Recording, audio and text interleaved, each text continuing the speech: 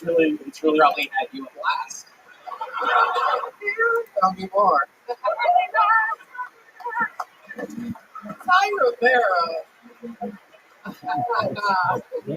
Hey. Meeting people is really easy for me. Yeah. So, what's your favorite type of lady? What does she look like? Is there a certain type that you have? Is she a little bit gothic? Is it like? Yeah, gothic usually. Usually also, I meet too many people at bars. I'm trying to stop meeting people at bars. I found out that if you meet someone at a bar, they're always an alcoholic. It doesn't, and you would think because everybody goes to bars, but if you meet somebody, you fall in love with somebody at a bar, they're an alcoholic. Right. Yeah. You should meet people somewhere more on your level, like a fentanyl clinic or something. That at least they're working on it. Well, you're not really into that either, are you? I love it. Elliot, you're such a charismatic guy. What else about you? What would we be surprised to know about you?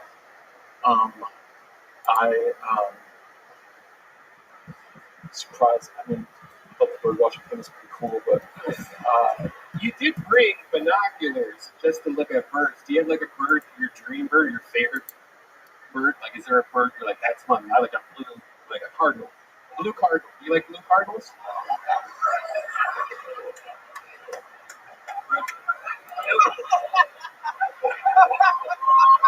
I hate you so much. I'm so sick of working with you. It's 9 years and fucking 8 or 9 months of this bullshit all around the world every Monday. Yeah, blue cardinal. Anything. I'm just gonna keep talking and doing anything stupid. I thought that's fine. There's one kind of like a blue cardinal that I want to see out here. It's called a Stellar's Jay, and it's See how stupid that question was? It's like, even when there's an answer, it takes us to nowhere. Absolutely. Yeah.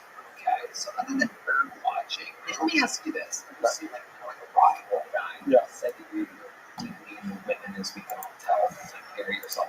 Do you have any special moves in the bedroom? Do you have like a special move that you do that you pride yourself on that works for you, and maybe a trick that you could teach some of these people? Kind of caution to listening over there. I know that bitch has tricks for days. I would say a couple things is you should. I always wrap it up and have the condom ready to go. Don't have to be looking through and have it. Put that in a little place near the bed. You put the condom on before you get on your bicycle and go get low. Yeah. I don't want to fuck this up. Yeah, no, this finishing move is kind of made a root of that's. Yeah, no. When I'm biking, I'm hard. I've got my condom on right, and I've got a hard cock when I'm biking. Yeah, absolutely. You can drive with no hands, just fucking. It's true. Stupid horn. Oh, you have the bird. Great. That's blue cardinal. That was all feeling so hard that it's time for us to play some more bird noises.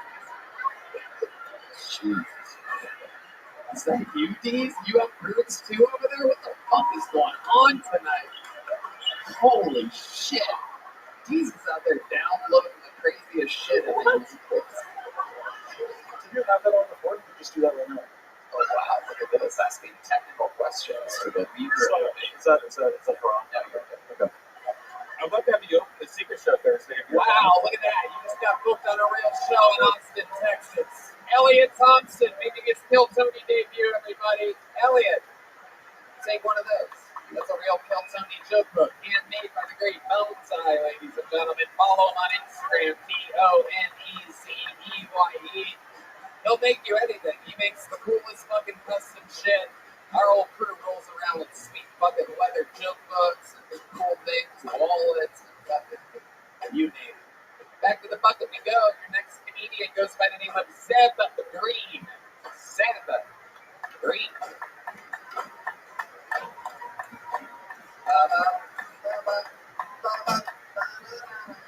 Hey.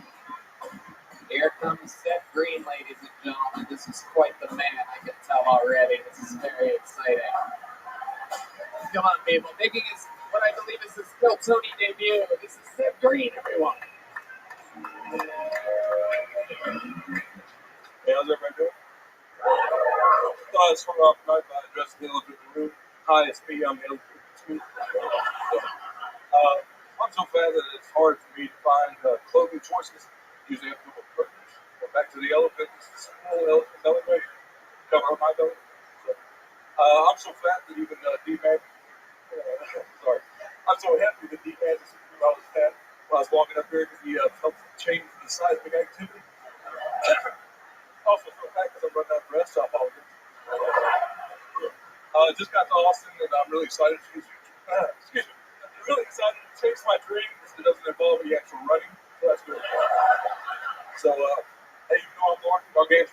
Y'all have to accept me because I'm part of the trans community, part of the trans cat community, and I'm fully transitioned. So, appreciate it. Well, I'm going to go ahead and do this interview with this Habib. Appreciate it. Exactly 1 minute. Seth Green, welcome to the chaos, my friend.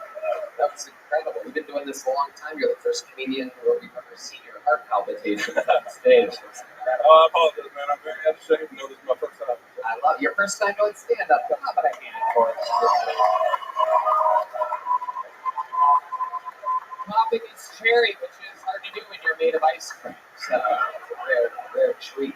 I didn't realize the Dairy King would be joining us here today. No, it's incredible. I'm glad you called me early, man. I was standing back there like, man, where's some food at? I love it. Absolutely. Absolutely. It's wild, the sound between you and Red Band's rumbling stomachs right now. It sounds like a Turkish earthquake or something. It's unbelievable. Yeah, I was so nervous, man. I thought I was going to be out of breath. I needed that, what was his name, Aaron Biles? I needed his box. Seth, let's talk about it. First time doing stand-up. What made you want to try it here tonight? I just always wanted to try it, man. Never had the opportunity, so just want to come down here. Where are you from? What part of Alabama are you from? Well, I was born in Arkansas, but I just came from Palestine, Texas. Oh, okay. What do you do for work out there? Yeah, man, I used to be in the aerospace industry for a long time, selling hardware to Northrop, but I'm disabled, so I had to quit working. What's the disability? My face. My back's tore up, and I got to have some surgeries, and I got a spinal cord stimulator installed. So, Absolutely incredible. Seth, what do you like to do for fun? What else do you like to do? I don't know, man. I haven't been well, so I'm going to try to do this for fun, see what happens. I love it. I love it. How does it feel up here? Is this how you thought it would go? Like, what are the things that surprised you when you got up here? Describe to these people what performing for your first time is like. All right, yeah. So I'm just a lot more nervous. Because I'm so fat, I know that was my whole set, but walking up here, I didn't realize it would be so far out of breath. But I moved out of Austin and walked up some stairs today, moved a lot of things around, did a lot of things, and the fatness is not happy with myself right now. So that's I was just surprised I was running out of breath, but I kept trying to push through and make some jokes. So You're doing it. You're doing it. Tiger Bear. I wasn't sure if you were nervous or if you were dying. I don't mean it. And if it's a second, I just ask that you fall that way. Absolutely. And that's the reason I came to do comedy right now is because any moment the heart's going to stop. So might as well go ahead and get it done. Hell yeah. There you go. There's the sound effect. Clearly. Obviously, you have a question loaded up instead. Red Band?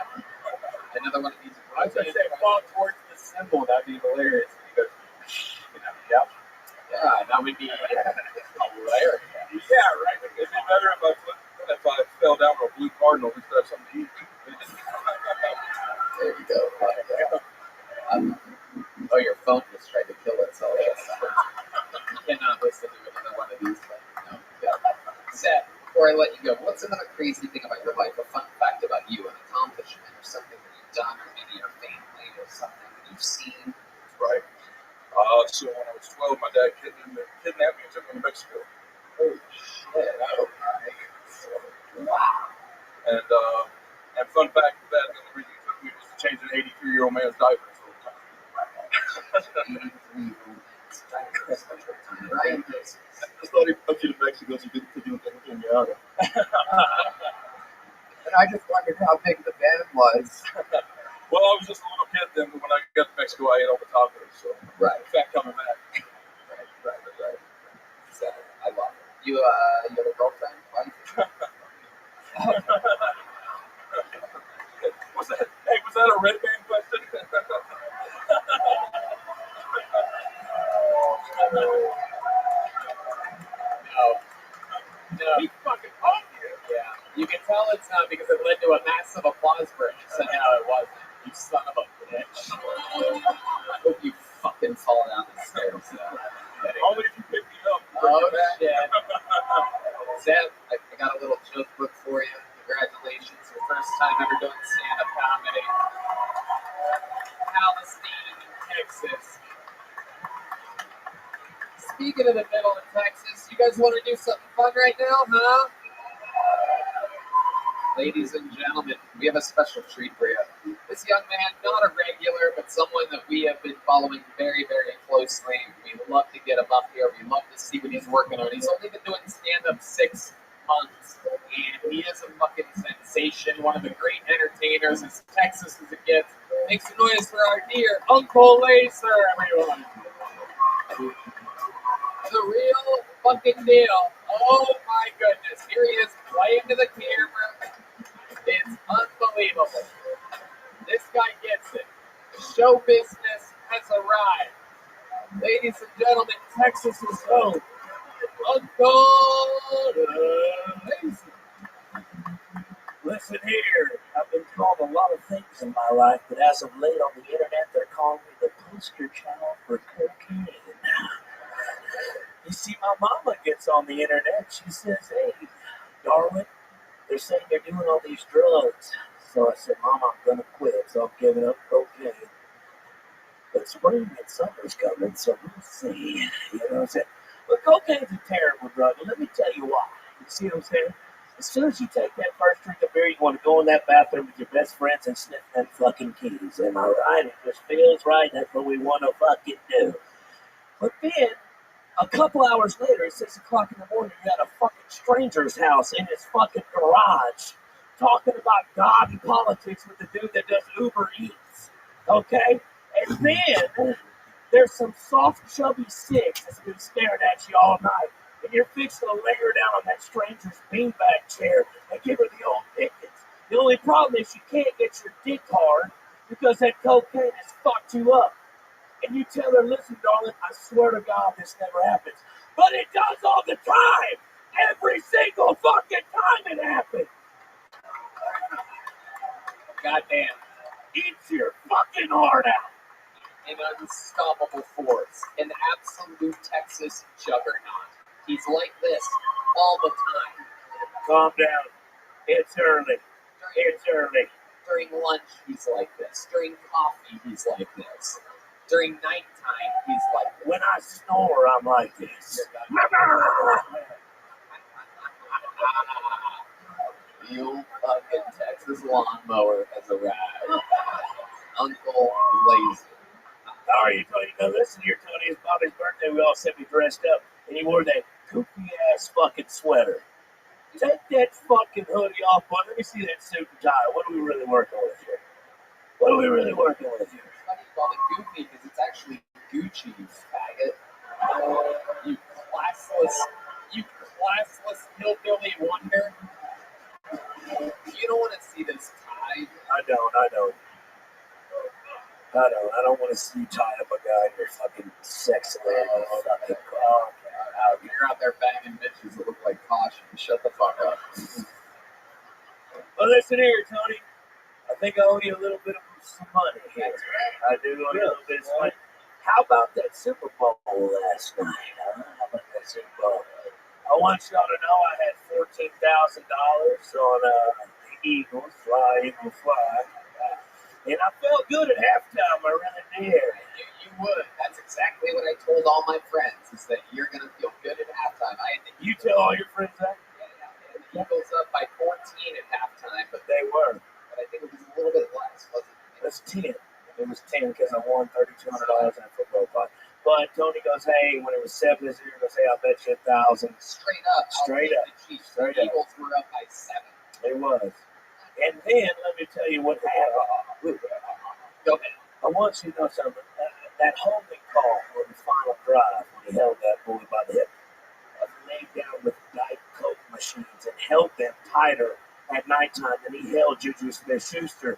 And that fucked me to tears. But with that being said, I'm going to go ahead and pay your fucking $1,000. I'm a man. A Lannister always pays his debts. That's right. That's right. $1,000 cash. 10 $100 bills. And it wouldn't mean much if it was coming from anybody else, but I'd love taking your fucking money out of it. I love it. Look at this fucking. You know how many Mountain Dew bucks he had to save up to fucking. You know how many cereal tops I had to cut out and send in to get that? Son of a bitch. I made sure you got that number. Cost Marlboro cereal. Oh, there's cocaine on this stuff. Oh yeah, I just saw him. Yeah, no, fun fact. You know, if you scrape every single $100 bill in the United States with a razor, you can make 1.5 kilos of cocaine from all the resin on there. How do I know that? Well, I don't. But it's the fucking internet. We can make it up, right? All you fucks will believe it. I love it. I didn't just turn into a Chevy Silverado commercial real quick. Like a rock. Oh, like a rock. You are a firestorm. I know. You are built for this. I know. It burns when I pee. I know. I'm a firestorm. I fucking know, Tommy. Unbelievable. And I mean all the fucking time. You are the real deal. You're like Kenny White Powers or something. Yep. It is incredible. I am a fan. I am a friend. I believe in you. What are those boots you're rocking tonight? What are the... Well, you see, this is special. These actually aren't my boots. I bought this for my best friend, Bobby Flacco. He plays in the Nether Hour. They're going to be playing up here next. Y'all should stick around. Debut They debuted Whiskey and Water. I'm going to put them on my Instagram later. They'll be famous after that. Because not only is it Kill Tony famous, the Uncle Laser Instagram is famous. But let me get to the boots here. You see, these are ostrich with the anteater. That's illegal in 37 countries around the fucking world.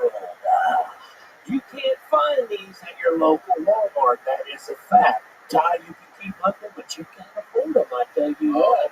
I tell you, fuck you. Everybody on that panel can't afford these. You got to know a guy. I traded a horse, donkey, and your mother's sheep, and they still wanted more. I don't know. I don't even know what you just said. That's fair. That's fair. You trained a donkey and a sheep? What did you train them in? Into submission. So stupid. It's so stupid. I love it. What are you sipping on tonight, Uncle Laser? Well, Red Bull and what? cocaine. Love you, Mom. Have you guys ever seen anything quite like an Uncle Laser? He's only 6 months in. Now, wait a second. I invited you out to the Lucky Duck the other night. You stood me up like a shitty prom date. I tell you what, dude. I had 17 women that were ready to just take a shot at the people's title, and you were nowhere to be found. You are unbelievable. Everything is a fucking promo, just a star, a true laser. You have laser focus. I mean, it's like the Macho Man Randy. It's like the Macho Man Randy salvage yard. I like that guy. Oh my goodness. Sorry, Laser. I really am. I had African American out that night. We were doing way too much drinking. I apologize. I get it. My daddy left me too. He went out to the store to get milk and never came back. I get it, son. I wasn't disappointed. I was just a little depressed. You know what I'm saying? We are getting laser, ladies and gentlemen. This is absolutely. You're like Cole Beasley's inner child. I feel like you were like, Oh, that's my big brother. really? That's my big brother. He didn't play a single snap in that last Bills game. I tell you what, they set him right on the bench. But if they put him in the fourth quarter, he'd be soaking it up somewhere with his soulmate somewhere down yonder. You know what I'm talking about? I will join your cult right now. There you go. You want to drink my Kool-Aid? You want to drink my Kool-Aid? Hell yeah. Oh my God. It You is. said Kool-Aid, right? Yeah, no, it's Kool-Aid. Yeah, that's what's all right. Go ahead. Yeah. You just gotta snort it. Tiger there. Caution is looking at him like that's the kind of girl I like. Pop out, baby. Pop out. We got the same haircut almost. How are you doing? You think those are anteaters? She'll eat your aunt. Can't even make it up. I'm so fucking good. You're a daisy if you do. How was Houston, Tony? How was Houston? That's my home city. Everything's unbelievable. I love it. Yeah? Show's insanity. God, you're incredible. You're incredible. Y'all get him, Tony Hinchcliffe. Like, he's doing this.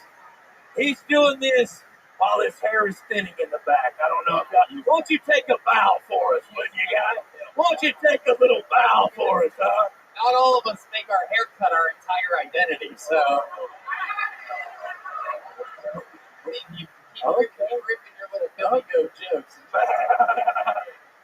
not happy I'm a singer. I'll fucking be there, Uncle Brian. I'll fucking be there. Uncle Laser, ladies and gentlemen, a fucking sensation. The one and the only. How fun. Catch him on Instagram. Eat a dick, suck a butt. All right, there he goes, everybody. A couple of final words from the great Uncle Laser. Should we go to this bucket again, huh? All right, let's see what happens here. I'm going to dig deep, see if we can get something wild out of here. Marcus Bond. Marcus Bond. Seems like a new name. We're about to find out.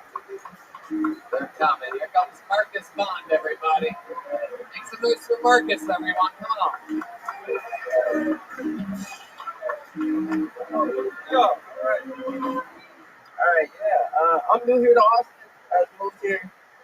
Thank you. One clap. All right, clap with it. And I need to get a haircut, and I need a black barber. All right, I can't go to a white barber. You know, I went to a white barber one time. They fucked my hair up so bad. I walked outside and I got a job. The worst haircut I ever had. But that's not why I'm getting haircuts. Be employable. So I need a black barber. I've been looking for one here in Austin. It turns out the best black barber in Austin is in Houston. So can't wait to take off work. Look at that. I got a buddy of mine who's been getting into astrology lately, and he's been real annoying with the way he's trying to get me into it. Like last Tuesday, he hit me up. He said, "Hey man, let's go to the club." I said, "But it's Tuesday." And he said, "Oh, I know. It's just Mercury's got the hose out tonight." I was like, "Okay." Mercury. I said, "I don't think that's how that works," but I went, you know. And let me tell you, the hoes were in abundance that night. Boy, it was a good night. Now I have a telescope at home just so I can track Mercury. My friend's like, "Yo, we going out tonight?" I'm like, it seems so. Let's get it, boys. Let's go. Wow. What a performance. Oh, the bear out there. That was incredible. Good minute, 17 seconds of great stuff. Marcus, well positioned first time on the show? It is. Yeah, I love it. How long have you been on stand-up? 6 years now. Wow. I started in Milwaukee, and then I did the next few years in New Orleans, a little stint in Chicago before the lockdown, and now I'm here trying to live a dream. So You moved here. yeah, I love it. Yeah, Beautiful. It's a good place to go. New Orleans is somehow almost a non-existent scene. Milwaukee's tough. Chicago's a little How long have you lived in Austin? I've been here for a month. Yeah, this What one do you good love? month. What have you noticed so far about Texas or Austin? What's standing out to you as something that you like about your new home? A lot of Mexicans. Oh, you like I like it. Yeah, I'm into it. Okay. There goes Mexican Marge Simpson right there. That's incredible. I've never seen it. Okay. What is it that you love so much about Mexicans? The food also, they're a lot nicer than you would expect. Right. When you don't know Spanish, you know what I mean? Like I've been just very nice and like I don't know Spanish. Like, oh, it's fine, don't worry about it. Let me try to help you. I'm like, oh, so I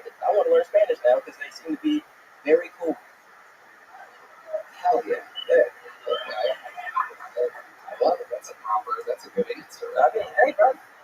Marcus, what do you do for work? I'll be working at Cosmic Coffee. Okay. As I love that place. yeah, it's a cool place. They're opening up a new location. I'll be a line cook out there. Oh, what? Line cook. Oh, okay. I said we're going to be a lion cub for a second. Line cooks. They're Absolutely wild that you would in the position of lion cub at a coffee shop. yeah, right. Like a black reboot for a Lion King. You know, it makes sense. Absolutely. We have a sound effect.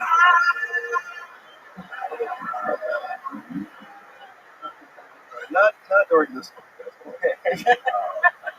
Tis the season. This is what you wanted. You wanted your own month, you got it. It's my favorite 2 weeks of the year. I really love it. Yeah. What's that mean? It means there will be never fails. It never fails. Yeah. When it comes to the Lion King, Red Band is the Burger King. So, Marcus, let's talk about it. What do you like to do for fun when you're not doing stand-up? What else about it? Do you have any hobbies or anything? Yeah, I like hooping. Come on now, hey bro. Let's figure it out. Oh, I think that was a challenge. Yeah, oh, it's always a challenge. If any black dude's like, I hoop, I'm like, yeah, all right. Whoa. We gonna see if you really oh shit. I like that. I play video games, you know, that was a very good show. Drinking, you know. Oh, drinking. All the hits, yeah. Sipping on it. I normally have to drink White Claw because I'm gluten free. Oh, wow. I am, yeah. You are too? You said White Claw, not Black Claw. Yeah,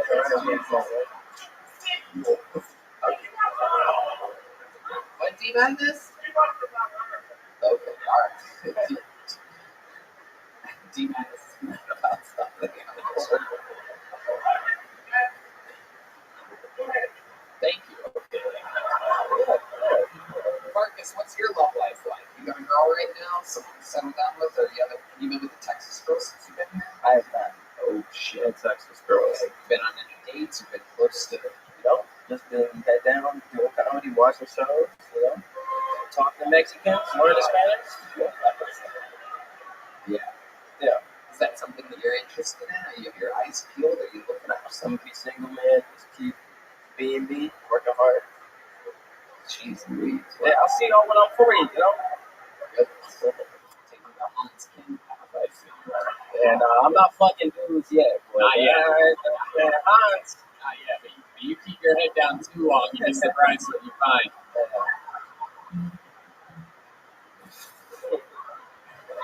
Mark, Like, not getting something awesome, but when I make that move to LA in 6 months, nigga.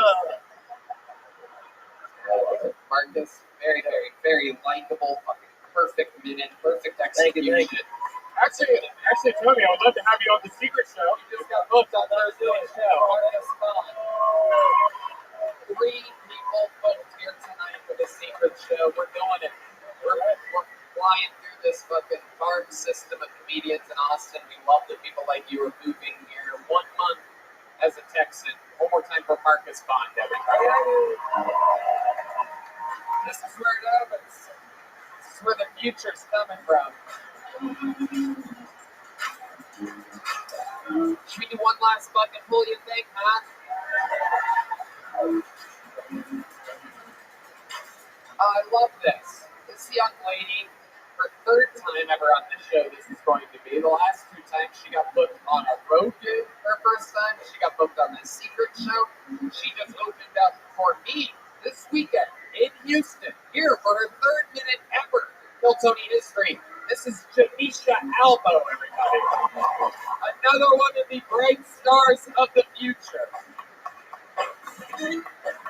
Incredible.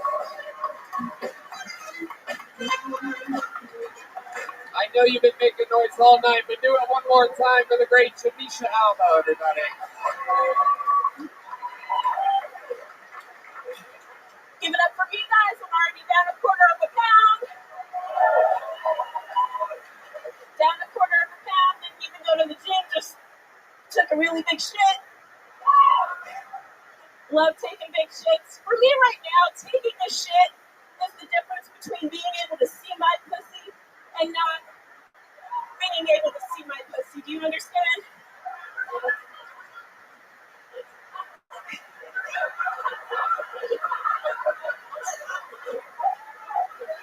And I want to fix that, right? I want to fix that, but I also want to be ass and titties. I want to be ass. I want to be titties.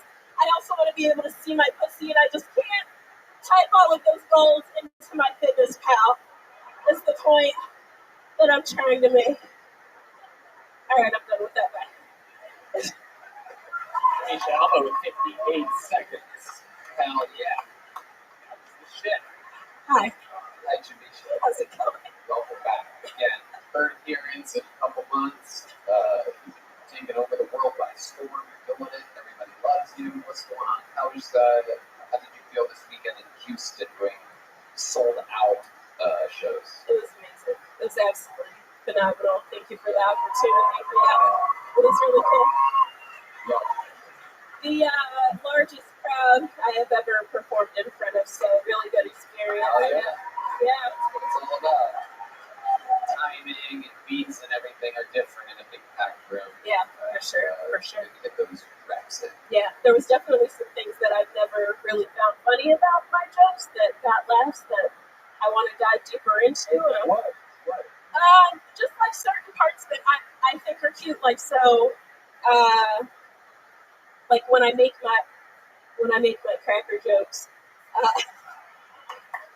there's a part where I say it's like a little poetic rhyme. It's like I know for a fact that white cracks, and sometimes that can fly a little bit under the radar. But when there's a lot of people, it went pretty well. So I was happy about that. So what else is going on? What's going on in the rest of your life? Rest of my life. So I am in the process of writing a book with one of my friends. Oh wow! Yeah. Is it a good one? So, but what? Oh, you guys, shut the fuck up! It's all right when it's Dan and Lucas because it's a likable girl. I can't do it.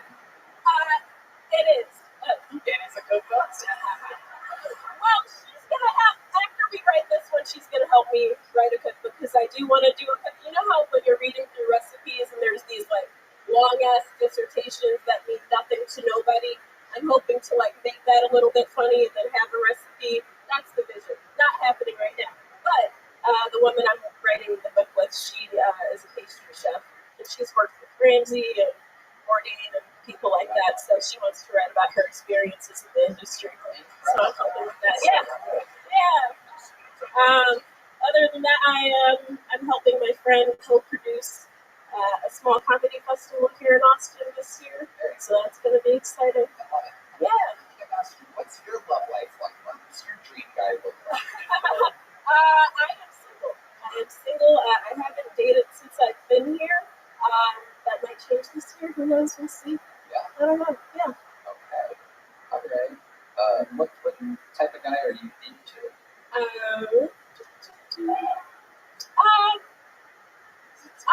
get the vibe from you that it could go any direction. Yeah, so yeah, I'm not picky. Like I'm not picky with men. I like somebody who has a little bit of common sense. So someone who is kind of help me with my Bumble profile. What else should I add? What are my skills? What has a job, is employed, preferably not a comedian. Is the whole entire goal. Yeah. There goes money chance. Is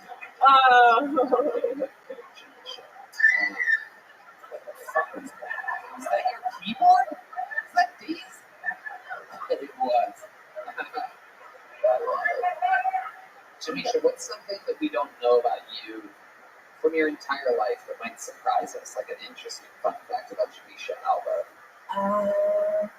When I was, I don't know if this is 17. When I was in high school, I got ACF certified as a junior culinarian. Okay. Yeah, so that was pretty cool for like a 17-year-old and kind of carried into the rest of my career. I don't know. Yeah. that makes sense. But I think you getting into culinary creation is like Uncle Laser getting into cocaine production. So I imagine you guys are getting high on that supply. Home ec all day. How's your ass doing? Ass? I did.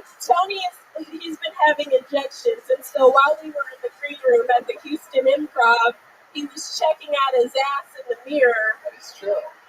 I found out that I have an ass now. It's a new thing. 38, I have an ass for the first time in my life. He doesn't have the ass. Oh, how dare you.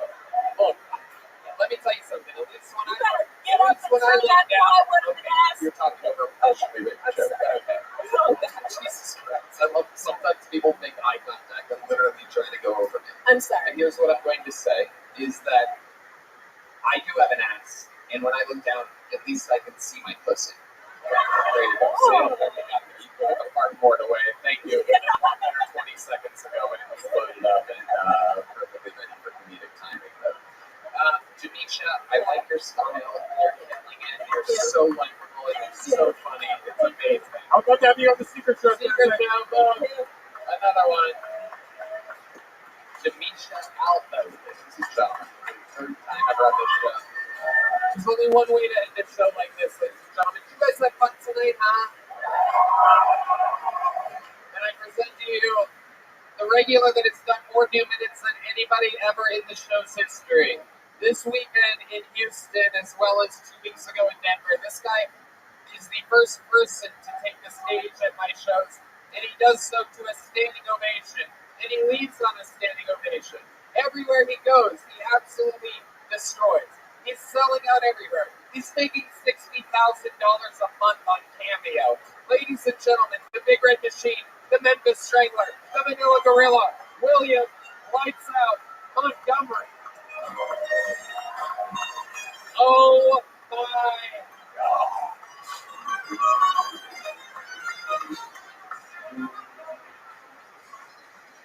Apparently, 3 rappers were found dead in the basement of a Michigan apartment building. Okay, that's it. I'm not letting my son become a rapper. Holy shit. Nothing gets my wiener prematurely ejaculating like gentrifying Head Start centers. A 319 million-year-old brain was discovered in England. I had no idea Biden had been traveling in the UK. And Tony, I actually went to a Chinese restaurant and got a couple fortune cookies, so I thought I would just maybe open up a couple and see just what was on the fortune cookies. Let's see.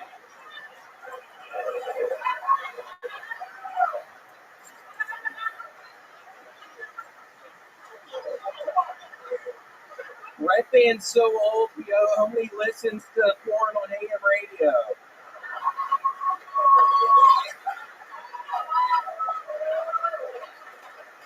Okay, here's another one. Let's see if this.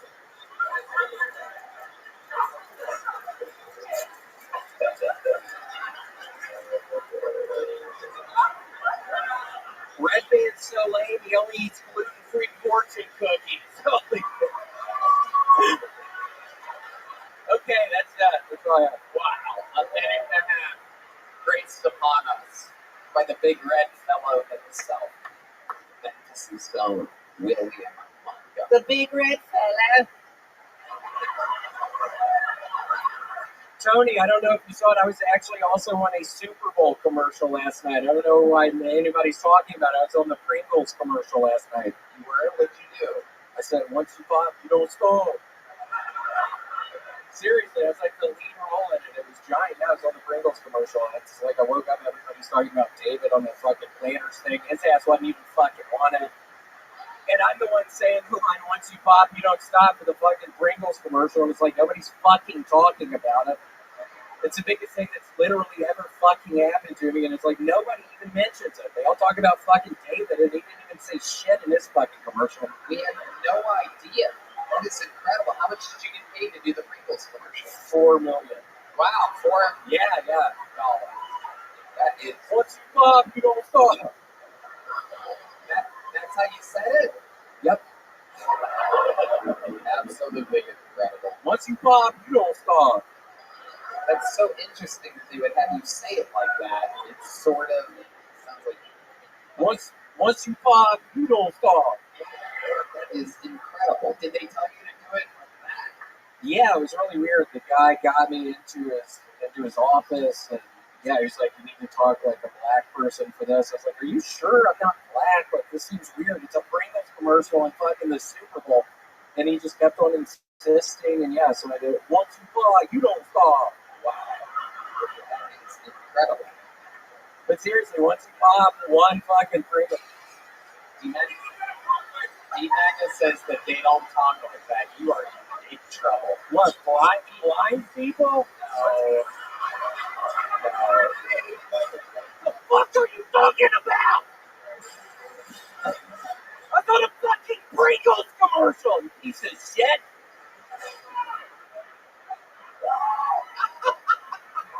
Nobody fucking help him get off the stage tonight. Good luck finding the stairs. I was on a fucking Super Bowl commercial. D-Maga says he never saw your Yeah, no shit.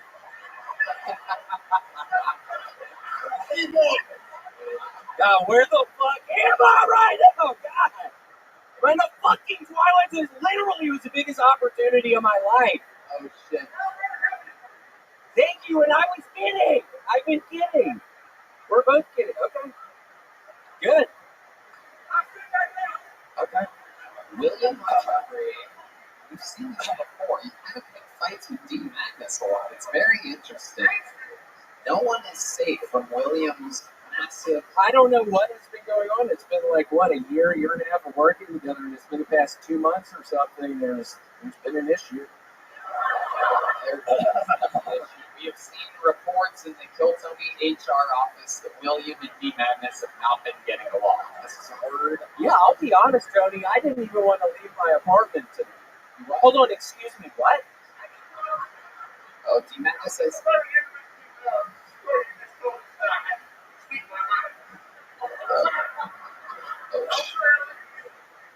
Once you pop, you don't fall. I don't know why they kept on telling me to say it like that. I was like, I don't. Thank you, Screwball. What does that fucking mean, right, man? Are you insinuating he's fucking drinking tonight? You know he doesn't fucking drink, you dumbass. Why would you even... Seriously, what does that mean? My mistake. William, what else is going on in your world? Claw machines. Oh, this is a new thing. Claw machines. Yeah. I've been putting in so much money in these claw machines, but I'm getting a bunch of stuff. I have a bunch of Bugs Bunny stuff. I have a bunch of... After I got my Taz tattoo, I started collecting a bunch of Taz stuff. I have a bunch of Tazes. I have some Pete's Dragon stuff. I found this really cool Pete's Dragon. You don't even see that around a lot, but yeah, I found some. You've been doing a lot of claw machines. Do you have a method that you use to get the things out of the machine? Is there a certain type of, like, these? I stand there for probably 4 or 5 hours just watching people, just see how the machine kind of works. They all kind of have a mind of their own. But so you're watching people at an arcade play a claw machine, and then you go in and clean up. Yeah, it's at the Cracker Barrel. It's not at the... Oh. Yeah, I cannot stop eating there. I've started eating at the Cracker Barrel. What are your favorite things about the Cracker Barrel? Gosh, just it's always filled with fucking old people, and those are the only kind of types of people I don't fantasize about killing. I swear to God, I've gotten much better at it. But yeah, when I see a bunch of old people in the fucking Cracker Barrel, I can just really kind of enjoy what I'm eating. I can enjoy the ambiance. What else do you love about it? Tell us more about what you love about Cracker Barrel. Is there certain types of people other than old that besides some? Yeah, well, weirdly enough, there's a bunch of fucking blind people that show up at the Cracker Barrel. Wait a second. I'm not buying this for a second. Are you sure they're blind? No, I'm just enraged right now. I cannot believe. I'm just trying to keep my composure right now. I swear to God, I was scared to even come here tonight, Tony. I didn't even want to leave my fucking place because I knew I would end up interacting with Madness. Steve Madness, I thought we were friends. What even happened tonight?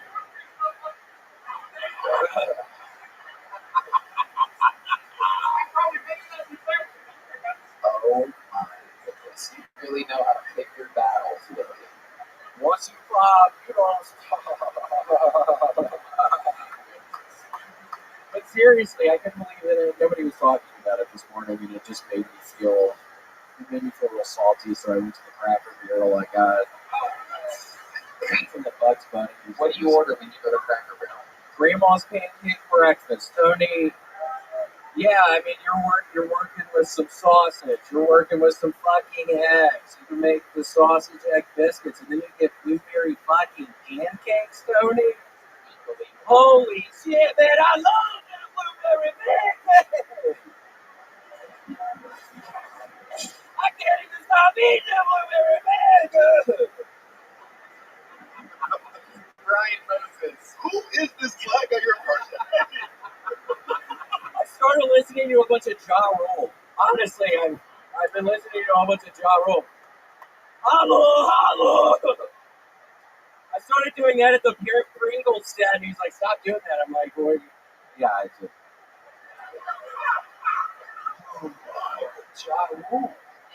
I met him at the airport 2 weeks ago, at the Nashville airport.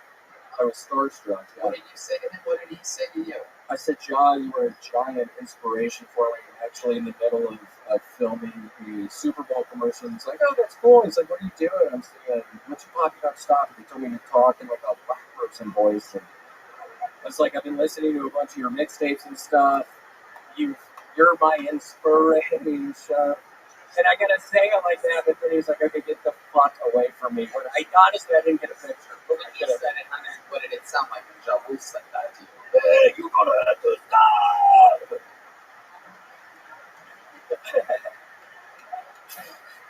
Hey, you gotta stop!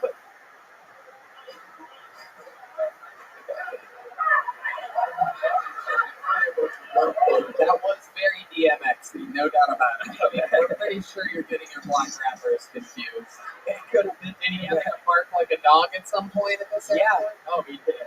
Yeah. DMX is dead, so that's weird. Oh, right. All right, William. Well, you're an absolute icon. Nice to see you. We love you. No one closes the show like you. Get him on Cameo while you still can. William Lights Out Montgomery. The drawing for Brian J. emailed is in. Brian Moses and Ty Rivera, ladies and gentlemen. And it is fucking unbelievable. Look at that right up there. Brian J. emailed out Los Angeles draws every episode as it happens. That is tonight. How about one more time for my guests? Roast Battle creator, Brian Moses. Ty Rivera has a very, very, very fun YouTube. See him live. See Moses live. Go to the website. Support these fucking guys. I've been working with them forever. They put on unbelievable shows. The new Roast Battle League is happening. Follow at Roast Battle, all one word, on social media. How about one more time for the best damn band in the land, the Screwball Peanut Butter Whiskey Band. Motherfucking James Atkins, John Dees, and Matt Bueling are all in a band together called Sketch. Follow, is it at Sketch Band? Sketch.band on Instagram?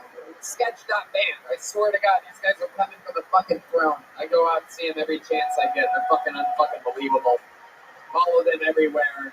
Great music all the time. The best in the world. How about one more time for the great D Madness here on the bass guitar? One more time for Paul Deemer on the horns. Thank you, Red Rose, Yellow Rose, Deep Eddie Vodka, Gel Blaster, Austin Security Guard Service, Screwball Peanut Butter Whiskey. Thank you, Austin, Texas. We love you guys. Love you guys. Good night, everybody. Thank you.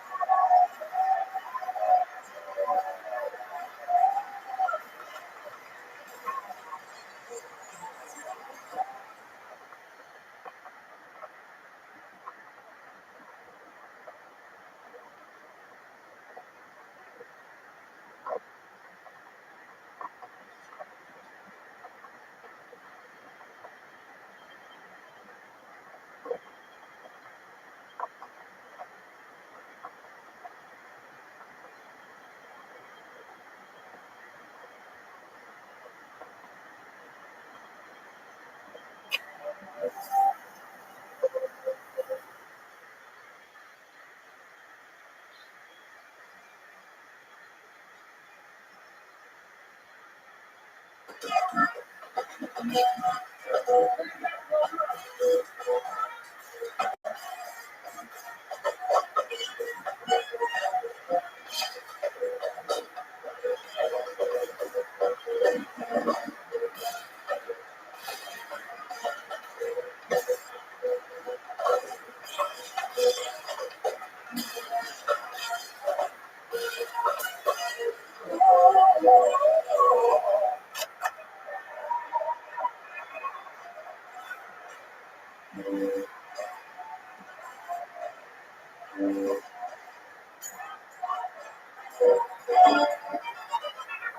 this is Rabbi coming live from Falcon Gas Company here in Austin, Texas, for a brand new episode of Kill Tony. Here it up for Tony.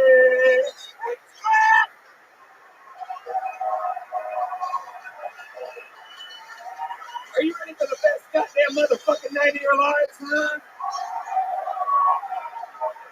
Woo! It's the Red Band, everybody. Hey, everybody. We started podcast. Here at Kill Tony, the #1 live podcast in the world, brought to you by the Red Rose, the Yellow Rose, Tea Betty Vodka, Austin Security Guard Service, Gel Blaster, and Screwball Peanut Butter Whiskey. How about a hand for the band, everybody? Are we doing this shit tonight or what? It's James Atkins on the drums, John Dees on the keys, Matt Mueling on the electric guitar, Paul Deemer on the horns, and that's motherfucking D Madness on the bass guitar right there, live in the flesh. This shit is going down. Before we start tonight's show, here's a little bit more from the amazing sponsors that made tonight's episode available for you here right now. Hey y'all, special announcement, and we wanted you guys to hear it first so that you have a chance to buy tickets. But tickets for the next 6 months of Kill Tony shows go on sale this Tuesday at noon at ComedyMothership.com. So Tuesday, noon Central Standard Time, you actually have a chance to get your shot at tickets. They are going to go extremely fast, but we wanted to give you guys a chance, so get on it. Tuesday, noon, 6 months of Kill Tony at the Comedy Mothership. Good luck. Hey y'all, out here in Austin, Texas, business is booming, and all around the country, several industries are heading for a hiring boom this spring, including e-commerce, healthcare, and surprisingly, hospitality. It's one of the areas with the most growth. Not only does this industry need to hire for service positions, but also managerial positions and back office operations positions. If you need to hire qualified candidates as soon as possible for any of these industries or any other industry, you need ZipRecruiter. And right now, you can try it for free at ZipRecruiter.com/KillTony. Right now. ZipRecruiter uses its powerful matching technology to find the qualified candidates for a wide range of roles. See a candidate who would be perfect for your job? ZipRecruiter makes it easy to send them a personal invite so they're more likely to apply. ZipRecruiter also offers attention-grabbing labels that speak to job flexibility like urgent, training provided, remote, and more. No doubt about it. Let ZipRecruiter keep your team growing strong, no matter what the industry. 4 out of 5 employers who post on ZipRecruiter get a quality candidate within the first day. See for yourself. Go to this exclusive web address to try ZipRecruiter for free. ZipRecruiter.com/KillTony. Again, that's ZipRecruiter.com/KILLTONY. ZipRecruiter, the smartest way to hire. Hey y'all, today's episode is brought to you by sheathunderwear.com, and I love this sponsor. Look, let me be honest here. We say that about all the ads that we read. We say that we love it. We say this and that. These things, these sheath underwear, have literally been connected to my butt, Red Band's butt, our genitals, everybody who we work with closely's genitals and butts. Every single episode that you've ever listened to, once sheath underwear came into our lives, we literally threw away all our fancy brands and all these popular things and this and that, because there is no doubt they are literally the most comfortable materials you could possibly have next to your precious, precious, precious genitalia. Right then? Yeah, they're high quality. They can be worn as boxers or briefs. They have that moisture wicking, for my big thighs, and it keeps everything cool and separated. Fly a lot, hate nuts stuck to your legs? I do. Or they're great for working working out also, and it's comfortable. So for 2023, step up your underwear game. Graduate from holes, loose fabrics, cheap cotton, or overpriced designer brands, and buy the greatest underwear that has ever graced the balls of men. Sheath underwear, the underwear of legends. That is correct. Sheath can be worn as regular boxer briefs, or you can use the incredibly high-tech sheath pouch and keep everything separated. I believe it was Offspring in the 1990s that said, you gotta keep them separated. Personally, I don't keep them separated. There's just an extra pouch in front of my Italian stallion that just acts as an extra guard, an extra layer of comfort. I swear to you, you have not seen me or heard me not wear these underwear for years. I wear them every day, and I swear to you, they are the most comfortable pair of briefs I've ever worn. So go to sheathunderwear.com and use the promo code Tony. You're going to get 20% off your next order. Once more, sheathunderwear.com, promo code Tony for 20% off. Let me be next to your stuff. Are you guys ready to start tonight's fucking show or what? Ladies and gentlemen, some weeks are just straight up fucking better than others, everybody. This show is magical. It started at the Comedy Store almost 10 years ago. We were doing this, but when nobody knew what a fucking podcast was, when no one was doing anything in front of an audience, then we made it about comedy. Comedians watching comedians do comedy, which makes tonight that much more exciting. Ladies and gentlemen, I present to you as our guest tonight, one of the greatest comedians of all time, Texas's own Roseanne Barr. Oh my God! Yes, yes, yes. Woo! We did it! The Queen! Oh my God! Ladies and gentlemen, this shit is about to fucking go down. Roseanne, Red Band, and us. He's got cigarettes, ladies and gentlemen. We're having fun here tonight. We are going to watch fucking comedy. Roseanne, I've wanted you on this show for almost 10 years. How you doing? Good to be here. Oh, it's so fun. I can't believe how fun it is. Really. I swear, it's so fun. Everyone is, like, we were up in the green room, you know, and, like, everyone, out of breath. 6 steps, it's hard for an old woman. But, well, everyone who came through that door, well, they were weirder looking than the one before them.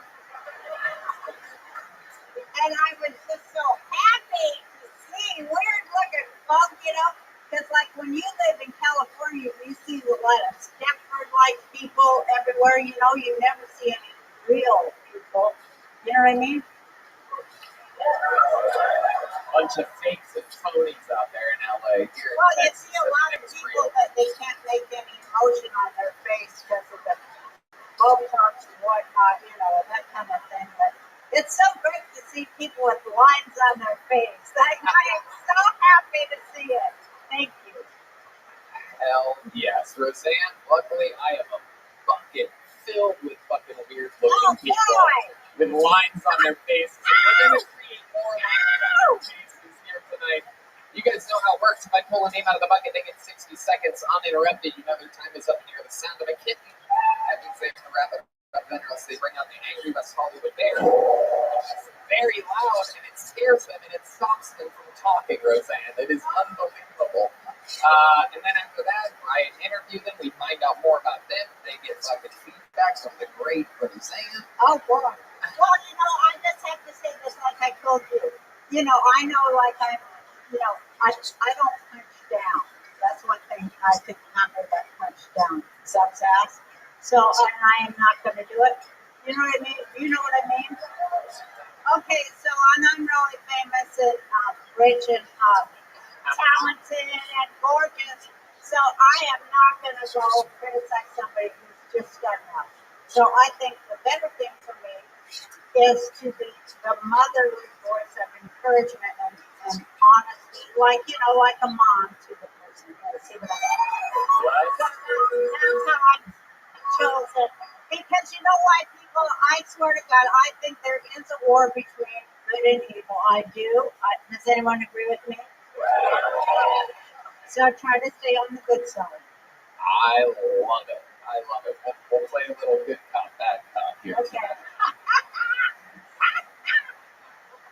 Let's get this show started with one of our regulars. Instead of going to this bucket and meeting somebody, let's watch a new minute from a guy whose life we changed almost 2 years ago. You watch this guy go from living in his van, being broke as hell, now he's selling out all around the fucking world, doing arenas, wearing Rolexes, new outfits from Amazon every week. Ladies and gentlemen, sing along if you know it. This is Hans Kip. This is Hans Kip. This is Hans Kip.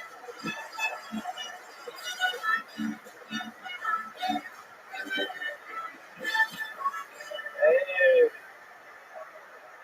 what's up? It's good to be here in Texas with all the survivors of the winter storm. A lot of weak limbs fell off this winter. Moved back to California. You gotta be tough to survive in Texas. The ice doesn't get you ice will.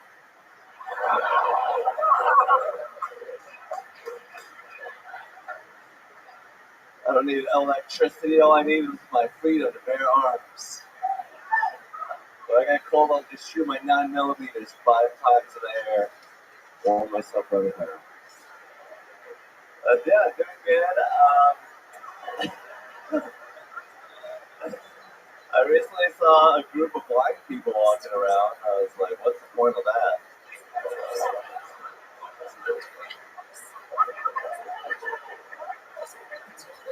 One electric bus and your whole community is gone. Thank you. Hell yeah. Hans Kip. I loved it. I loved the first 50 seconds of that. What was that at the end there? You saw a group of black people? What did you say? Yeah. I was looking back at Steve, John, and fucking James Atkins, and we all had the same look of confusion on our face. Can you help us understand what that last joke was? I said a group of blind people. Oh, blind people. How many of you, by round of applause, heard blind people? Okay.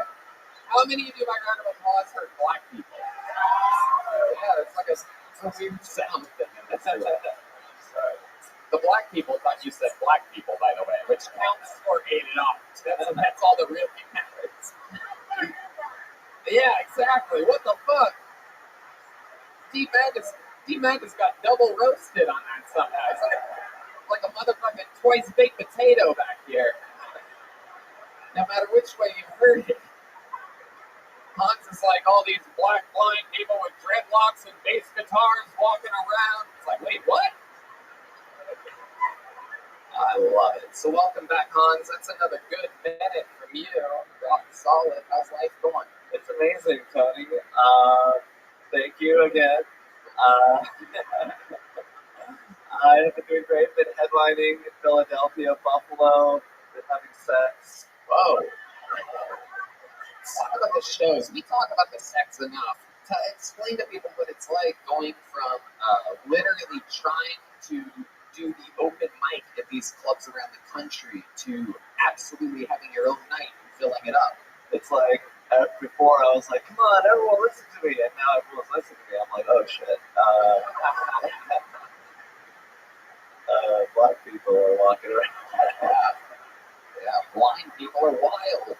I love it. Anything crazy happen in Philly or Boston or anything? Well, I was on stage and a 52-year-old nurse decided to jump on stage and kiss me. Whoa. Wow. So that's a thing that happens. But yeah, other than that, it went pretty good. Got a couple clips on my TikTok. Okay. Roseanne Barr, this is your first time seeing Hans Kim, I do believe. What are your thoughts? Is it the first time I've seen you? No, it's not. Oh, that's right. You brought her up here. Yeah, I was the one that introduced Roseanne. It was an honor. It was an amazing feeling. to introduce someone and get applause for saying their name. Yeah, it's good to see you. So good to see you. You're so funny. Thank you. You're so funny. Your stuff is so well written too. God, it's so great to see a good, a comic who writes good material. Congratulations. Thank you, Roscoe. What a way to get the show started. Another good minute by Hans Kim. Let's keep it moving. There goes Hans Kim, everybody. We're in it. Quick little interview for Hans. We see him every week. It's time to go to this bucket. Some fresh blood out of here. This is where shit gets wild. We had a puppet on 2 weeks ago. I mean, you can't even make this shit up. It's crazy. Anything can happen. Your first comedian out of the bucket tonight goes by the name of Rama. Rama, everybody. Make some noise for Rama. Rama. This is Rama. This is Rama. Here we go, the Kill Tony debut of Rama, ladies and gentlemen. Hello. Good night, everybody. All right, just got here to Austin. These dating apps out here are pretty crazy. Funny enough, they have a lot in common with my new diet. Basically,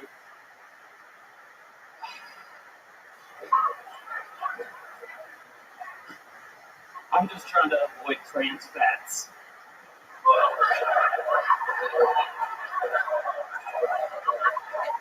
All right. So because you guys asked, let me tell you about myself. Everything I own is black. My room is painted all black. All my clothes are black. I have 2 black cats. And, sometimes it makes things difficult. You try to wipe the cum off. You pick up a shirt or a towel, and then you just and then you hear, I thought it was supposed to be a minute. That was going to have a sound effect. I was trying to do a meta joke right there. Oh, Rama, everybody. I love it. What an interesting name, Rama. Am I saying that correctly? Rama, yeah. Rama, what is that? I guess it's from the Old Testament. It means word of God. Oh, wow.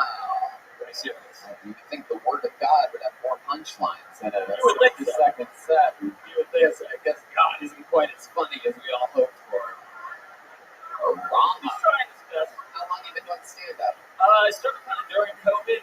Okay. Yeah, things got. I can tell by your timing you're used to empty rooms of sick people, so it's very good. I can tell the COVID starters when they get in here. Definitely. I love it. So, Rama, let's talk about it. Where did you start stand-up comedy at? I started in Denver. I was there for a little bit. Did it a lot in Ohio, Dayton, that kind of area. But it's kind of weird around there. So, Roseanne also started stand-up comedy in Denver. The only difference is she has talent. anyway, So, Rama, let's talk doors about am I right, Roseanne? very good. Shut the fuck up. What do you do for a living, Rama? I am a DJ. Ooh, oh my goodness, right when you couldn't be any more unlikable, there we find out you're a DJ. What's your wacky DJ name? Because I don't think Rama's going to cut it. That's what I think. You go by Rama? Not, okay, not DJ Rama? No, just kind of whack. Just Rama. Yeah. I'm guessing all bar mitzvahs or Rama? Who hires a Rama for their... Not many people, honestly. Okay. It's kind of How weird. do you make a living doing it if not a lot of people do that? I also sue a lot of people. Okie dokie. That's we've done. And we'll be right back after these messages. What do you sue people for? I can't disclose that. Okay. I mean, I would if I could. I signed an agreement. Okay. You sue a lot of different people for different things? Just at airlines, first. I mean, Oh, okay. All right. But you can't talk about it. can't talk about it. It's still, the case is still pending. Oh, it's closed. It's closed. It's a closed case. But you had signed an NDA, you can't talk about it. Correct. They settled for $700,000. About 694,000 less than that. Yeah, it's a kid. It's a fucking gift. We don't play Price is Right rules either. I was off my $6,000 fucking dollars. I love it. So what happened? What they do? Come on, you can talk about it. It's just the whole internet. Talk about it. Basically, oh man. Well, Just don't fucking sue us afterwards. they broke my DJ gear, right? And when they lost it and broke it, and then I was like, no airlines cover anything with their policies. They're basically like, fuck you, unless you're disabled.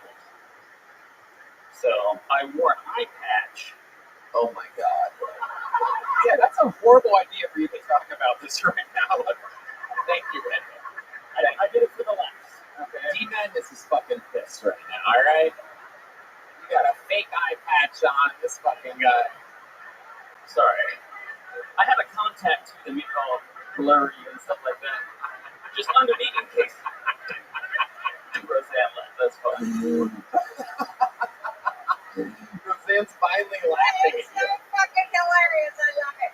Thank you. This friend of mine sued, she made a living suing, corporations too, because you really can do it. Everyone should look into it. And she was a trans, and so, well, they said they didn't choose in the suits also, but Yeah. except for she had a penis and all. So they'd ask if they had a penis and stuff. So then she sued. What the fuck is going on, dude? It's a fucking live podcast going on. Who the fuck has to pee 8 minutes into the show, by the way? So, What the fuck? I didn't know that was a side effect of live. so What then is she going on? sued because they said they didn't want a woman with a penis to do the massage. So that's discrimination, right? Yeah. So she sued and she won the upward of big time 6 figures. So I think it's great when people sue big corporations for whatever they can get, because they're choking us fucking dry and they're trying to kill us with their fucking shots and whatever else they're trying to cram down our throats. Sue those fuckers! Sue those fuckers till they're broke! Oh my goodness. Tony, can I say something? Now, okay. What do you want to say? Funny enough, I found out about the show about a week ago, honestly. Okay. I probably watched maybe This is great. I'm glad I gave you the chance to say something. I That's probably great. watched one. I found out about you 3.5 minutes ago. Who gives a fuck? What are we talking about, Rama? I've watched maybe 40 episodes or so since then. Okay. I think it's the best one that's ever Thank you so much, Rama. Thank you. Thank you. Here's a little joke book. There you go. Yeah, exactly. Absolutely. I'm saying, you are real funny, you just have shit material. Go back to the drawing board. Boom. And like that, the show continues with the great Roseanne Barr, motherfuckers. Your next comedian out of the bucket goes by the name of Caitlin Kosis. Caitlin Kosis. Hey. Who's having fun tonight, huh? Here she is, everybody. Caitlin Kosis. Thank you. Hi, everybody. I'm trying to get off of Instagram right now. That's my goal for 2023. It's an app that gives me really low self-esteem because I compare myself to Instagram models, and I'm just like, oh, I don't have what men want. I'm not small and cute and underage. I'm never going to be good enough for Chris D'Elia. You know what I mean? It's not in the cards. I feel like guys who do try and pick up women on Instagram are the kind of guys that would just agree with everything they post. Like one time I posted a story of me watching America's Next Top Model, and this guy replied, he was like, I love that show. And I was like, really? You love America's Next Top Model? Name 3 eating disorders. Let's hear it. All right, cool. There you go, Caitlin Kosis. This is your first time in the show, correct? Yes. How's it going? How long have you been doing stand-up? I started about a year and a half ago. Where at? New Jersey. New Jersey. Do you live here now? No, I'm visiting right now for the week. I have a friend who lives in Austin, but I might come back for the summer. Right. I mean, Have you enjoyed Austin since being here? Today's my first day. Ooh, wow, what a start. Yeah, it's been good. I got in at like 11 this morning. My flight was at 5 a.m. Haven't slept. Doing good. Perfect. It's sponsored by Adderall, everybody. Yeah. Caitlin, what do you do for a living? Right now, I have 2 part-time jobs. I work at a daycare, and I also work at a wedding studio, and it's like administrative office stuff. Okay.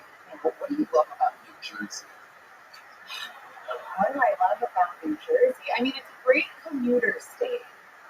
New Jersey's a great state to go to other states from. You can leave real easy. Wow. Okay. I like the beach and the mountains. I don't know. Are you sure you live in New Jersey? What the fuck are you talking about? What do you love? I love stepping on syringes in my bare feet. Nothing better than the old Jersey beach. Freezing cold everything. Algae. Yeah, I mean, there's not much. Right. There's not much to love. I love it. Okay. So what else about you? What do you do for fun? What's something exciting with a life of Caitlin Doses? I do comedy, clearly. I like to hang out with my friends. I like to play piano.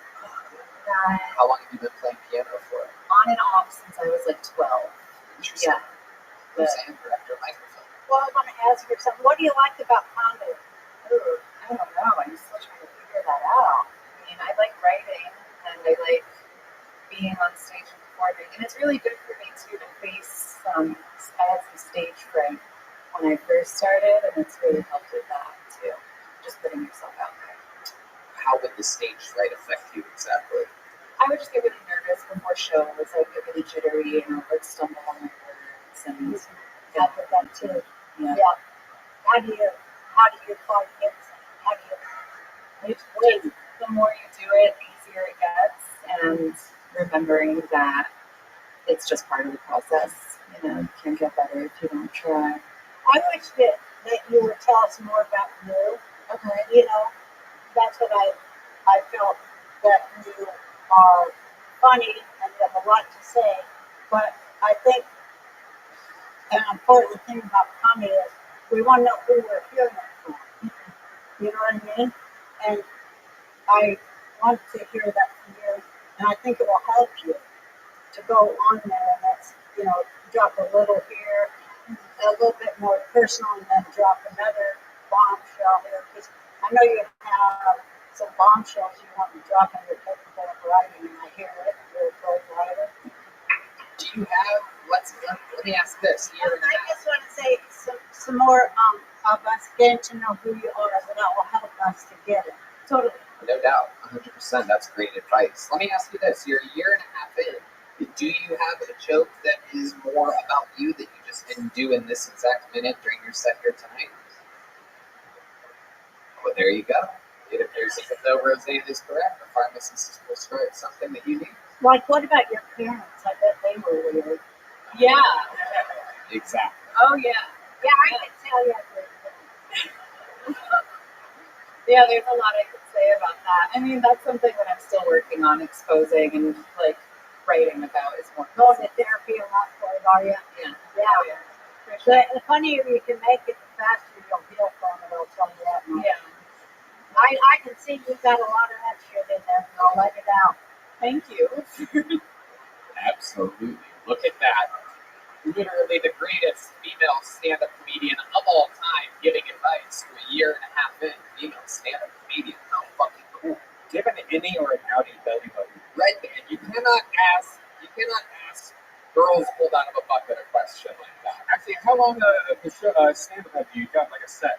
Oh my goodness gracious. Red band, you're not fucking booking her on Thursday's show. You fucking idiot. Jesus Christ. The longest I've done is 20 minutes though. Just put that out. There you go. What are you gonna do? That's good. How'd it go?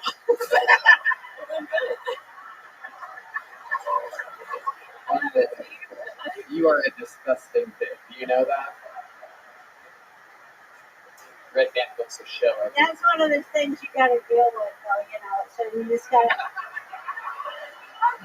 That's one of the fucking things you got to deal with, and it never ends. It never fucking ends. Roseanne, what are you doing Thursday? He asked you what you're doing Thursday. You want to do a spot on the show. That's so funny. You know, the only thing that's been on me, I found to my dismay when I went to the doctor, is my vaginal walls. Oh my goodness. So I'm out of the game, you know? I'm out of the game. What did they say? What's wrong? Well, they want me to go on the hormones like all the other old bags of my age that are on the hormones so they can, you know, have sex with a guy they've been with for 40 fucking years and can't stand anyway. Just plump up the fucking vaginal walls there for that disappointment.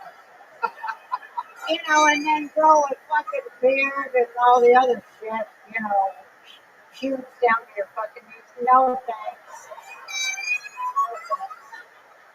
I'll just stick to my ID channel murder shows.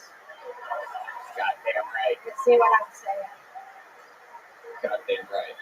I watch those all the time, and my vaginal walls are strong as hell right now. Well, I've had 5 children, 5 ungrateful little fucking bastards come through there. So you see, that takes a toll. Damn right. Roseanne, you are amazing. Caitlin Kosis, thank you for signing up for the show. Fresh off your flight. Here's a little joke book. Caitlin. Here's a joke book. People from Jersey can't Hey, catch. can I get a cocktail up in this motherfucker? You want to? Hell yeah. We got someone working on that. We got a red wine, right? Cabernet on the way. Let's do a little special treat right now, ladies and gentlemen. I know we have a lot of regulars. We have a lot of special guests. Tonight is a big one for that. I want to see another minute from this guy. He came on the scene. He's only been doing stand-up for 6 months, but he's a fucking little sensation. He's absolutely hysterical. This is Austin's own Uncle Laser, everybody. Oh, shit. Here he comes.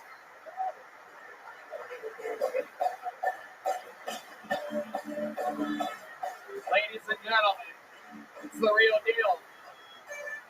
Uncle Laser. Listen here, I'm all about everybody being confident in yourself, but you need to be fucking honest with yourself too. I've been hooking up with some plus size women as of late, and I keep hearing this goddamn term is slim thick. Rihanna at the Super Bowl was slim thick. No, she was fucking pregnant. Okay, you know what I'm saying? I hooked up with this girl the other night. She was out of breath after we were taking a shower together. She kept saying she was slim thick. I said, no, you need to slim fast. You're built like a hefty trash bag. What some would call an ice cream truck. All right, listen here. I get it. Round is a shape, okay? But you won't be around much longer in that fucking shape, darling. But I do like those big girls because they got them tight pussies. I keep a little flower in my back pocket to find a wet spot every now and again. Oh my goodness. Nothing but swagger, ladies and gentlemen, at 1,000 miles an hour. Oh my goodness, look at that. That is, you just got to watch COVID get transmitted to the great Roseanne Barr. Or chlamydia if you're not careful. Oh my goodness. Uncle Laser is wild. He will put your vaginal walls to the test, Roseanne, I promise. My goodness gracious. The kid is the real deal. Yeah. What, 6, 7 months into the fucking game? I'm just going to keep saying 4. No, it's been like since July, whatever. I don't do that. Okay. I do that. Did you go to school? Did you go to normal school? We know you're from the middle of Texas, the fields, the oil fields. I was homeschooled. Oh my goodness! And I got expelled from having sex with my teacher. I love you, Mom. Relax. Relax. You are out of control. Relax. You are. I did call my mom and I was like, yo, I'm sitting in the living room with Roseanne, and she goes, shut the fuck up. Yeah. And that is what Uncle Laser's mom sounds like, by the way. That is an actual impression of Mama Laser. She was at the stand-up show that we did on New Year's Eve, Yeah, you picked her out of the crowd. Picked her right out of the crowd. I go, I didn't realize Uncle Laser's mom was going to be in the audience. I'm just doing random ass crowd. Yeah. Flying through the crowd. It's actually It was all her. and I had no idea. Did it look like what you would think? It literally looks like him. The apple does not fall far from that fucking cherry tree. You know what I'm saying? Shit. Look at this star power. I mean, the belt buckle is on. I'll put that on for her tonight. I don't do this often. Right. This is a relic, some would say. Explain the meaning or whatever it is. I can't even fathom. Well, I just got it at a flea market, but it's special to my heart. You know what I'm saying? That's it. That's all it takes. Hey, can I tell you a story that was from Yep. So growing up, my parents got in domestic disputes quite often. That's pretty obvious. You know what I'm saying? And when I was a boy, I used to just watch the television show and while they were beating the fuck out of each other. You know what I'm saying? To help me go to sleep. But as I got older, you went from prime time, you used to do your reruns on Nick at Night, right? And I'm like 13 or 14 or something. And I'm like jerking off to Taxi Cab Confessions on the HBO. Real Sex HBO. And I have to put that previous channel button on in case anybody got up and walked in. You don't know how many times I've ejaculated that goddamn harmonica thing on the intro to that fucking song. Especially. Every single time. You actually play. You have a harmonica. It's in the truck. That lick is actually really hard to play. I didn't want to come up here and embarrass myself on something. That's a hard lick. That would have been funny though. It'd have been fun. But hold on. Some of the women from your joke are trying to go to the restroom. They're making a lot of fucking noise. Jesus Christ. Oh, don't make a big deal about it. Go take the hot dump you're about to take and fucking hustle back. Jesus Christ. Way to not make a big deal about it. My goodness gracious, these fucking people. They all like to piss and shit all the fucking time. yeah, make sure to flush and spray. Alright. Uncle Laser, so we're finding out you were really homeschooled? No, motherfucker. Homeschooled? No. What's the school? My graduating high school class was 43 people. So homeschooled. Yeah. How many? 43. I was valedictorian. I got a perfect score on my SATs. I photographed them. Special needs? Gifted and talented, is what they're saying. Gifted and talented, Red Man. Incredible, Uncle Laser. What else is another fun fact you'd be surprised to know about you? Something we haven't talked about yet on this show. You hear my weirdest sexual encounter? Yeah. Ever. Yeah. Roseanne's calling it off. You don't want to hear it? So when I was 23, I was working in Ohio, West Virginia area, right? Yeah. Ohio. You're from Ohio. Yeah. Okay, yeah. Not the West Virginia part of Ohio. Bro, Jesus fucking Christ, Laser. You really know how to pick them. Wheeling, West Virginia. What a slim, thick part of Ohio. Oh, my God. But I met this 40-year-old woman at the bar. She wanted to take me home, and I'm like, yeah, okay, whatever. And she goes, hey, but I'm married, but my husband is like quadriplegic. You know what I'm saying? Like, yeah. I was like, this ain't a joke. This is real life. This is no joke about it. He's in a wheelchair, right? But she's like, we stay together for the kid or whatever. So, like, he lets me fuck other people. Is he gonna watch? Like, cause I'll roll his ass into the closet. I'm not no cuck. I ain't never been a cuck in my whole life. And we get to her house, and he's at the kitchen table, and he's like, make sure to take your shoes off at the door. I said, all right. And so it started getting weird, and she tells me, she said, hey, I need you to go in the refrigerator. I need you to get this big carrot out of the bottom of the refrigerator. Oh my, this big carrot. I know baby carrot you put in the bag. I'm talking, it got the green part on it, you know what I'm saying, like the hedge. And I walk out there, and this is going to be weird. I probably should get the condom, so I put my boots on, I walked out to my truck, and got a condom. I came back in, I did not take them off at the front door. This will come in here in a little bit. I went back in the room, and I took that carrot. She's like, I want you to put that carrot on my asshole. I said, deal. Now, Tony, when I say I watered this fucking carrot out, it was a smooth carrot when I was done with it. I mean, all the way to the green hedges were in there. You know what I'm saying? And I just flung it on the ground. Okay? We went to sleep about 7:30 in the morning. Sun's peeking through the blinds. I can see a silhouette at the foot of the bed and hear a crunching sound. Oh, no. Oh, And then I hear, "You didn't take your shoes off at the front door." And I sit up, and the little kid, her 5-year-old son, is eating that carrot on that old man's lap. my God.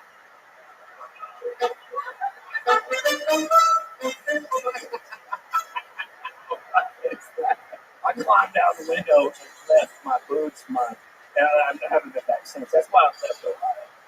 Wow. Buckeyes, like airing your asshole yourself, could eat eyes. You know what I'm saying? Wow. All right. Roseanne, what do you think about that story?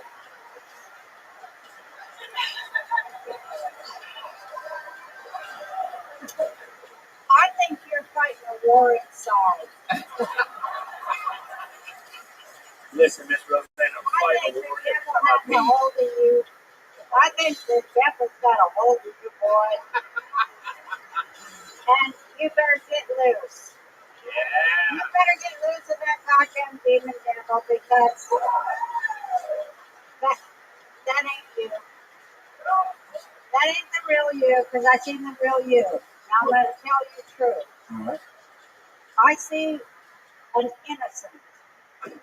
I see an innocent come up here with a lot of swagger. You are a comedy innocent. You can make anything funny.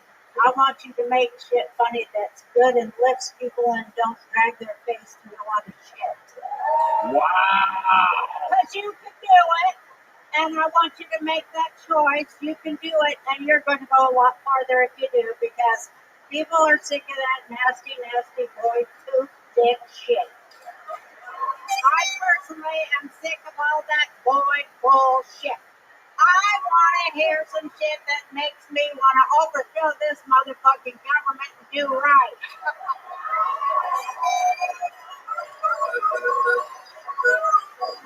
Holy shit.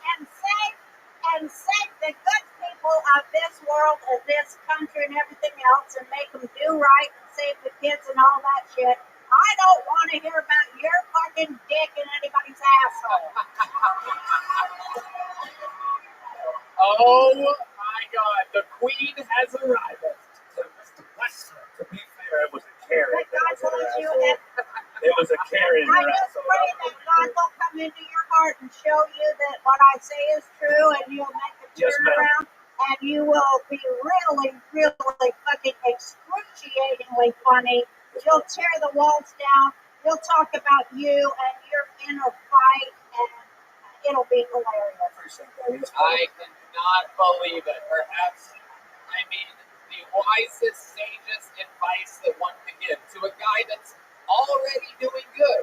She's trying to figure out how to challenge you and expand you because you can't handle that challenge and you can't push yourself to new levels. And I fucking agree with Roseanne. I think you're both fucking right. It's fun to be funny, but she's challenging you to fucking try to push you to another level. You're about the material you're doing. That's what I'm saying. And that's what this show is all about. Well, can I ask you one thing? Oh, You're from Texas, right? And you're I'm single, not you from don't wear a ring on Texas. your finger. No, I'm not from Texas. I'm from Utah. I love Mormons too, but can I take you dancing? No, I I'm can't a be too Jew. I'm a Jew from Utah. It was a hard place to be a Jew. My family, we stuck out like a sore thumb over there in Mormon, Utah, because we only had the one mother, and it was very difficult. I tell you, it was very difficult for our family at that time. I just want to take you dancing later. I just want to spin you around. You are a doll, but I have 2 bad knees that I've got to get replaced, which is why I'm back on the road to raise the funds for kids. You're sweet, though. Thank you, Doug. thank you. Have you been eating your carrots? Ladies and gentlemen, make some goddamn noise for Uncle Jason.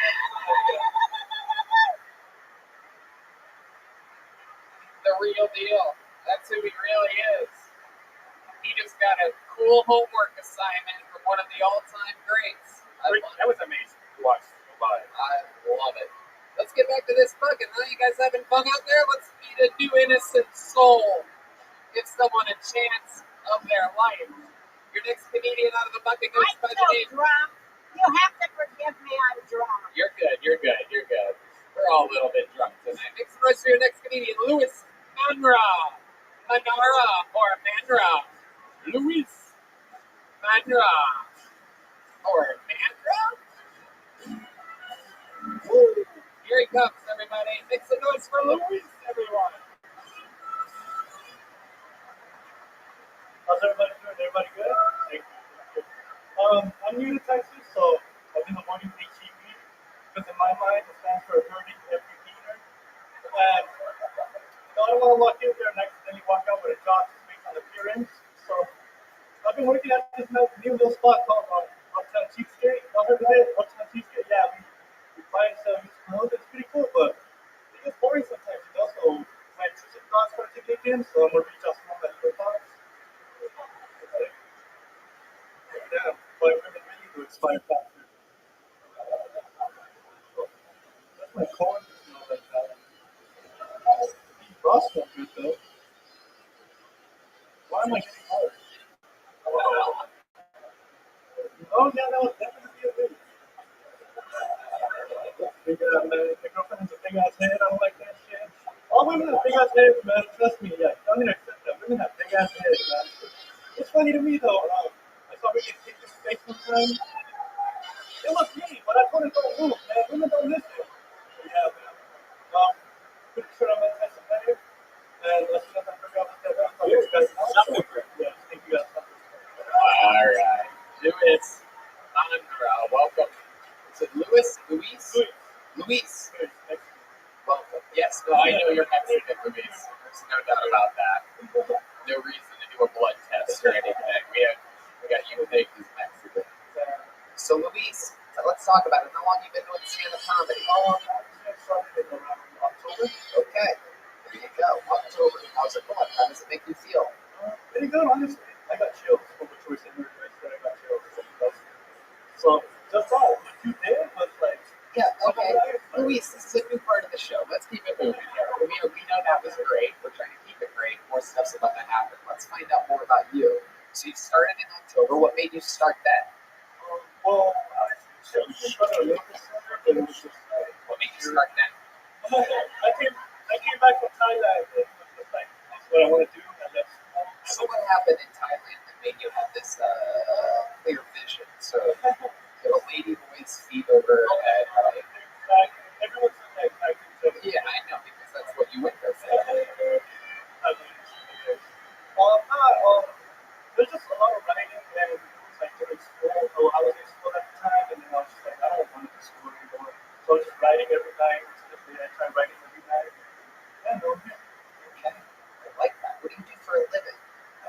Like I said, well, I'm from California originally. I used to go to UC Davis. And yeah, now I work at Uptown Cheapskate. Oh, you really do? Yeah, everything I talk about. What do you do at Uptown Cheapskate? Cheapskate. Cheesesteak? Cheapskate? Okay. Jesus Christ. We have to fix these monitors. Jesus Christ. Yeah, what's that, a thrift store? Yeah, it's like buy and sell used clothes. Okay. And what do? You do that? You just buy and sell used clothes? No, I just work on retail, helping customers, dressing room, things like that. Okay. Alright, within the dressing room sounds pretty good. What do you do for fun, Luis? For fun, I like going for runs. I'm new to Texas, like I said, so I'm like going into the Texas state because I'm living in San Marcos. And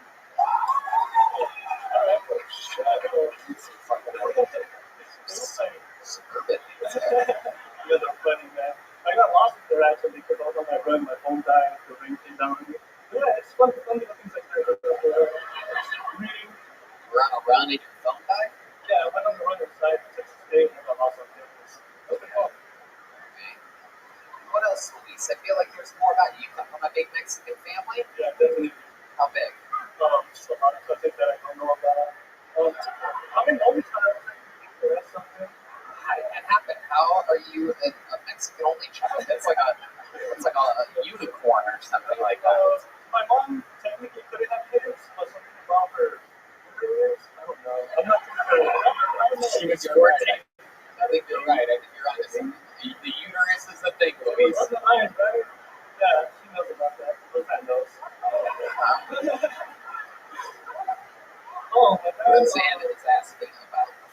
about your dad? My dad is alcoholic, but he's cool. I didn't grow up with him, so it's cool. Like I kind of got to witness him from like a different perspective. Can I just butt in and tell you something? You know that I'm loving you. I'm loving you and telling you something. I'm old, you know. It's probably my fault, not you. But I'm 70.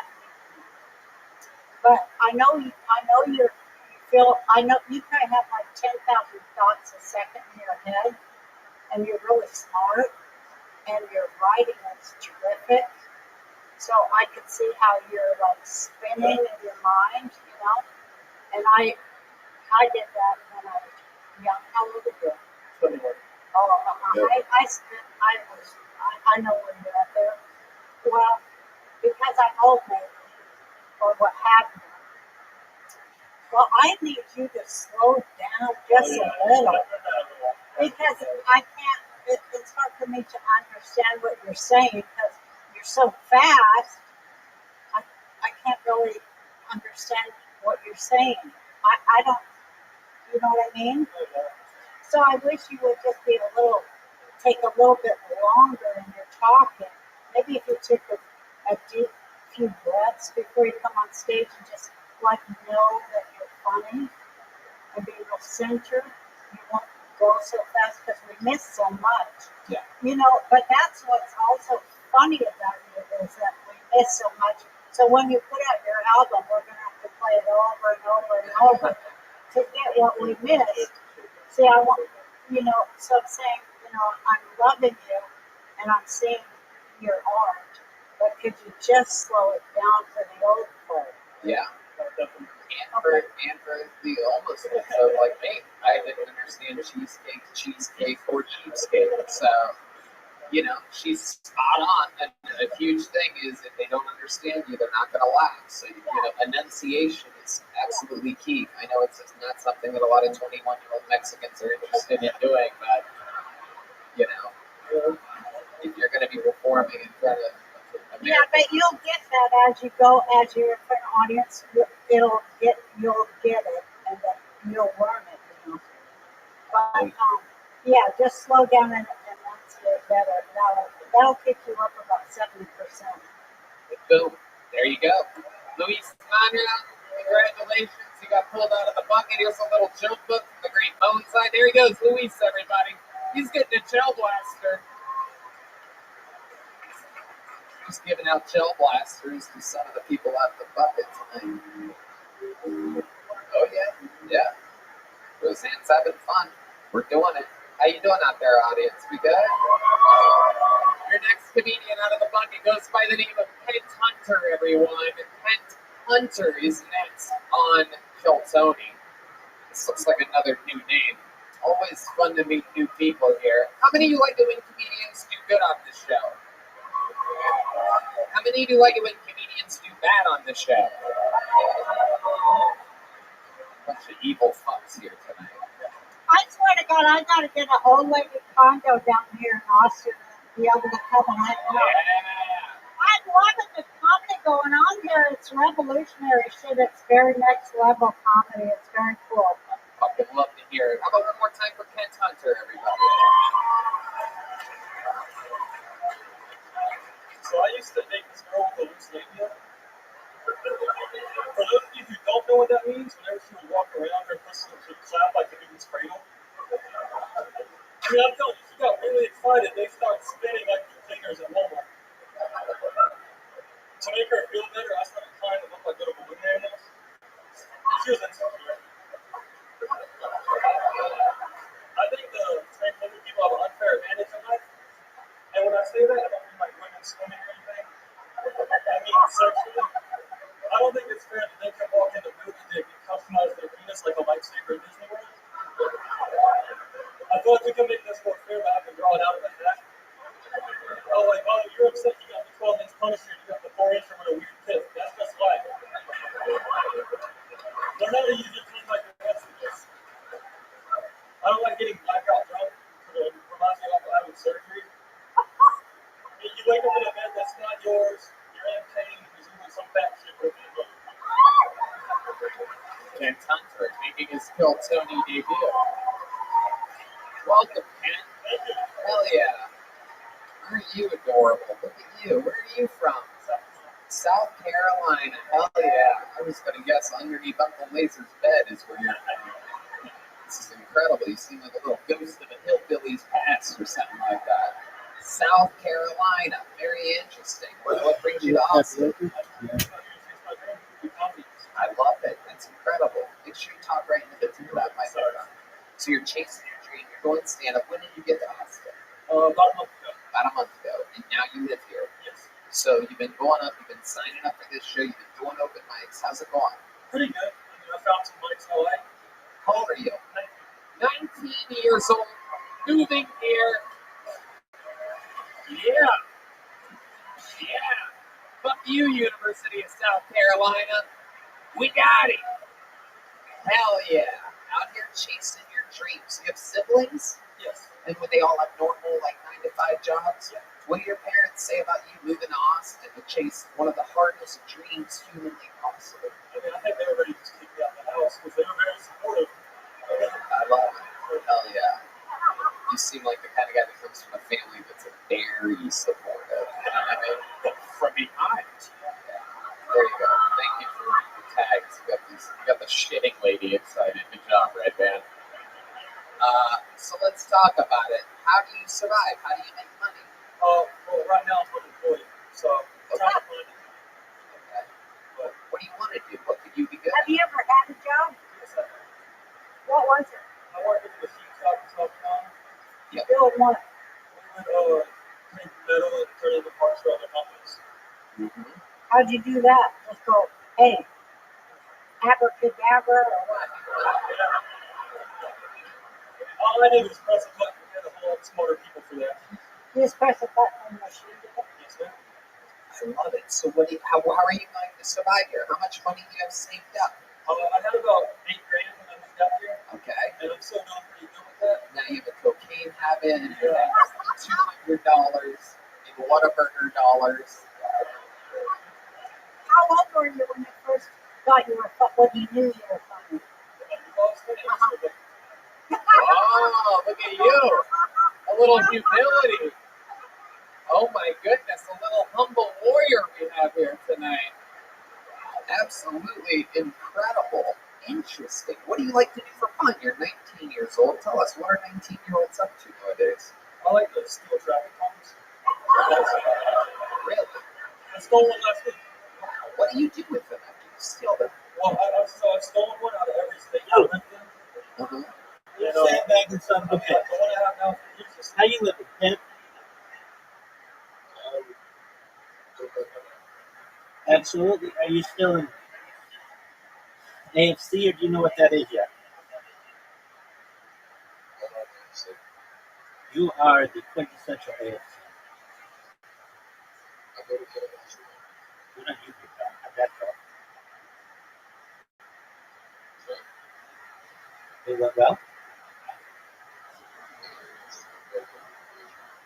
Okay, that works. We don't you, big dog. I figured something happened to you.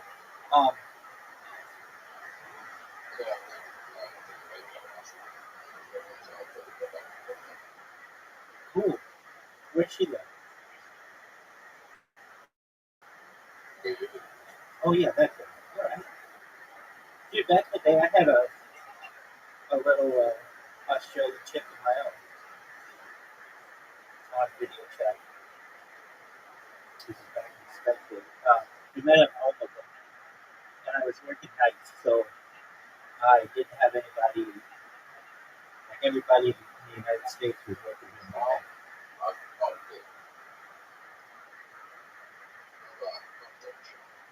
There you go. So did I.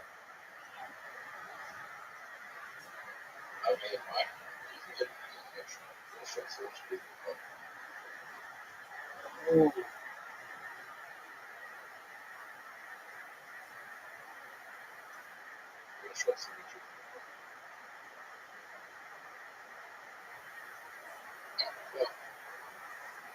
dude,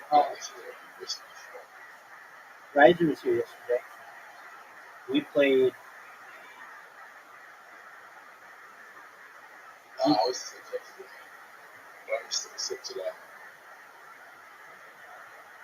Alright. I played him in literati, 3 games, spanked him. All he did was bitch and moan the whole time about all of the cheap words that I use, that you use, that we all use. And because we know all the short words like XI and ZA, we just were able to get so many more points than normal. And like when you play a normal person, you're like, what the fuck is QI? What is that? And it's like, yeah, you don't know, dog. I mean, I started looking them up after each time he would bitch and moan about it last night. So like, I knew what some of them were, but other ones would look up, especially the short ones that are like, like, what is that? Like, who knows? Like XI, like a Greek letter of the Greek alphabet, which I don't.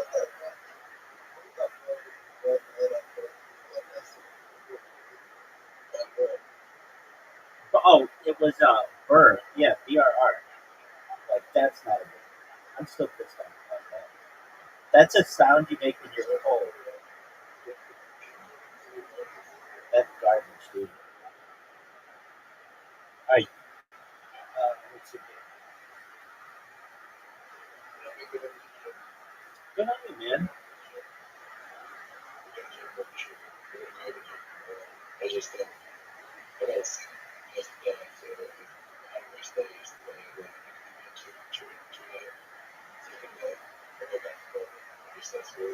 On what page of the game are you on? Dog, it's the book I keep telling you to read.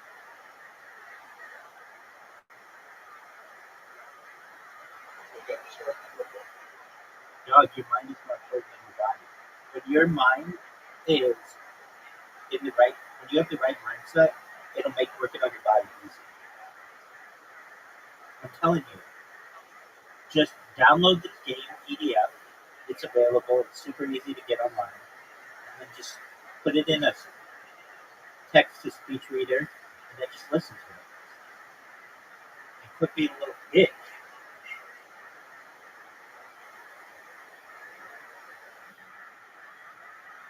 And then you'll have a much better opportunity to learn. But also about yourself. It's about like self-improvement and manhood and just positivity. It's really good. And it's an interesting story, like I said previously. Back when Britney Spears was Britney Spears, she was like the biggest pop star in the world. This random author who's bald and short was able to get her number. And it was like, how the fuck did that happen? And it's done through like eye contact, it's done through like small movements, like a little bit of physical touch.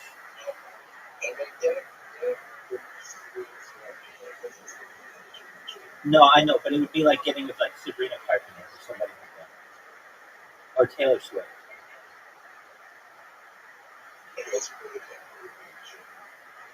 Alright, there you go. So it would be like getting with Sabrina Carpenter, but bigger. Britney Spears was way bigger than Sabrina Carpenter has ever been, or will ever be. Britney Spears is a phenomenon, dude. Like the biggest pop star of all time, and you look up, who do you think is the biggest pop star of all time? I would agree with you.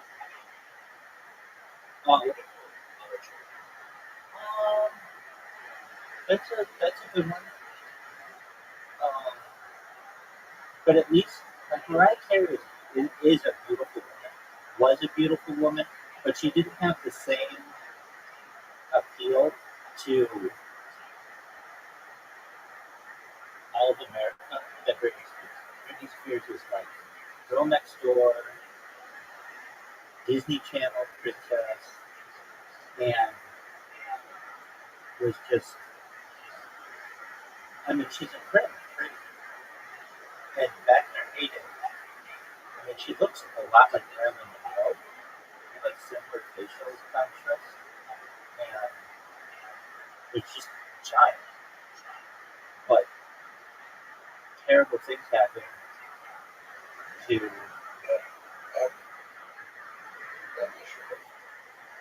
Dude, my chest is cold. I don't understand why you. Dude, you know what happens? I just beat you. Okay, I just beat you.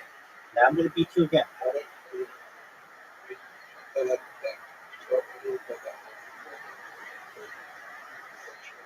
That's true. I still beat you. Let's not forget about that. Let's not ever forget about that.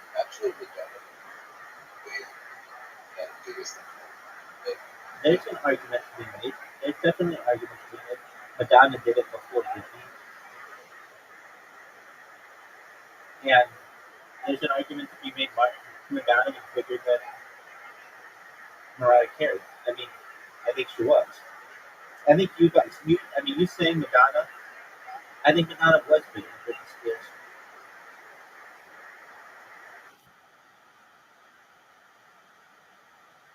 But at least for my generation, Britney Spears was bigger.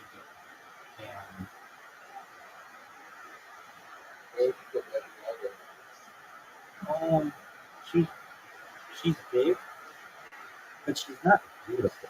She's not like a model beautiful like Britney Spears is. Neither is Madonna. That's the difference. I mean, Britney Spears is a beautiful woman and was spectacularly good. And Lady Gaga didn't show her face for like the first 5 years that she was a pop star. You didn't know what Lady Gaga was. And even still, Lady Gaga is not even close to the beauty that even Britney Spears today is. Even Christine, like there were 4 really big pop stars, female pop stars, all at the same time. And those were Britney Spears, she was the first one. And then Christina Aguilera. And then Jessica Simpson. And then Mandy Moore. They all came out like within a summer of each other or so. And they were like giant pop stars. Their appeals were this. Britney was the prettiest. Christina Aguilera arguably has the best voice of all of them. Jessica Simpson was a virgin, and Mandy Moore was a virgin. And so they all, they weren't like a girl group. They were all separate, but they all kind of had their appeals. And they were just, it was like, which one is going to win out?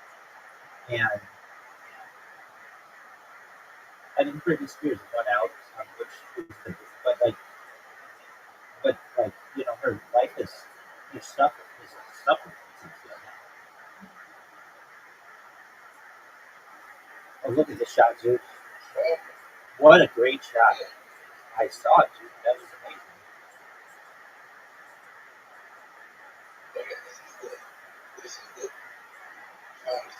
It's not the hardest. No, it's super easy. It's just about not going in the flash.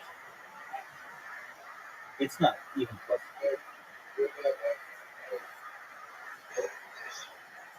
Fuck you, dude. Yeah, you did. Yeah, you did. Good on you. Yet, we take on the hole that you've never finished. Isn't it amazing that you played this hole, like, literally, maybe 50 times and you've never finished it? This is your worst hole. I don't know. You play 1,000 games, and there are like 20 holes.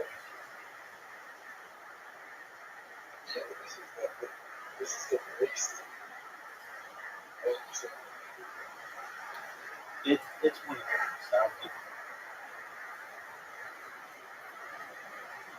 This is a big shot for you. You got fucked, dude.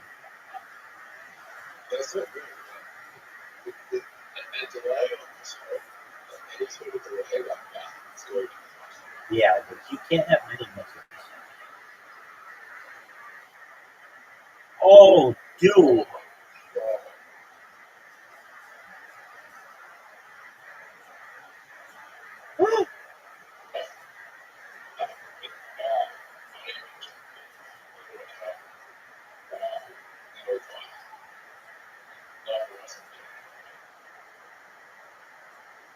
Dude, that sucks.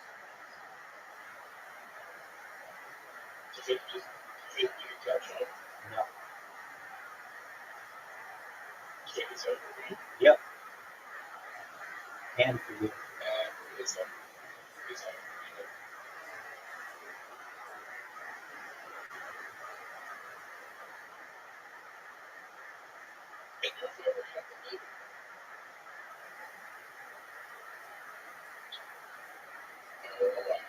Yep. Yep.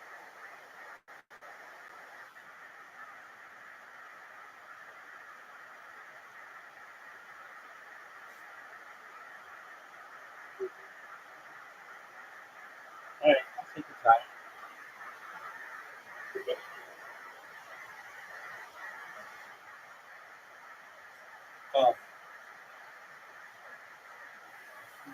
Do you know who Natalie Imbruglia is?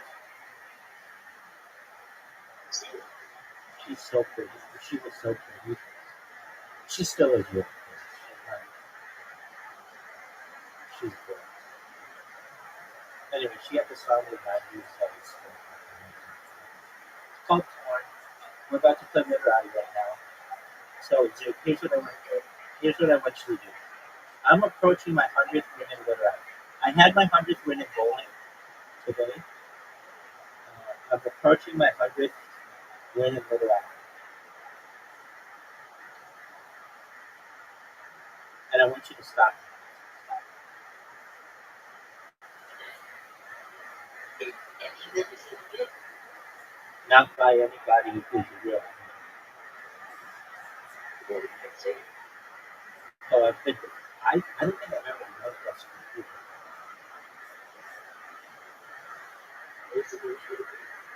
Well, I don't know, just like the random people around here.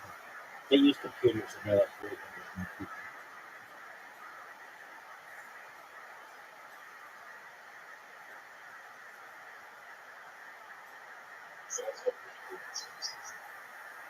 Okay, that's fine. I'm just telling you, like the real people who I met at least on Discord, I've never lost them.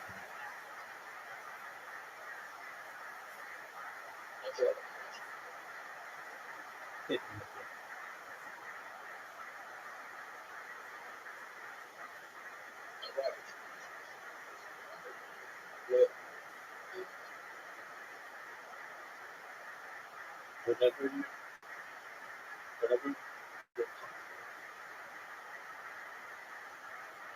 All I know is that you haven't started to book the game, and I know you want to have a love affair with this chick, but like you can't touch her. Who can you touch?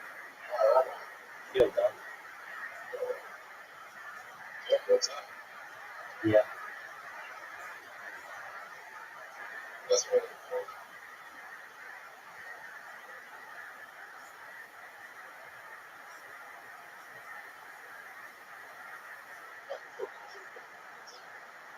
Yeah, but I'm not going to pay attention to myself. If anything, bring her.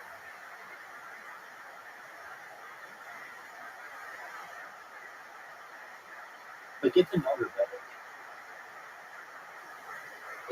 Get to know her better. But I'm telling you, you're not even going to remember this girl's name when you're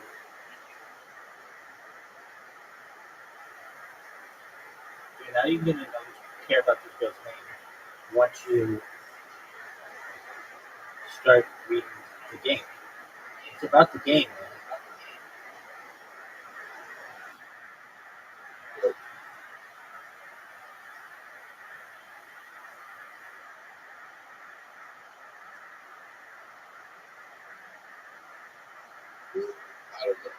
I'm telling you, You don't even know. What is this? And that's cool. Do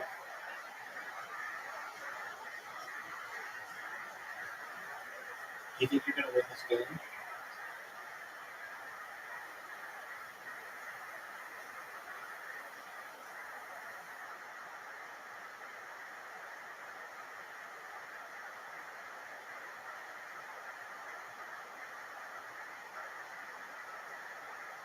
I'm ready for you to win. But you come at me with fault.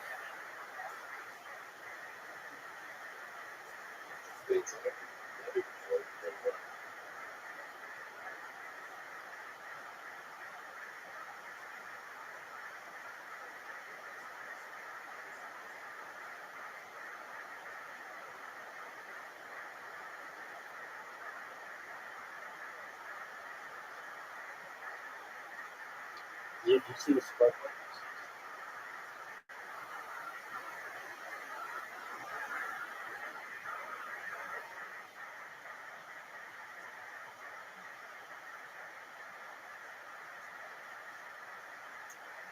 Just in my room. Wow. Oh my goodness. Where are the other ones? My grandmother's drawer. It's up there. Yeah. Do you like holding them up and talking to them, like I Usually- or anything fun like that? Or why do you like Usually trying email to groups great write question? listeners together. Unbelievable, great question. Wow. I mean, geez, Louise, I didn't realize I had a brilliant genius as a co-host until I keep the those street cone question came out. I generally have my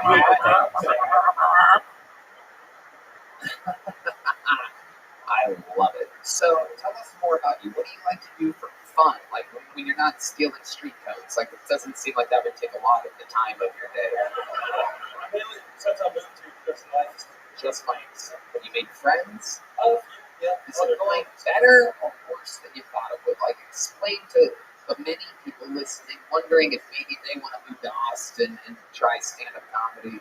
There might be an 18-year-old out there listening, and you could be their hero right now. Explain what it was like Do it. here. It's good. I was worried about watching lights not being 21. But I mean, there's been so many places and so many supportive people who just help. Now that's what I'm talking about, Zeus. That's really good. I love it. Good job. Oh wait, you're 19 and you're talking about blacking out drinking. So does that happen? Do you drink? How do you drink? How do you get that? What? Oh hell yeah! This guy just walking around with fake IDs and street cones. This guy doesn't give a fuck. Holy shit! I love it. What's your living situation like? You by yourself? I live in a house with 2 roommates. How many roommates? 3. 3 roommates, so 4 people total. How many bathrooms? 3. Ooh, that's pretty good. That's fancy living. How far is the drive? It took me about 15 minutes to get there. Not that bad. That's closer than Redmond. That's true. Okay, settled for Pflugerville, so you're doing better than him. He settled. He's like, wow, I can buy a mansion for $100,000. I'll take it. It's worth $2 million now. Oh my goodness. What's your love life like, Kent? What's your Since I moved here, non-existent. non-existent at all? I'm on the apps. So far, Nothing at all. Have you kissed a girl since moving here? not since moving. Have you ever kissed a Texas girl? Thanks for Really? Is there a girl that wants to come up here and get Ken's first Texas kiss? Is there a hero out there? You want to? Will you do that? We have the best fans in the world here on Tony. I like to make magical moments. Getting his first ever Texas kiss. Ken Hutchins. Wow. Amazing. Amazing. Absolutely unbelievable. And she's shaped like a street cone. So this must be love at first sight. And take her home or put her in your grandparents' garage or something like that. Kent, I like your style. You came out with really, really good jokes. 19 years old. You have the world by the balls. Roseanne, any last words for Kent? Yes, I think you're funny and you're cute and you're very young, and so you're likable. People like you, And so just keep doing it. And good luck here in Austin. Fuck yeah. And Hunter, you're getting a big gel blaster. Look at that. His net worth just went up another $100 for that giant gel blaster. Let's do it. We have another regular, another extremely special treat for all of you. How many of you have been fans of this show for a long time? Well then, you probably know what's about to happen. One of the great writers, one of the great comedians, one of the great roasters on all of planet Earth. This is Kill Tony's own David Lucas, everybody. Oh my God. One of the greats, legend of the show, does it every week. Another Dude, what human. is time? David Lucas. HID. What is that? You don't know.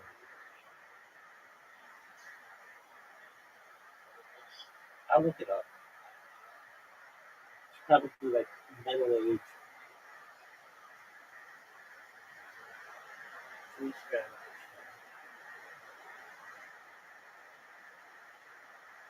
It does needs to go quickly.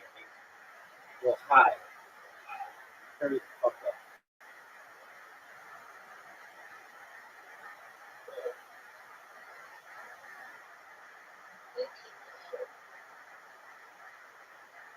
Oh, fuck you, man. I know, but you just used it.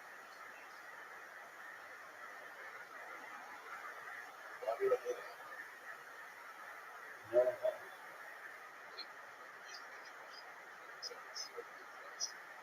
Usually it's like an automatic 30.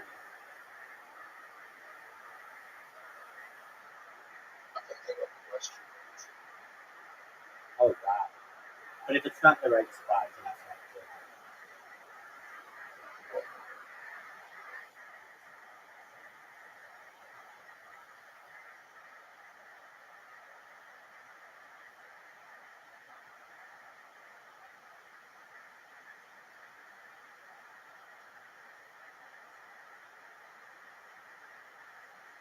Lucas, everybody, come on. Yeah.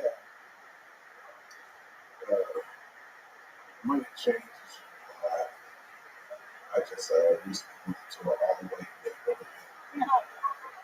And my neighbor called the cops on me for walking my dog. The police were like, "We are so sorry." I was like, "No, that bitch did a good job."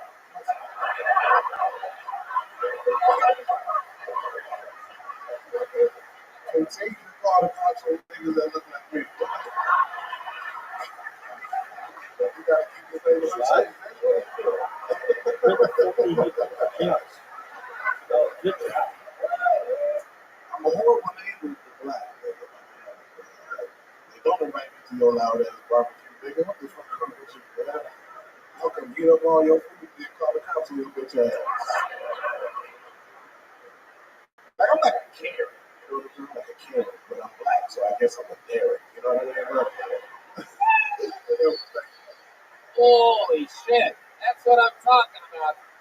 These fucking guys. I mean, that is just an incredible minute of branding material. The fact that you do this every single week is completely insane. Always getting a little bit better, more confident, talking about shit that only truly you can talk about. That's been a theme coming from Roseanne, who made It is a an small town entire in rock career or out of often truly talking about what she does, truly being original.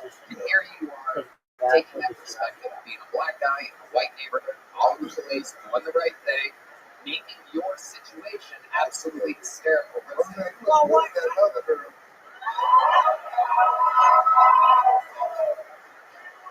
I heard you try to get that card that was awesome. Let me know if you want a nigga to extra name. I'm 70 fucking years old, honey. We ain't gotta do shit. We ain't gotta do that. Leave it to my diabetic friend to try to find a new sugar mama here tonight.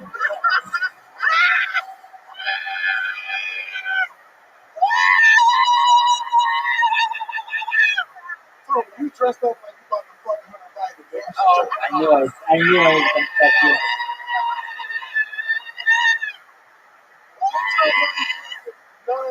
marry prom king looking ass.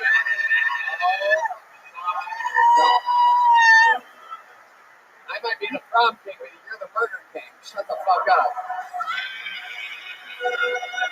I know you saw Sam Smith in that interview talking about a fisherman, nigga. You a fisherman. Yeah, I'm a fisherman. So why you so red? Nigga, you gotta tell us if your boyfriend beating on you. Oh my god. Well, your ass got a spicy tampon. Yeah, nigga, what the fuck? I would love to see what color your skin tone would be if you were white.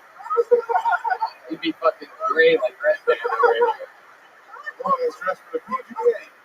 What?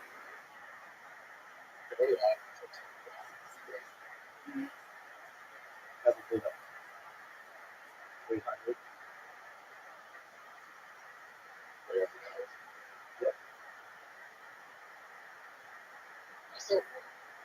That's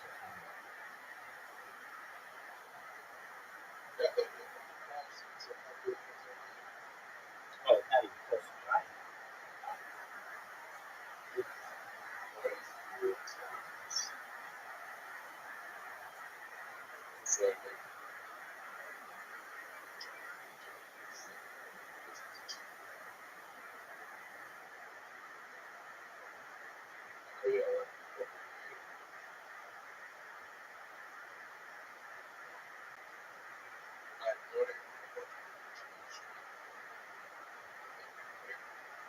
Not even. Well, I'm such a slow fruition. yeah, but I mean, it's larger than most people.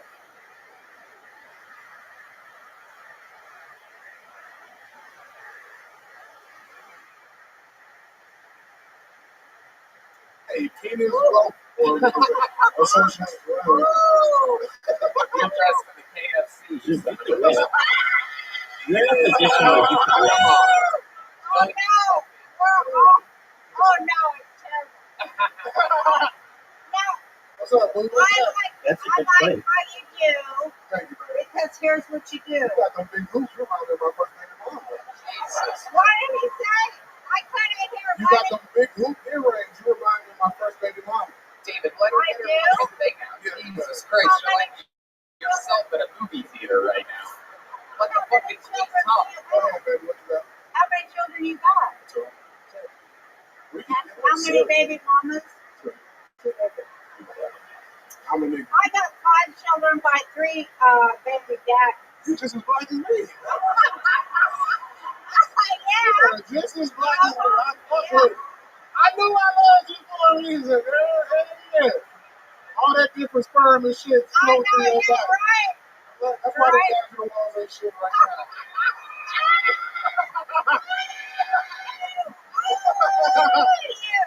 Oh, you're fierce. You're fierce. I like it. And you know what I love? Your girlfriend who I also. Come on, you fucking on my pimp. What you doing? What is you doing right now? What are you doing? My wife? That's right. Listen, What is you doing? My what? I know. What's wrong with you? You want me to call UBC on your ass again? What is you doing? What are you doing? Listen. Oh shit. Oh shit. I am an old Jewish woman. I stick my nose in everybody's business, whether they fucking like it or not.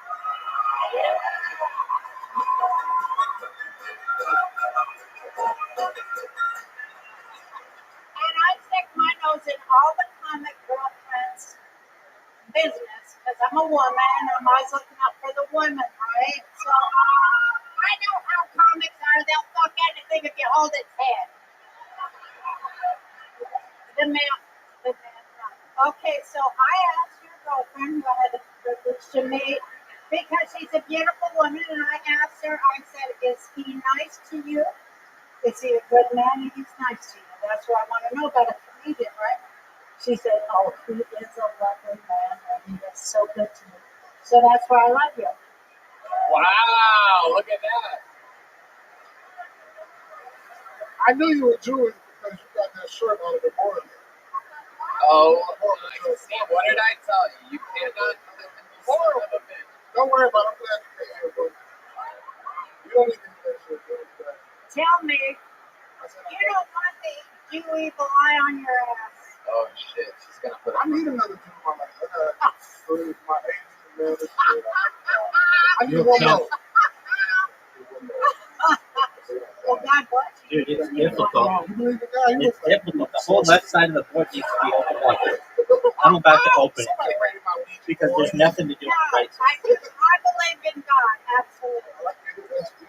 Yes, That's why you want to take. I get it. that's right. God and racism. Yeah. No, not racism. Don't give me that bullshit. Don't You you can dare raise raise it that with bullshit. Yo, No. Ain't nothing racist about it.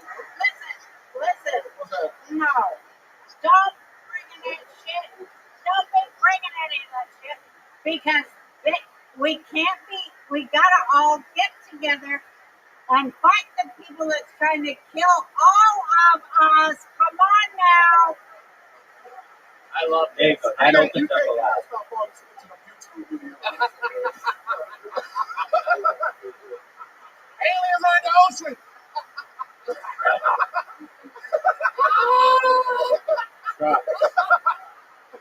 I see a spin-off podcast in your No two definition right here.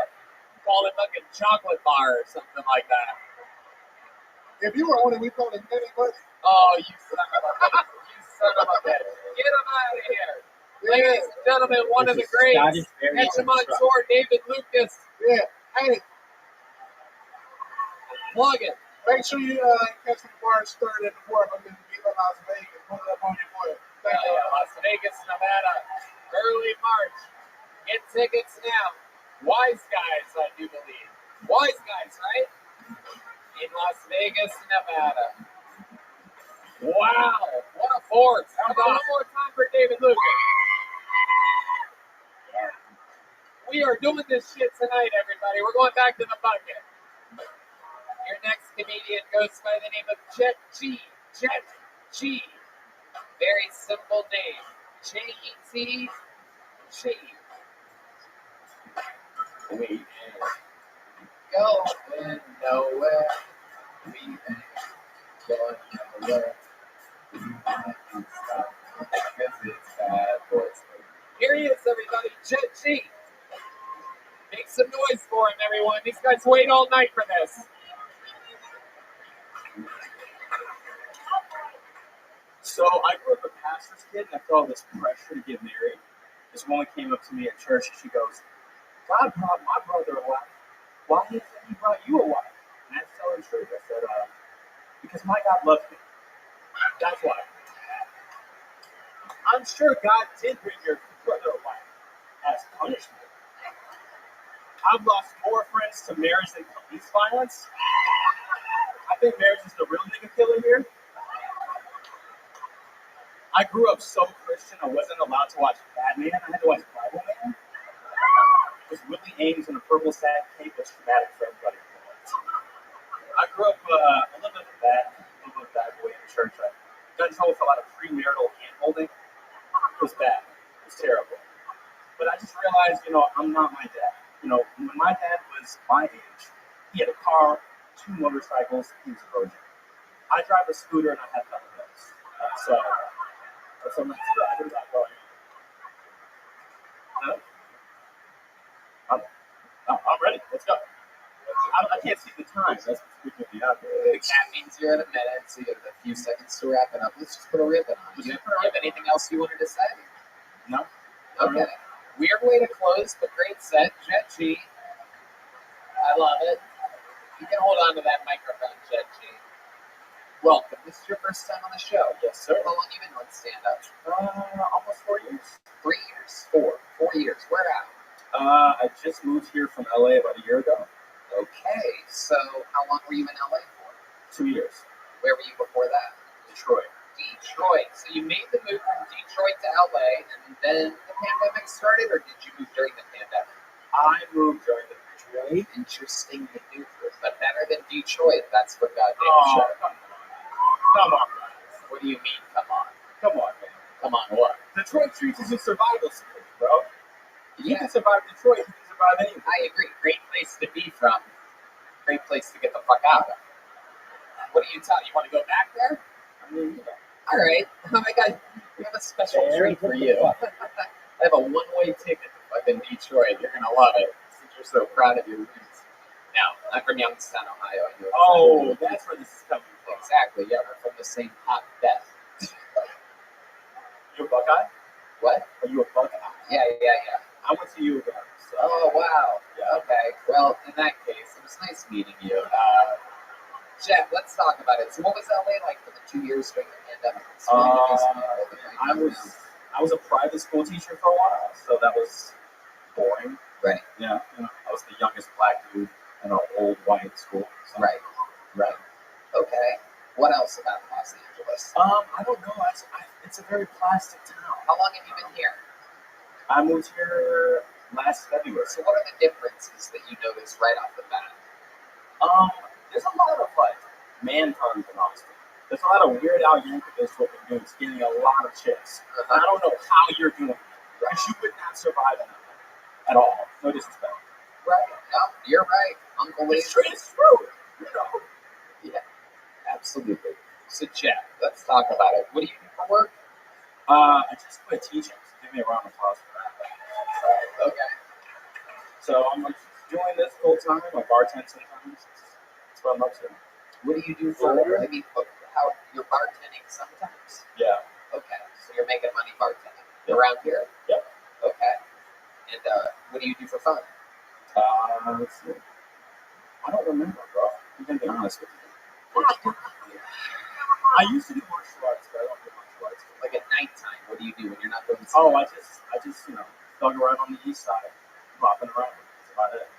Right. Okay. Right. Okay. Have you ever been married? No. Why are you so down on marriage? I mean, I think marriage is.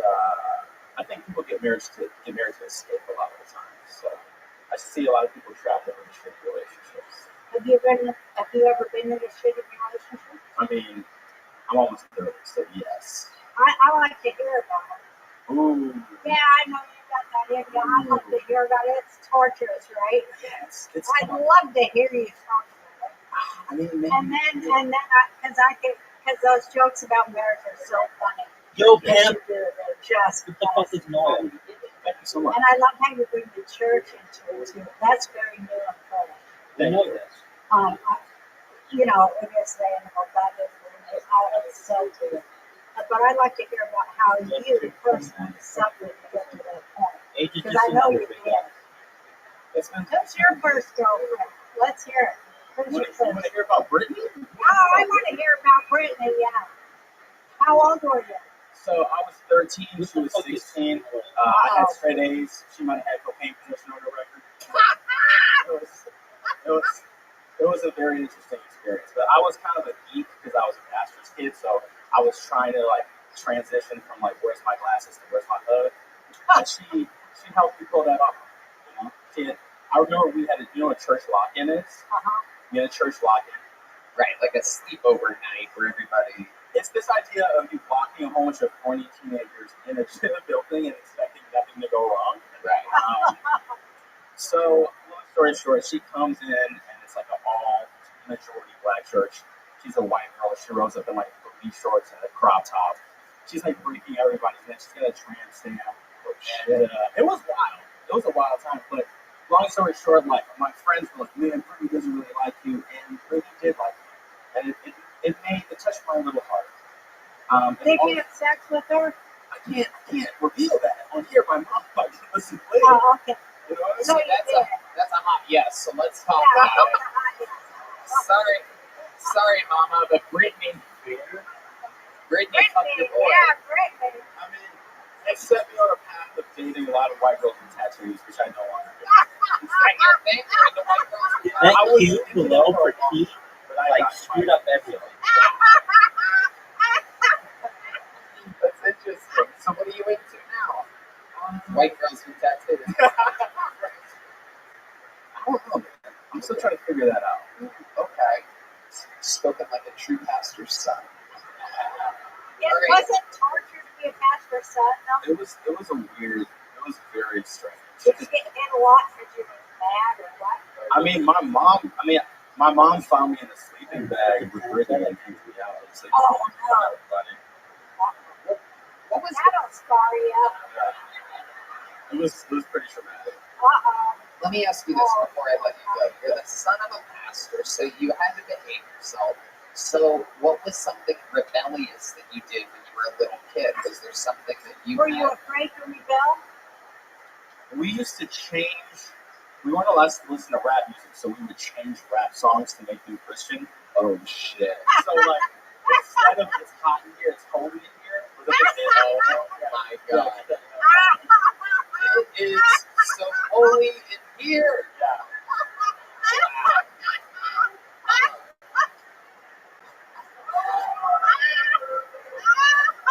Damn. These guys are unbelievable. It's getting holy in here, so put on all your clothes. It is getting so holy, I'm going to put my clothes on. That's pretty much the gist. That's a good joke. Instead of Nelly, it's Kelly. All right. Geez, so much fun. Again, a very, very, and I love it. I couldn't have written it like this, but I love that the theme of the night, coming from Roseanne to all the comedians, is talk about what you can talk about. Talk about what makes you original. You came up, pastor's son, and you fucking did it. Beat for beat for beat for beat.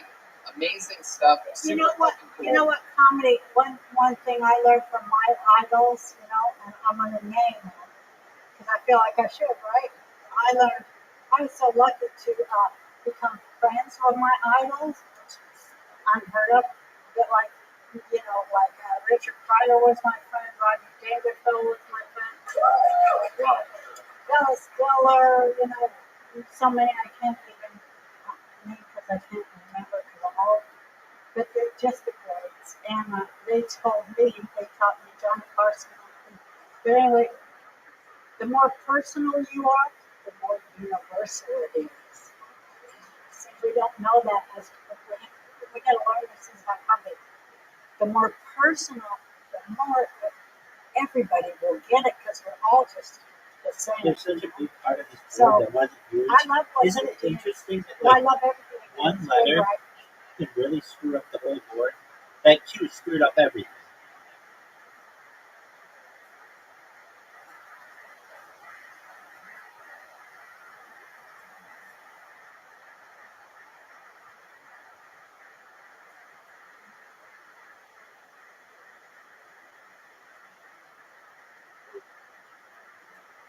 Where's the top of the world? It's 107. Yeah.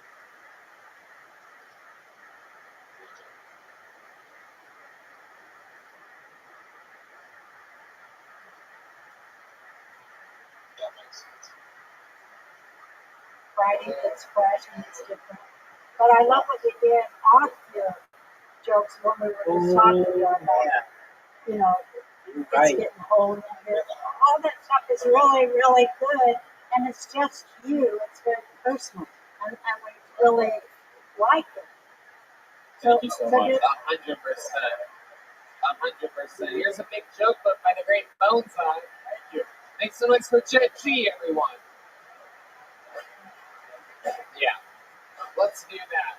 You guys want one more special treat, huh?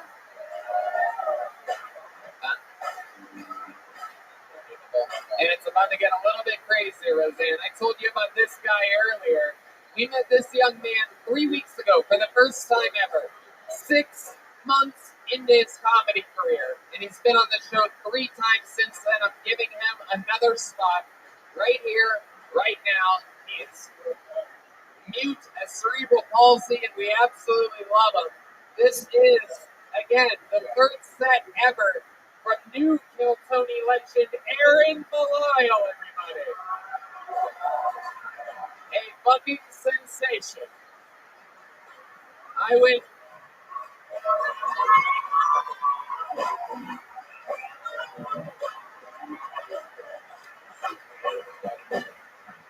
A goddamn sensation.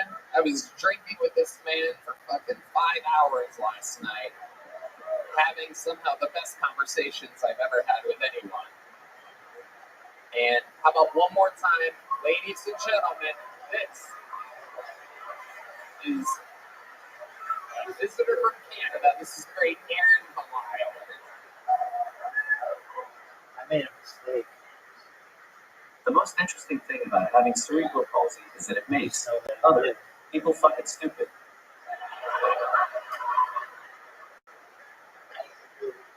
People come up to me and start gesturing at me, yelling real slow like, "Hello, can Fuck you, I dude. pet your dog?"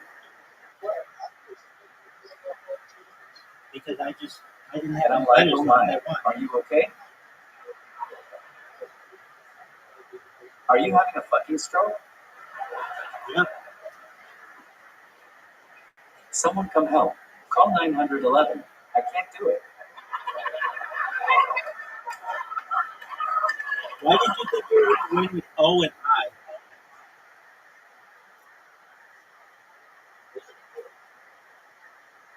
What were you going to do?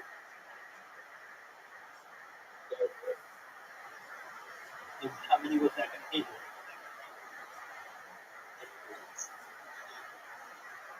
But I was up like 25 points on it.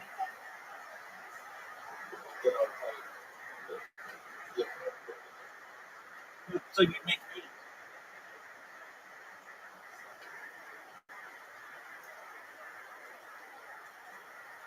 8. I have 96 wins. And I'm going to beat you again. Right now. So put your thing.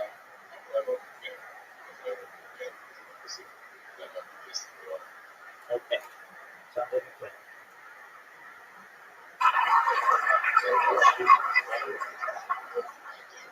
I mean, I guess I could. I sound a lot like someone who's having a stroke.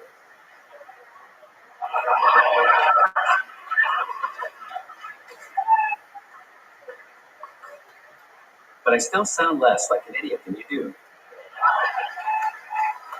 Wow. Another new minute from Aaron Belisle. So what's wild is that last night I'm out here in Austin enjoying a beautiful Sunday evening off, having some drinks, watching my friends Nether Hour play a super fucking sold out, super fire capacity, people standing on picnic tables and fucking rooftops to see them. And the place is so packed, and out of nowhere I see Aaron leaning up in a fucking corner with his cane and everything, just stuck. He can't move, fucking nothing. He doesn't have a drink, the poor guy. So I get him a drink. Long story short, we drank for hours last night, and I literally, absolutely saw a woman come up to him and literally do what he just said they do in his gym. Literally, oh my goodness, hello. I saw you a couple weeks ago on Tony. You're so great. Is there anything I can do? Is there anything you want? Yeah, I'm Is there fine anything with you spamming need? just And I go, you should have a fucking joke about that. He goes, I already do have a joke about that. I think I might do it tomorrow night. People are complaining about it. I love it. Aaron, you're absolutely killing it. Tell us more. What's going on in this crazy world? You're here with the great Roseanne motherfucking Barr. She's been warned about you. So over the weekend, I rented an apartment and paid through PayPal, and there was processing time. So the lady starts texting me, telling me to get out, or she's going to call the cops. And I'm like, all right, go ahead. Her boss shows up knocking and sees me. Oh, sweet true. He takes one look at me, and he's like, oh, fuck. I'm sorry. You can stay. My bad. And I get like 15 apology texts for the link, and they give me half my money back.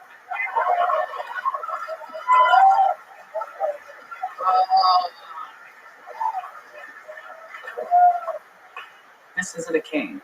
It's a magic fucking wand.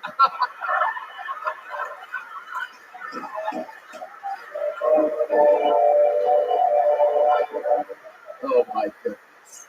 It's hilarious how behind the phone I'm just another asshole, but as soon as they see me, it's like, oh God, I'm gonna get canceled. I'm making this cripple homeless. What have you done?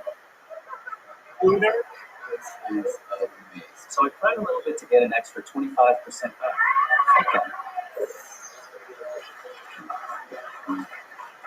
Some of that money. Wow. Incredible, Aaron Belisle. Absolutely amazing. What else is going on? I don't even know where to fucking start or end or begin. Texas is fucking wild, man.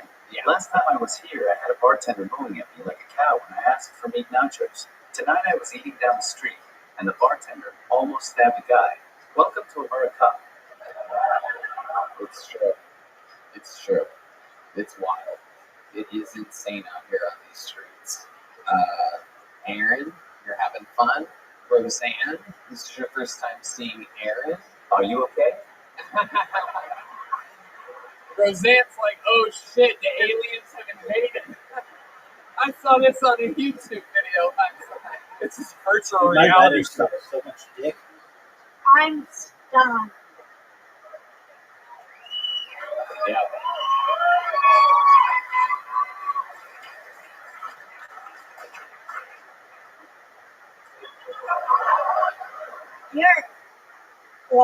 Your level of self-awareness is fucking off the charts. What the fuck are you doing? You are like an alien. Oh my God, the shit you're exposing to us about ourselves is too fucking much, man. You're the next fucking level of genius comedy. Wow. Look at that.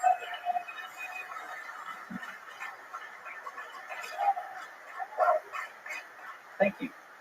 Hey. Wow. There was a lot of typing that went into that. I don't know. I think he's No, I love you. You're so brave and beautiful, and the stuff you're saying is so well written, thought out, and hilarious. I mean, did you always know you were funny? That's a good question. Yeah. What did you do? What did you do before you had all these devices, though? I mean, was there a time in your life where you didn't have these communication devices? Yeah, he was the one with the funniest Etch-a-Sketch comedian. I was always an asshole, but I had to kind of change. No, but I'm serious. Stepped up your line. No, but I'm serious. I'm serious, though. Was there a time in your life where you didn't have access to communication devices? And don't be a I love silly you with ass. Tony. Did you get a sponsorship from Baby Gap? Wait, what? No, Did you just seriously. take a shot at me, dude? What the fuck just is that on me? I want my He's answer. trying to make fun of me right I now. want my answer. I know. We're gonna I get it want for my you. answer. Son of a bitch just take I shots. don't want you to be.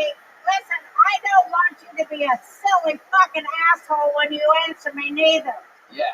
I want a fucking serious answer from you. Yeah, stop making fun of me. Yeah! Stop making fun of me, goddammit. Fucking break your left wrist. You ungrateful little bastard. I'll break it back into regular position. No, but I just want to know. I just want to know. I started with a pencil, then I graduated to this big 10-pound speech box, then a cell phone. A 10-pound speech box. That's Shit. fucking interesting. Huge and heavy. And you had to fucking carry it? Did you just keep it on your left forearm or whatever? Like, how did you do that?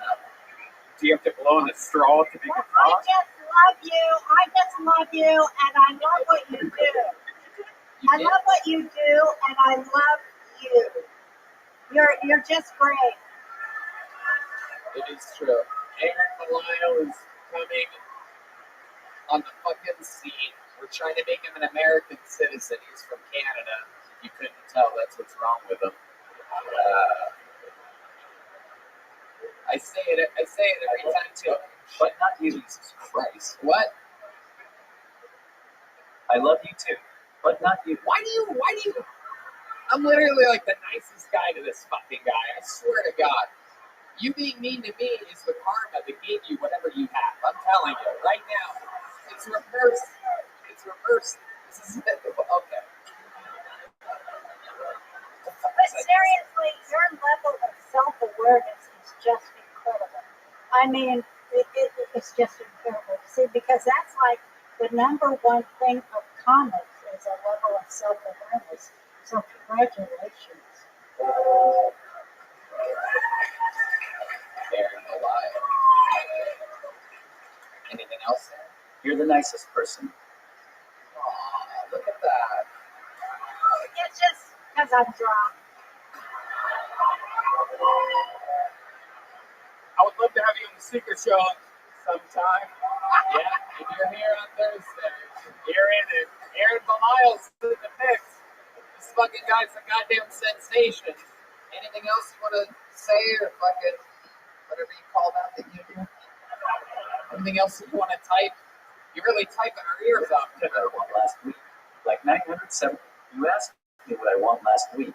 Like 976,356 times. And I didn't answer. Do you mind if I answer that now? Oh, well, now it's off the table, but, no, go ahead. What do you want? Love like that is a Big word. picture. I want a comedy career. I want to make a living doing things I enjoy and making people laugh, sharing my story. And in honor of that goal, I think the best thing to ask for in this moment is a golden ticket. It depends how. Wow. It That's depends a how lot. thin you are. Nobody's Yeah, ever definitely. asked for it. It's only been given out once in our entire 2.5 years in Austin, Texas. Only 8 or 9 people around the world have a golden ticket, which Roseanne's asking me, which I'll tell you, that is something that means that they can perform on any show, anytime, any Kiltony. They can do a 2 minute Six packs are made in the kitchen, not in the gym. world. If they're there, they get to be on the show. And goddamn it, you know what? I'll call your fucking bluff. You're a new golden ticket winner. Aaron Belial. Yep. There you go. Any fucking time. Let's go. Yeah. You got it. There you go. Roseanne motherfucking Carr. And I'm going to offer something on top of that for your golden ticket. I'm going to help you with your material. I'm going to help you edit and fix up and write your material because I love it. Wow. Holy shit. One of the greatest comedians of all time offering to mentor Aaron Belial. My goodness gracious, it just doesn't get much fucking cooler than that. Ladies and gentlemen, the 9th or 10th ever golden ticket winner in the history of the show. I'm in. Aaron Belial. Hell yeah. We're making motherfucking dreams come true here. Next level. It's next level. So deep next level. Shit. You guys feel like you're a part of something special here tonight? Should we go to this bucket one more time? This is where we found Aaron Belial. This bucket is where we found Michael Lair, David Lucas, William Montgomery, Hans Kim. And right now, I present to you, make some noise for Arthur Martirosyan. Arthur Martirosyan. Your final fucking pull of the night. We got Luthen? No. Arthur Martirosyan? No, it's nothing. A thumbs down. What? Alright, I'll pull another name out. Samantha Minnie. Samantha Minnie. Alright. Let's see that. Yeah. Fuck you, man. Everybody, one more time for Samantha. Never set something up. I've been in a relationship for 5 years, not with the same guy, but just passing the baton until someone gets it right. I do this really fun thing where I like to ignore red flags. It builds character. That's what I tell my therapist. I remember one guy I dated, we were driving around, and he's like, we're about to pass my childhood home. It's like, dude, we're in the middle of the woods. What do you mean you grew up here? It's mildly concerning. I also dated a guy where very early on into the relationship, I ignored a ton of red flags. He was playing video games and drinking White Claws. And that's not the red flag yet. I noticed like a bunch of the cans were full. And I was like, all right, dude, grabbed a bunch of backups, respect, whatever. And I didn't feel like drinking that night. It's a good thing. So I found out the next morning those cans were filled with piss. And I found out because he dumped them in the kitchen sink. I went on to date him for a year. There you go, Samantha Finney. Little gross story. There you go. Samantha, you were just on the show when? Last week? Last week. Okay, here you were, 2 weeks in a row. You have a lot of luck. Yeah. Does that happen a lot in your life? No, No. not even. Okay. This is insane. What's insane? Twice in 2 weeks. There you go. Absolutely. Definitely. Yeah. What's going on in life? Let's talk about it.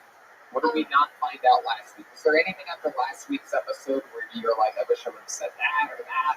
Oh, everything. So when I moved here, I had like an idea of what my life would look like, and I'm currently living in Utah with a 60-year-old man that does porn photography. Wow. Beautiful. Yeah. So not what I expected, but Right. So how do you end up with a 60-year-old man in Utah? It sounds like a Craigslist shit. What is your rent out in Utah with a 60-year-old man? One hand job a week. Is that true? Is that true? $400. Okay, $400 a month. And how far of a drive is Utah again? 30 minutes. 30 minutes. And you're originally from Buffalo, right? So a 30-minute drive to $400 is like a great deal or something like that, right? Yeah, I paid slightly more in Buffalo, but I had 2 roommates, but everything is 5 seconds away. Right. What do you think about 20 minutes in a blowjob? Red band. Red band. I really don't want to work with you anymore. If anybody knows how to work a soundboard, I'm hiring. I'm taking Jesus Christ. But what would you do for that? What would you do? I'm just curious at this point. What would I do for 20 No, we're minutes? kidding. We're kidding. So tell us something else that we don't know about you. My dad is a juggalo. What is Close.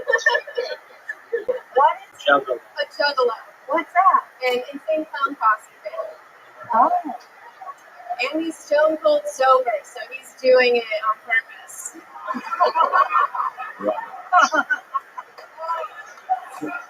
Who is?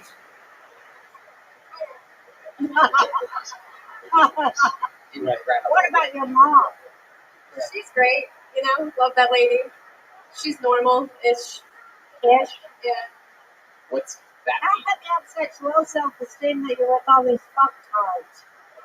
Forever and ever, and you ignore red flags. I want to know why you do that. I mean, I just am interested because I married Tom Arnold. So I just am interested. Crazy The red dick flags. is good. What? Crazy dick is good. You're talking Crazy to dick? you're talking to a lady that doesn't have vaginal moles anymore. Oh. You're preaching No, to the choir. She has an did you say insane crazy process. dick is good? Yes.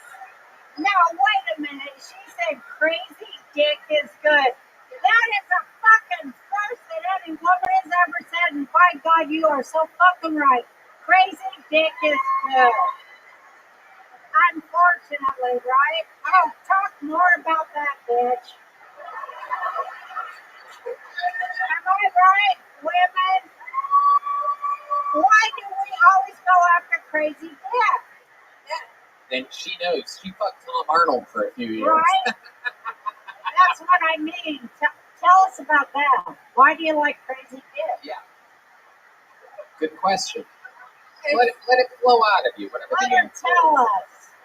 Crazy dick is good. I dated a guy who used to put my entire foot in his mouth. I think that was fun. Yeah. Look at these things too. Like Why was that fun? because who does that? So you just like that it's different. Yeah, I don't like happy marriage sex. That's boring. I said, Just someone breathing in your ear. yeah, somebody humping on you like a big old fucking hog. Yeah, I get it. Yo, Kim. Yeah. You like the esoteric, putting the foot in the mouth and this and that. Yeah. Well, I By want to hear 79. about that. Or you can still get me. You got That's some big new, credit. right? That's Yeah. some new shit. Yeah. The comedian before you put his foot in his mouth. It was insane.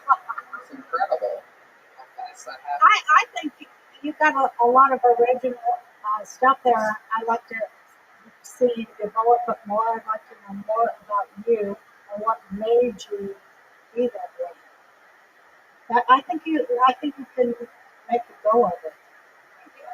Yeah. That's why I do. Because life is boring, so Dave fell in love with a neck tattoo. Am I right? Yeah.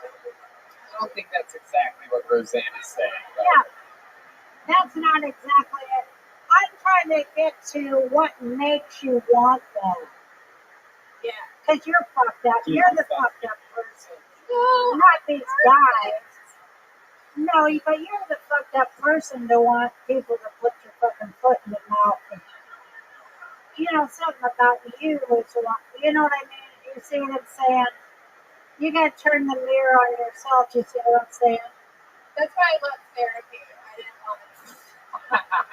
there you go. We want to hear it, but we want to see some ugly shit made funny. You can do it too. Roseanne is correct. Roseanne is right. Right? Am I right? Yep. Like women, I like that she's saying this because this is what I'm starting to write about, how women, they'll do anything for dick. That's what nobody wants to hear, but it's the truth. They're dick tards. Women are dick tards. They'll do anything for fucking dick. A lot of women, I call it digmatized. I like dickmatized, they are. It's like, I'll do anything for dick. I'll let them beat my kids or what have you. Fucking whatever, as long as I get the dick. Motherfucking stupid bitches. That's what's wrong with the world is these fucking women. I used to think it was all men's fault now Dude, that you're I'm down by 95. menopausal with no vaginal walls. But you I can still get realize me. it's all the women's fault, goddammit. That's what I say. Wisdom from a modern day sage, Roseanne Barr. That's Samantha Minnie, everybody. There she goes. Overtime. You already have one of these, right? You have a little joke book? There you go. Get yourself a gel blaster on the way out. You guys ready to put a ribbon on this fucking thing or what? There's only one way to do it. Ladies and gentlemen, there is a man who has done more new minutes on this show than anyone ever has. They call him the Manila Gorilla, the Memphis Strangler, the Big Red Machine. This is William Lights Out Montgomery.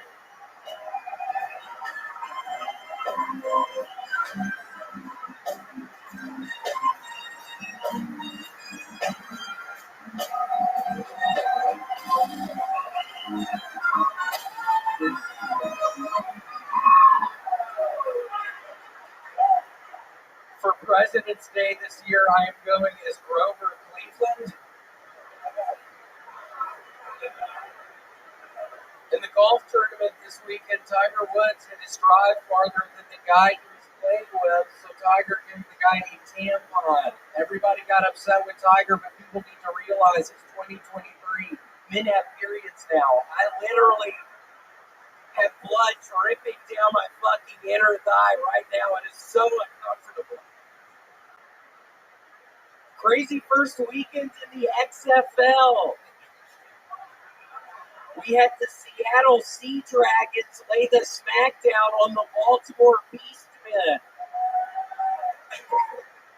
The Houston Roughnecks went down to the wire and managed to beat the Grand Rapids Grizzlies in prime time. And in prime time, the St. Louis Battlehawks totally derailed the East Palestine Headaches.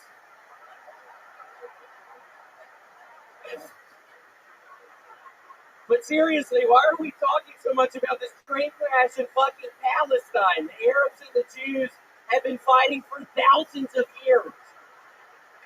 Why are we so worked up about this fucking train crash in Palestine right now? Where the fuck am I right now? Seriously. Fucking Palestine. Okay, this one. Wow. Wow. What a work of art. Everything in the news this week he just covered in a minute and 30 seconds.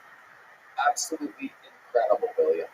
Every single one of those things that you started, every joke, I thought I knew where you were going, and I was completely wrong. Nothing but fun twists, and I've watched you more than perhaps anyone's ever watched anybody. So it's incredible to see week after week. What's going on? How do you feel? Yeah, I tried to have some Masters of the Universe bad guys into the XFL teams. But Tony, I've had the worst head fog. I finally have gotten off of my Zen nicotine pouches. I was doing 12 milligrams in my mouth all day for the past year. My mouth started bleeding all the time. So I thought I was literally probably going to start losing some of my teeth. So I've got this horrible head fog, and I've been chewing so much gum recently.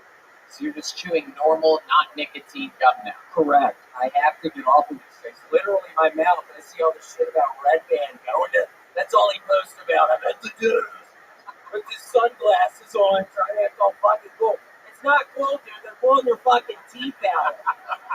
You piece of shit. It's not going to matter you were in the Wayfarers in the picture. Holy shit. They're tearing your teeth out of your skull. It's like that's all I ever see when I get on your fucking Instagram. It is so strange the things that Red Band chooses to post about. It is very bizarre. For some reason, he thinks being in a dentist chair is like awesome or something like that. You do. That's so stupid. Why? You posted today, literally back at the dentist again. Yep. You could probably get a triple word on the side there. Because I've been here at the dentist like 7 times in the last 2 weeks. Yeah. So why do you keep posting about it? That's something most people would keep a deep, dark secret. Because it fucking sucks, and a lot of. I took your jaw. I placed it on a curb. And I stopped it.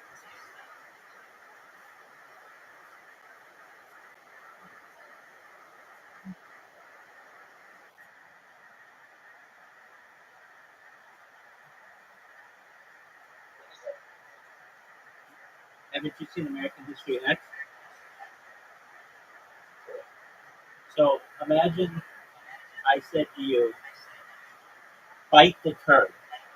So you take your mouth and you put it on a curb, like of a road, and then I take my foot and I smash it down on the back of your head and break your jaw open. That's what I did to you.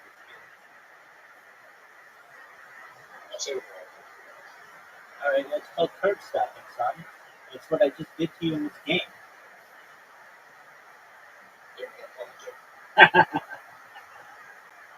All right, you want to play darts?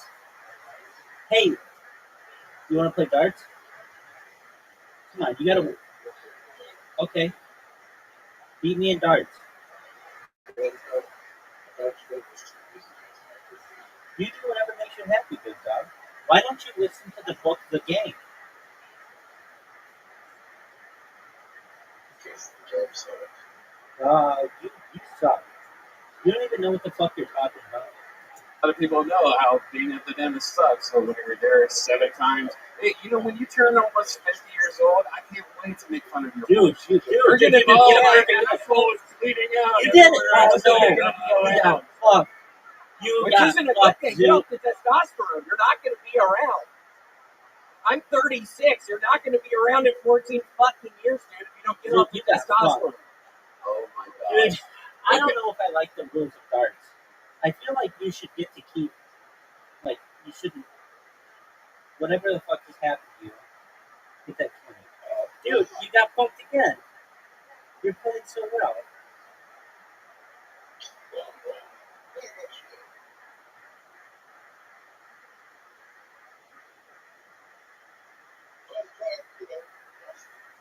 Dog, you were playing really good. You keep hitting the triple 20s. See?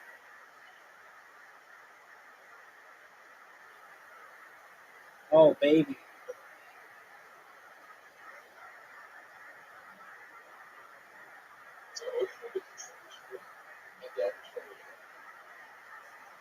Dude, I keep fucking busting. Get a 1. End it. Too high. Bust.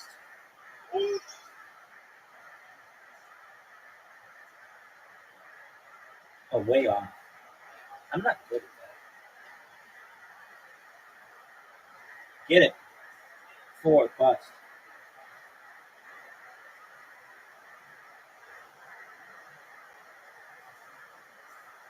Check out, son. Check out, son. And it all comes down to this. Zoo. Zoo. You busted. You just lost.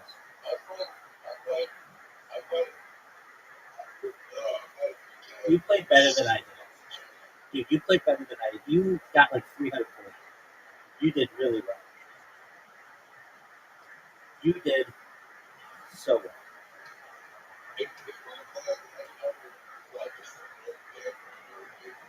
Oh, by luck. Alright, accept your invitation, son.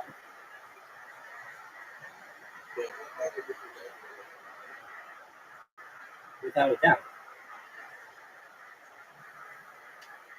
You're gonna spank me. Spank me. Spank me. You would have spanked me. 20 off the bat. And then a 1. Get a triple 20. Another 20. Yes, sir.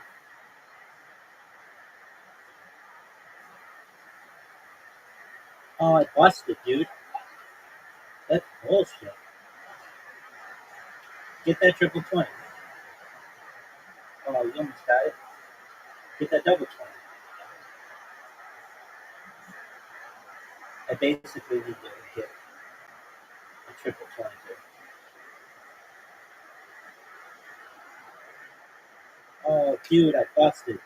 Dude, the fucking, that's such garbage. Get it. Nice checkout, too. Nice checkout, too.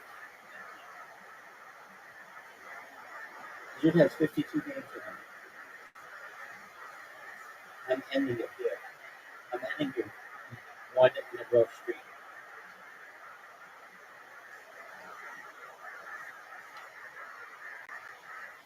What would you consider a good opening round?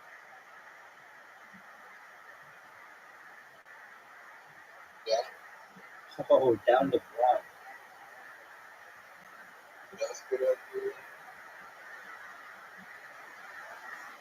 Yeah, bro.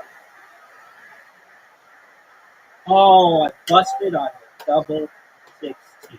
I'm so surprised that I do that so often. Get it, Zoo.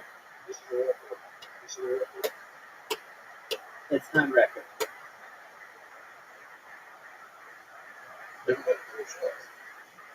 The record is 1 game. Or 1 round.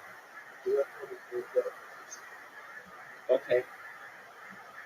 Let's see what you're gonna do. 25. 4 shots is a record for us. But you can get it in 3 shots. Dude. 85 point Zoo. Are you putting on a phone? You're weak.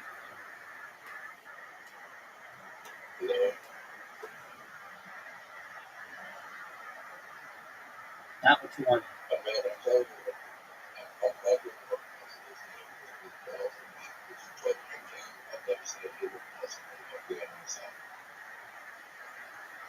I checked out, son. I checked out, son. I did it in 5 shots. How did I just win? Oh, because you went first. I could see there being a lot of box on this. Go get him, Sue. Go get him. Go get him. You got 20. You got 20.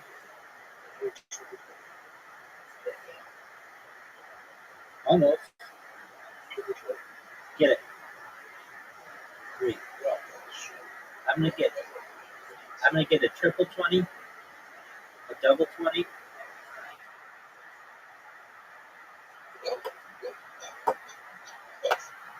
I'll take 65. 65 is 8 out of 10. Okay. 19. Get the 19. Checkout. Beautiful checkout. Put the pressure on.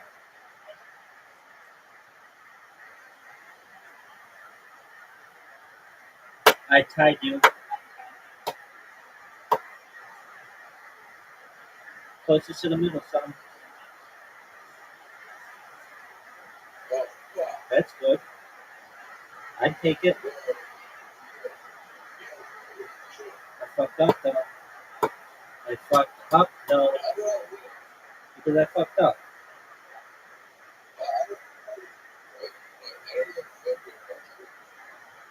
You shouldn't. I fucked up.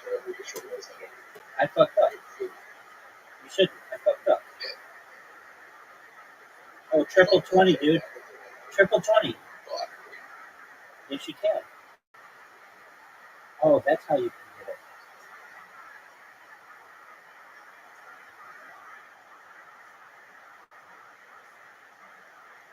it. So are we saying that 60 points is an 8 out of 10? I would say so. Get it.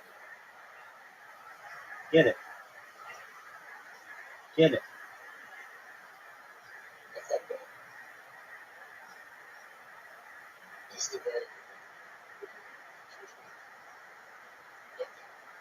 Right here. Look who the fuck it is, son. Look who it is. The boys are back in town. How you living, pimp?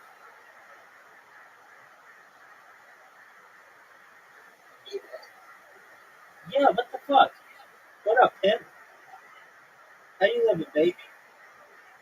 What the fuck? I don't think I can win. He just keeps joining and leaving. His computer might be fucked up. Oh. I'll call him. We called you last night. I know you were sick.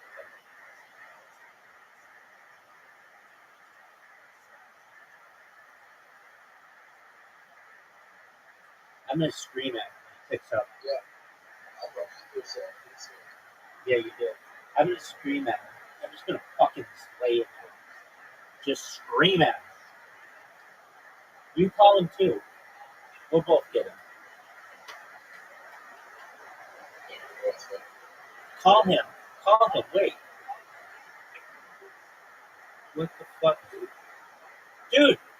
What the fuck? Zoo literally just left. Hold on. Now I have to call Zoo.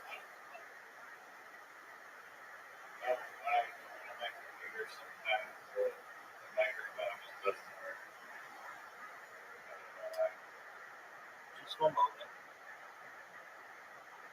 How you living, man? Yo, guess who's here?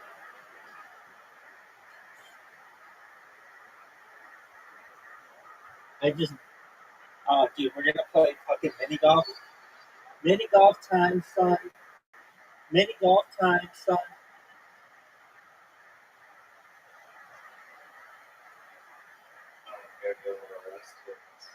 Oh, you're already making excuses for your dick sucking?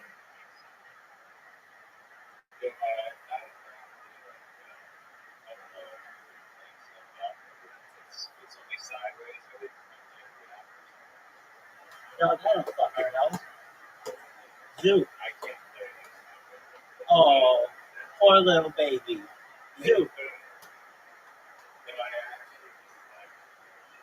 Hey, dude, just get good. That's all. Have you ever heard GG? Get good.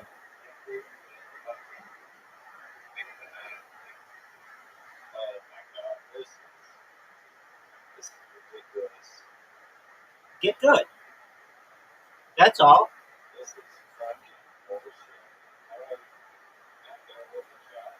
Yeah, you can. Yeah, he's here. You can get rid of the chat.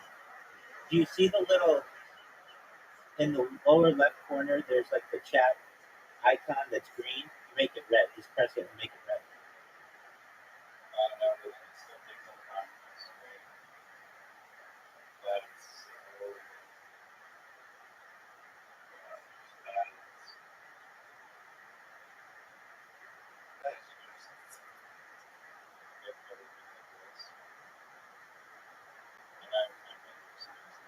Dude, you sound like a little bitch, right? You know that, though. Do you know that you sound like a little bitch? You sound like a little bitch. What in the fuck are you doing to me, bro? What are you doing to me? Dude, take out that tree. Dude, what is this bullshit? What is this bullshit, folks? Look at this shot. One of the great shots in the history of the game. One of the great shots outside the box thinking. Phenomenal. Dude, are you there? Aren't you going to say hi to your friend?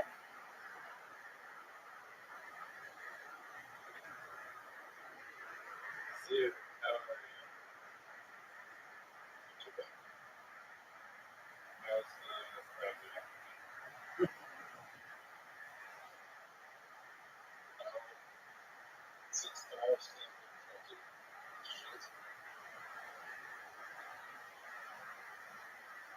You haven't been here. Zoot really did have a job.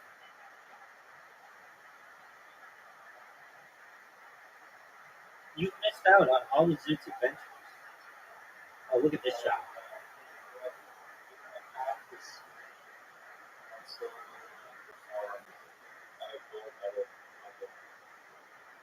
Zoot hit my ball.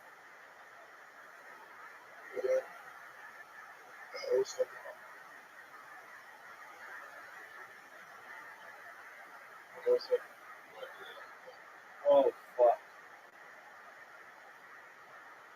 Zoot's getting schooled.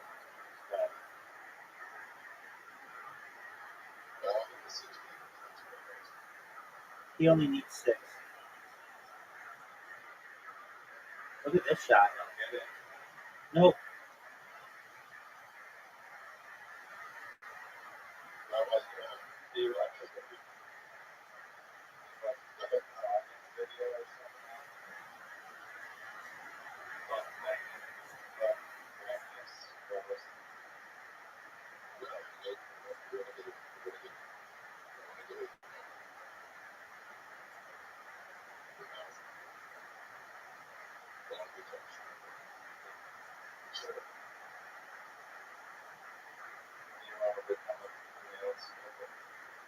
Oh, he wants to become a female stripper.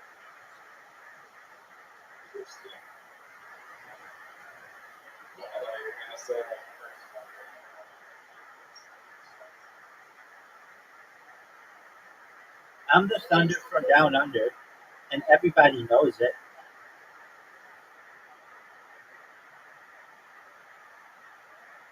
Zoot knows it. Riser knows it. All of Australia knows it.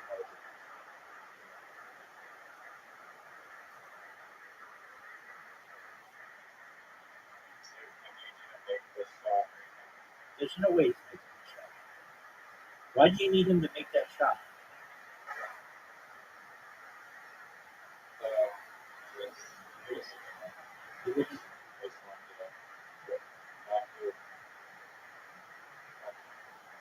Collusion.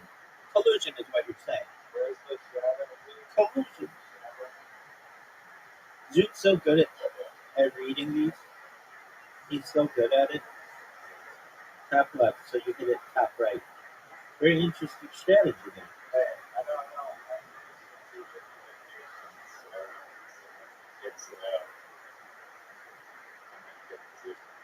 Is that strategic?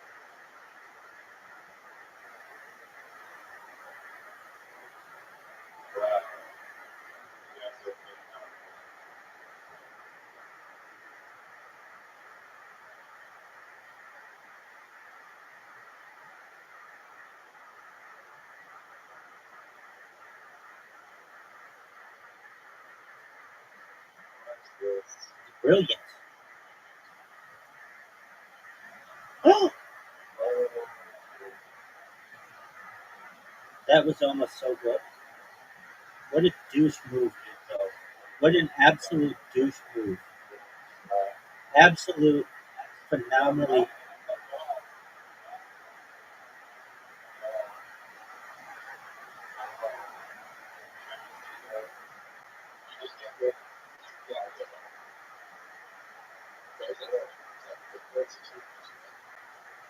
You get 2 points. too. No, that's the first word. I'm still. Oh, we know that.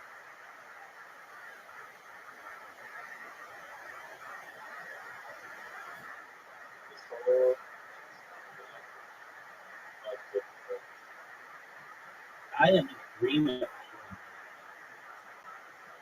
you. Especially playing with Riser, where he knocks you, fire bumps you, and throws up that shit to you.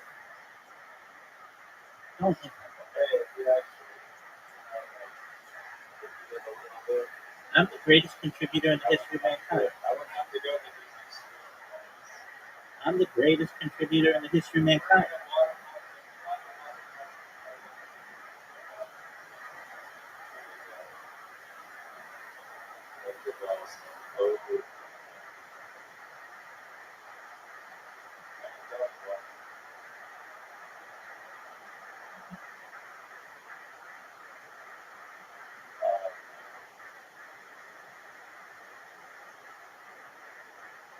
Fuck that. Zoot, make it.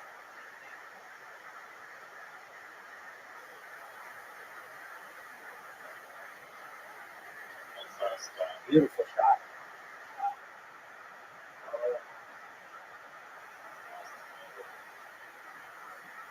All right, Zoot.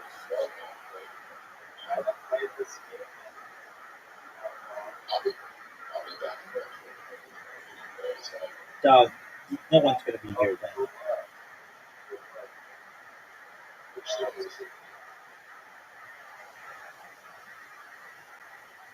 That was an amazing shot.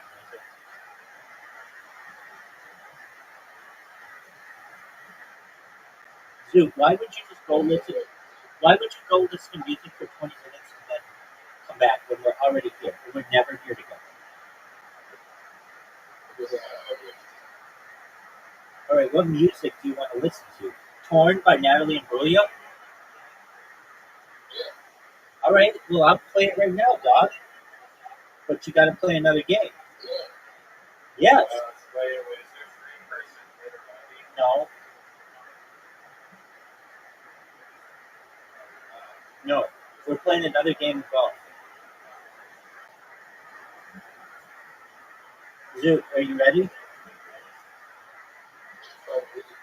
Yeah, I'm going to play Natalie Imbriglia's Torn.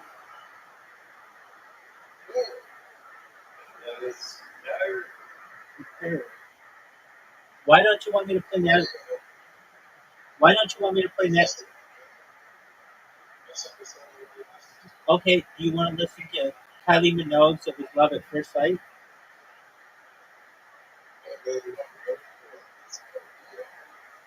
Okay, do you want to listen to AC/DC? Zoot.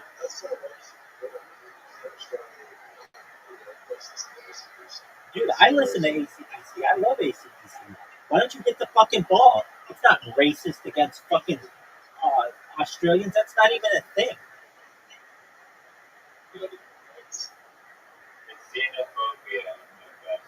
It's not xenophobic. These are great bands. I'm just playing. I could say like esoteric bands that he's never heard of, or I could say bands that I know that he knows. Riser, you're up.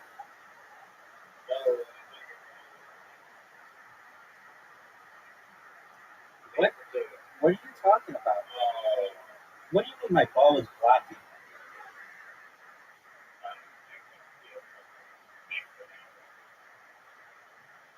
Look how amazing this shot is. Folks, look how amazing this. Shut the fuck up. Shut the fuck up. That's horseshit.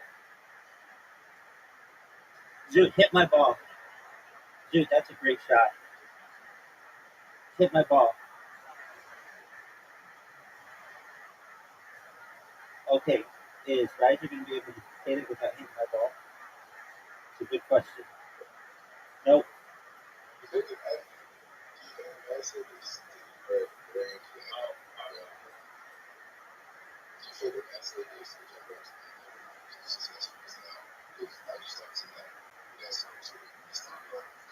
Dude, their songs are amazing.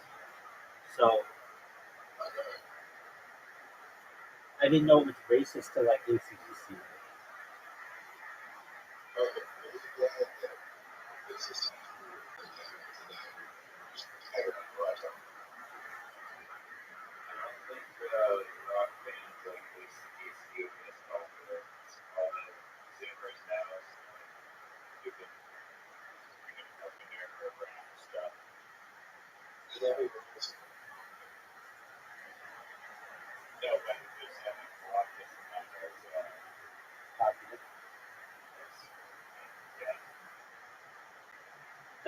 That's a legitimate point. And plus, when those guys came out, they were like already a bunch of rock bands, Led Zeppelin, and then eventually get like Aerosmith, and we had like Pink Floyd. They would have just maybe been lost. But at that time, they didn't have rap. And they weren't like major league pop icons. Like they're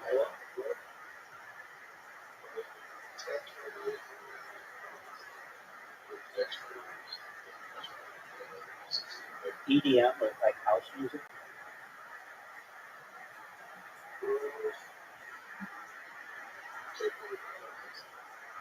All right. Did you know that I just made it?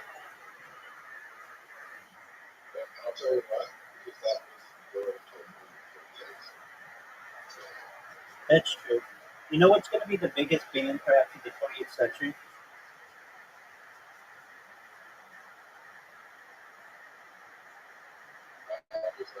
Yes.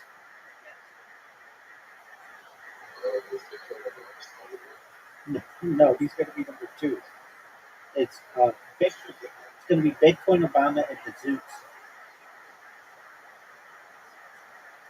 It's not Bitcoin. It's not Bitcoin Obama.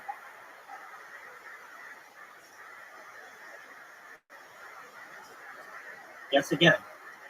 I'm not going to give you the answer, so you better start putting in some guesses, son. Which genre is it? It's like pop rock.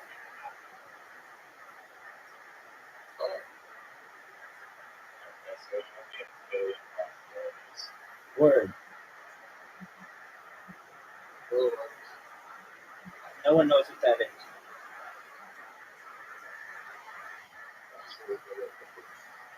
All right. Of course. Absolutely. They're arguably the biggest band in the world right now.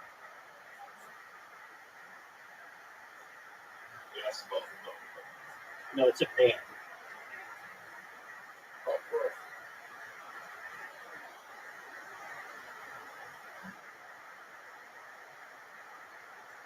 What a shot. What a shot.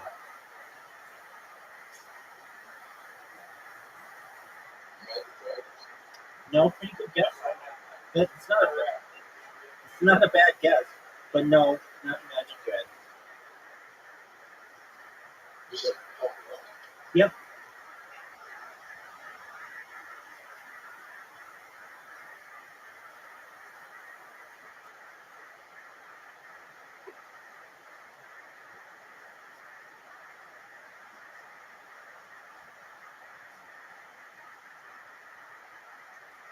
Dude, you can hit the ball, you're going to jerk yourself off raw.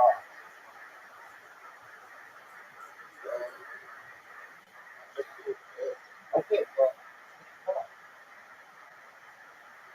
What's the biggest band in the world right now? What's the biggest band in the world right now?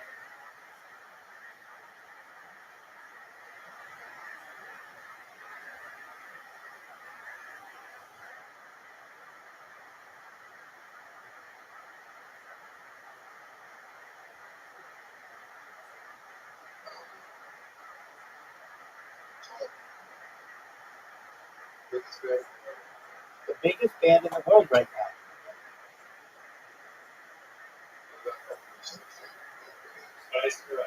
No, not the Spice Girls.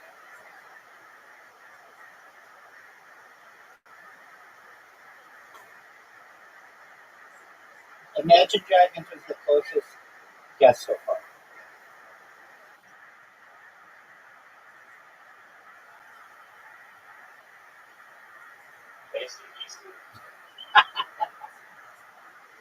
very funny. No, not ACDC. But ACDC is a great band. It's racist to like them, though. Riser, don't ever forget that.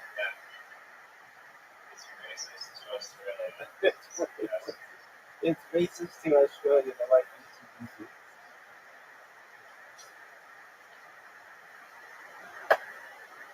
Okay, so Zoo, it's not Imagine Dragons.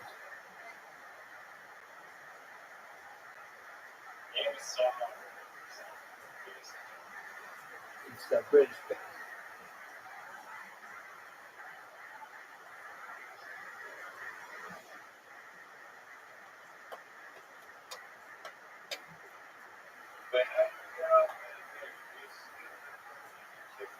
Because I'm sexy.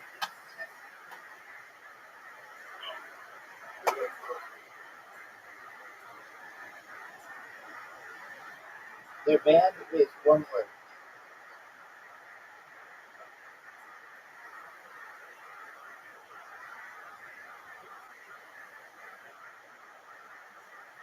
Riser, you're getting spanked this round.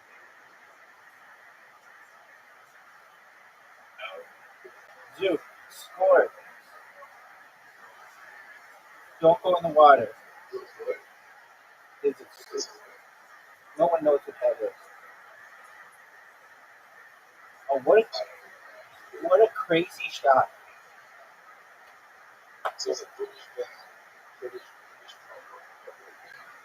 Yeah, no, it's not whatever you just said.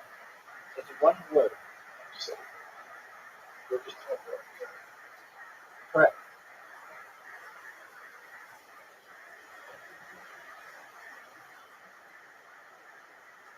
Isn't it amazing that you guys can't name the biggest band in the world right now? Yes.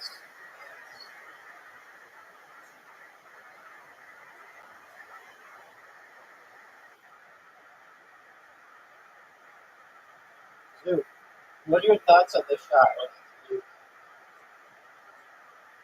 Zoo, what are your thoughts on this shot? Zoo, Zoo, Zoo, what are your thoughts on this shot? 10 out of 10, baby. Dog, scoreboard. Look at the scoreboard. All you need to do, son, is look at the scoreboard.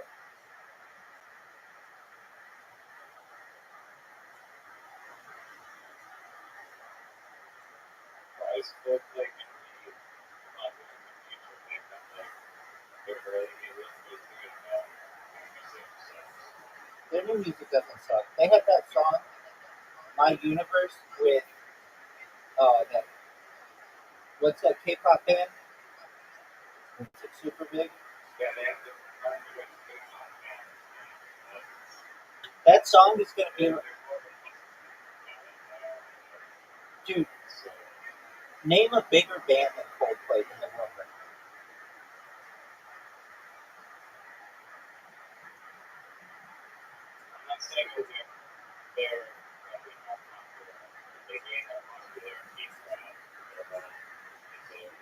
But their catalog, the Rolling Stones.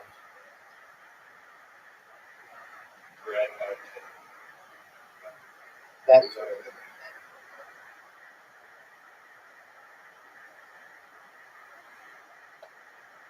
the Rolling Stones. But the Rolling Stones are like just about so I mean a band is more than one person playing anything.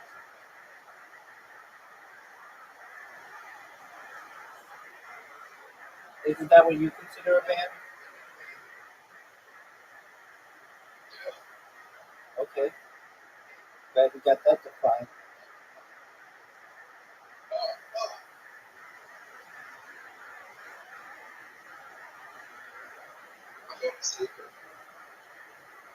What's your secret, son?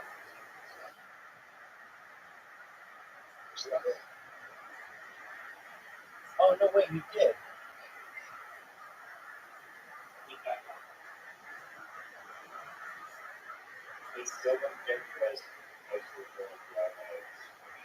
Right.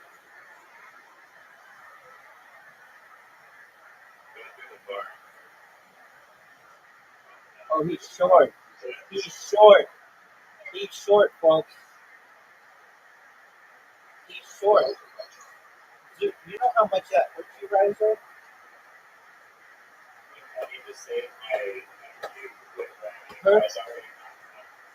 Perfect game coming up, folks. We have a perfect game on the books.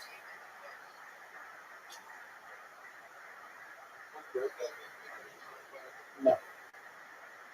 Coldplay's been doing it for like 30 years.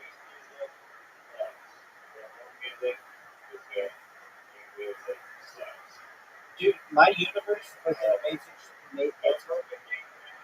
That was an amazing shot. That's okay. All that matters is the scoreboard. Cool.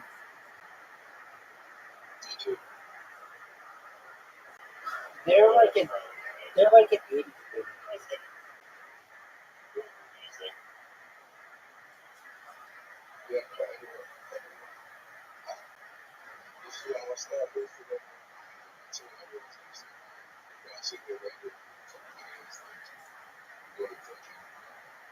Oh, I bet even less than that.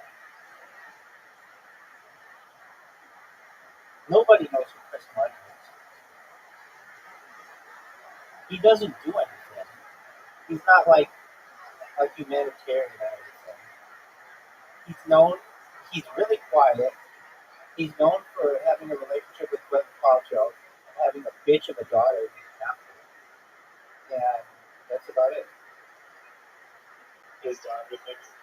Yeah, and when I first heard about this, I remember hearing it with my cousin and we laughed.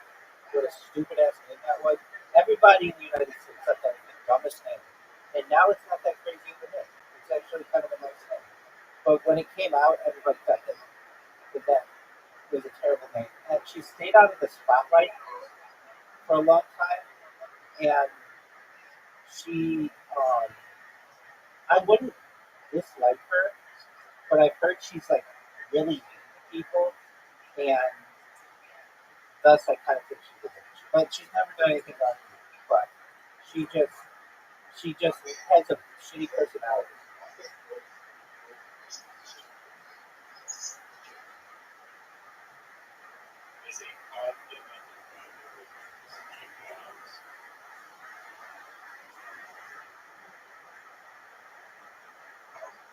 Oh, what a shot.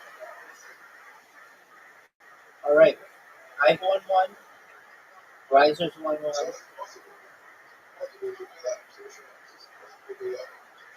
Yep. Now it's your turn, Zoo. Zoo, hold on. We have to make sure Zoo knows. Zoo, you have to play this like Squid Game.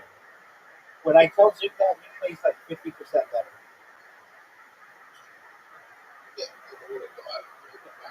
I know. It causes you to focus and stuff. Riser, Squid Game. Fuck no.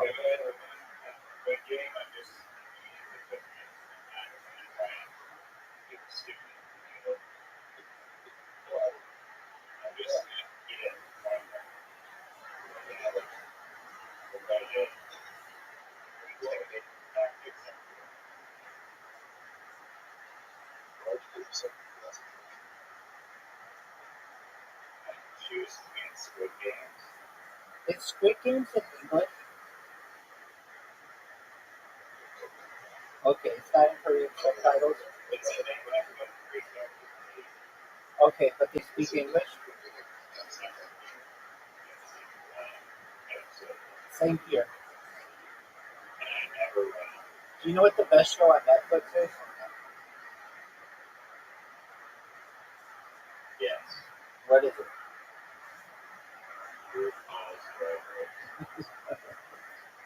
It's Kill Tony. Kill Tony's on Netflix now. Did you know that?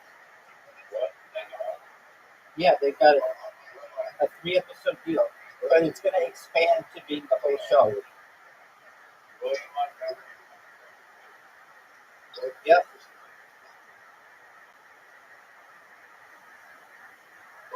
Oh, Zoo.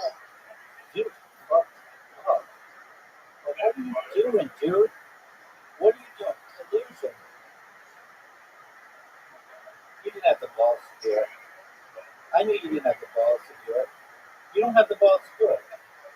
Do it, you little bitch. Do it, you little bitch. I knew you were a pussy. You're fucking. You're an insult to pussies. How the fuck did you both miss? You had the easiest shot. Thanks, babies. Thanks for the free points.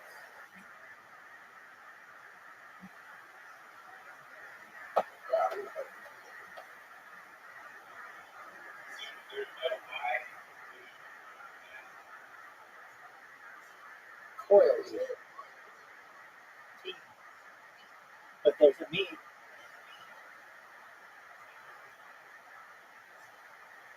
Look how amazing this shot is. One of the greatest shots we've ever seen.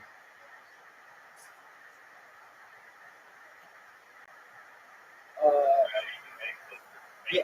So, you didn't know that William Montgomery's on Netflix now?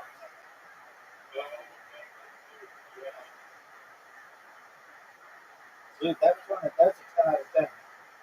Dude had one of the best shots I've ever seen. Are you serious?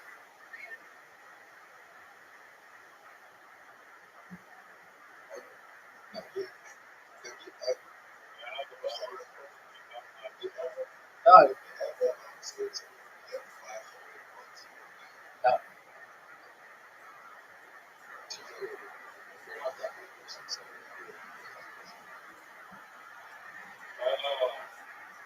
Keep going, keep going, keep going, keep going.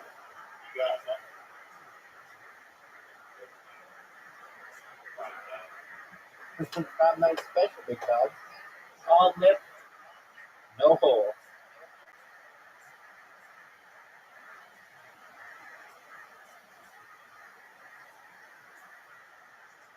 You didn't know that William Montgomery's on Netflix and you call yourself a William Montgomery fan? Do you even know William Montgomery has red hair?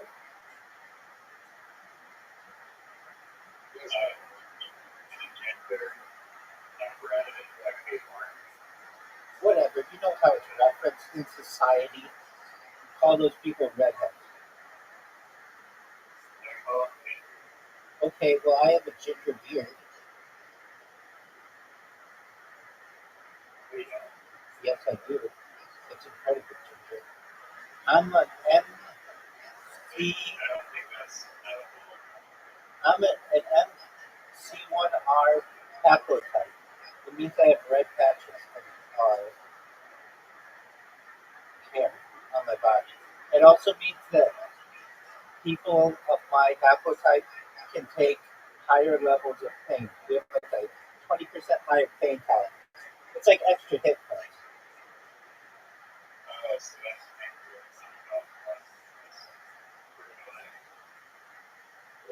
I don't know. I haven't had to test it out. Oh, Riser. Great job sucking cock. Majorly dick sucking. Make the shot, Zook. Make it.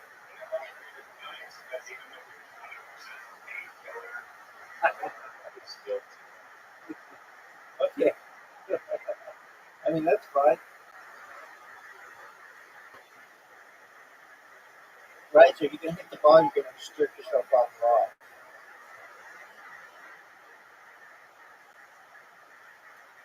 So, Riser, you going to make this fucking shot? You're going to just jerk yourself off raw.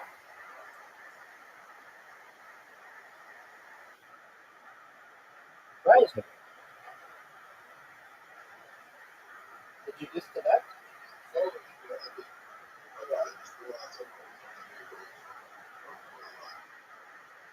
In what weird world?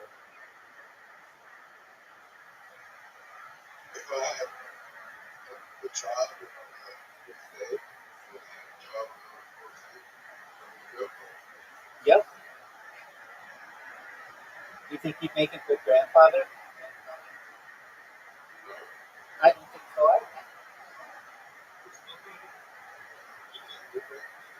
I think the best grandfather on earth. What happened to Riser?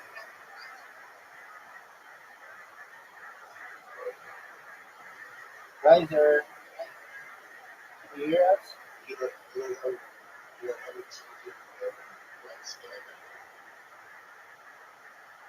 inside a bunch of milk.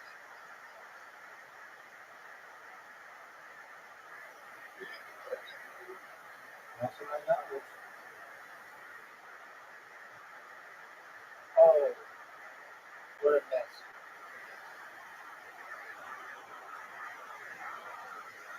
Make the shot, Zoot.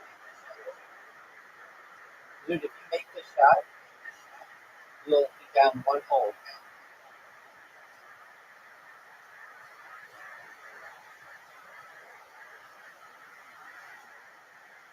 Zoot, do you recognize if you make the shot, you'll be down one hole? What the fuck just happened?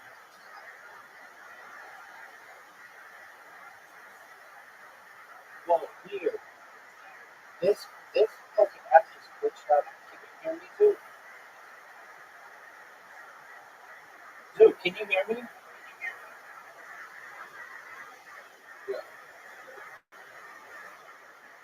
Well, there he is.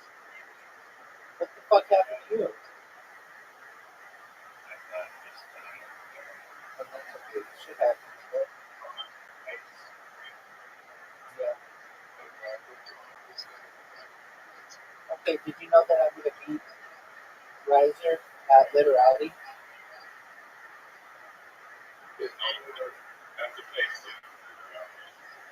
I want to see that.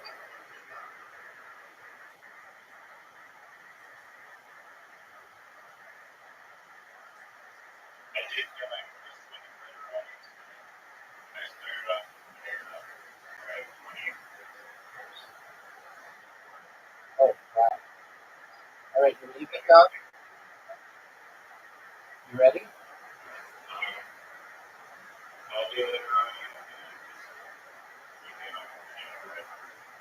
You and that banana bread.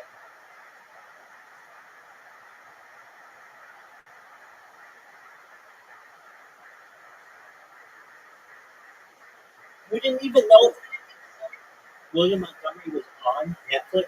He even has his picture on Netflix, unlike the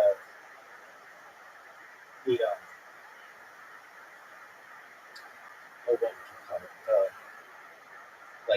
The picture, like the scrolling.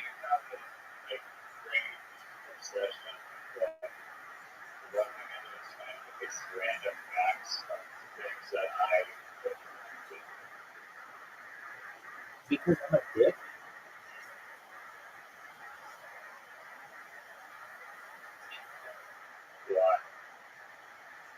Because I like when someone likes something, because then I make it a competition to make them like it more than they do.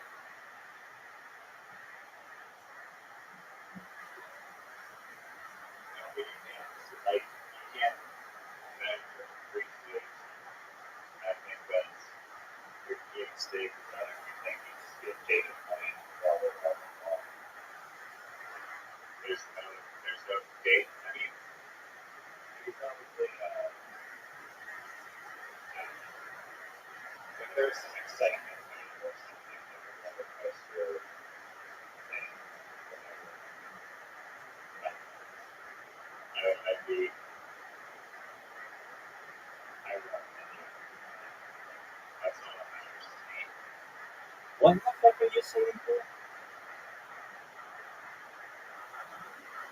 Just because you know some random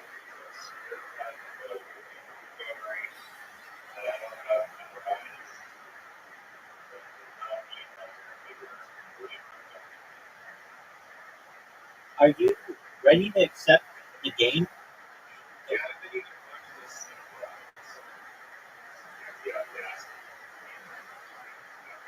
That's a lie. That's a flat out lie. I watched the first one. It was one of the worst podcasts I'd ever seen in my entire life.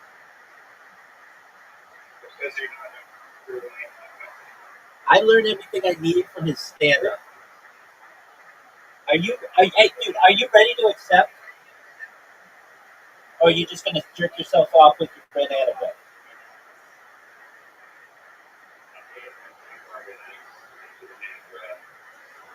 All right. Okay. bad exactly. 3 episodes is not enough. No, but they're gonna. This is how it went. They tried it out on Netflix, and it's getting good reviews and ratings and things. So then they're gonna expand it to. That's so bizarre enough. It's like a 3-hour show. Yeah, and they air it. They air it on Monday nights, just like it is on the internet. Oh wait, it's at midnight though. I shouldn't say it's like midnight Pacific time. Just to make it. Wait, so they can actually watch it at time? Or is there a recording? There's a recording of it, but those ones have not been on the internet yet, so I don't know what they are. Do you have an Netflix account? I have. I just don't watch it because it's copyrighted material, and I get copyright strike like crazy when I watch Netflix shit. So I just ignore it.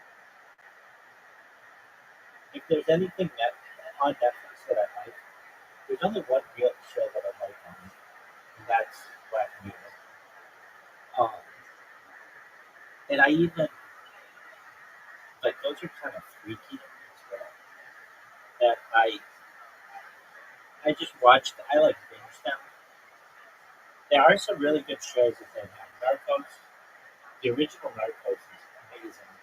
I love that. House of Cards.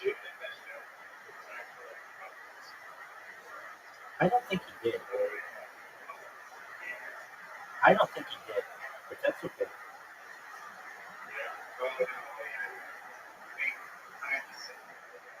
Kind of similar, but not like exactly. All right. So you're making banana bread.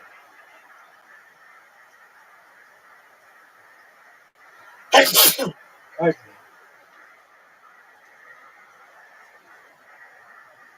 How's your banana bread?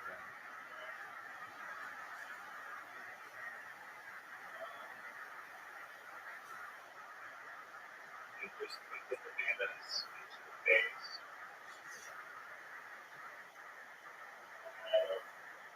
Rest of the stuff.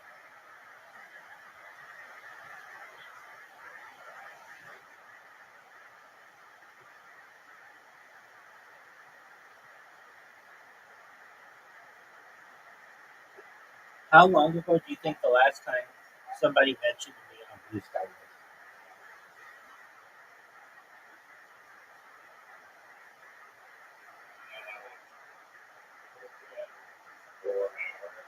All right, that's a good guess.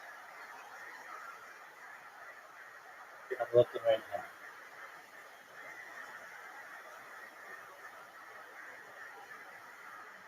45 minutes. I'm so sick of Rabbi Rothschild's box. I'm gonna go shoot VR guns while joining John Oliver so I won't be mad. Then 2 hours ago. Can these Rabbi Rothschild bots shut up? I just got 2 bottle pies shit in this loser in the last 15 minutes. I don't want to hear about your attention for street that I get 3 hours ago. This guy's funny. He's from Australia. He writes, he like adds me.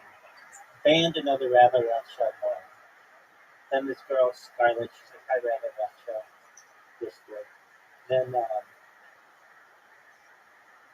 4 hours ago. This rabbi is fucking killing me. Every time he speaks, I end up crying. And that's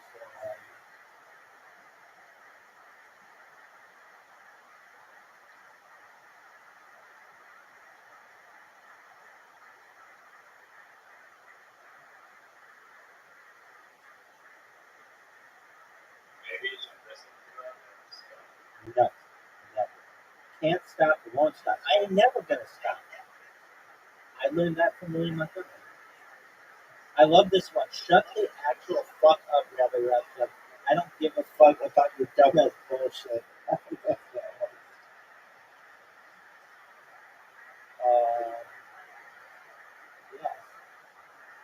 Yeah. That one's so funny. It's Wrangler, your Word, dog.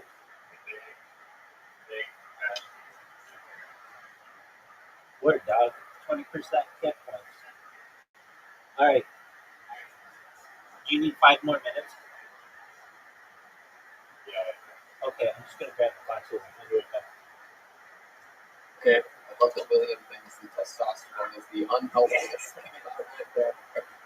You're rocking a Kirkland signature sweatshirt today. We've heard about this on again, off again relationship. New sponsorship deal, 7.5 million next 3 months. Kirkland signature. I don't give a fuck anymore. Yeah. You don't give a fuck about what? I don't know. I've had this horrible brain fog, Tony, after being off the nicotine. Holy shit. Oh, goodness. Oh my gosh, my first friend ever, Dillard Butler, is here tonight with his wife. Literally my first friend ever. Wow. Really? How old were you when you got out to be friends? I don't know. Our moms were buddies, and they would just put us on a towel in the kitchen, and we would look at each other. You think if we had Dylan, So I don't know how old that is. you think if we had Dylan come up here, would he tell us deep, dark secrets about the young William Montgomery? I don't know. If Dillard wants to, I don't know. Is he a shy guy? No, Dillard would love to. He's always really good at spelling. At PDS. Oh, shit. Should we have a spelling bee check? I'm just kidding. Dillard, he was always really good at spelling, I remember. I love it. Why don't you tell us a deep, dark secret about your childhood that we've... Oh, wow, here he is. Oh, my goodness gracious. This is Dillard Butler, my first friend ever. Absolutely incredible. I didn't realize Hunter Biden went by Dillard now. This is frightening. Wow, look at this guy. He's dressed like an eternal tourist. He's got the fucking flip-flops. He's got little thick feet. You have thick feet, Dillard. Welcome to the show, my friend. How are you? Doing all right. Okay. You're welcome. How long have you known William for? 36 years. Wow. All right. Have you ever seen his dick or anything like that? It's uncomfortable. Why don't you tell us something about William as a child that we'd be surprised I to used to show Dillard my feet. Wow. The little... No, it is uncomfortable. Dillard wasn't kidding. Tell us something about William that we'd be surprised to know. We talk with him every week. We never have an inside source like He this. sort of repeated kindergarten. Ooh, wow. William does not seem happy about that information being released at all. It was the T-Tribe with Miss Henderson. We went to transition. There was always like 8 kids in every grade. Dillard and I were in the T-Tribe together. You did kindergarten twice, William? You transitioned? Technically calls it transition, which was a grade between kindergarten and first grade. And I think that was more for the parents than us. Wow. Incredible. Kindergarten twice. What else? Give us some more dirt on William. We were banned from seeing each other by our parents for like 2 months at one point. Oh, that's what happens when you get caught 69ing his kids. That's what happens. That's what happens. It's so awkward. That was so awkward. Why did they ban you guys from seeing each other? For some reason, when we were like 15 or so, it got to be 16 through the cars.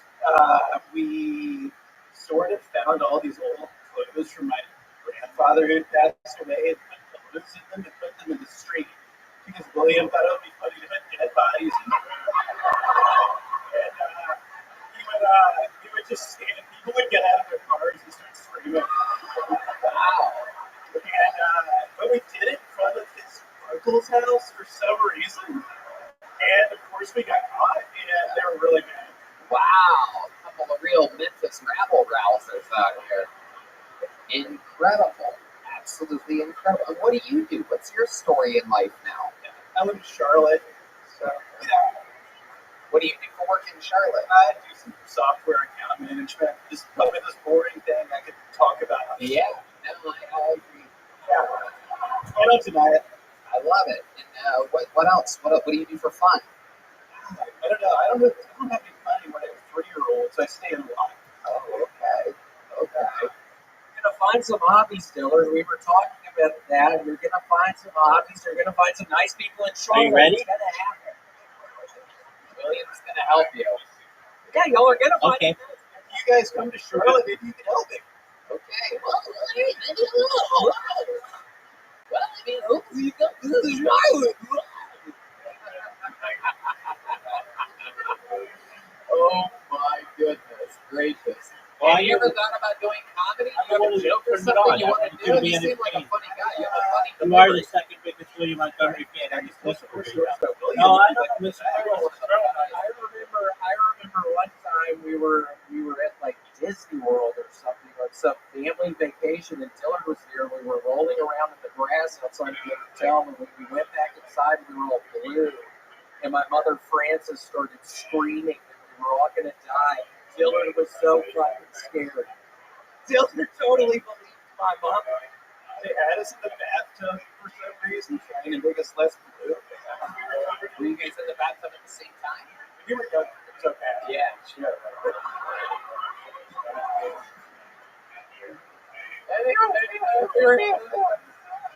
So there we are in the bathtub. Whoa, and oh yeah. Oh, I know the Montgomerys. That's exactly right. That's how I am. Then I get so into it, and I become an expert in it. Then I open up my own franchise of Funny Face.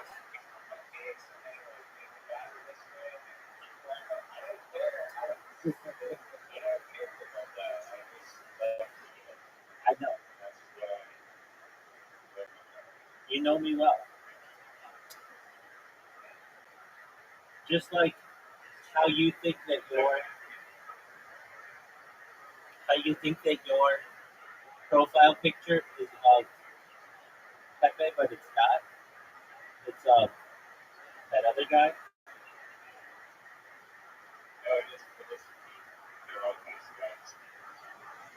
I don't think so.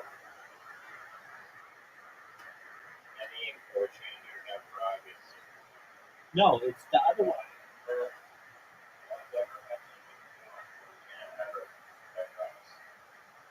I can tell you this: Apu was featured on like a soccer match. Do you remember this? It was like an advertisement in soccer. It was a really big deal.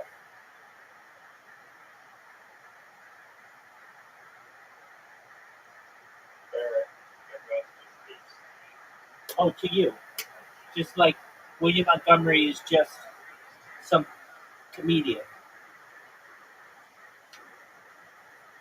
I can't believe you don't like Tony.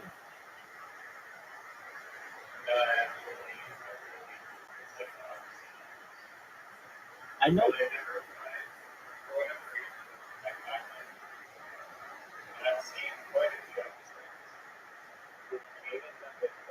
Oh, they're the worst. They're the worst.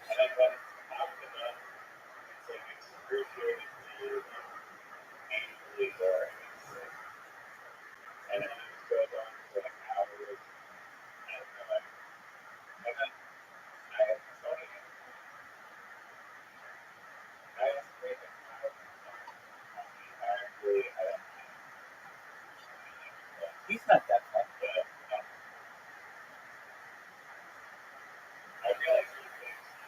Oh, he sucks his own dick. You're absolutely right.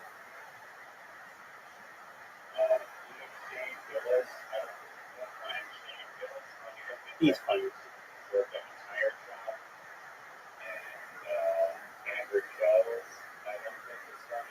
He's funny. Well, doesn't Shane Gillis have a TV show that is called Tires? Oh yeah.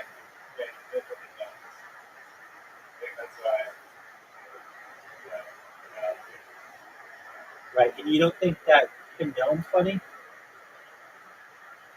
No, I do think something funny. Okay, I'm probably in agreement with you on all of those. You know who isn't funny? Joe Rogan.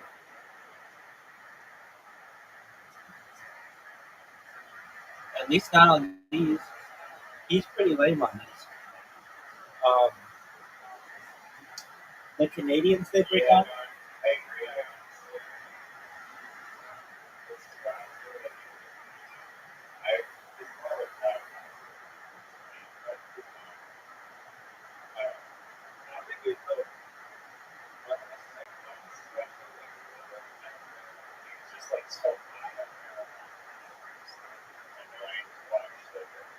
You know, I don't really watch him that much.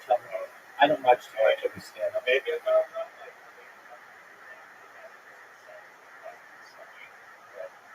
I don't watch much of his stand up. I never have.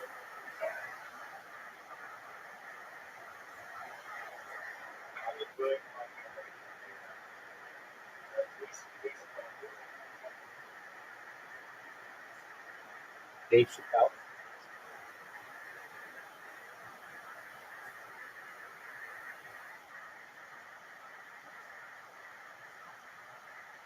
Who else?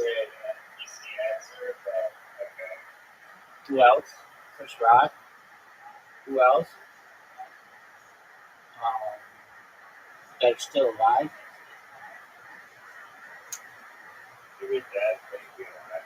Dude, then all the old comedians. They're all better than him. But he's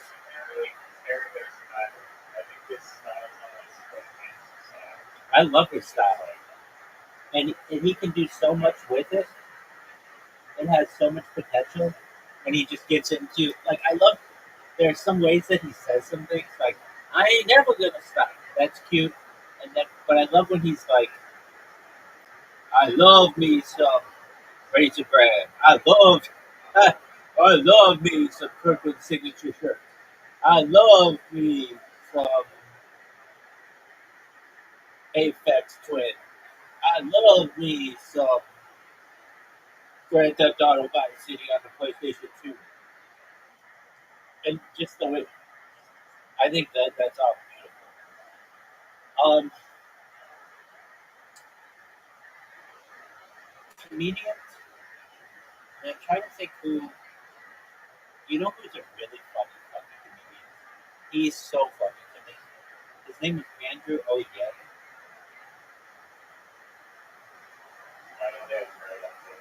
He's Chinese. He's from like Hong Kong or his parents are.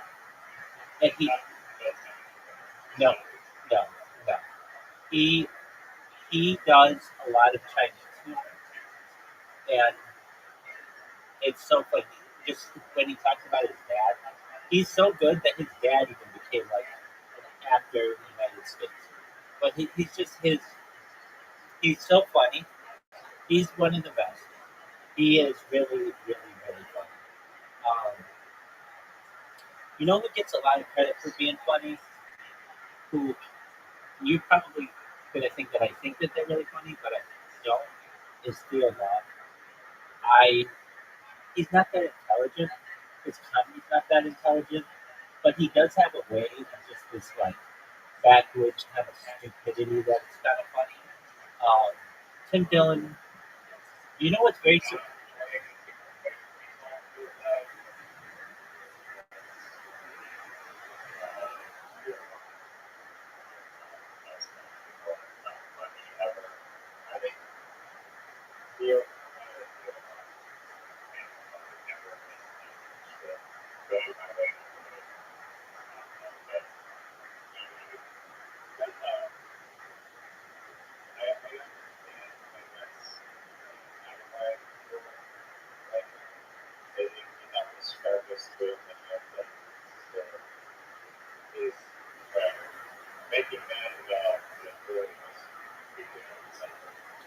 right.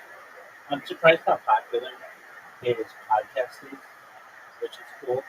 Um, you know what surprises me a lot is that Tim Dillon is gay. That to me is a major surprise. Like not just gay, but likes fucking dudes. Like I guess getting fucked by dudes. Like it's not just a play. Like he's not just playing. I don't know. He's kind of like very aggressive and masculine. That I would think that he would be like slinging a ton of it, but he doesn't. Andrew Schultz.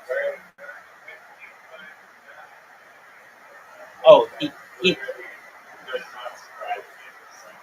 yeah, he even calls himself like the fat piggy who likes to get fucked. Like, he, it's like a big thing about him. It's one of the reasons why I think that he didn't get big, like canceled, is because like in that Joe Rogan verse, but he's like the one gay guy. And I don't mean like he's bisexual.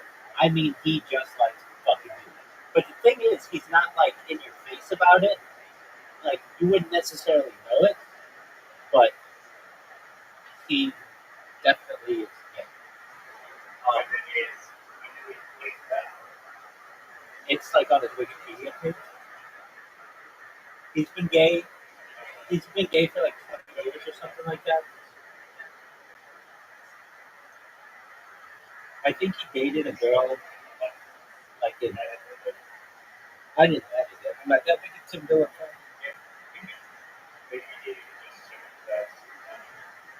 No. He talks about it.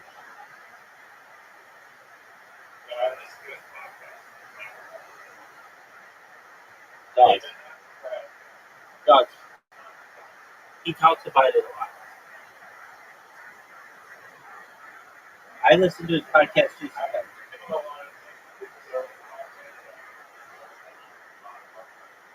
Well, that's what I'm saying.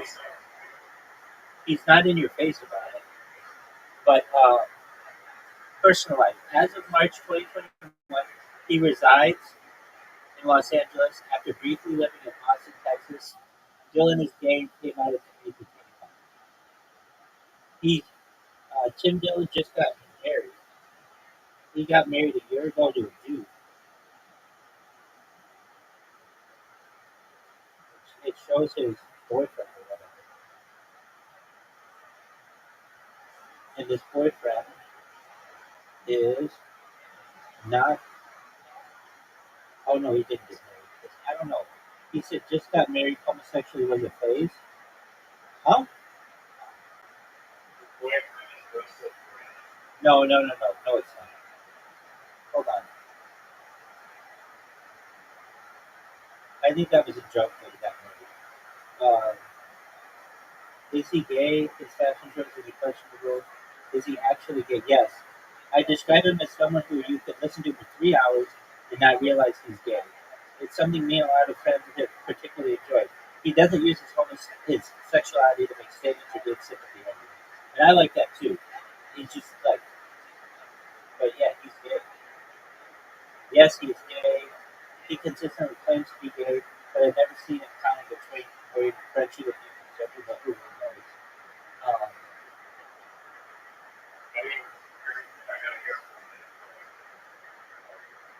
Word. Um,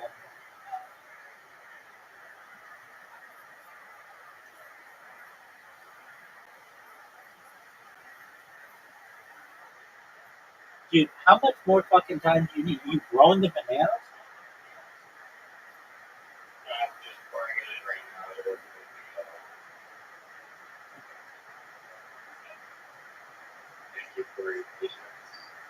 You're welcome. But yeah, anyway, he's really funny, and I do agree with that Redditor who said you could listen to him for 3 hours and not know he's gay. He's not in your face about it. I'm in agreement with that, and I think that's cool. Andrew Schultz. Yeah, exactly. He's very masculine. He's very masculine.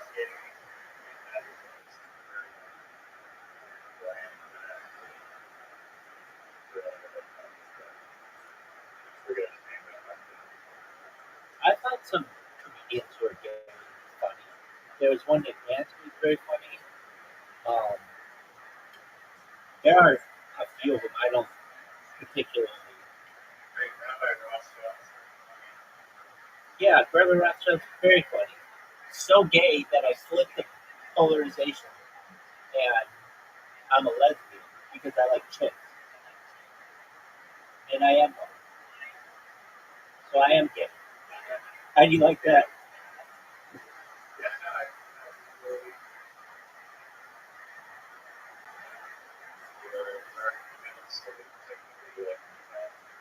So I'm gay.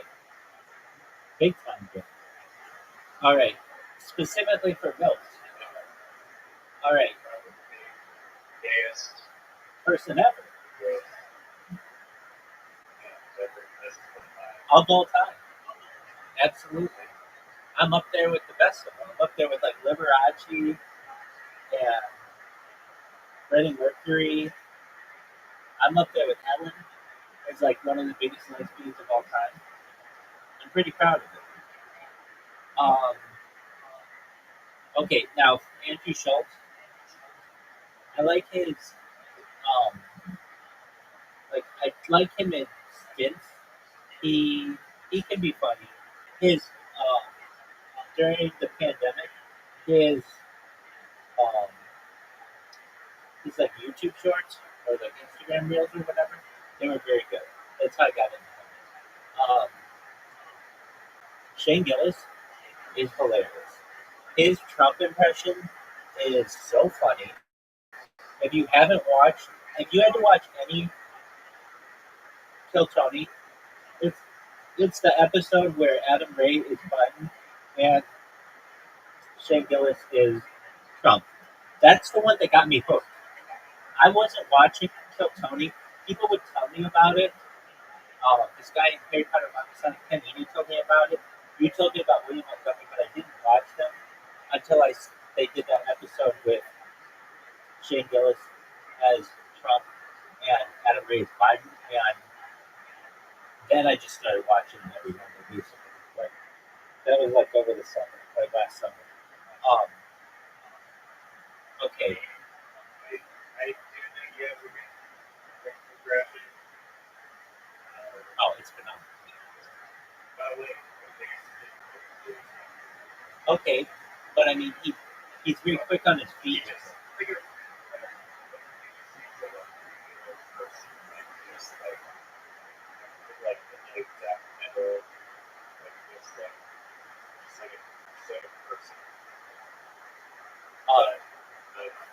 Okay. All right. You're a comedy snob.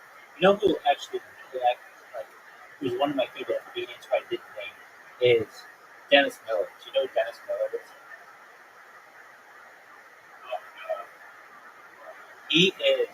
He's maybe the smartest comedian like there's ever been. I mean, he's so funny. He uses his humor. I don't want to say the smartest, but like some of the analogies he would make were just like amazing. He was so good that he was a comedian on Monday Night Football. Like they just brought a comedian on to Monday Night Football, and while it was controversial to do, they still had him on for a couple of years. Everybody hated him, but still, he was good. But then he became Dennis Miller. But then he became a conservative, like a conservative talk show host, and that kind of like he still has a career, but he doesn't do stand-up anymore. Seinfeld's great, though I haven't seen him in a few years. His early stuff is phenomenal.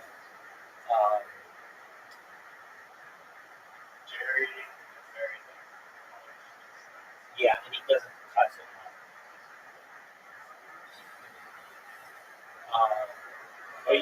Are you fucking done, dude? You say I need 10 minutes, and that was like 45 minutes ago.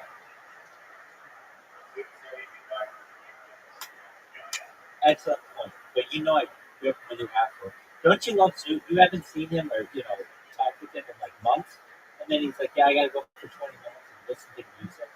Like, dude, what the fuck are you talking about? Yet it doesn't surprise us at all. Like, that's his personality. Hold on a second. Kill Tony has the worst Canadians. And it's not Canada's fault. Canada has some very funny people. They have Jim Carrey, Tom Green, Howard Mandel. Like, they've got some really funny people. Norm MacDonald. He was Canadian. But the Kill Tony Canadians that bring up, it's like the stuttering guy, the mute guy. They're all like people with disabilities.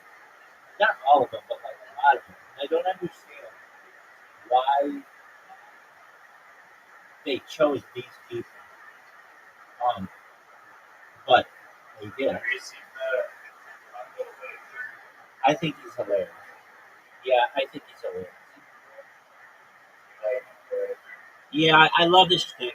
It's just, it's different and it's daring and it's that bad boy southerner kind of Texan that I do like. And I think he's got a chance to be one of the biggest comedians in the world. He's got like a, if you, yeah, he's got that, like, yeah, he's got a chance to be the biggest. Yes, I'm ready. The biggest Kill Tony comedian there is.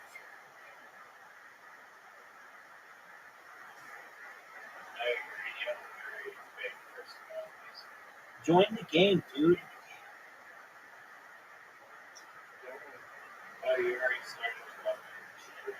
No, I just played the clip. 1 second ago. I actually, when you said, "Are you ready to play now?" I thought you were already in the game.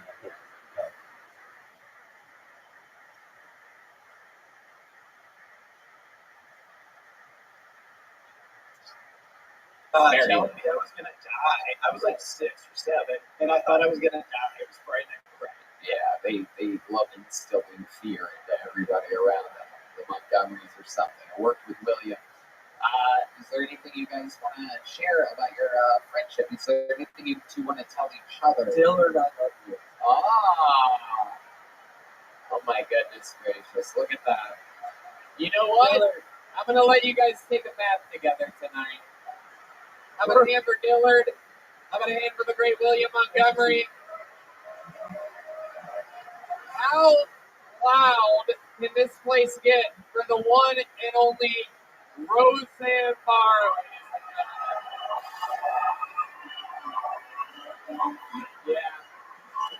Yeah, we fucking did it. The Queen of Queens, the Queen of Comedy, and now the Queen of Texas, Roseanne Barr.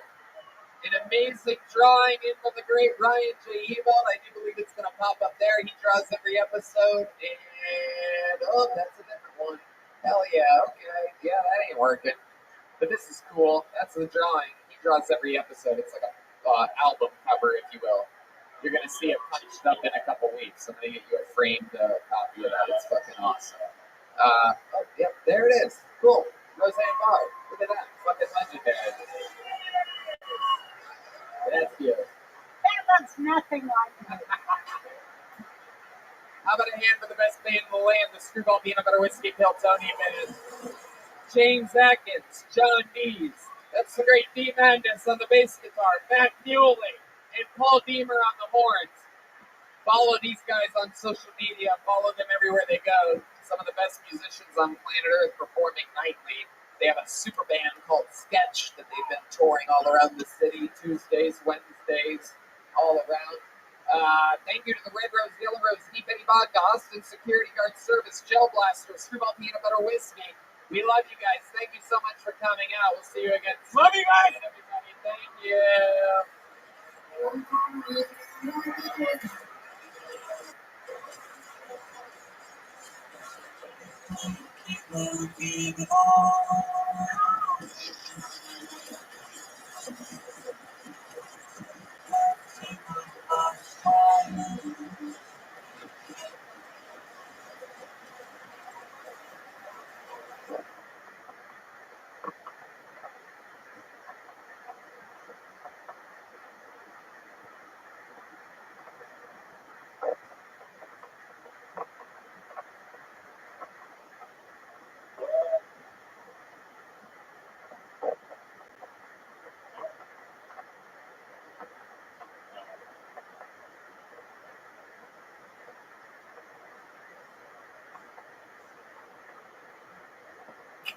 Holy shit.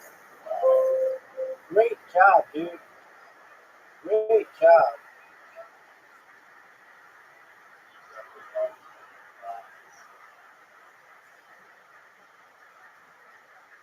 Dude, that's a big one.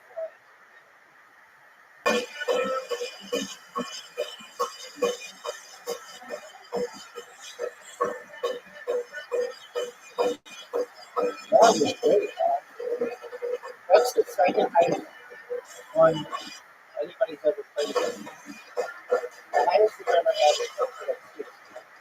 You one time played quiz for like 45.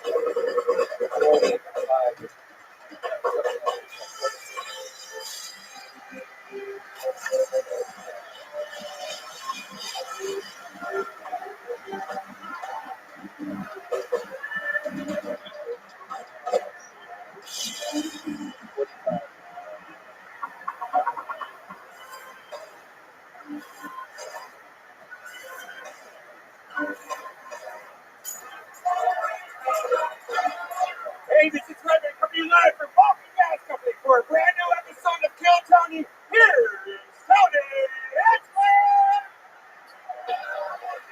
Who's ready to fuck some shit up tonight, huh?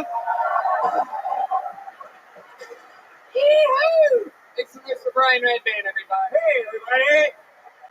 Yeah, you're at the #1 live podcast in the world, Kill Tony, brought to you by the Red Rose, the Yellow Rose, D-Medi Vodka, Chill Blaster, the Austin Security Guard Service, the best goddamn security guards in the world, just so happen to be here in Austin, Texas, and Screwball Peanut Butter Whiskey presents the Kill Tony Band, everybody. How about a hand for these guys? It's the great Michael Gonzalez, fresh off of touring.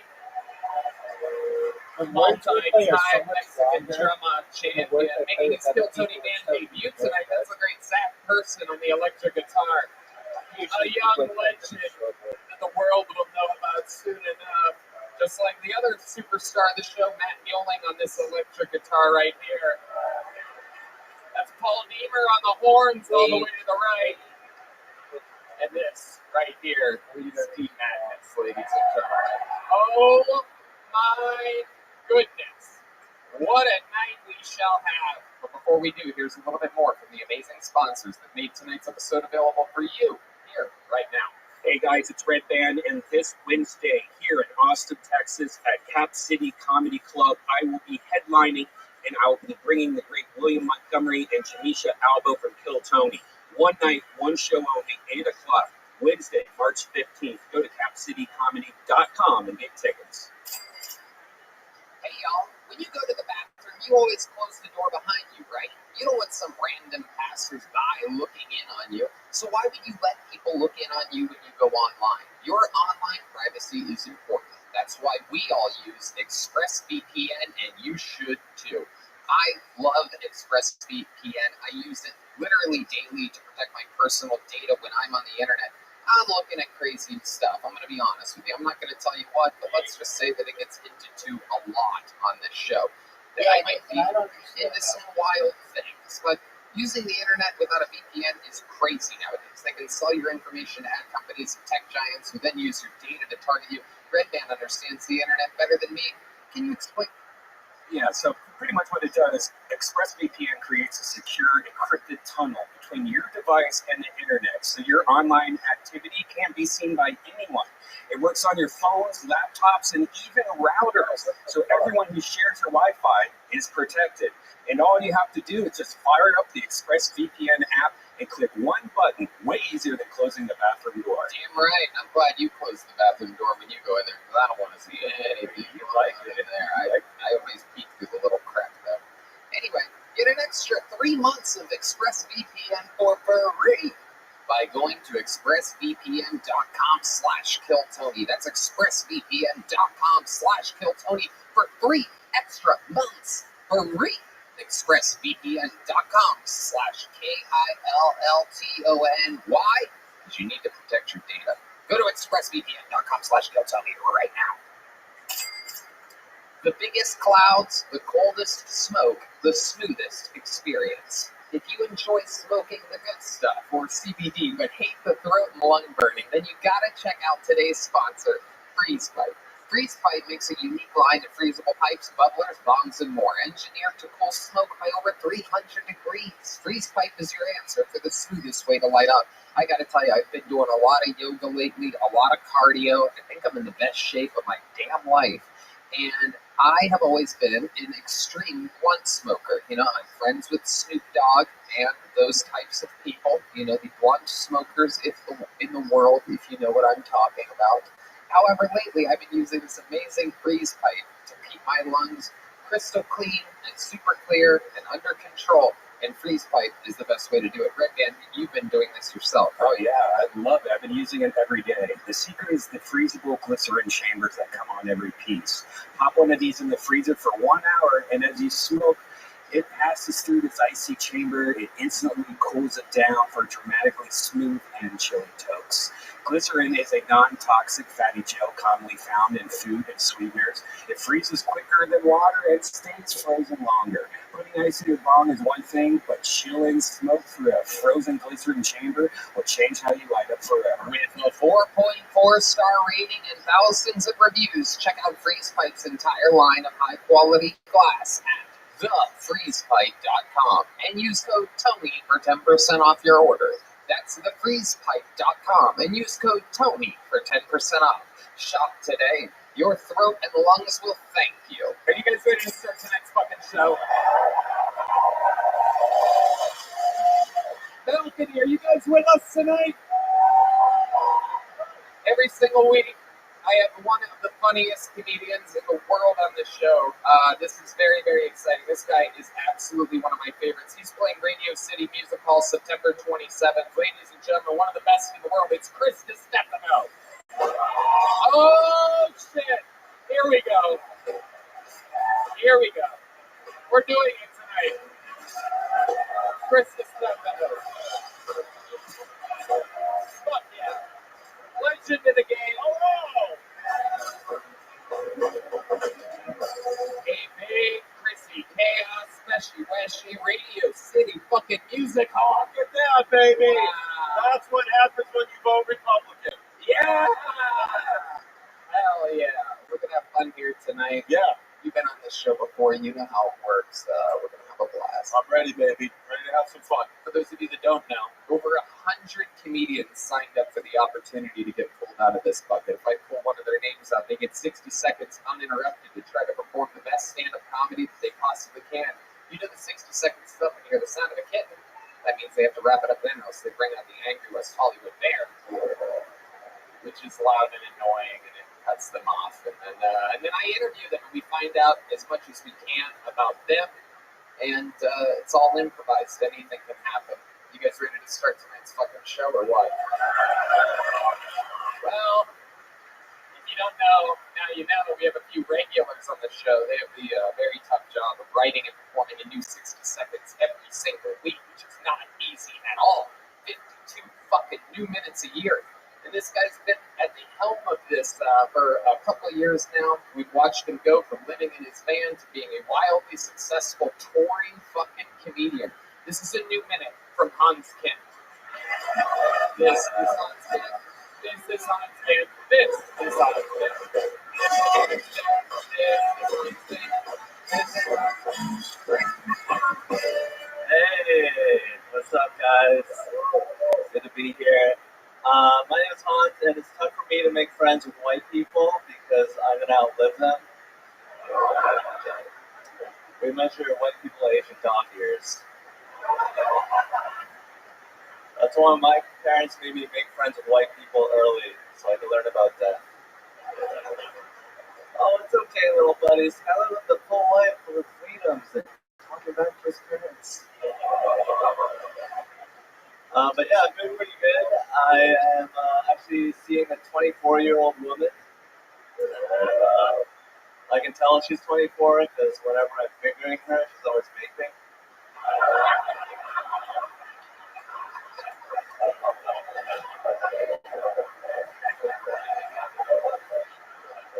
It's like, why don't you vape my dick? I can make white stuff come out.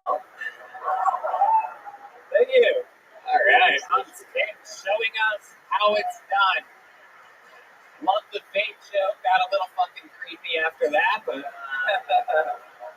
don't know if you need all that, but I love it. How's it going, Hans? It's going fantastically. Yeah. I'm so wealthy right now, it's crazy. You have been out there every weekend. Hans is absolutely killing it all over, selling out shows. You were in Tampa this weekend. Yes. Going head-to-head with Uncle Lace. You headlined a weekend there. What was that like? It was like versus the guy that has sex. That's true. That's true. You do have a lot of sex. That's fun. So, did you guys hang out at all? Yeah, I went to his pool party. He had a pool He had a pool party in Tampa. He was there one day. He's throwing pool parties. Oh shit! Oh shit! I think I hear the rumbles of Uncle Laser out there. This is incredible. This is like when Sting in WCW used to sit up in the rafters and watch the wrestling matches with the people that he was going to challenge later on. I remember it very well. Hans, tell us more. What else? He was like, dude, my fans are all hot girls and your fans are all dorky losers. How does that make you feel? It makes me feel like a little girl. Okey doke. Like, what do you mean he makes you feel like a little girl? He emasculates me. Uncle Laser does? Yeah. Yeah, Uncle Laser is an alpha in this world.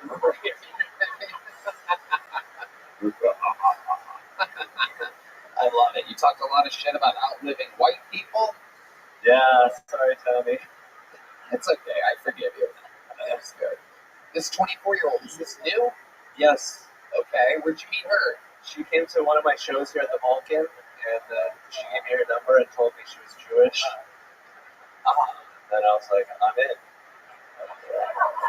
Okay. What's the most Jewish thing about her that you've noticed? How long have you been with her now? I've been with her 4 weeks. Okay, yeah. I thought so. I think I remember talking about the Jewish girl with you. But tell me more. What's the most Jewish thing you noticed? She wears a mouth guard when she sleeps. Ooh.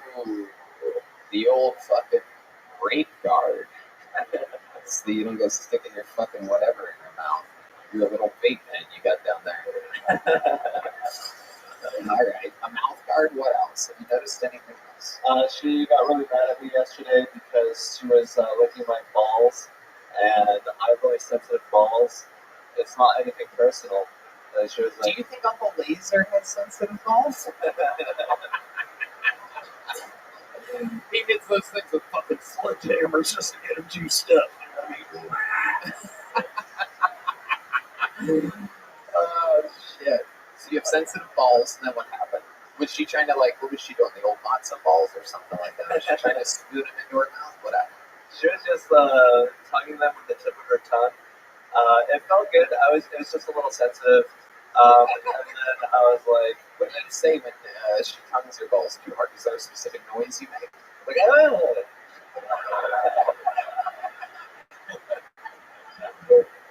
Hans, you are one of a kind. Now, we all know that you are famously Asian. You are South Korean. Yes. And I want to ask you about something because we found out from the actual news this week that the coronavirus was officially leaked out of a lab in China. I want to know because I can't speak about it at all, obviously. I want to know what your thoughts about that are. Accidents happen.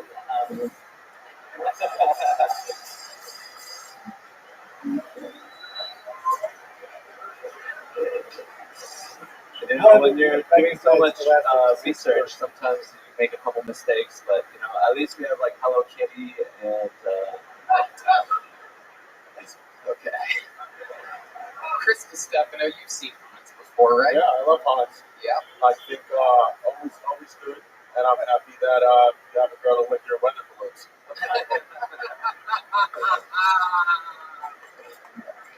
Yes. Radio City fucking music hall when they come. I love it. Yeah. What else, Hans? Anything else before we let you go? I've been seriously drone piloting for a while now. Oh, shit.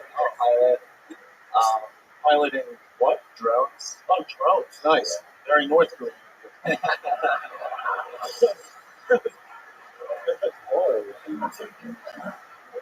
What have you been doing with these drones? Tell us more. I've been going up to hotel rooms, looking in. Oh my goodness, what a creep you are. I like it. They should have never gave you creeps technology. Why is your collar up right now? Oh, fashion. That is true.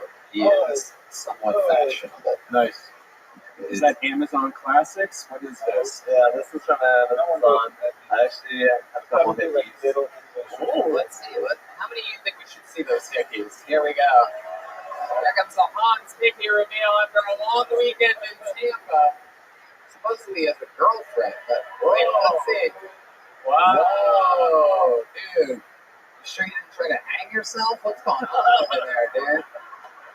Looks like fucking Epstein over here.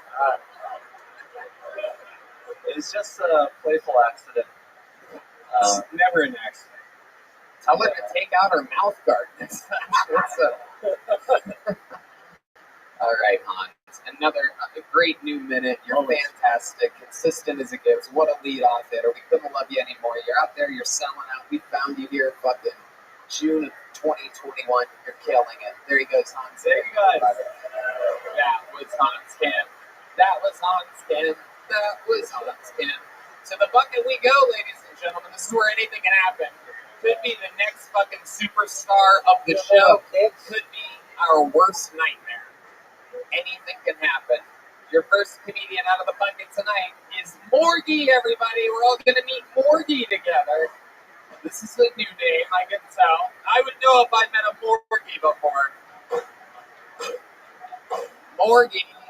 Here comes Morgie, everybody. Make some noise for these comedians. They sign up. They wait all night for this. One more time for Morgie, everybody. Here she is. Hello. So growing up, my mom was an alcoholic, and every time she drank, she'd get like really sick, but not like throwing up sick, like doing donuts in the middle of the intersection sick. And 2-year-old me was just like, fuck, this bitch really going off right now. No, but my mom, she did love to drink and drive, and me and my sisters were always like, oh my god, like, someone has to stop her. And so one day, a random pine tree on the side of the road was like, say less. I got this. And she never drank and drove again. I tried to do drugs for the first time the other night. They're called roofies. And I think whoever gave them to me gave me all the final score was 75 to 190. You and I are probably pretty good. All right, Morgie, everybody, doing a minute. Morgie. Where do we begin, Morgie? How long have you been doing stand-up? Like a month. Okay, that's good. That's a good answer. Hell yeah, absolutely. We were a little bit scared there for a second. No, not long at all. Holy shit. I think you're not a virgin at all. That is, I don't think you should use that terminology at all. I can literally see your pussy lips right now. I just think. Oh, I thought I covered it before. That is a schoolgirl skirt. That is a real schoolgirl. Where do you go to school? UTI? No. That is funny. Hey, all the hottest bitches have UTI. You want to play again?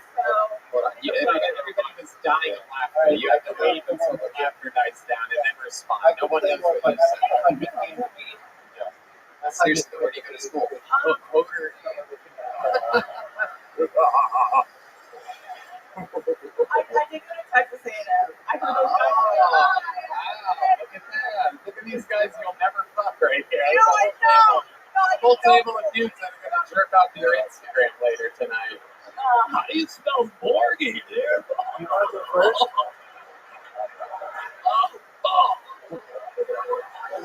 All right, Morgie. So, how old are you?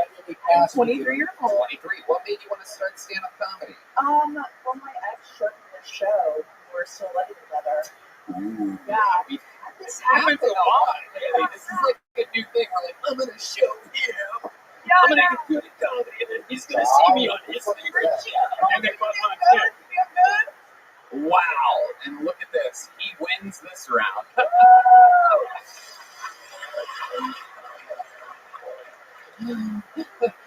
Right now, he's looking at the apartment where all your shit used to be, just like I fucking hate it.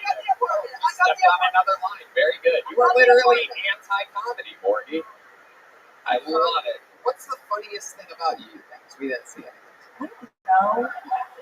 You're so real for that. Funniest thing, I don't know. I've been arrested 3 times. Oh. What? First time shoplifting, though. What were you shoplifting? I was stealing a Michael Kors beanie from Dillard's. Wow, that's I was still a pro. I got away with shit still. I got a bottle of perfume and like a belt. Give shorter answers. Give shorter answers. Let's focus on shorter answers. Editing is important. Okay, the second time you got arrested. Drug dealer gave this charge to me, and I was like, ended up taking it. Gave his charge? How did you do that? Shit on me. It was a long story. Like when it's short.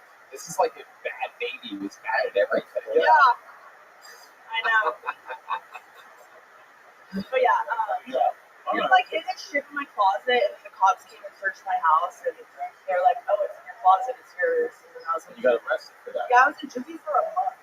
What? Yes. Well, he has HPV for life. Yeah. Yeah. So what's? Yeah. That's the difference. There you go. No doubt about it. And now the question everybody wants to know: your third time being arrested.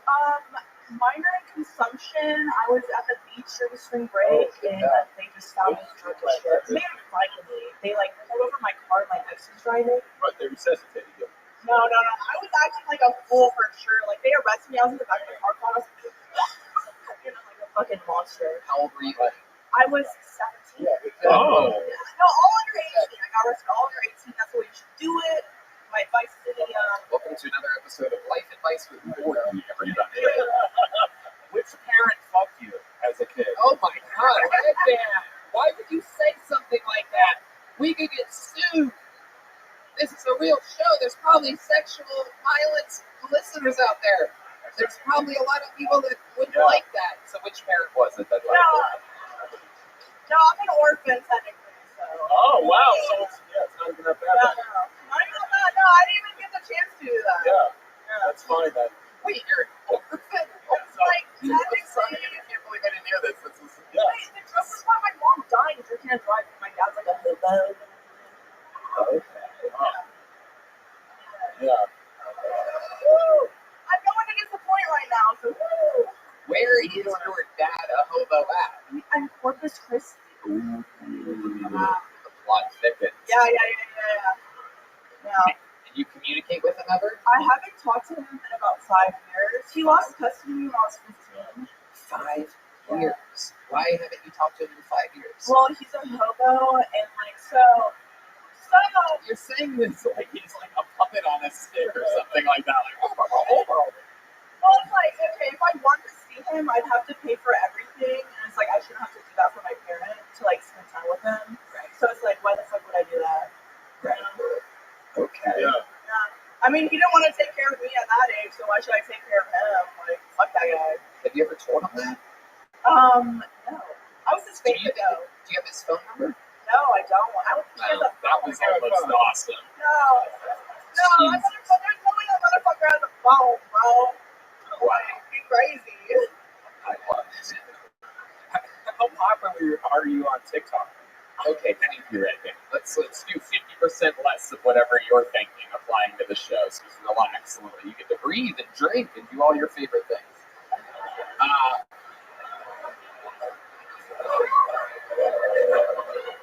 So when you signed up for the show, knowing that your ex that you used to live with, was that a bad breakup?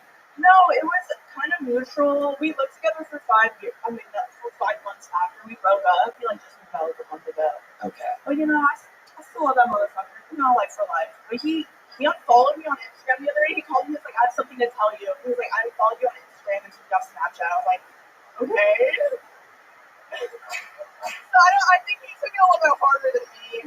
Still love him though. Still love you, Tommy. Oh wow. Okay. He hates me. Why does he hate you? I'm just like kind of a bitch. What'd you really do? Come on, tell No, us. I didn't do anything. No, it was a mutual breakup. I technically started the breakup, and he was like, I agree. So we're like, okay, like. But you still love him. Yeah, I would love him forever. You know? Okay. Not one of those things, though. I probably wouldn't have sex with him ever again. Oh, No, he even keeps dick though. So it's like. that's what it's about. Circumcised? Circumcised? Yes. Okay, good. Yeah. Nice, big, clean, beautiful dick. Let me ask you this. He had a big, beautiful. He had a big, beautiful dick. What do you think your biggest contribution to the bedroom was? Shit. Well, I didn't put like my full name, so yeah, I like to write dick. I'll write dick. You know what I mean? You ride that. I write dick. Some bitches are pillow rips as well. I'll fucking write dick. Nice. Man. I love it. You're like a cholo from Fresno. You're on the shit. You really are. That's incredible. That's the H-Town shit, baby. You know, whatever. Is that heroin? Yeah. Get it. You know. Of course, I know. Yeah, I have security, yeah. Morgie, you we're good for seriously 1 month in. We're really, it is good. You know. Yeah. He wants me. No, absolutely not. I swear to God. No, you really did. You did good.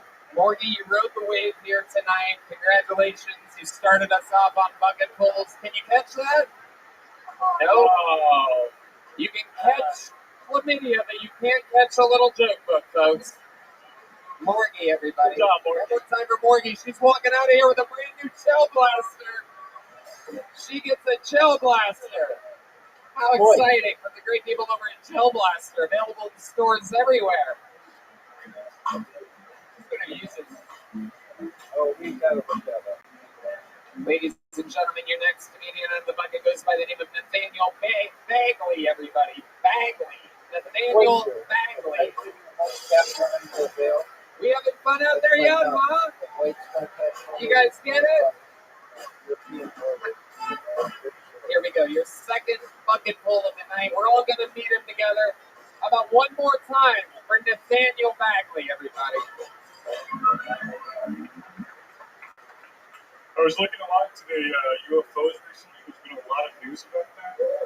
And it has me thinking about all the guys who lied about being abducted and probed just to explain a blown out asshole the next morning. And you have to imagine he's going to his wife. He's like, no, I can explain. Like, there's just like these gay men, gray men. They came, they got me. She's like, so what happened to the sheep last night? He's like, oh, fuck. You know, I recently became homeless and living out of my car. It's not because of alcoholism. Thank you very much. I could stop at any time. You believe me. And, you know, I wish there was a better way to be in denial of being an alcoholic, too. Like, I really wish that I could have the confidence of a 90s drug PSA just to deny it. Like, driving with a friend at night, and he's like, hey, man, I think I'm drinking wrong. And I'm so like, you know, dude, I choose to booze, to drive some traffic. I think it'd be the best reality, honestly. All right. Nathaniel Bagley, I never thought I was going to say this, but it looks like Morty's in the lead tonight, everybody. Holy shit. What a twist. Right when you're like, here we go, something's going to happen. At least you could have done his morning schoolgirl skirt up here. Nathaniel, I fucking love it. That was absolutely nothing at all. Yeah. Nice. How long have you been doing stand-up comedy? Well, I was on Kill Tony 2 years ago. Wow. And I came on right after I had OG. Oh, wow. And then had some concussion, some brain damage, and so I thought I should do this again before. Wait, the concussion and the brain damage happened after the last time you were on the show? Yeah. Like the OD, the whole thing. Yeah. You got fucked up, dude. Oh. Yeah. Go ahead. Okay, how'd you get concussed? It was just basically a Bob Saget accident. I was just like doing my shit at work, just bumped my head, and there's a dent in my skull now. It's a whole thing. What's Bob Saget have to do with it? What do you mean? Yeah, well, You weren't the alive over his ball. Totally. I got away with it. Totally different accident than Bob Saget. Bob Saget was funny. Yeah, Bob Saget died of love. Yeah. It was very funny all the time. And then he bumped his head and died. You bumped your head and survived, kind of. Like, you're still there in your human form. What do you do for work? I work at a smoke shop. Okay. Okay. Alright. I could see how that would be good for you. I look like I work at a smoke shop. Yeah. Right. You sound like you have throat cancer. I am at this point. Oh, who cares though, right? At this point. Carbon monoxide. Melts it after a little while. How long have you been doing comedy? Just starting back up after like the shit after 2 years ago. It's not easy, you know. Yeah. It's not easy. You're doing comedy. You're mad. You look like a Viking with diabetes. Yeah. You're pulling off a lot of shit. You have a bullet around your neck. Use it tonight. You do have one bullet around your neck. Yes, you have one single baby bullet. Is that a special bullet? What is that? Have any meaning? Nothing. The ex gave it to me, and I was like, all right. Okay. No other reason. What's the coolest thing that's happened to you since you got this life-changing concussion? The homelessness has been nice. Homelessness? Yeah, the fresh air at all times. So you're full-blown homeless right now? Yeah, I'm looking at my card here. I thought you have a job at the smoke shop. Yeah, I have a job that there's like shit. I more recently have a job, and so I'm just trying to build up some money. It's too expensive here. Too expensive here for the show. What kind of car are you living in? It's a Chevy Spark. Chevy Spark. You're in the fetal position. Huh? Oh Yeah. Wow. I see. I look up like I'm about to hatch from the fucking car. Like I'm like fucking like ready. Right. Well, Nathaniel, what do you do for fun? Can you give us an example of what a concussed homeless man does for a good time before we all get back to living a better life together? Let's see. Do drugs with people. Oh! All right. What kind of drugs are you into? Just mostly weed, psychedelics. Yeah, what else? I took two tabs of acid and 2 grams of mushrooms. Went to Six Flags on Halloween. Whoa! That was fucking exciting. I can't imagine how exciting that must be to go from living in a Chevy Spark to Six Flags on Halloween. It's a wild ride. All the people there must have been like, wow, look at that scary Game of Thrones zombie guy. My friend was with me. He was also like high as shit. He was like super scared. He's like, oh, fuck, dude, I think they know I'm high. Everyone's like, dude, that dude's fucked up. I was walking in front of him, just like, dude, this is fucking great. This is fucking. And he's like, people trying to like they're like dressed up as zombies and shit, trying to scare me. Where exactly is this dent in your skull?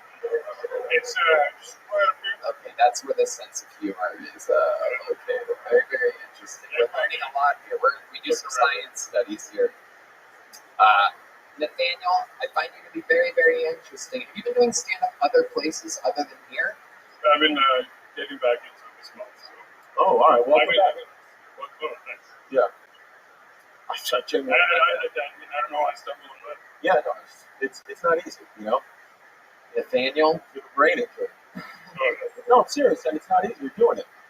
Yeah, I like it. You got an old school name, Nathaniel.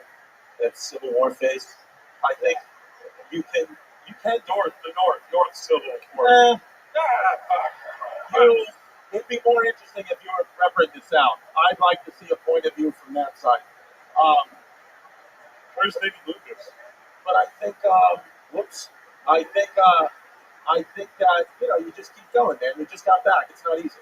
Yeah, it's not easy at all. You're already on the right path. You're already the funniest concussed comedian that is out there. And you look clean, by the way. Looking at the car, you look clean. You know, right? I don't think you look dirty or anything. You look clean. That's good. Yeah. You are, right? You pretty clean? Oh, yeah. Yeah, I clean under the porch. What do you think? Huh? What do you think? I have some friends' house. Okay. Clean. So, like, it's kind of like a semi-home. It's like a shower. So. Are you circumcised? No. I got that fucking hood. Yeah. You got a hood. Chevy Spark, so it's not a big hood at all. There he is, Nathaniel Bagley, everybody. I'm going to get him out of here. Nathaniel, I'm going to dust you one of these little joke boats here from the Great Boat's Eye. Your net worth is going to double right now. There he goes. Nathaniel Bagley, everyone. He's getting a gel blaster. How exciting. He's going to sell that to a crackhead tonight under a bridge. Someone's getting a $10 gel blaster tonight. You know what? Fuck this bucket. Let's get another one of our regulars up here. One of the best in the world. Another completely touring all over. One of the great writers, comedians, and roasters. Make some noise for the one and only David motherfucking Lucas, everybody.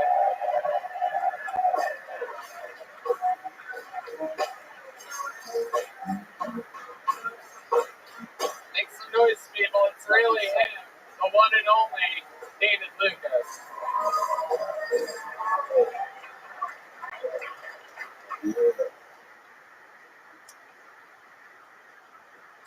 Women should realize they have no bargaining chips other than pussy. And it's like, bitch, when you in your period, I have no use for you. When it's shark, we get the fuck out of here. Like, I don't even start that. I don't give a fuck about you. We look at you like you're disgusting video. Like, women don't get it, man. They don't. They fucking talk and watch TV. Then they get mad when we pause the TV. And then they don't talk when we pause the TV. And then as soon as you press play, they're like, I don't understand. I'm like, no, bitch, you had your opportunity. The fuck are you doing? I'm about to press. I'm gonna press pause and let you get this shit out. He press pause and they shut the fuck up. What the fuck is wrong with you, bitch? Alright, yeah, thank y'all, man. Hell yeah, David Lucas. Adding another minute. Yeah. The legend, David Lucas. Welcome back, my friend. Chris stole your sweater. You supposed to be that gay purple. Oh, come on. That's a beautiful color. You told that nigga to switch outfits when you see it. Like, It feels good. Speaking of the color purple, you look great this week. Really blending in that camo thing. Y'all niggas laugh. You don't even know what the fuck the color purple is. That's a nigga move. That's what we call it when you're not around. That's true.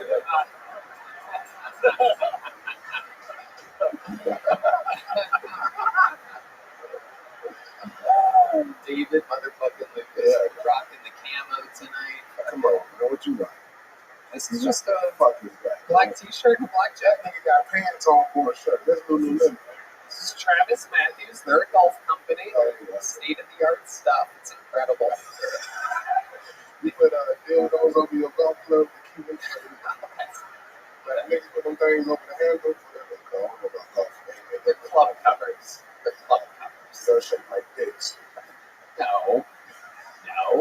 What kind of clubs do you have other than the sandwiches? Son of a bitch. I don't golf. You're an eater. I play pool. I don't golf. Wow, that's the only hole you're into. I can swim. I told you before. I wanted to keep black people that can swim. I can swim. Wow. Yeah, I can actually swim. Yeah. You have such good words. I don't trust you with the fucking shades on, nigga. Sorry. You look like you're supposed to be in the movie Casino. I know. I was. I know he was a dad. Yeah, he.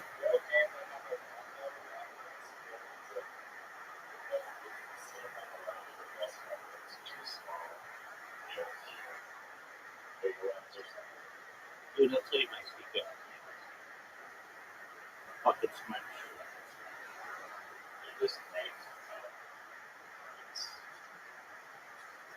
Yeah, I put it in the dictionary.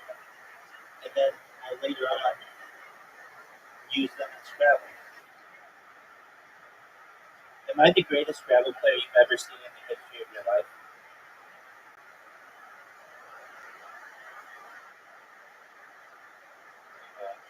Maybe.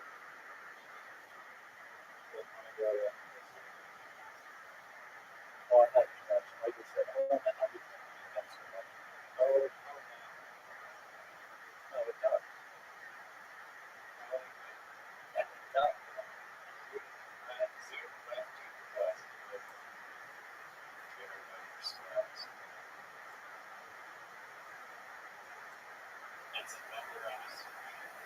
important. It's important. It's 100 straight wins. I'll tell you this. I never thought. I don't think I'm very good at the game, but I'm slightly better at than my competition. That's all you have to be.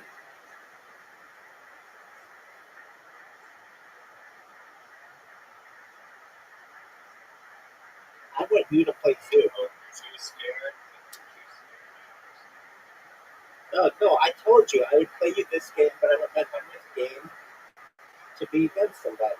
And the reason why is I play with this person during the day, and that's where most of my wins came against. So it's like unfair to have it against somebody else. Like, for instance, tonight, I had my 100th win in bowling.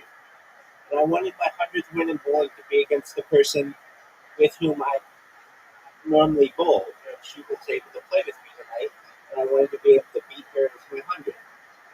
Well, what my 100th literati to be against somebody else because most of my games have been against her. I want to beat her.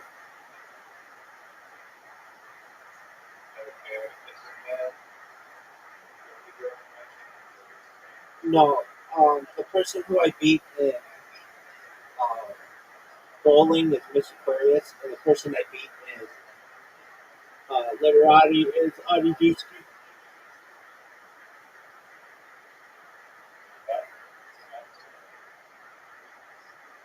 Well, I mean, I just play most of my games with them, so it's like more meaningful. It's like when on a Kill Tony, when you got like the 100th episode or the 500th episode, you bring in people who were on the previous episode. And you want to play me a dart?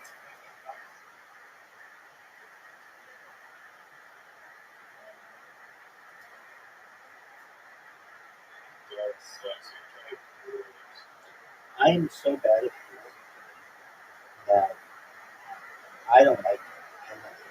Let's play.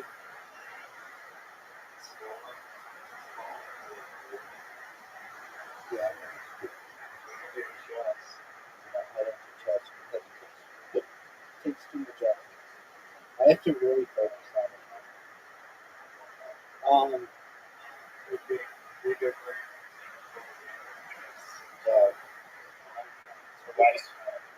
That's a lot of work. What's Viking chess? Have you ever played that?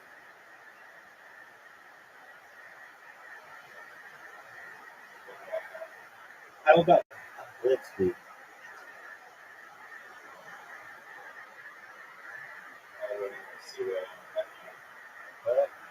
Health is going to be at 100.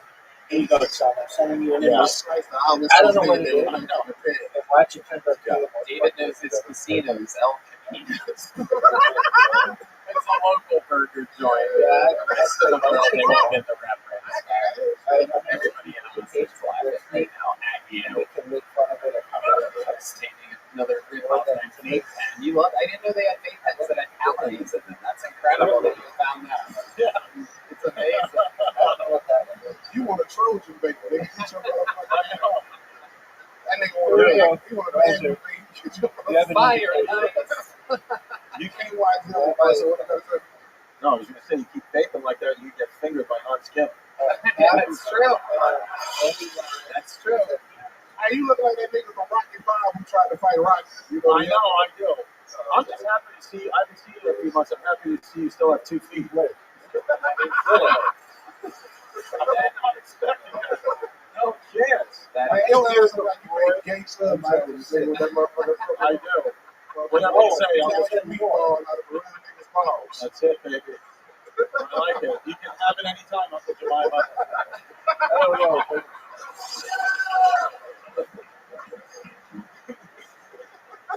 David Lucas rocking pink shoes tonight. That's interesting. Yeah. You got on purple. I know. This is what your heart looks like. It is. It is. And he gonna play this shit. Because I'm off today, nigga. My roast is like, it was that horrible weekend I had in Detroit, nigga. That's what I thought. What happened? I was at the House of Comedy in Detroit. Nigga, the mic went out on the last show. House of Pancakes? What the fuck are you talking about? They booked you? The mic went out of your lungs. Hold on, just keep roasting me. I'll warm up, nigga. I don't know what the fuck going on. I ain't got no roast shows on this. You're the only guy in an IHOP that can't come up. You look for roast I'm gonna pile on. Tony, you go to restaurants and sit on corn dogs. Nigga, shut your motherfucking ass. I had to warm up with the operator and everything.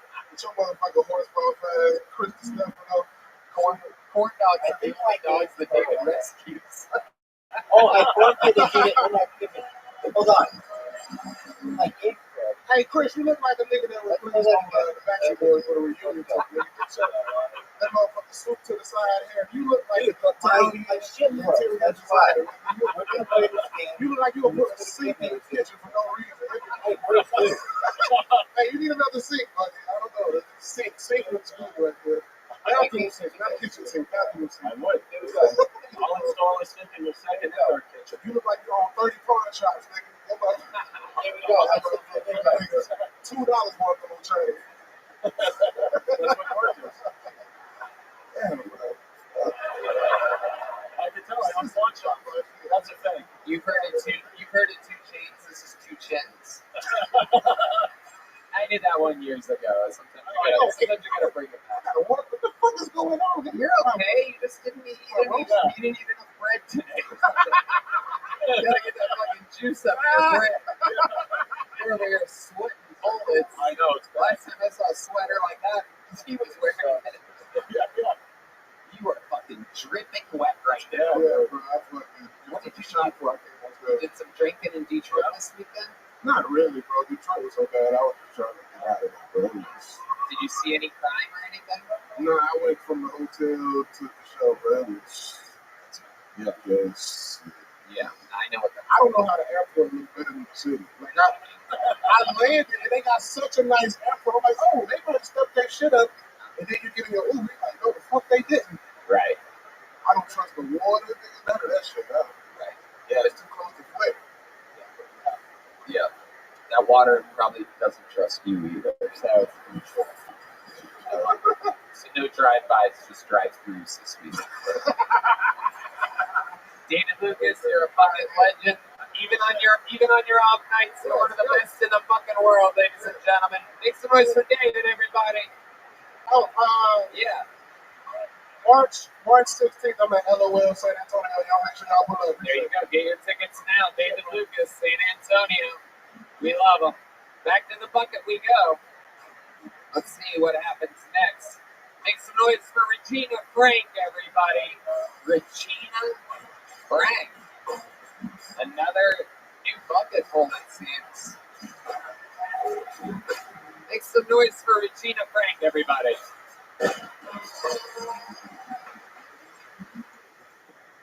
So, it's been a really, really long time since I've had sex. So long that it's starting to look like my flesh did 9/11. And I don't know about you guys, but I could really go for an inside job right about now. So I went to the gynecologist to get my shit checked out. Turns out my puss actually leans to the left, which I thought was very strange because I've always been pro-life. I want to open up the first strip club exclusively for fat chicks only. We call it Cinnabon, baby. And yes, there will be a Cinnabon attached. Stupid. I love this game. I'm also in the process of writing an erotic novel / cookbook. It's going to be titled 50 Shades of Gravy. Gotcha, bitch.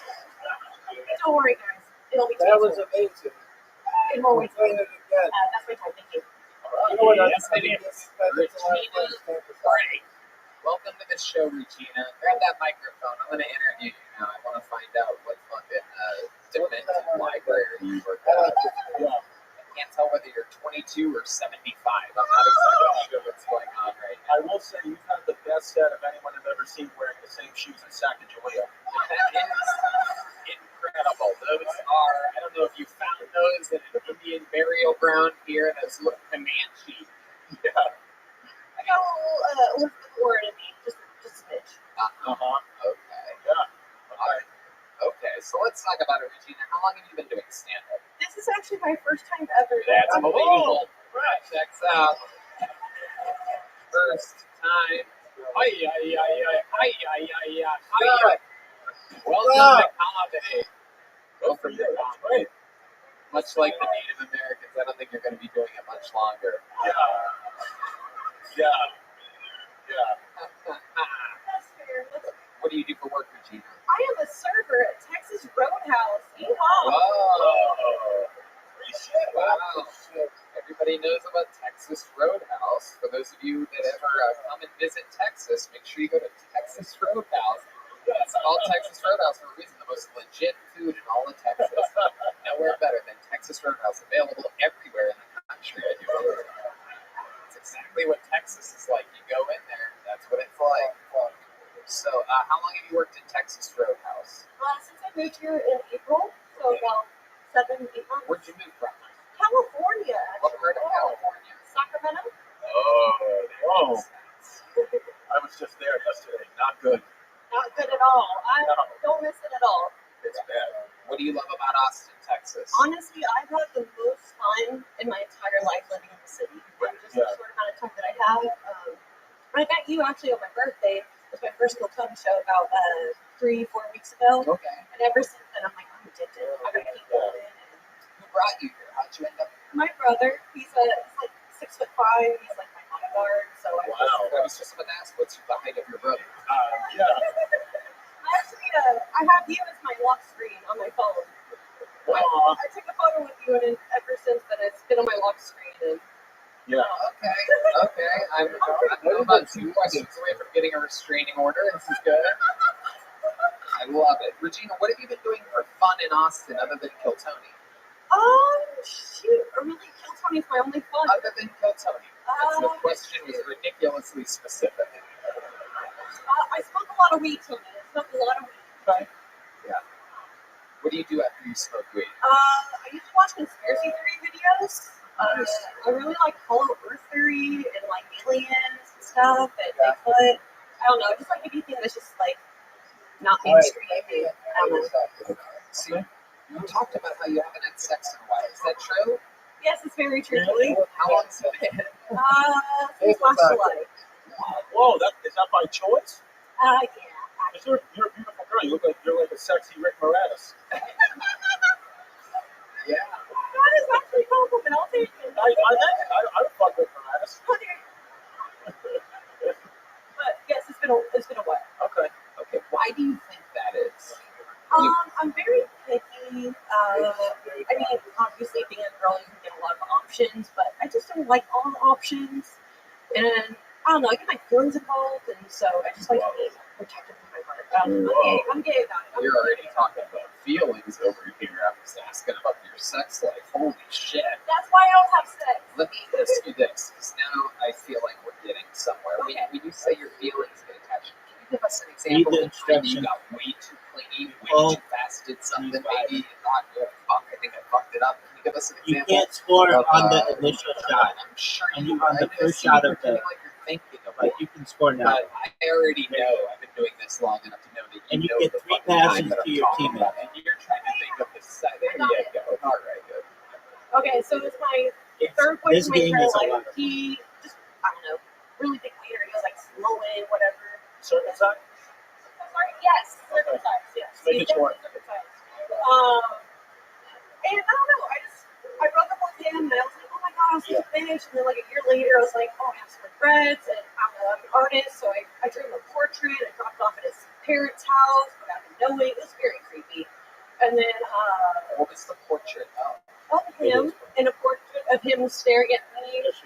So I know we went to Yeah. prom once, and it was okay. Keep in mind, it was a really good portrait, but very fucking creepy of me to do. I was 17. I was like 10 years ago.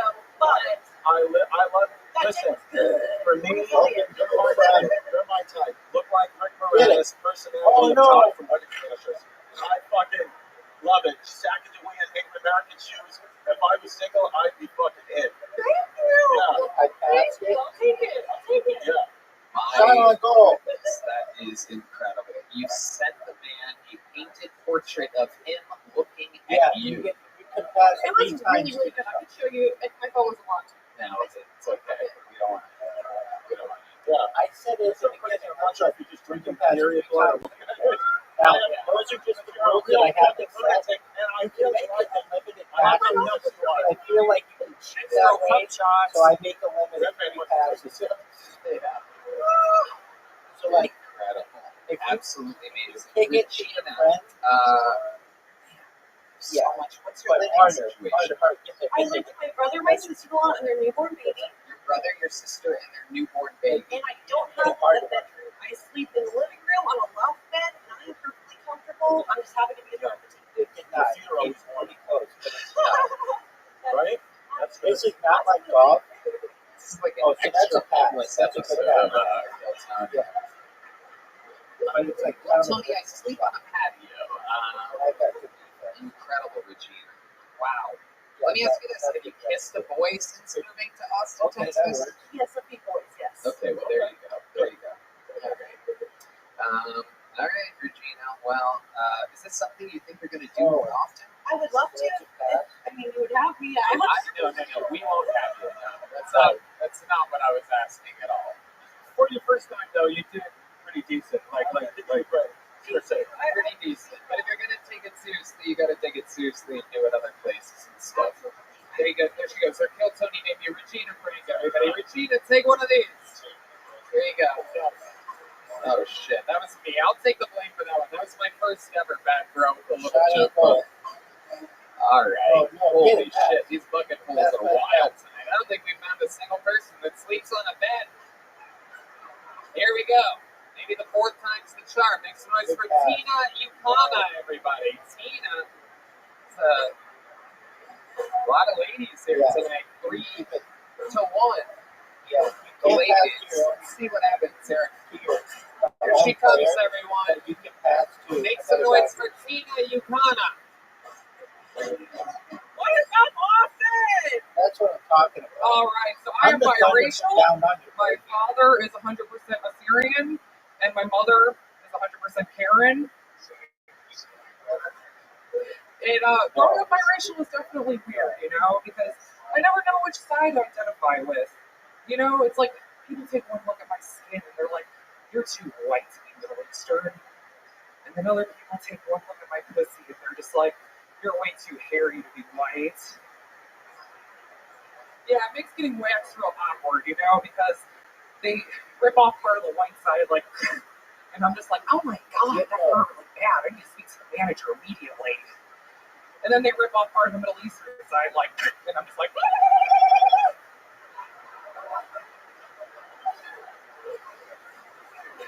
I like to travel when I can. Last year I went to Serbia, and when I came back home, I'm talking to one of my friends about it. She goes, "What the fuck were you doing in Serbia? That was the most randomest place to go in the world." And then I said, "My friend paid for everything." I didn't say no. And she goes, "Oh, I see you got a sugar daddy." And I said, "Sugar daddy sent you to France. Splenda daddy sent you to Serbia." Alright. What's Tina Yukana? Am I saying that correctly? You actually are. I'm very surprised. This show. Nice. So Tina, let's talk about it. This is your first time on the show. It is. Indeed. How long have you been doing stand-up? About 4 years. 4 years. Where at? I'm in Chicago. I'm from Chicago. I perform at Life Factory, Lincoln Lodge, Comedy Bar, all the things, cool things. I go to New York sometimes. I'm going to do the stand next month. I love it. Absolutely. Your hair is purple. Do you consider yourself an extreme liberal? Like, no, that's the fucked up part. You know, back in my day, when people looked at me and they would cross the street because they thought I was going to rob them. Now they look at me and they're like, "Oh, fuck, the rent's going up." Hey.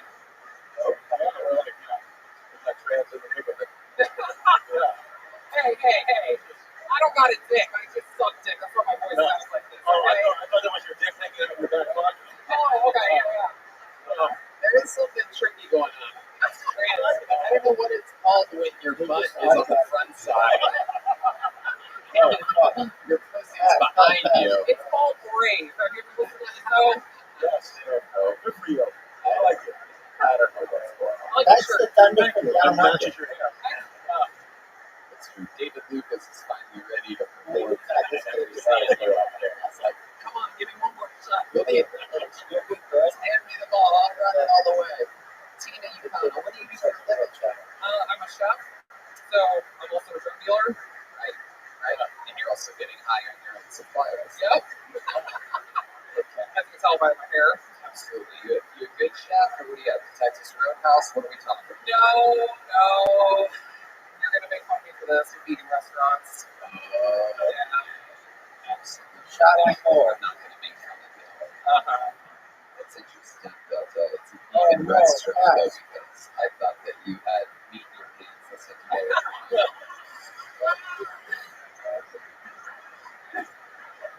No. Like I said, I don't got a sauce. I just like to suck on. Whoa. That's why my voice sounds like that. That's so interesting that you're getting a ton more action than Regina Frank that was just up there. Can you give us an example of how you get to hook up with so many people? What's your game like? I just stick corner them, and then I just stick them up over my shoulder and take them home. Oh, no. Look at that. Hans Pitt's going to have a hell of a story next week. I can tell you right now. I can see it right now. I'm telling you, he's just wearing jeans shorts or something. Hey, you gotta go home with something, you know? I love it. You have such a good energy, Tina. You call your punches so well. After you take them to your place, what's like your food? Do you have like a special sexual thing that you do where it boggles people's minds? We got a Rega, baby. Really? That's why I'm like, I'm gonna have a dick right now. I just left it at home. Is this true? You just can't egg it up. It's just some of this wild Chicago humor. You're like, so I fucked him. No, you can ask my host. Really? This is true. Okay. Next question. What is your phone number? Shut up! I'm not gay! Shut up! Stop laughing at that! You fucking haters! Tina, what do you do for fun when you're not doing stand-up comedy? Oh, man. I'll fucking do it. Oh, perfect, dude. Well, I know you guys don't, so what else? What's sucking dick? And how good are you at sucking dick? What type of tricks do you do while sucking dick? Like, even as drunk as they are, I can get it all in my mouth. Whoa. Holy shit. Wow. This is incredible. Very interesting. By the way, there's a glory hole up there. That's not Hold on a second. You see how almost it wouldn't have happened. You can't score on the first shot of just according to my business manager, I need to start investing more wisely. It shows up on your credit card bill. You have a Tina Yukana? Well, it's not what my OnlyFans is on here right now. Oh, you have an OnlyFans. So there he is. You got real excited with that purple microphone. That's actually what my dildo is. Okay, all right, Tina. You're wild. Smells better. Oh, my goodness. Okay. Very interesting, Tina. How long have you been in Austin for? Oh, I'm just visiting this weekend. So I'm leaving Wednesday. Okay. And what have you done that's fun? I did 2 shows. I did a show at the Alamo Theater, the Barrel of Wine, something like that. And then the day before, I did the Last Theater Brewery. I was supposed to do Freaky the Cave on Tuesday, but the show got canceled. So, yeah. All right. Well, Tina, so did you try anything else for Tina? Oh, no. Oh, no. Good job. You know, you want to only if you want to get really embarrassed. Oh, yes. Shit. Let's do this. If she beats you, she gets to pick. Yep. That's it. Dude, SKFU. But if you win, it's one of those fucking master blowjobs. So, okay. There you go. Well, who's the loser then? I don't know. There's going to be purple all over the place. That's all I know. It's going to look like someone blew a barn in the fucking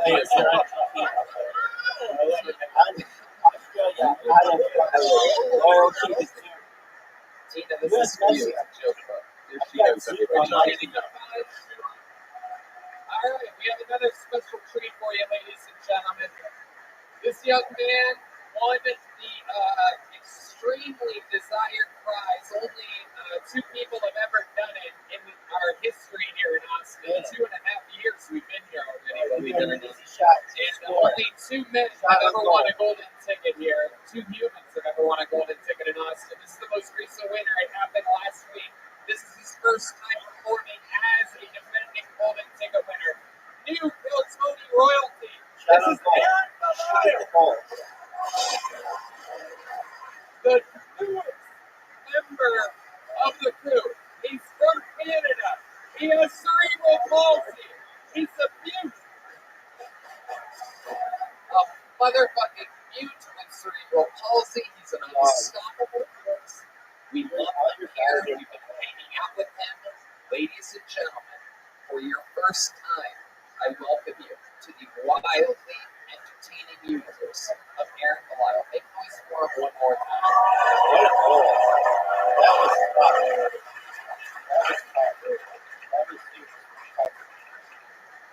Are you all ready for a less fucked up comedian than the last one? Did you know that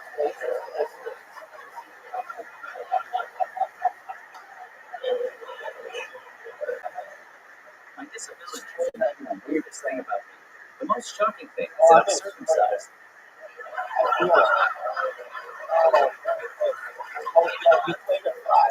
I can change it yourself. Why is that weird? It's pretty common. Well, it's weird because when I was a baby, I was suffocating with an umbilical cord wrapped around my neck. And they look at me and they're like, no, this won't do it all.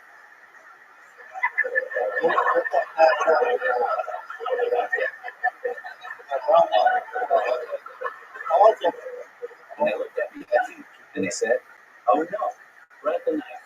Look at that nasty dick. Oh no.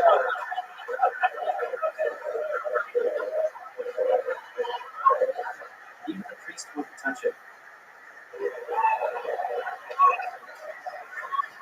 I'm sorry. I see some of you are offended on behalf of the priest, but don't worry. He did get to touch eventually. Ladies and gentlemen, Aaron Belial is here. He's the newest member of the Kill Tony universe, visiting from Canada. We're trying to make him an American right now. We have lawyers on the fucking job. They're trying their best. We're gonna see what happens. Oh, so development with that. Thanks to Kill Tony, I've been offered some opportunities that I can't really talk about, and I'm one step closer to being here. You're goddamn motherfucker. Whoa! This is what we did. He made his Kill Tony debut 3 weeks ago. Pull him out of the bucket. He killed so hard. I literally go, what do you want? Anything you want. He goes, I want to be an American. And we had a lawyer in the front row. He agreed to it, and all the wheels are in motion. Fuck you, America's Got Talent. Fuck you, American Idol. This is the real American fucking free speech, making dreams come true. The last of its kind until YouTube stops us. I haven't been doing comedy long, but I've been given so many opportunities. Thank you to Kill Tony, Jason Rouse, and everybody else who's supporting and believing in me. Wow, I love that. Giving a lot of shout outs. Yeah. I didn't realize you were also black on top of all your other things. Shout out to Will Quincy out in the shout out. They have like 60,000 views. More shout outs for a guy that would not shout out. I don't know if I keep trying, but everybody says that I look exactly like that guy that killed Tony. So you really can't do it yourself. That's true. I get it. I'm not really making fun of your looks, you son of a bitch. I spend my people tell me that I'm a mender and less stable version of Tony. I'm going to be honest. That really hurts. That one hurt. That would make fun of the voice too. Oh, Jesus. But I still don't like to make fun of horse. At any given point. I wasn't always you. I used to sound a lot like you. I prayed to God for a long time to take my voice away.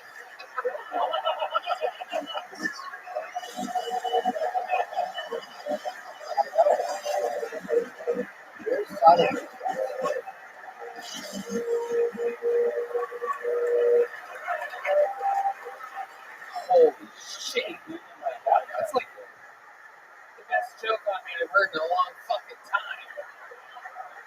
I didn't want to sound like a bitchy lesbian. Oh, Jesus Christ.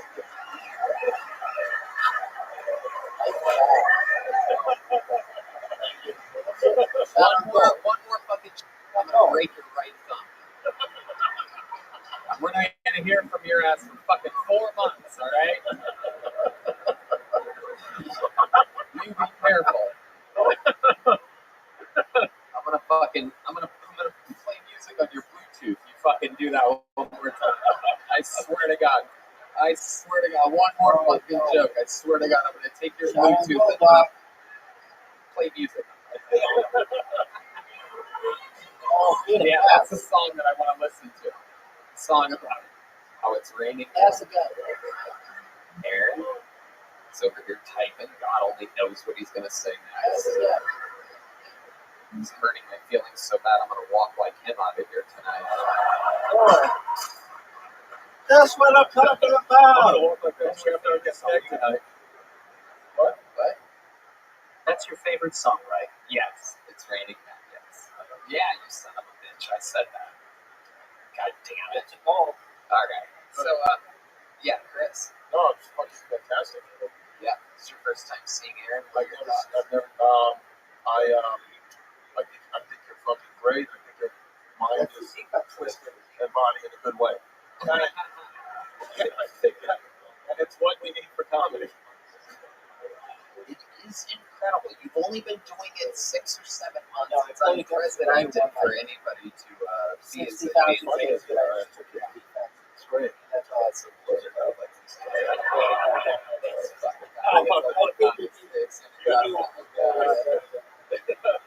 It's like Alec Baldwin, this fucking. All right. Ready to Watch kill. this. Watch Ready this. to kill. Watch this. There we go. Shot on goal. Nice shirt, Chris. I can't tell if you're a comedian or if you paint Easter eggs for a living.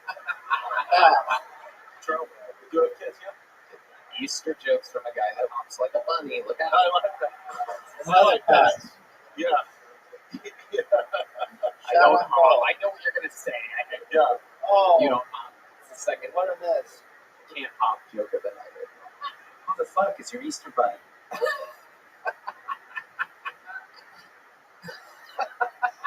Sometimes they shot on goal, doesn't it? Sometimes he looks up and hops that into the fucking. What a save indeed. Was that after the anal? Oh, you son of a bitch. You son of a bitch. You know what? I'm a pass. What a pass. If it's worth it, though. You know what? That's it. That's it. What's the name of your Bluetooth network? That was great. JBL Flip 4, I'm guessing. I see it written on the side. I'm gonna fucking get on it. No, we do. We have. I just got word that your citizenship has been confirmed. You are the newest resident of Mexico. Congratulations. Congratulations. Like there's an offense that you choose. Oh shit! He's gonna get me one more. Fuck! I should have just fucking let him get the last word. Now what? Oh, you good? Whenever you want.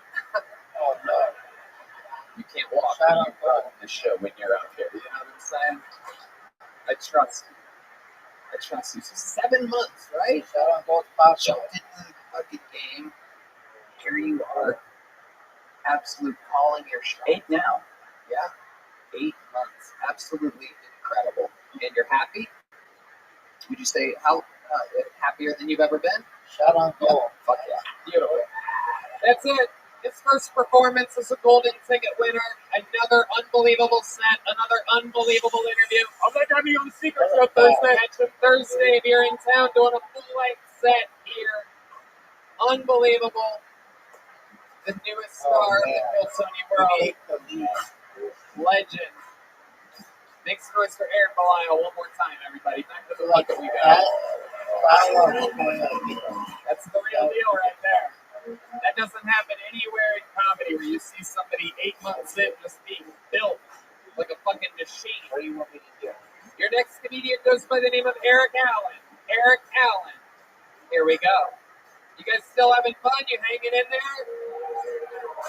How many of you did edibles tonight? How many of you smoked weed before this? How many of you ate mushrooms tonight? It's a bunch of people freaking out. Here he is. One more time for Eric Allen, everybody. Make some noise for Eric, everyone. These people all wait all night. Sometimes they sign up for months and months and months and months without getting out. Please, one more time, make some noise for each comedian. This is Eric Allen. Thanks, everybody. You know, times are tough. It's rough out there. Economy's bad. Pandemic going on apparently. And people are just rude to everybody. I think people would be so much nicer if it was legal to kill one person a year. Okay. So think about it. You know, you get cut off in the HEB parking lot. You're like, hey, buddy. Yeah, still got money. Now, most people use yours right off the bat. You know, New Year's Eve party didn't go so well, or you know, your college football team's blowing the ball game. Your friend Bob's a Michigan fan. You're like, shut up, Bob. But most of you would wait till a better time of the year, like the holidays. But think about how this could change Black Friday shopping. Everybody's going to Walmart at 6 a.m., locked and loaded. And with a great rush, everybody steps back and says, no, you go first. No, after you. I didn't want that scooter anyway. Here we go. Eric Allen. Another bucket full. There we go. Hard to follow Aaron Belial. Even with a voice box and 2 operational arms, it's very hard to follow Aaron. Yeah. Do your wife and kids know you're doing this? Yes. Are they happy? We flew here this morning. For this? Yes. You gonna get divorced, you think? No, we're good. Okay. Where'd you fly in from? From Atlanta. Atlanta, Oh, Georgia. okay. Oh, yeah, it's got the Brave stuff on. Yep, he was brave coming up here tonight with the material that he had prepared. That is for sure. What do you do for work? So I used to be an aerospace engineer, but I quit that about 8 years ago. Now I'm at an adult sports company. Adult sports company. Nice. Please explain to us what goes on in an adult sports company. Some people are already laughing. Yeah. Yes, is it called Pornhub? No, it is not. Okay. It's kickball, volleyball, cornhole, a bunch of like adult rec sports. Okay. When you say adult, do they do it naked or anything? No, it's just adults. Yeah, it's just 21 and up. Do they have special needs? No. Okay. It's for adults. So just It's recreational, something to play. It's doing well. It's doing well. Yeah. Okay. Good. But, yeah. That's very, very interesting. Are you an oath keeper? No. Okay. Where were you on January 6th, 2020? Let's see. I was at home. In the Washington, D.C. area. Yeah. Home of Congress. Eric, what are your views of America right now, the current state of America? I'm interested to hear what a guy like you from Atlanta who looks like a real man, just a real old gentleman here, still rocking Nikes even though you don't like black people. I like it. That's all good. Just laid back, What's your favorite thing about the state of America right now? I don't know. I'm a big sports fan. NBA, watch a lot of sports. So. Okay, you're very subdued. When I look at you, I think of 2 words: murder, suicide. That's what it feels like with you. Probably a chance. Didn't do my serial killing jokes that I did. Yeah. I did not think that. The madness. How long have you been with your wife? We've been married 10 years. And your kids? Yeah, I've got a 7-year-old and then a 19 from the previous marriage. Ooh. And he's having a kid in 2 months. So There it is. Nice white Atlanta trash. I know it was in you. Beautiful. Nice. So, yeah, 19-year-old grandpa. How old are you? 48. 48-year-old grandpa. I like it. Very Puerto Rican. I like it. It's my family. I get it, man. But good for you, dude. How long have you been doing comedy? It's my second time. Oh, wow. That's good, man. Where was your first time at? Eddie's Attic. Actually, no, I've been there. No, I did the Jeff Justice comedy show back in like 12, 15 years ago at the Punchline. So I took the class. And, Wow. so you haven't been off here in 15 years. I did it one time. And this is my second. This is really the first time. Yeah. Wow. Good for you, man. Is this something that you just planned for and hoped for? Like, did you know you were coming here tonight? You flew in? Yeah, we got the tickets about my brother and I about 3 or 4 weeks ago. We had a little sale. He said, "Hey, we're coming. We wanted to come." So I love that. Your wife and kids are here? No, they're back in LA. Oh, okay. It's not easy, man. But the first time we were like this, and it was excellent. Yeah. At 48 years old, a lot of guys wouldn't have the courage. So, you know, they'd be like, "Oh, whatever, my life's almost over." But you came out here and you fucking are trying something new. Good for you. When do you fly back? Wednesday. Okay. What are you doing tomorrow? Hanging out, probably get some food, get barbecue places, stuff like that. Have you tried Texas Roadhouse? we have those in Georgia, so wow. Absolutely. Got one in Atlanta. Okay. Okay. What's the craziest thing about your life that you could share with us? Do you have any special skills or talents or anything that you once did? You saved someone's life or almost died or something crazy, something with your family? A little fun fact that makes you absolutely different than everybody else? I mean, not really. I've been into sports. I did travel. So the kickball thing, I did travel. Are you fucking great at kickball or something? Like, what is going on? How do you make a living in the kickball world? Believe it or not, I did travel for about 12 years playing, basically like semi-pro kickball. What? First of all, that was the answer to the question I asked you 2 minutes ago. Not much, just a typical sports fan I have, daily dabbled in making a living in kickball.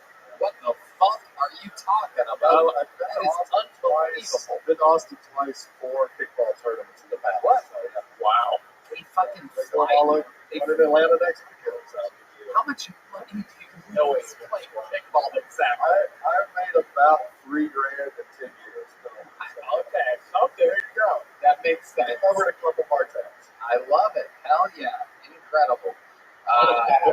I love it. Your wife is going to watch this in 2 weeks. Eventually. Tell us something weird about this. After 10 years, there's not much weird. It's just normal. Okay. And they sew it, tighter, their daddy stitch. Do you get the daddy stitch on them? You pay extra? Nope. Do you know about that? Nope. Just Lucy old Goosey over there. All right. Well, Eric, you are a true American gentleman. I know you're going to catch this. You're a professional kickball athlete, so there you go. That's another jumbo from Bonsai. There goes Eric Allen, everybody. We got to keep it moving here. Let's get another one out of this podcast. See what happens. All right, another Eric, back to back. Make some noise for Eric Biggs, everyone. Eric Biggs. These bucket pools have been fucking aggressively rough tonight. Let's see what happens here. Eric Allen going home with a gel blaster for his 19-year-old. Here he comes, everybody. Eric Biggs, everyone.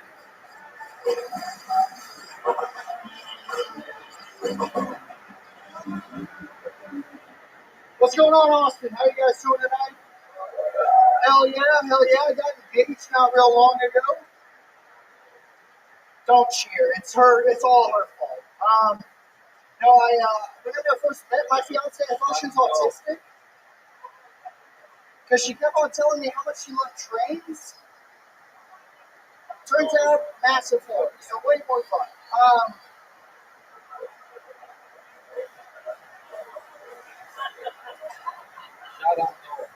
I guess I hang out with my dad since I moved here. Mostly just because my dad is now officially the age of old white men, where he shouldn't be in public alone. Like he sees other old white fat guys, he chases them across parking lots to see if their Corvette t-shirt means they own one. Oh, no. Wait. It's like, Dad, we're in Walmart. None of us are employed, The only other interesting thing about me, I think, is I graduated college with a 3.0 blood alcohol level. Thank you very much. My name is Eric Biggs. There you go. He's getting out on that laugh very quickly. Like it. little chuckle. He's like, "Hey, good night." Eric Biggs, we are having trouble with this bucket here tonight. Yeah. Eric, how long you been doing stand-up? 4 years. 4 years. Where? What part of the middle of fucking nowhere Yeah. are you doing stand-up? Is that how long have you been playing kickball in Atlanta? Blanco, Paris, Missouri. Missouri. Yes. Yeah, the funniest guy is 3 people. It's a big thing. Right. Absolutely. Right. Is that near fucking, what's it called? The fucking... Ozarks? Yeah. Yeah. That's where the rich people in Missouri go to party. Right? Yeah. Where do your people go to party? Texas Roadhouse? Texas Roadhouse. Where though? What's the name of the... The gas station, BP gas station. You guys really hang out at a Yeah. I'm as white trash as you want me to be. You know? Wow. Tell us more. Tell us about that. We want to know about trash. Shout out to all my We new don't want to know about people. fucking... I might be Canada next, just to get that new talent. What's the white trashiest thing you think you've ever done or been part of? I got lit on fire because I didn't understand. Oh my God. Gasoline works. You didn't understand what gasoline was? Yeah. I'm a mechanic too. That's the sad part. What part of your body got lit on fire? Arms, legs, face, neck. So I have excuses for the reason I look like this. You don't have any scars though. Yeah, just on my hand. Oh, just on the hands. Oh, yeah, the American flag tattooed on your. Yeah. Nice. That way everyone I knows. could have guessed that. Hopefully you didn't light that part on fire, because we don't take kindly to that in Texas. That's desecration of the flag, and that's against our fucking laws. Okay, so you've been lit on fire, and you've been doing stand-up much longer than we were hoping that you've been doing it. Yeah. What's your love life like, Eric Biggs? I'm engaged. Okay. Nice. What does she do? She used to be a waitress, then we moved here, and she decided to just sit at home. But I chase dreams. It's over, That's son. great. Wow. Get ready to Out light the yourself lights, on the party's fire. over. Oh West my side, God. baby. Very What a cool, comeback. that's what I'm saying. All right, Wow. my friend. Incredible. So That's all she wrote when for did me. you I'm pretty move here? tired. About a month ago. About a month ago. Welcome. Come back tomorrow. We'll And play. so, what is Wow, your it's 14 actual minutes. That plan? game How takes much a money long did time, you but guys it's save fun for to her to talk. be sitting around and you to be chasing your dreams? Yeah, I have a work from home job. So I was able to do that. Hey, how was yellow? So I work in a call center. Well, white women yell at me and call me a cunt every day. Wow. And that's just your life. Yeah. Absolutely. All righty, Then I good. took comedy and became a blue hair. Yeah. You do have the body of a baby. lesbian. Take care, big Yeah. guy. Yeah, were you on stage earlier with jean You shorts? think those are You want to pet me? Daisy Cukes. Interesting. You know what? I want to keep flying through it. It was nice to meet you, Eric Biggs. Here's a little joke book. Oh shit, we're out of little joke books. We'll get you one next time or something. There you go. Think it's a gel blaster though. Available in stores everywhere. Let's do something fun right now. Let's get a little. Remember that shot that they gave Uma to the heart in Pulp Fiction? That's what I'm going to try to do to this show right now. When I introduce someone who, again, much like Aaron Belial, is only a few months into this fucking business, but we think he's a sensation. Make some noise. Another set by Uncle Laser, everyone. Oh, there he is. Taking his time. By God, he has a bottle of whiskey. The boy's got a goddamn bottle of whiskey. He knows how to make an entrance, folks.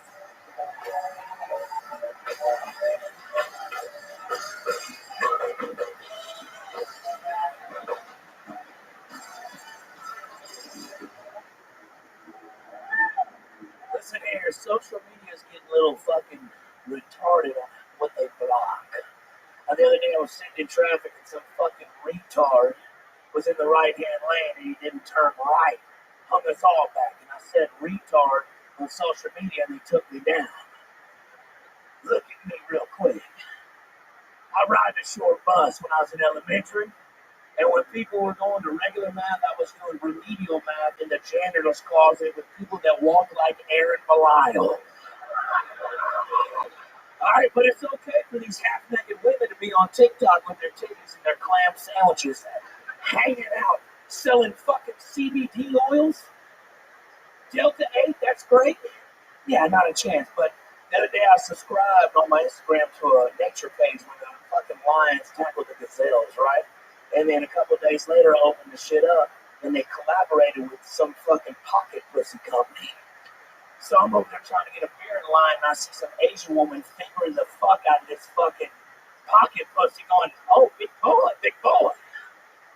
But I went ahead and paid the $69.99 and got it shipped to my house. Red Band, I got you one too. You know what I'm talking about? Love it. He's a wild boy. That's Uncle Laser, everybody. I actually do follow that account. Nature's definitely. Oh, yeah, no. I made it the size of your vagina too, dude. Oh, wow. I always knew that you wanted fuck you. Yeah. You just don't have your hair skin. How much is that? I love it. Very good. So was your time on the show, so that they are that in common. It's really exciting. You fucking hillbilly faggot. Whoa. I love it. Uncle Laser, let's talk about it. You said retard a record of 5 times in 40 seconds. Look, I'm trying to get canceled. Well, you have to have a career first. Whoa, relax. You actually have to. You're putting the.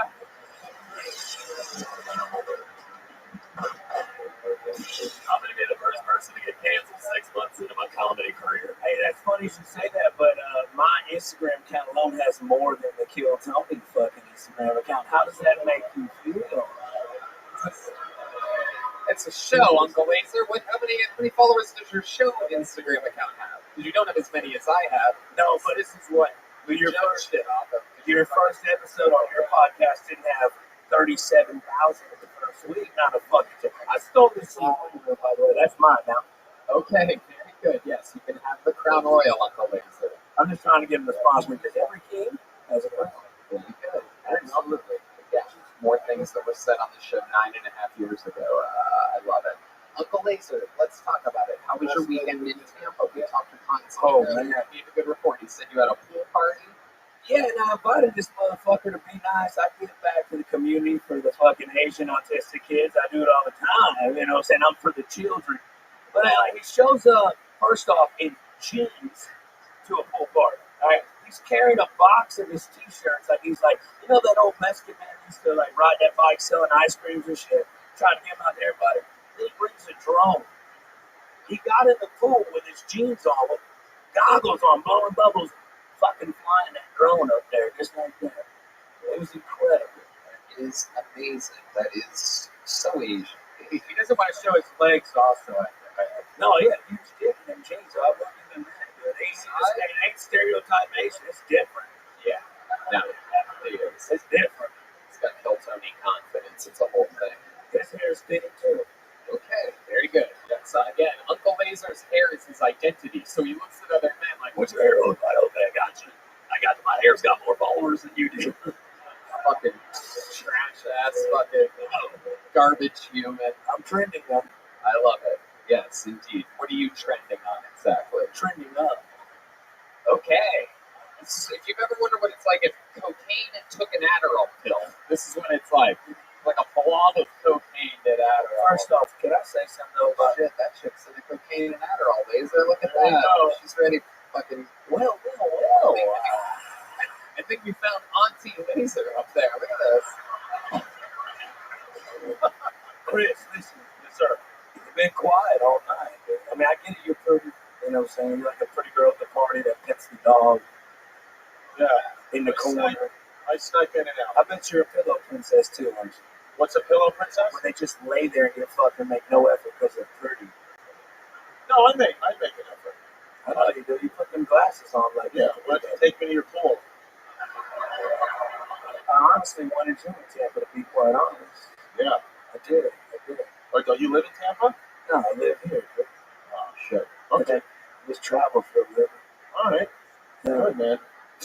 You, Laser, I've never seen you go completely gay in the middle of an interview.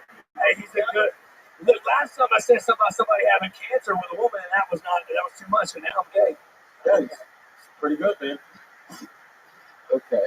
I'm like Eileen Wuornos, the first female serial killer ever. You should Google Eileen Wuornos. I know she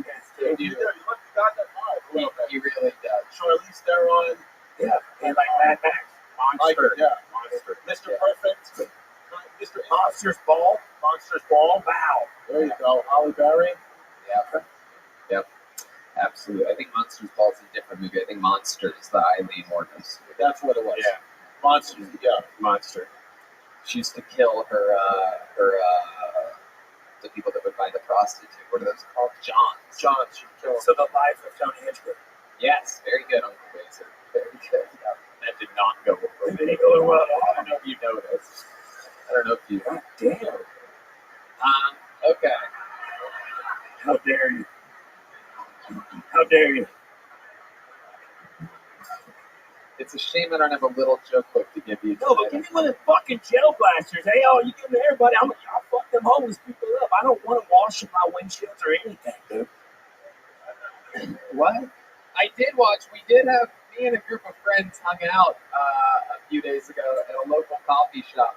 And a guy asked me when I pulled up. There was a gentleman with a rag and a bottle of Windex, and I pull up and he starts walking up to my car, which got waxed literally the day before it, and I'm like literally laughing. I'm like, don't you fucking even think about it, dude, right? We're hanging out later. Laser pulls up. I go outside. He has this guy Windex his entire truck, the outside, the doors, the tail, the muffler. No. Windex the whole goddamn thing. Here's $20. But he only did the front end of the truck, right? So the back end, it looked like it had a tan line. You know what I'm saying? It's white up top, dirty on the bottom, but I love it. Nice guy. Yeah. I bought cocaine from him. That's in here.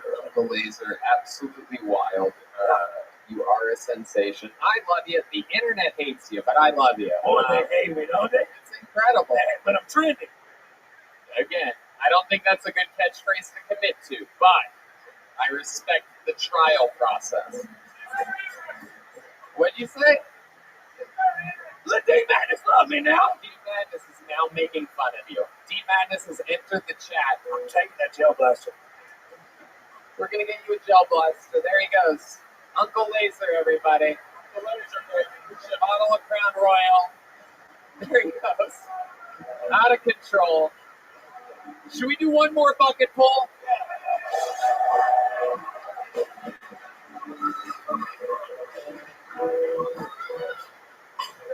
Let's see what happens. All right. You know, I've been doing this a long time. I've never seen this name before, but just something in my gut. Sometimes when I see a name, I feel like it's going to be a good one. This is a 3-name comedian, and I think this is going to be the bucket pull of the night. Maybe I'm wrong. Who knows? I don't know why I'm hyping it up. But make some noise for Chad Mitchell Hudgens.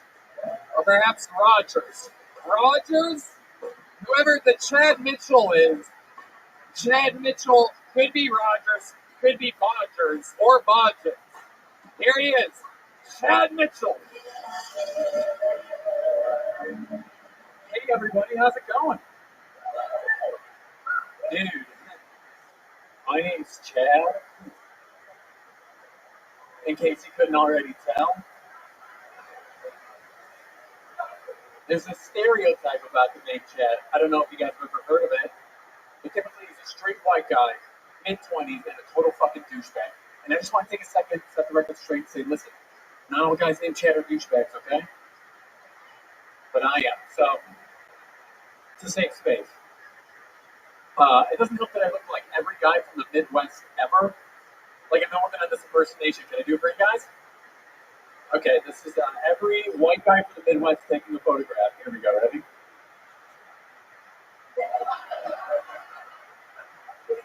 Turn it sideways. Let's do a silly one. I didn't know what being a Chad was for the longest time, and then one of my boys clued me in on it. He was like, no, dude, Chad's synonymous with being a douchebag. You're like the good-looking, confident guy who's probably going to try and steal someone's girl. I'm like, that's hilarious, bro. Like, try. Thanks, guys. Hell yeah. Chad Mitchell Rogers. Chad Mitchell Rogers. Boy, was I wrong about my instincts about bucket pull. That was incredible. Boy, you know, I can admit it when I'm wrong, and boy, yeah, I was wrong about you. Why aren't you just up here with cerebral palsy? We found a cure. You fucking shook it off. We found a cure. I'll trade him for Aaron Belial. We'll trade you to Canada so we can have Aaron. How would you feel about being a Canadian? I already have the tuxedo on, don't I? That is correct. You absolutely do. Chad, where are you from? Originally Detroit, Michigan. And now you live here? I live in Los Angeles, but I'm thinking about moving here. Okay. Wait, how long did you move to Los Angeles? 7 years ago.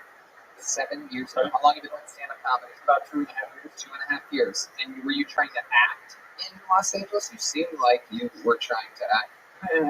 Yeah, dude. Yeah. I know. I lived there for 17 years of my adult life. Actually, a little bit more than that. But I actually started doing stand-up comedy when I was 8 years old. I was like a little kid, but I would memorize other people's like specials, and I'd go do them like in a talent show. And that's how I got started. The young Carlos Mencia. Look at that.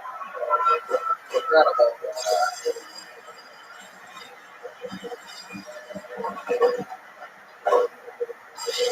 Incredible. So, Chad, how did your acting career in LA go for you? You seem like the kind of kid that had a Disney Channel appearance at one point, and now you're triple vaccinated and going to die from a large heart, and you did.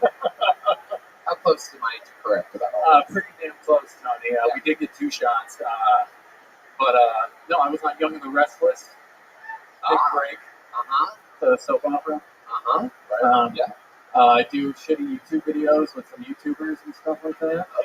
Yeah. What do you usually? What does your YouTube video content consist of? It consists a lot of me like being a drill sergeant or like a cop, like being real hard and giving some other guy like a really hard time. Okay. Is it you and a bunch of white guys? Yes. Oh, okay. All right. Are you guys gay? Not yet. Right, not yet. You pretty smooth with the ladies, Chad Mitchell? Yeah, I'm pretty smooth. I have a really beautiful girlfriend.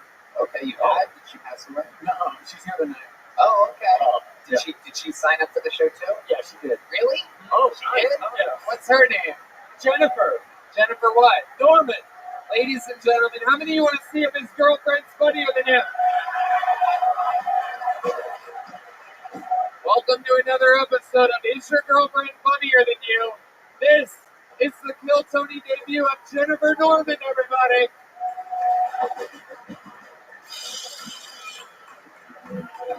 Yes. What's up, Austin? We are super excited to be here.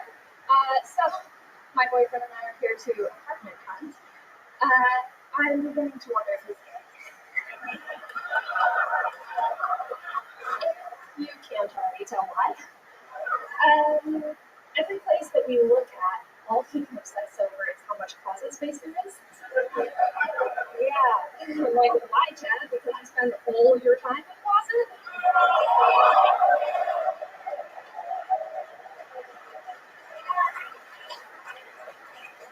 Again, he's a Chad. He holds up to his name. Also, he prioritizes making sure that our bidet has an outlet, right? I've learned something about Austin. In your apartments here, you guys tend to put your closets on the other side of your bathroom from the bedroom. So now when he goes to the bathroom, I don't know if he's just going to the closet secretly or shooting water up his ass. Wow. I love it when this happens. Yeah. It's going to be an upward drive home I tonight. 100% smell a breakup. Oh, yeah. Wow, Chad, this is, it's coming. It's gonna, that was, Hell yeah. The no doubt, the girlfriend just buried the boyfriend on this. Big time. The good news is after the breakup's official, I have just confirmed you will be getting a blowjob from the purple-haired girl. So congratulations. Congratulations. Close your eyes and hold on tight, my friend.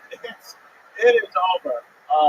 Man, it's very funny. Very funny. That was amazingly well executed. Have you done stand-up comedy before? This is my very first one. What? Unbelievable. And wait a second. Wait a second. How long has Chad Mitchell been on stand-up? Did you say 4 years? 2.5 years. 2.5. 2.5 years. Oh my God. Are you better than him at everything? Jesus. Well, Jesus, you're funny and you're taller. It's Chad. It's together. Chad, I love you, buddy, but it's just. My nickname is Jen the Jack of all trades. Okay. Wow, that's incredible. Name some more things that you're great at. I dance. We actually met 2 years ago in LA, but I also moved from Michigan to Los Angeles. I've been there 7 years. Now we just applied for our first private in Austin today. Wow. What kind of dancing are we talking about? Oh, well, a lot of commercialized styles. So. Okay. Whoa! Wait a second. Wait. Whoa! Can we get a room for Chad Mitchell Rogers so that he can? How many of you think we should watch Chad kill himself here tonight? This is incredible. It's that Paul Beaver. I thought Paul was playing the Immemorial Marine song. Another gay soldier lost.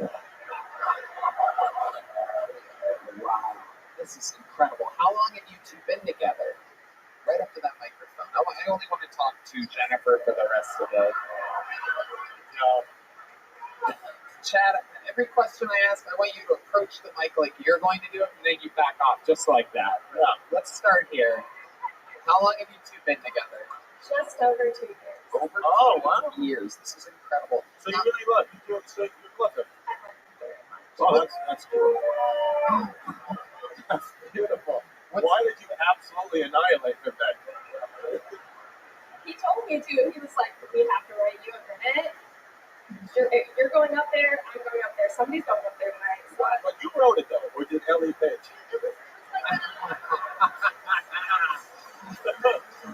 This is incredible. He's really good at making fun of himself. I'm just like really good at executing it. Yeah, absolutely. There is no doubt about it. I think we found your guys' business model. He's the writer and you're the performer. Incredible. This is amazing. I love that you Alfred, your boyfriend tonight. Luckily, you're the perfect height to give him a sympathy kiss on the forehead. You don't have to bend over, Chad. You don't have to bend over. She's already got you. Jennifer, let me ask you this. Is there anything that Chad does in the bedroom that you think is lame?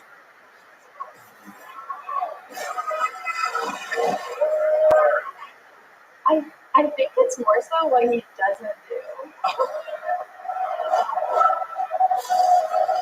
I'm going to kill myself. I'm going to kill myself on behalf of Chad. This is incredible.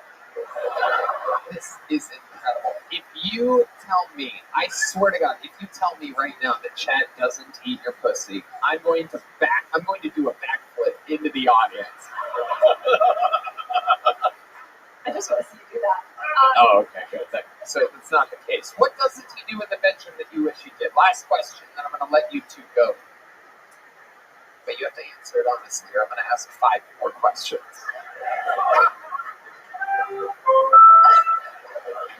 Somebody yelled anal. One of the college kids yelled anal. I can always go to my college station friends here for a little extra immaturity that Red Band doesn't provide. Is it anal that you want to hear? He does seem like he'd be like, that seems icky. It seems like he would say that. I think he wants to do that more than I do. That's not my opinion. Okay, I do believe he wants to put his penis in a butthole. I do believe that. I think incorporating more toys, though, you know? Okay. That could be, he does look like a puppet.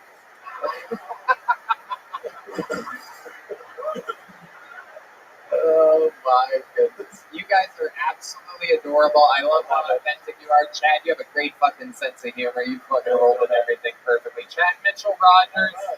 And I'll tell you what, I'll give you both big joke books for being fucking great sports. Thank you. There they go. Have a good night. Ladies and gentlemen, to end tonight's show, I present upon you one of the greatest anomalies to ever happen in the history of Kiltony. This man is the longest standing regular in the history of the show, more appearances than anyone else ever. more new minutes than anyone ever, more interviews than anyone ever. Some people call him the Memphis Strangler. Some people call him the Vanilla Gorilla. Some people call him the Big Red Machine. This is indeed William Montgomery. Wow, it really is him. Make some fucking noise for the one and only.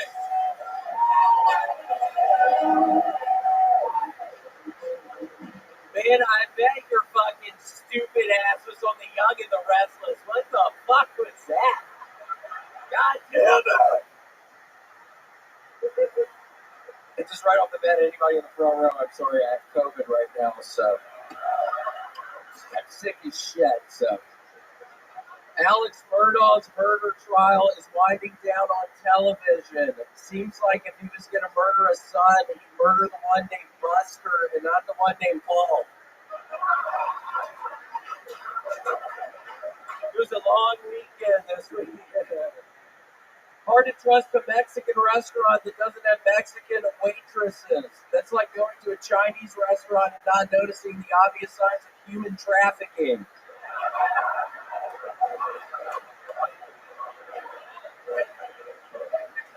I don't know if y'all heard of this Brian Laundry guy, but I've got a laundry list of reasons why your daughter shouldn't go out with him.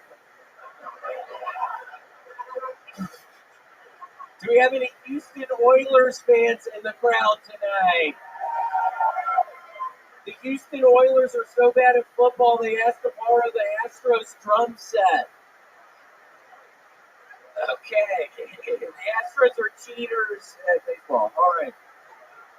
It's our time. How are you doing? William Montgomery. Okay, there he goes. One more time for William, everybody. Asking me how I'm doing to end this set.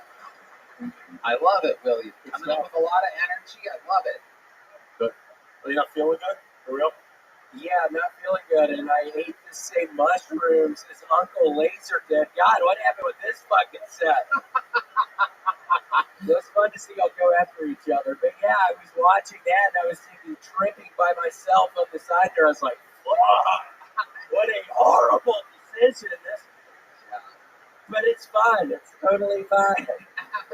How much mushrooms did you guys eat? I had no idea you guys would eat like a handful. No, I don't know. Like some pieces of mushrooms. Okay. So how often do you eat mushrooms? It's not often. I ate some this past week, but before that, it had been some years.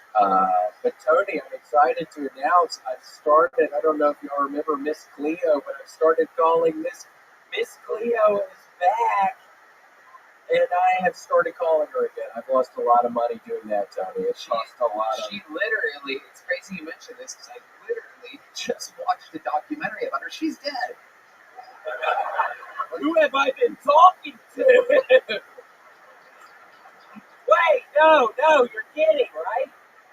No, she's dead as shit. No, you're kidding, right? I would never know. I never would have said a thing, but it's so crazy. I watched a documentary about her. You're really like out of the news this week. You just did a Brian Laundry joke. That was like literally from a year ago. The Houston Astros cheated 5 years ago. And the Houston Oilers aren't even a football team. They aren't a team. They haven't been a team for, I think, a decade or so. It's absolutely incredible. Your time is like, did you go like in a time machine or something? Come back. Have you guys heard of this? Thomas Jefferson. Wait, hold on. I'm still trying to get over the fact Miss Cleo is not. Who have I been talking to? I've been talking to some Jamaican lady on the phone. I swear to God. Are you gonna stop talking to her? Yeah. I'm never gonna stop talking to Miss Cleo. Oh my goodness. No, I swear to God, I'm never gonna stop talking to this Jamaican woman. Hold on, what the fuck is going on? Y'all are scaring me. Stop. Stop! I'm literally tripping out. Stop. Stop. So what have you and this random Jamaican woman been talking about, and how much is she charging you for this? Yeah, $10 a minute. $10 a minute? Yeah, God. Is it David Lucas? Huh? Jamaican woman. I don't know. I'm kidding. Absolutely incredible. William has been talking to a random Jamaican woman. We have Brian Laundrie. We got the Houston Oilers. What else has been going on this week, Will? I literally got sick. I was with Duncan and Irvine and in San Jose, and yeah, I couldn't sleep at all last night, so I haven't slept at all. Did you do any ketamine with Duncan? No, not this time. Not this time. Not this time. No, I couldn't. But yeah, the sets were good. It was all good. I just couldn't go to sleep last night, and I feel sick as shit right now. I almost called you sick. I could have come, but I decided against that. But yeah, What exactly are your symptoms right now? horrible sinus infection. Probably fever. Oh, really? Yeah. I feel horrible. That's why I did it now. I got this horrible fucking attitude since last night for some reason. I couldn't go to sleep. That's not a joke. Yeah, and then I decided to eat those mushrooms for some reason right before this. I see that fucking dumbass. Yeah, they're gonna break up, right? That couple. Holy shit. It is going to be weird. That was so awkward. Yeah. It's going to be weird. And then, he's going to try to overcompensate. He's going to go to a sex store and come back with some weird shit. He's going to end up being the one handcuffed to the bed. Because she's just going to alpha him all the time for the rest of their lives. And they're always going to have this to look back on. She's going to win every argument forever. She's going to remember that time I bodied you on Kill Tony? In your own art form that you did for 2.5 years.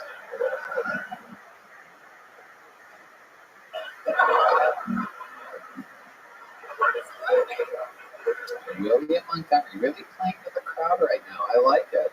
A little bit, yeah, just horribly on edge. Yeah, I couldn't fucking go to sleep last night. It was horrible. I don't know what it was. I drank some coffee. I did take a little piece of an Adderall. Probably 4, but normally that doesn't affect me. But yeah, I couldn't. You took an Adderall at 4 p.m. 4 p.m. Drank some coffee and then couldn't sleep. So I've been up since yesterday morning. Have you tried winking? Winking relaxes you. Winking at people in the audience. William has a special magic trick. I have been watching your fucking fine ass since you fucking. Whoa, you talking to this guy right here? Yeah, look at that guy. Wow. He's down there. I like that guy. Nice. Yeah, he's here from Ukraine. Yeah. Visiting. At war right now. Ooh. Whoa. Yeah, I think I love you, man. Oh my goodness. Holy shit, I'm not fucking around. I think I love you. Whoa, he just gave you the eyebrows. Right there, stop! I wasn't even fucking with you. What would you do to this guy if you had the opportunity to take him back to your place? Oh, what wouldn't I do? Where would you start? Probably just some simple kissing.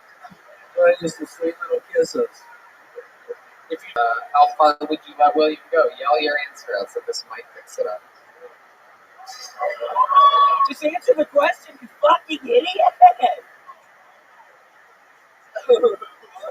The college station kids are trying God. a little bit confused right now. This is like when the Yeah, and I feel liver bad. king got caught doing steroids right now. He's being awfully silent. Would you make love with William Montgomery? All night? Oh, that's sweet. I didn't know what you would say. I'll take that. Thank you, There you sir. go. Cool. Okay. William, what would it take for you to stop fucking this guy? Try some Ritz Bit sandwiches. Okay, I've been eating a bunch of Ritz Bits recently. That's not the answer I was expecting. Oh, all right. Yeah, Ritz Bits. Ritz Bits? What are these? It's little bits of sandwiches. Like cheese, peanut butter, Ritz Bits. Ritz Bits? Yeah, Ritz Bits. It's like Red Band is dying of laughter. Our chief snack correspondent, Red Band, is dying of laughter right now. I've never seen him laugh this hard on this show. Ritz Bits. But snacks hit him. Ritz Bits. Yeah, they have peanut butter, they have all kinds of stuff. They have s'mores Ritz Bits. You think you're ever going to stop eating Ritz Bits? I'm never going to stop eating Ritz Bits.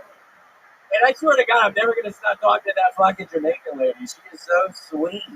That isn't good. Maybe next week we'll give her a call on the show. Yeah, we should. All right.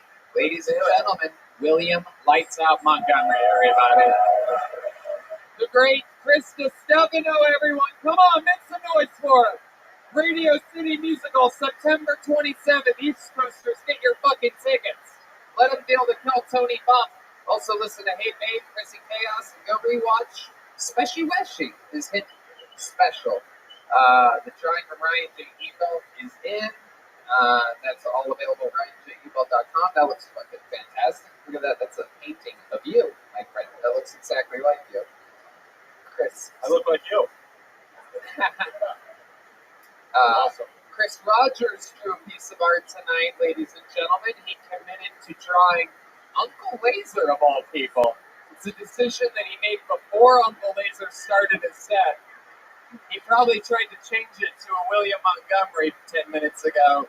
He's going to be auctioning that off after the show, so any Uncle Laser fans can buy it. My guess is Uncle Laser's probably going to have the high bid on that one. Boy's got a little bit of an ego on him. How about one more time for the best damn band in the land, the Keltoni Band? Michael Gonzalez. The debut of Zach Person. Motherfucking D. Madness on the bass.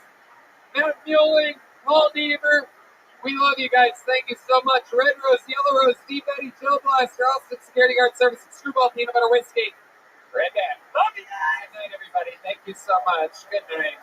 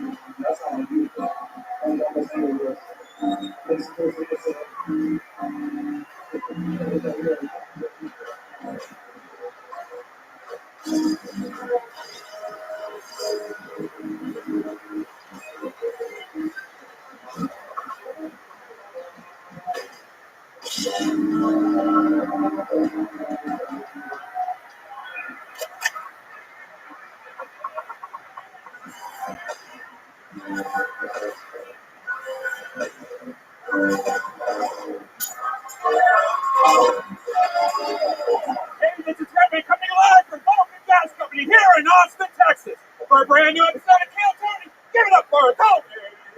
It's clear. Are you guys ready for the best goddamn show of your lives tonight, or what? Yippee! Make some noise for Red Band, everybody. Hey, everybody! Almost 10 years together.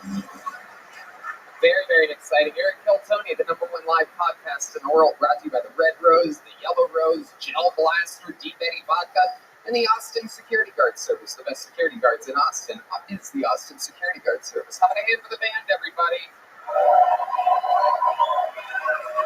That's the Screwball Peanut Butter Whiskey Keltoni Band. That's the great Michael Gonzalez on the drums right there. That's the great John Dees on the keys. Matt Muelling on the electric guitar. Paul Beamer on the horns. And on the bass, the one and only D. Madness, ladies and gentlemen, is here. Everything is cruising for a bruising. Before we start tonight's show, here's a little bit more from the amazing sponsors that made tonight's episode available for you here right now. Hey y'all, we're all into different things. You know, I remember when I was little, I tried to stand out by making a lot of jokes, making fun of people. It's how it all started with me. We're all different, and it's tough to stand out, especially if you're a business owner and you want to attract the most talented people to hire on your team. But ZipRecruiter makes it easy. And right now, you can try it for free at ZipRecruiter.com/KillTony. How does ZipRecruiter help you stand out to the right candidates? Well, ZipRecruiter's technology sends you great candidates for your job, and you can send a personal invite to your top choices. It also makes it easy for candidates to apply to your job. Instead of filling out a lengthy application or some corny resume, they can apply with just one click. To help your job catch the eye of great candidates, ZipRecruiter also offers attention-grabbing labels like remote, training provided, urgent, and more. Right there. Get your job noticed by the best and brightest candidates with ZipRecruiter. 4 out of 5 employers who post on ZipRecruiter get a quality candidate within the first day. See for yourself. Go to this exclusive web address to try ZipRecruiter for free. ZipRecruiter.com/KillTony. That's right. Go to ZipRecruiter.com/KILLTONY. Why? Because ZipRecruiter, the smartest way to hire. Attention smokers and dab enthusiasts. Are you tired of the same old boring smoking experience? Look no further than MJ Arsenal, the creators of the revolutionary blunt bubbler and the original mini dab rig lineup. With many years of experience in the industry, MJ Arsenal is dedicated to providing the best consumption experience possible. Their unique creations, like the blunt bubbler, combine the smoothness of a water pipe with the convenience and flavor of your favorite joint or blunt, giving you a whole new level of smoking pleasure. We have these, they sent them to us, we absolutely love them. Red Band? That's it. I mean, they're amazing. And that's not all. The mini dab rig lineup offers a variety of styles to suit your personal preference, all while delivering unparalleled flavor and potency in every hit. Their patented designs go through rigorous testing before hitting the shelves to ensure the highest quality of function in every piece. But you may be asking yourself, why so small? With MJ Arsenal, less air equals more flavor. So what are you waiting for? Save 15% off your order with code KillTony and elevate your smoking experience with MJ Arsenal's game-changing designs. Visit their website today at mjarsenal.com to browse their full lineup and find the perfect piece for you. Again, save 15% off on mjarsenal.com with discount code KillTony. Are you guys ready to start tonight's show? You know, we started doing Kill Tony here at Bulletin a couple of years ago. This is officially our last scheduled taping here at this venue. You guys are here for that episode. How cool. And we've got many great guests, many well-booked shows. Every single week, I try to be very, very strategic and use my connections wisely and my friendships wisely to book this show as good as I possibly can in a sustainable manner. This week may be my finest work that I've ever booked in my entire life. Ladies and gentlemen, at the same time, I present to you Tim Dillon and Roseanne Barr. Yes, let's go. Oh my God. Yep. Yeah. This is what you pay the big bucks for, people. We're number one.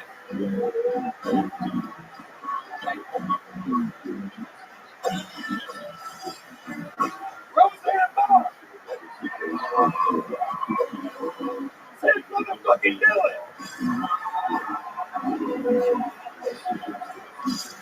On a Monday night in the new comedy capital of the world, Austin, Texas. They said it couldn't be done.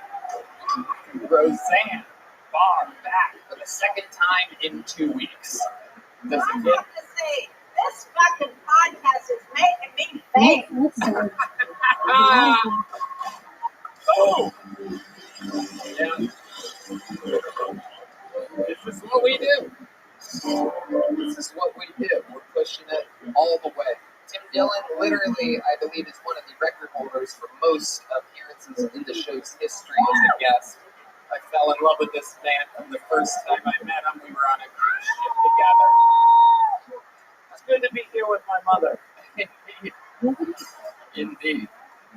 We are going to have so much fun. You guys have both done this show. You know how it works. For those of you that may be visiting with your podcast-loving boyfriend from a faraway land, let me tell you, a bunch of people signed up for the chance to do 60 seconds on this stage. You know their time is up when you hear the sound of a kid. That means they have to wrap it up then, or so they bring out the Angry West Hollywood Bear, which is just loud and cuts them off. And then I interview them and we find out more about them. The entire thing is improvised. My guests chip in. Maybe they give me some good advice. Maybe we make fun of the person. Maybe anything can happen. Are you guys ready to start this fucking show or what?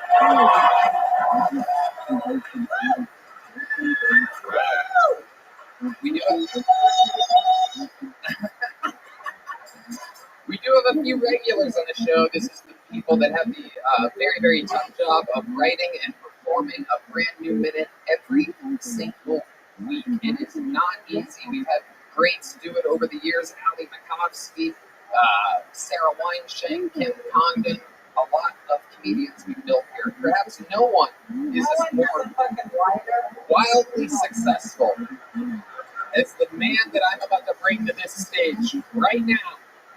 We met him when he was living in a van a year and a half ago. Every single week, he starts the show with a brand new minute of stand-up comedy. Sing it if you know the words. This is Hans Kemp.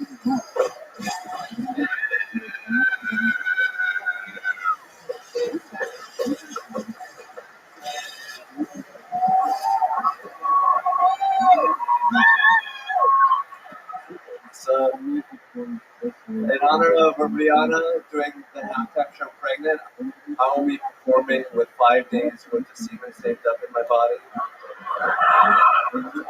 Thank you. You know, my friend was bragging about working at a PR firm. I work at a PR firm. I was like, no one cares that you work at Puerto Rico. Let me know when you get a job at a USA firm. Yeah, doing pretty good.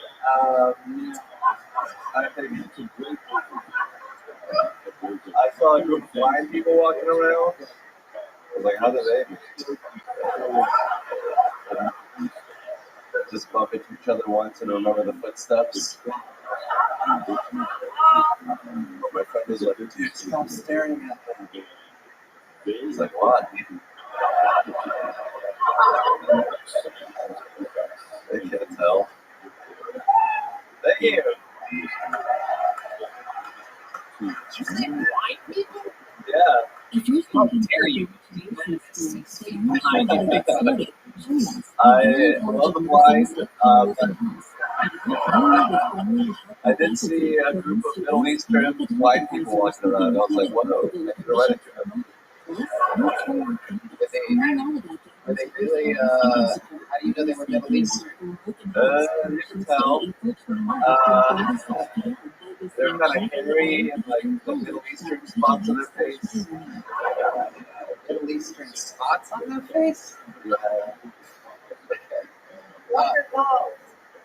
Just like a heavy beard, you know, just like some weird thing going on with their head, scarves. Yeah, it was really concerning from that like security standpoint.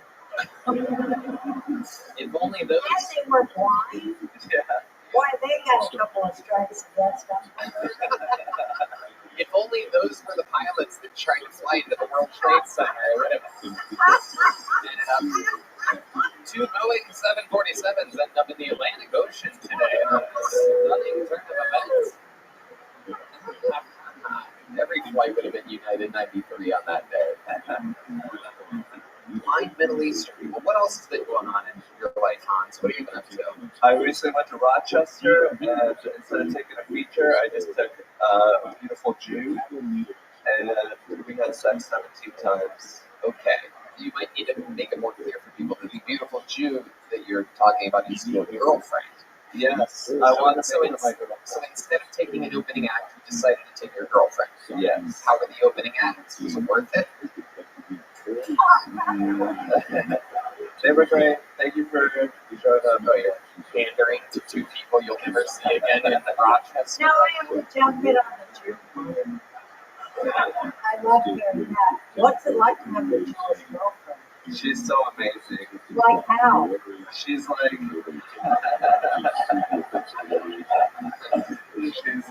she's really good at mental math.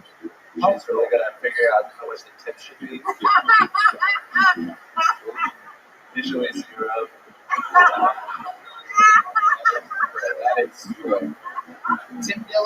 watched Hans's rise. Yes. And what do you think about tonight's appearance? Have you? What I loved about it was one Asian guy in the crowd did a Black Power salute to Hans. I don't know what that means. I think it means Stop Asian Hate is over, and everyone's good now. So that's something I enjoyed watching. I love it. Hans, you get the show started every week. I love it. We're going to keep it moving quickly this week with some names out of the bucket. Thank you so much. Thank you, telling everybody what the format of the show is like. And like that, things get wild. When I reach into this bucket, that means we're going to meet somebody for the very first time. Sometimes it's the return of somebody. You never know what's going to happen. Ladies and gentlemen, your first comedian tonight out of the bucket goes by the name of Jordan McDonald, everyone. Here we go. Anything can happen. It might be a genius. It might be the future. It might be an insane person. A minute uninterrupted, and then we interview them. This is Jordan McDonald. Oh, Texas, make some noise. How we feeling tonight? Any couples in the house? Couples make some noise. Y'all familiar with the love languages? Hell yeah, white women already do. If you're not familiar with the love languages, there's 5 love languages, and we operate from 2 of these 5 love languages. I was hanging out with my lady. She was telling me she took a test, and I heard top 2 love languages. Supposedly, her top 2 love languages are physical touch and quality time. She was like, "Man, you want to take a test? Like love languages?" And I was like, "Nah, not really. But I'm not trying to argue, so sure." She was like, "What you mean, sure?" And I was like, "Yeah, come on." True story. She took a test, and they're my top 2 love languages. And supposedly, my top 2 love languages is big money, bitches, and weed. I was like, "Damn, dog, this test is accurate." What? I actually did take my test. Supposedly, my real love languages are quality time and acts of service. Me and this chick, we actually broke up because she used to beat my ass. I'm not quite sure if those were the acts of services this test was talking about. You know what I'm saying? Thank you. All right, Jordan McDonald. Welcome to the show. You've been on before? Yeah, like a year and some change ago. Absolutely. You look exactly the same. I love it. Cool. Welcome back. You're like a black carrot top or something like that. I'm not exactly sure. I'll take black carrot top money. I'm cool there. Absolutely. Carrot Top is Vegas. He is rich. What do you do for work, Jordan? So I valet park at the Women's Center up in North Austin, and then I've been doing comedy a lot. Wait a minute, hold on. There's valet parking at. Yeah, I'm valet park all the women sector. Yeah, I'm valet park mad pregnant women all day. Just rich women getting abortions. What's going on here? I think we have to ask Roseanne about that. She would know if rich women are getting abortions out here. So, what's that like? What are you dealing with out there? It's mostly just pregnant women parking their cars. I saw somebody's water break in the driveway one time, and bro, that shit was crazy. I had never seen anything like that in my life, bro. Oh shit! Yeah. Did you have to put out a wet tour sign or something? I just got a wheelchair. I just said, "Yo, here you go. You need that." Wow, incredible. Fantastic. How long have you been doing stand-up comedy? About 3.5 years now. Okay. Coming on 40, man. All right. And what's the coolest thing you had happen to you or learned or anything? In December, I went on a 6-city tour in California with some of my comedy homies that I met out here. That shit was mad cool. I just did a comedy festival in Portland about 2 weeks ago. The Northwestern Black Comedy Festival. Has anyone ever told you that you look like if someone smushed all the Black Eyed Peas together? No. Now Is that true that your girlfriend was beating your ass? Yeah, that's true. She was beating me up. I want to hear more about that. Because a lot of men are getting their ass beat up by their women and nobody ever talks about it. I think you should talk about that.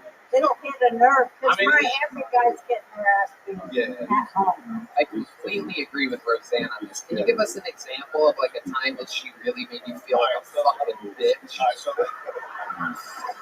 So the last time it was the Monday before Thanksgiving. It's always around fucking Thanksgiving. Yeah.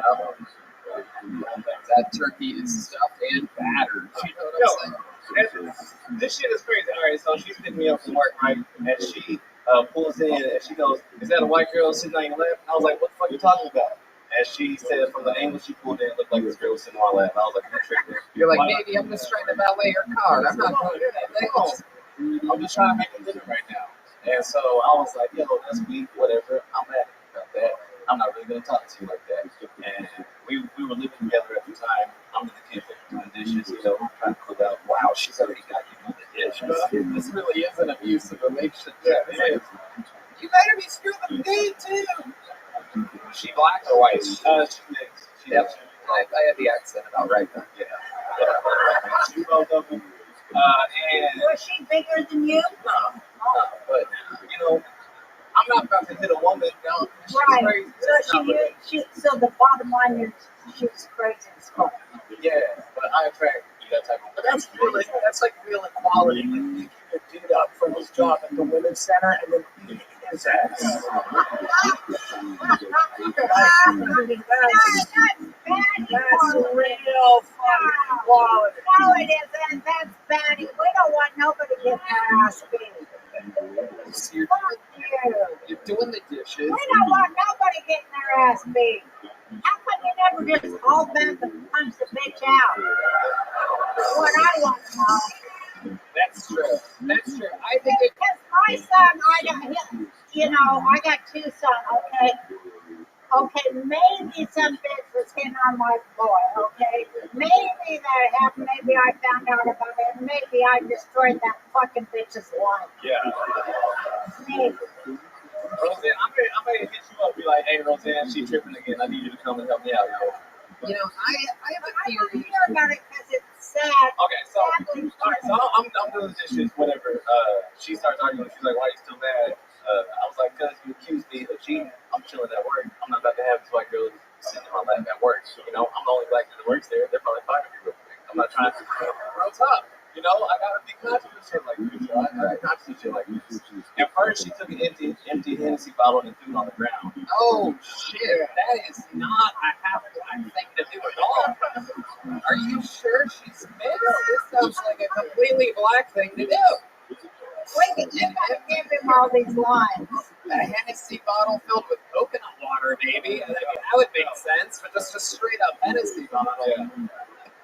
And I was like, all right, you don't do that. I'm gonna just go take a shower, chill out. You know what I'm saying? Shower. You're like, I'm gonna shower, baby. I'm gonna use the same shampoo and conditioner as you. I'm gonna fucking scrub up a little bit. And so now she's like, she got braids and shit. She'll get her hair wet. You know what I'm saying? I was like, okay. Yeah, I know fighters have cornrows usually. So I'm trying to take a shower and she's still trying to argue, so she comes and sits in the bathroom. I'm like, oh damn. I know, all right, shit's about to get real. Now you're trapped and she knows you can't swim, so it's a disadvantage. Exactly. I can't swim, I can't get my hair wet, it gets heavy and shit. You're in the tub with a hairnet on, just almost drowning like Whitney Houston with a mustache. Alright. And so I'm like, all right, yo, you need to leave the bathroom to get out. She's like, no, we're gonna talk to. I'm like, yo, just let me shower. You tripping right now? Get the fuck out the bathroom. And she's like, nah. Then she starts pushing me. And I'm like, wait, you're in the shower still? No, I'm like starting the shower, getting the shower ready and shit. Oh, it's warming up. Yeah, it's warming up. I'm building up to the shower. I didn't get into the shower yet. You got. Yeah, she pushes me before I get into the shower, and I'm like, man, fuck. Here we go. And here we go, a battle of the Titans. Balls versus vagina. Went from the bathroom to the closet, back to the bedroom. Wow, back to the bedroom. I take a shower. Hold on. She's just hitting you and you're just moving back? Well, she's like hitting me, and I'm like, all right, yo, you need to chill out. And then she'll chill out for like 2 seconds, then jump back out. Yeah, and she was pulling my hair, and she was swinging on me. Oh, all type of shit. Real tough, like real tough. You didn't even hit her once by accident. But I had the moment where I was like, oh, I'm gonna knock her the fuck out right now. I had that thought, and then I was like, all right, I need to chill. Once I had that thought, You're like, I need more soy. I guess, Roseanne, I guess. What starts you though? I mean, that's a master shit. self-control. Imagine police coming to my crib and taking me away. I hear that. That's why you have to kill her. No.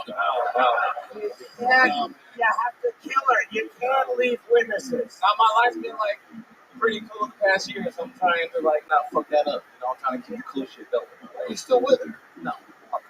But that's great. We be fucking though. Oh shit. Fucking. You've been fucking. Okay, well, I'm not with her, but you know. But you can't get enough of that crazy pussy. It's a trap, Tony. What is it in the bedroom that she does that makes her worth being in such a volatile Oh, relationship? I hate people who have sex.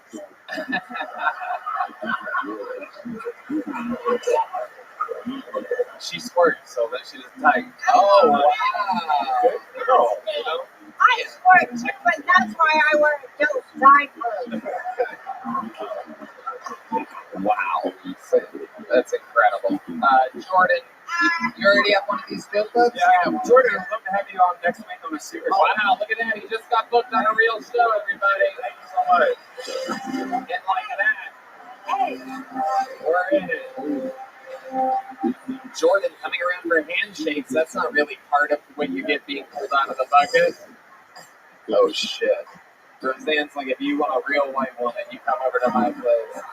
I swear to God, I'll beat the shit out of you and I'll fucking. There he goes. Jordan McDonald, he's leading with a brand new chill blaster, everybody. Okay, your next comedian goes by the name of Bobby Sandbay. BJJ, maybe? I don't know. This shouldn't have been in the bucket. It's just an ad handle. I don't know if we're even going to get somebody. This seems like a half-written thing. Bobby Sandu? Okay, here he is. Bobby Sandu, everybody.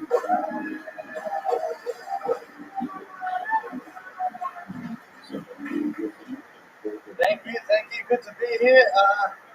You guys can probably tell I'm not from here. I'm an Australian, but my parents, they were Indian, you know, and they had pretty high hopes for me. Like, they didn't want me to be doing this shit. They wanted me to be well educated, have a degree, have a BA, MA, but I got into MDMA. My parents, they wanted a doctor, but they got a chemist. Yep. Very good. Nice to be in Austin, Texas. Great place.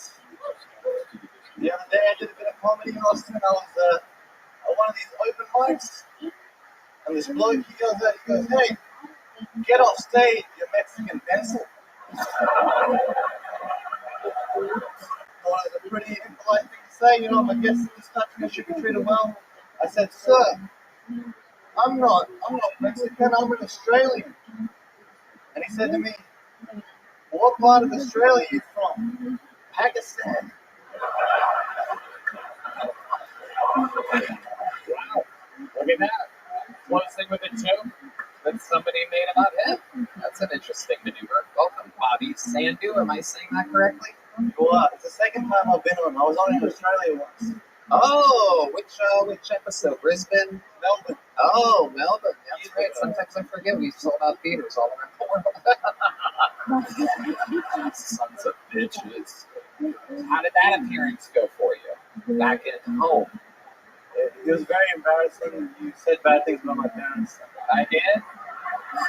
Do you remember any of the things that I said about your parents? Can you remind this crowd? I don't remember anything. I told you I was Indian when you said my parents fucked in the back of 7-Eleven. I thought I would come up with something better than that, but this is what happens. Are you sure you didn't say 9/11? Let's get them all confused. People show it to me all the time and haunts me. It's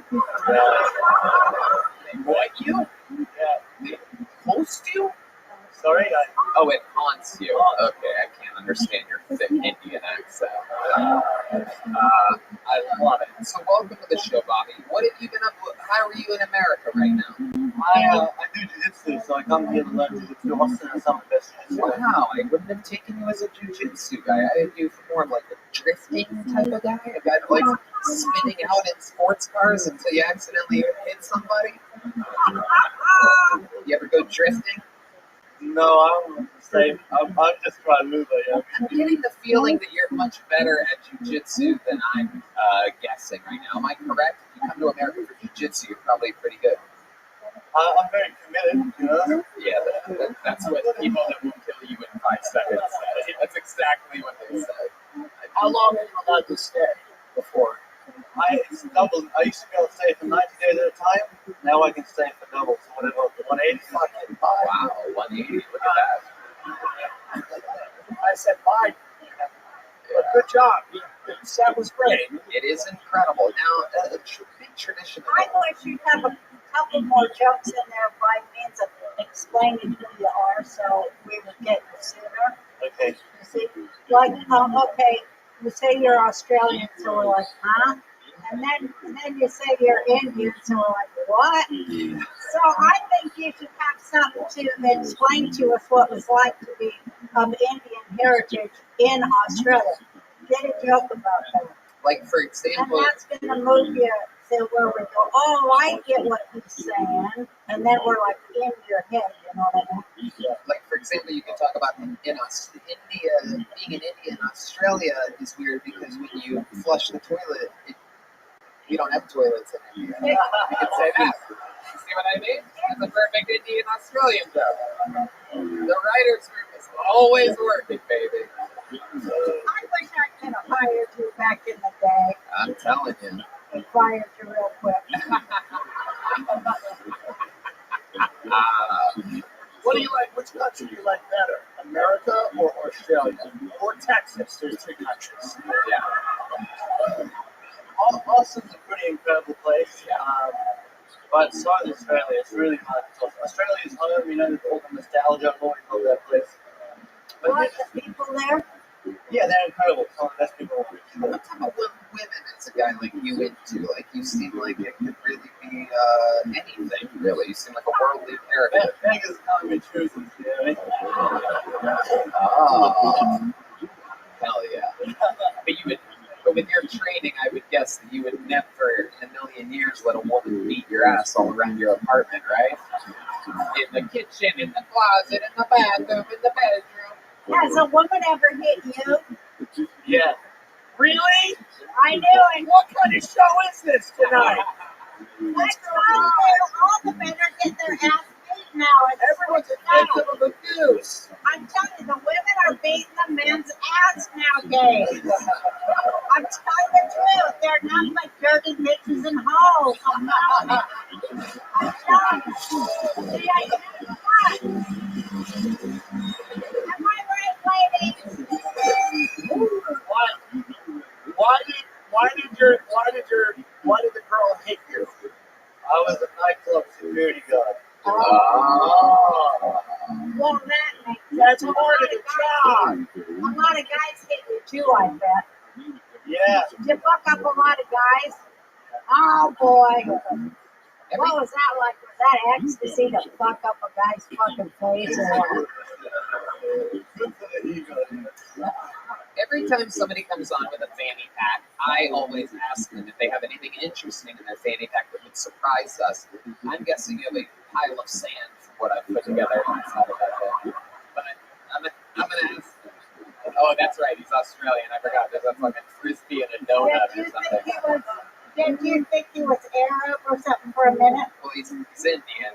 But what's the story? How did you end up in Australia? Your parents went there for? Yeah, my parents, my mother's side, he was a sailor. He sailed and shipped way back, and then my dad came as a legal immigrant, but he overstayed his visa. After 9 years, they couldn't chase him down, so they just said, you can leave. There you go. That's interesting. That's awesome. Fuck yeah. Okay, well.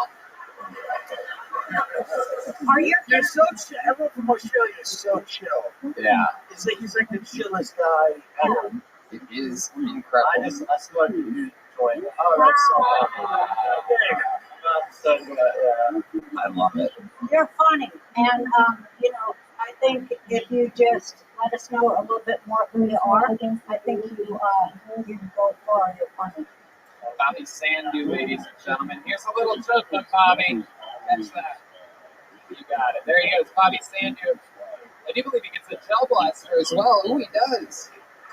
All right, let's do something special. The next comedian you're about to see came onto the scene just about a month ago, and we absolutely fell in love with him. 2 weeks ago, he won the Golden Ticket, the highly regarded award for people that, in which case, they get to do every episode of the show that they ever want from now on. This is that guy. This is that moment. Ladies and gentlemen, from Canada visiting, the most recent Golden Ticket winner, this is Aaron Belial, ladies and gentlemen.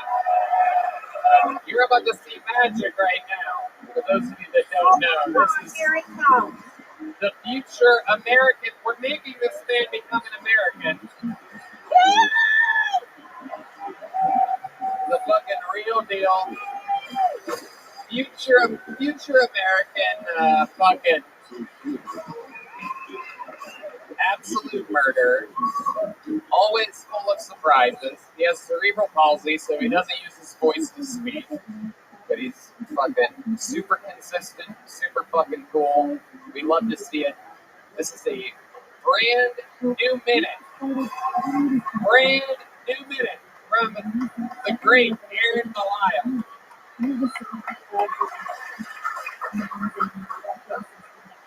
Being a disabled person in the pandemic was really awkward. Because of my issues with muscle control, I basically choked on everything I put in my mouth. This guy can definitely relate.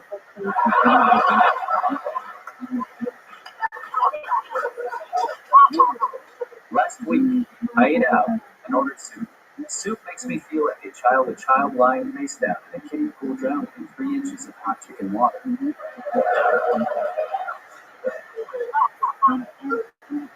2 tables away, I notice that a woman is glaring at me. Our eyes meet, and she starts hollering at me. You have the COVID. You're going to make me sick. You need to leave now. Ma'am, I'm sorry. I don't have the COVID. I have the palsy. It isn't contagious.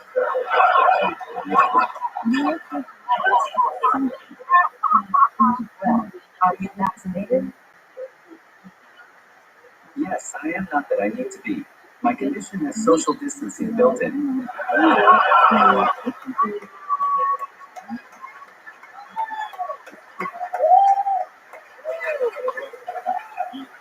Unfortunately, not in your case.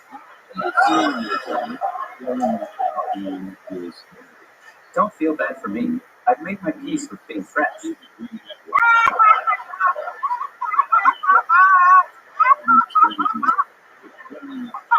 Suddenly, some anti-vax guy sees me and says, "Look at you. I knew it. The vaccines so messed you up." And I like to stir the pot, so I was like, right, yeah, I was a track star before I got the vaccine.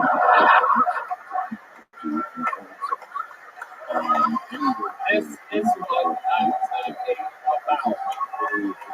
The future of Kiltony, Aaron Belial. Only his 5th appearance, I do believe, on the show. 2 appearances ago, you did so good and impressed Roseanne so much that she just fell in love, offered you a mentorship, super cool shit. This is the first time Tim Dillon is seeing you. How do you feel? What's going on? Other than your left hand, how do you feel? Shut up, we're friends, you idiots. We really value your question. Please hold while the operator types his response.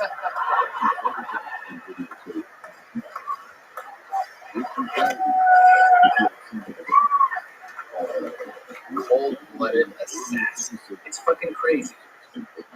I love it. Absolutely.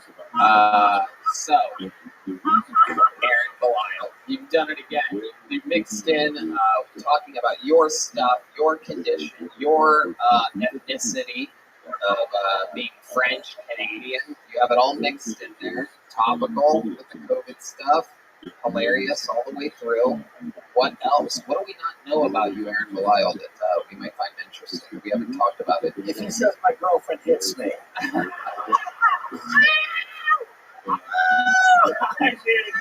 I did. I'm gonna have to leave. Aaron, has a woman ever hit you? Oh, I knew it. See? It's not right that women are hitting the men, is it?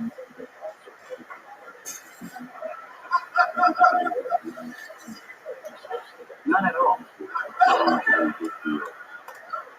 Very interesting. Now, I've seen Aaron out and about. Very social guy. Very fun to hang out with in bars. Easy. My ex liked to choke me. Oh, that's fucked up. It's like a hate crime or something. I have to give you my critique before I lose my thought. While you are stronger and stronger every time I see it, this was strong 5-star material. Yep.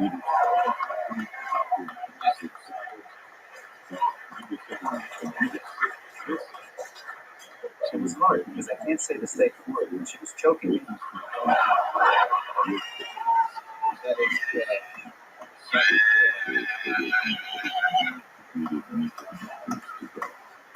That's true. You can't even say your safe word if you're having a thumb war with somebody, so it's a little bit of a tough position to be in. That is absolutely incredible. I bet you're great at thumb war, though. I bet that right thumb is a fucking Emmett Smith level, just bulldozer, just crushes any thumb wars, no doubt about it. I bet he gives the best thumbs up out of anybody. Tough to be a movie reviewer. Ollie Makovsky thinks so. Okay. She's said that or something? Oh, wait, what does that mean? Strangely, I've never not understood something that you said. On stage. Oh, she said someone? We're really going backwards here. I think you're jumping back 4 episodes. You're making a callback to something that happened 5 weeks ago, I do believe, or something like that. But okay, we're just going to keep moving forward. Aaron, do you have any special maneuvers that you do in the bedroom when you're with the ladies? Is there something you fucking...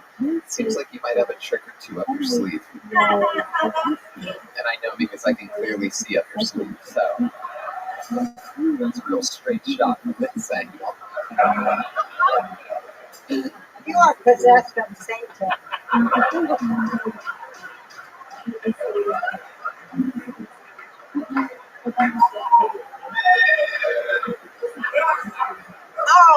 Oh, I know what that means. You're hung like a horse, is it? That's Red Band again. That's what he's saying. It's pretty common. I think they call it starfishing. I'd like to have starfishing have this. Oh, okay. That must be a Canadian sex term. I don't think I've ever heard of that before. How much longer do you get to be in America? What are your, have we found anything out from the lawyer that was supposed to give you citizenship? That's a lot of questions. That lying motherfucker, he never did shit for you, did he? Oh, he's excited about this response. He just leaned into He this. said it was going to help him move to the USA. Yep. And then later, as lawyers do. And he says he'd do it for free. And as lawyers do, of course, he 2 weeks later goes, oh, sorry. Is there any lawyers here tonight who would do that? Good question. Are there any lawyers in I the bet house? there ain't, because lawyers are all possessed of Satan. We have people from Cincinnati, from Florida. Florida lawyer. It's a rare lawyer crowd here. Very few lawyers or professionals or people that have jobs in my fan base. I don't want to pick a fight with Harvard lawyers, but the difference between me and a Harvard lawyer is a Harvard lawyer can't fist you with both hands.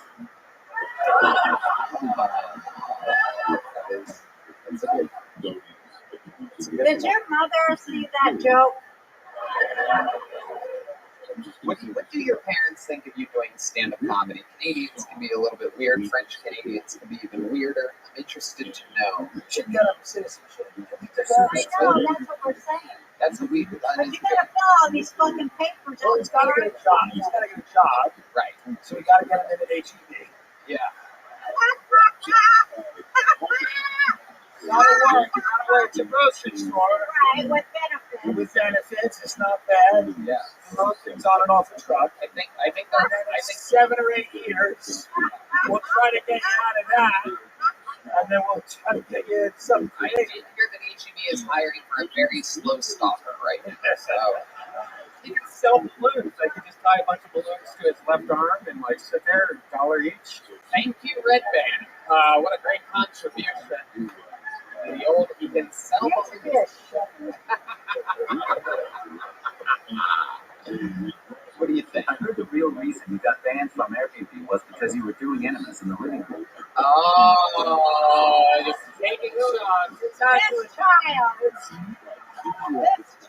It's absolutely true. That's true. And we got no, it's literally Rogan. Someone can get it. Absolutely. There's no doubt about it where we're going to relentlessly try. We just figured we would get the Harvard lawyer that was in the front row. Go down there to Mexico and sneak across the border. Let's help them do that. Would you rather live in America than Canada? Yeah. Yeah. Of course you would. Canada fucking sucks ass. They're taking people's money out of their accounts and making them take 19 jabs in the fucking eyeballs of the goddamn vaccine. Fuck you, liberals. Roseanne is here, everybody. I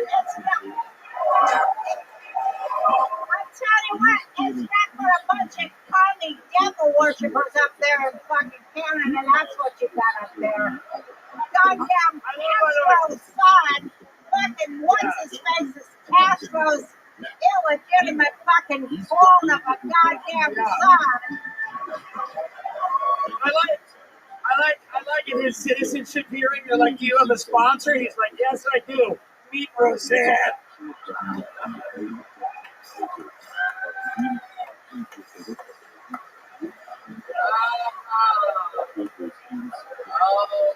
But you know what? Every day, more and more Americans are waking up to reality and knowing I'm telling the goddamn truth. Yeah. So help me God. I'm not a lying goddamn prostitute and a whore. I tell the truth. Everything's a bullshit lie, and I'll tell you when I knew it. When my kid told me to quit smoking because I was going to get sick from the COVID, so I quit smoking.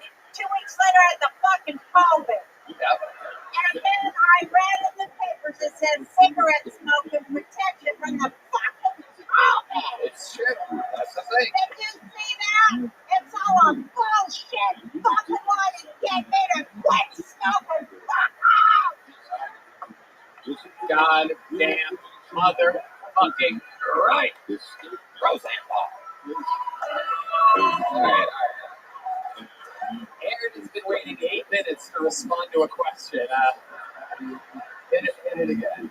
You're just going to star. You're better and better.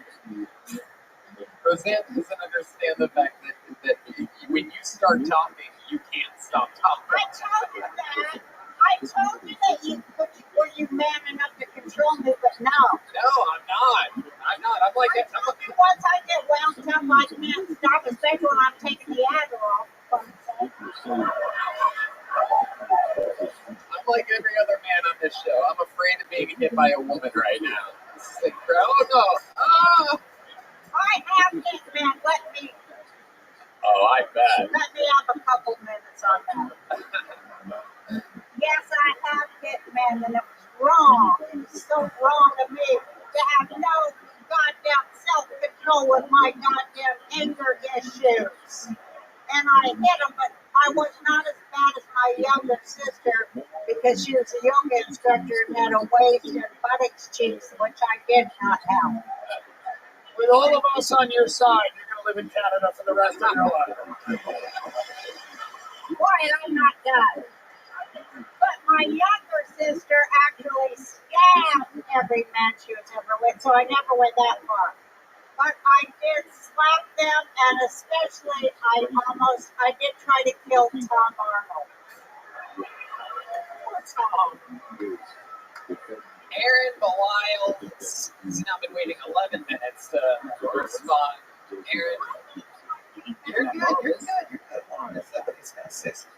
Oh shit. Oh, he's taking your tip. He's crossing the streams, everybody. Something great's about to happen here. Aaron taking This is one of those moments that every That's gonna be comedian. good.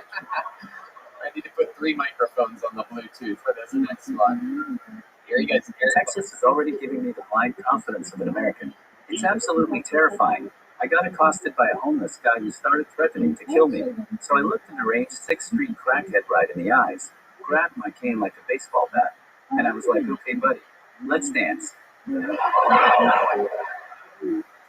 Thankfully, Ty Rivera, my gay Latino bodyguard with face tattoos, showed up and beat the guy off. Yeah. Incredible. Aaron Belial. Unbelievable performance. Unbelievable interview. You bring out the best of everyone around you. You're a fucking icon. It's absolutely mind-boggling to me what a natural talent you are, especially only 7 months in and fucking chasing this crazy American dream. Everybody loves you. You're a goddamn rock star. Aaron Belial. You're witnessing greatness. This is the future. This is an unstoppable force. By the way, Tony, he's on Cameo. If you want to check him out on Cameo, he's doing Cameo. Yeah, follow him on everything. It's spelled A-H-R-E-N. It's spelled French Canadian because his parents didn't want him to have a big following when he was a baby. Aaron Belial, B-E-L-I-S-L-E. Again, it's A-H-R-E-N. There he goes, Aaron Belial. One more time for Aaron, everybody. And like that, back to the bucket we go. Some poor, innocent, healthy-bodied soul has to follow that act right now. And you're going to get to watch it. And he goes by the name of Drew Craigle, everybody. Drew Craigle. Are you guys having fun out there tonight, huh?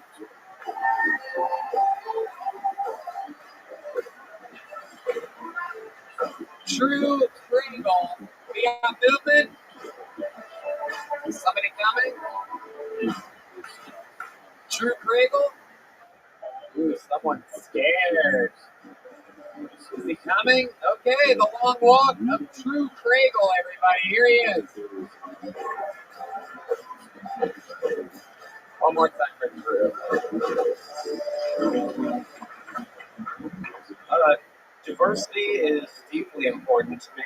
My girlfriend is Puerto Rican, and my cat is transsexual. You can blame the vets for that one. Oh, shit, I love that one.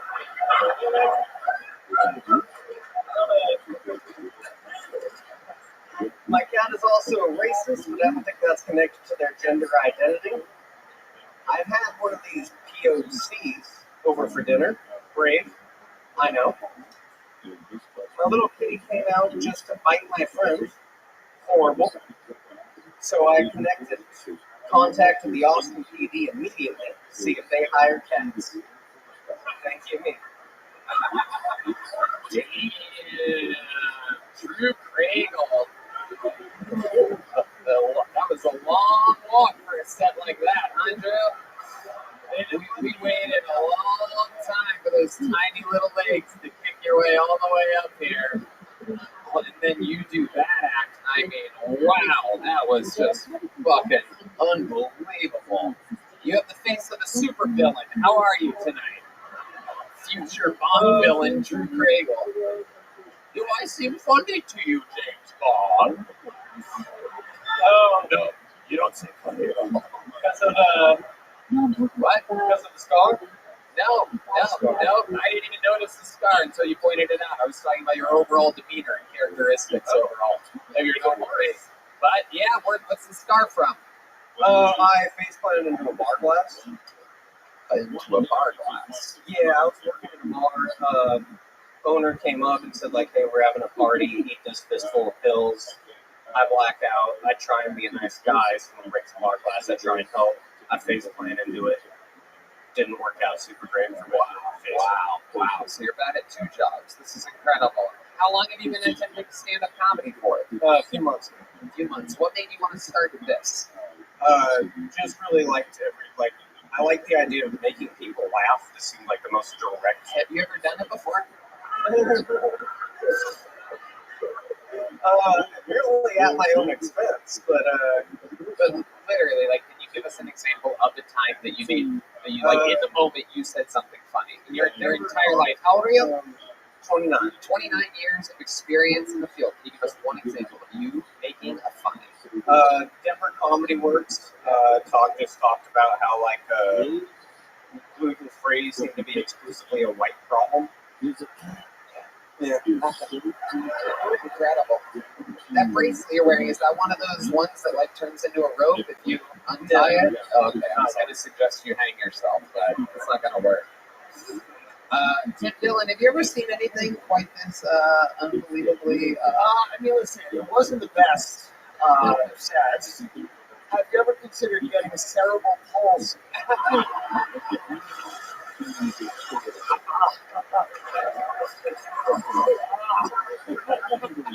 You look, because he looks like he's halfway there. You gotta just commit your fat posture and skinny wrists. If you just bend one back, and then, you know, I don't know, it wasn't great. Bend at the elbow a little. Yeah. Yeah, you can't even do that. You can't even play cerebral palsy. It's incredible. Absolutely incredible. True, you're so incredibly unfunny tonight that I'm wondering, I have a conspiracy theory that people whose parents had a healthy relationship are unfunny. Are your parents happy and still together? No. Okay. When did they divorce? When I was very young, I'm on stepdad number 2. Yeah, you should be a lot funnier. This is incredible. This is actually an kind of just chose the wrong jokes. Is there a way we can have him do one more joke? Sometimes people choose the wrong jokes. One more. You guys are cheering for it, so I think we might as well do it. Are you gonna pull out your Walmart receipt and do another joke for us? I'll try to spitball something if that's all right. Okay, who knows? This could be the one. He's going to spitball a joke and be funny for the first time in his life on a podcast in front of 350 people. Ladies and gentlemen, this is Drew Craver. I have a running theory that I think my dad's actually quite good in bed. Considering I have a stepmother, the deal he gave to her was quite strange. He was giving her the same options that any other man would have given her. However, he was also saying, also, here's a 5-year-old child I would like you to raise. Was that it? Was that it? Yeah. Okay, keep going. It's a very long setup, by the way. Right, so it was implying. So that's nice. It's nice to think your dad can bring the pleasure. Here's the pickle. I am worried that my mom has given the same proposition to multiple men, considering I'm on stepdad number 2. So I think she probably brings the thunder in bed too. How many of you think we should light Drew on fire right now? Yeah? We've been having trouble finding lighters tonight, but I think we have a special one. Here's my 2 cents. Ladies and gentlemen, Rosa and Bob. You know, I always try to be honest and helpful because I'm rich, famous, gorgeous, and sexy.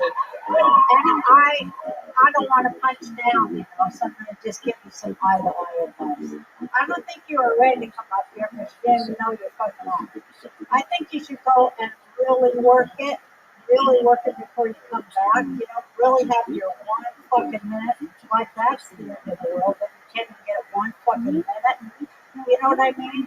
It took me a year to get 5 minutes as I worked and worked. Most times I like that, right? And so go in front of your mirror, go to little places, and then come back. But know your material and shorten the distance between your setup and your punchline. You got good thoughts. Thank you. I appreciate that. I would just add that to say, muscular dystrophy. No, I'm kidding. Everything Roseanne said is right. You have good ideas and good thoughts, but I think it's too wordy. Okay. Yep. And punchlineless. You know what I mean? Like it should be something in which in which has anything funny about it whatsoever. Here's a little joke bug. Can you catch? There you go. Something went well for you in this 7.5 minutes. There goes Drew Kringle, everybody.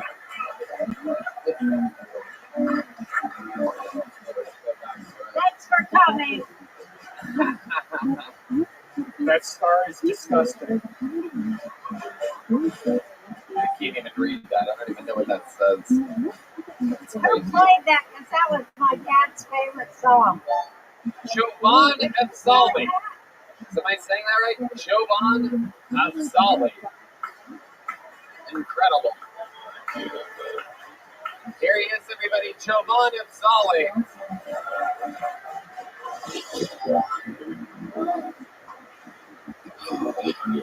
Yeah.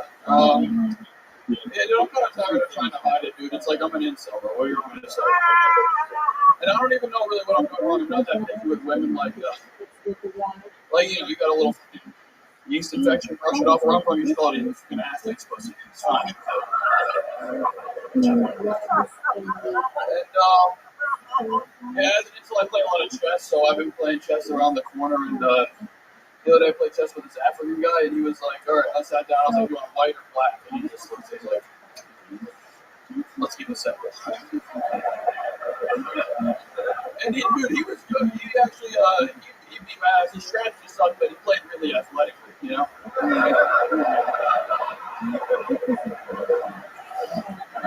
His palms jumped really high, and he actually broke my bishop's ankles, so yeah. Yeah, so, good. All right, good time. There you go. Jovan Afzali. This is your second time on the show. I remember you. Like I remember you too. Yeah. Very good. Oh, that's right. I also remember that you immediately respond to stuff when people are about to do jokes. I forgot about that. You're famous for stepping on punchlines. Okie dokie. There you go.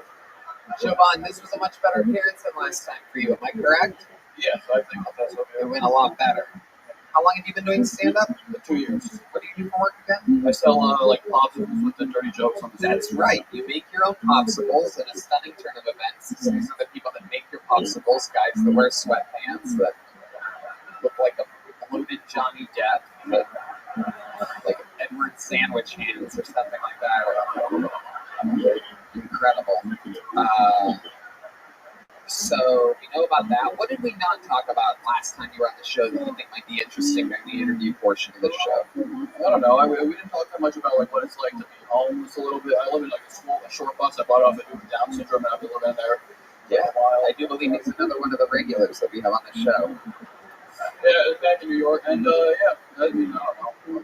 It's your show. What do you want to talk about? Wow, I literally just asked you a fucking beach ball blow-up question, and you respond with, I don't know, dude, what do you want to talk about? All right, so what did we not cover the last interview? You could literally fucking say anything. You could do another joke. You could fucking tell a story. Can I ask you about leaving the incel? Because that's Yeah, how long have you been such? Probably ever since I started comedy, I've been pretty good at not having sex. Yeah. Has that helped you with your comedy at all? I can't tell. Is that a thing where you guys experience, like, if you like have sex, it makes you less, like, more like good at comedy or worse at comedy? I don't know if that's a thing. It could work either way, actually. I think. Do you masturbate a lot? Yeah, I'm actually. Yeah, masturbation kind of runs in my family. So yeah. Okay, there you go.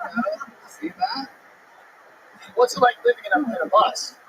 It's not horrible, but it's not really like shitting is kind of not like sometimes I'll like wake up in the middle of the night, I gotta shit. I went to the emergency room the other day just to go to the bathroom. Everyone else is hilarious. Well, That's hilarious. if you succeed, that's going to be a great story Yeah. to tell. And you have the shit in the emergency room. And you're sitting there with Jimmy Kimmel, he's like, so tell us. Well, Jimmy, I used to shit in the emergency room while gunshot one of the victims were getting stitched up. I was shitting Whataburger. Yeah, Jimmy, I could talk about it more, but it's your show. What do you want to talk about, Jimmy?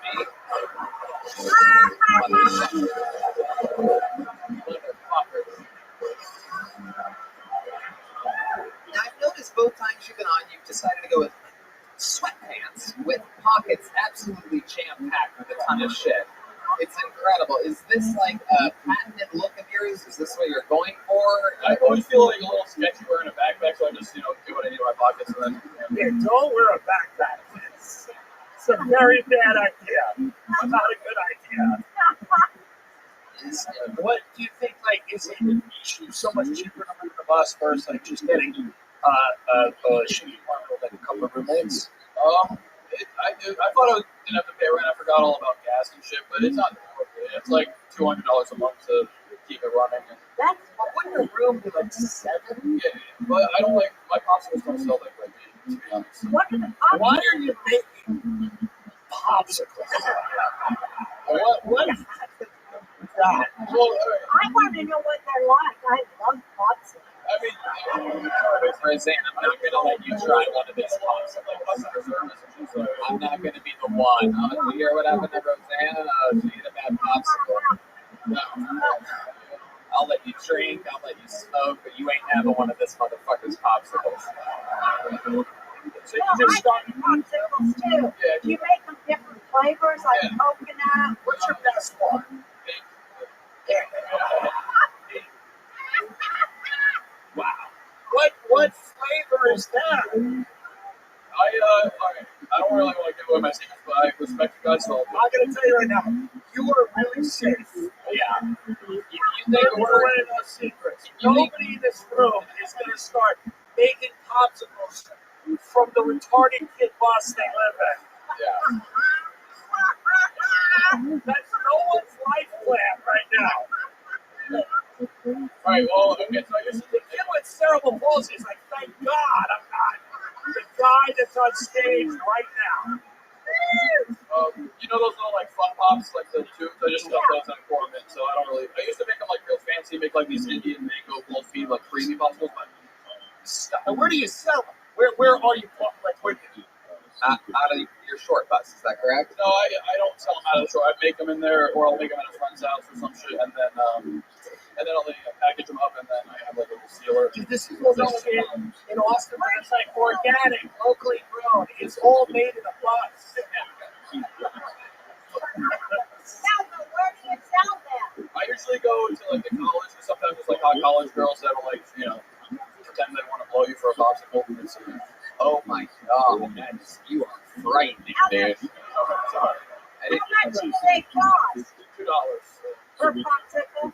When you talk to your parents and they say, what's going on, you tell them? They honestly thought it was a good idea, but I don't think they really thought about the logistics of like yeah. They thought it was a good idea? They're like, oh, that sounds like creative, I guess. But well, there goes Suvan, leaving in a short bus for Austin, Texas. He's got 2 pairs of sweatpants and a popsicle making machine. You said something really interesting. No, that was my getting ready to get. That was my impression of your parents. Jovan, you said something really interesting, that you buy other popsicles, melt them, and pour them into your popsicle machine. Did I catch that correctly? Did you say that at one point? Please tell me. Because I have a hearing problem, and it's one of those moments where I'm really hoping that like the monitors aren't pointed the right way, and I couldn't have possibly heard you say that with the $200 that you need to make a month, selling popsicles at $2 a pop, that your business model consists of you buying other popsicles from other places. Your deductive reasoning is very good, Tony. Wow. So let's talk about this, because this is one of here with 2 of the most successful comedians on planet Earth, and I want to know how much because you have to buy better popsicles to make your fucking popsicles. So now I gotta know, what is your margin? I've learned this business model term recently from my brilliant friend Kyle. I want to know, what is your margin of profit? It cost me like 17 cents each, and then like with the sticks and the packaging, and I sell them for $2. So if I can get my numbers up, yeah, I'd be doing all right. No. I'm talking about per fucking popsicle. You sell it for $2. You sell it for $2. But how much are you really making? Have you done the math on the packaging and the other popsicles that you have to buy to make your? I'm gonna say no. I'm gonna just do a wild guess here. There's not like graphs and charts in the bus. with like marketing budgets. His business model is incredible. Welcome to another episode of Retarded Shark Tank, everybody.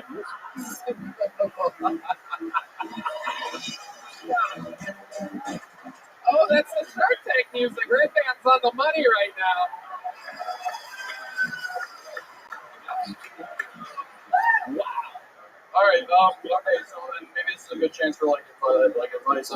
What would you do when you were a young comedian? You didn't really like having. Would you get a job or would you just? I don't know. I got a job in the comedy world, and I started writing jokes and offering them to people that were more famous and had the money to buy jokes. I tried to stay in the field of comedy. At no point when I was starting my career was I like, maybe popsicles is the fucking thing.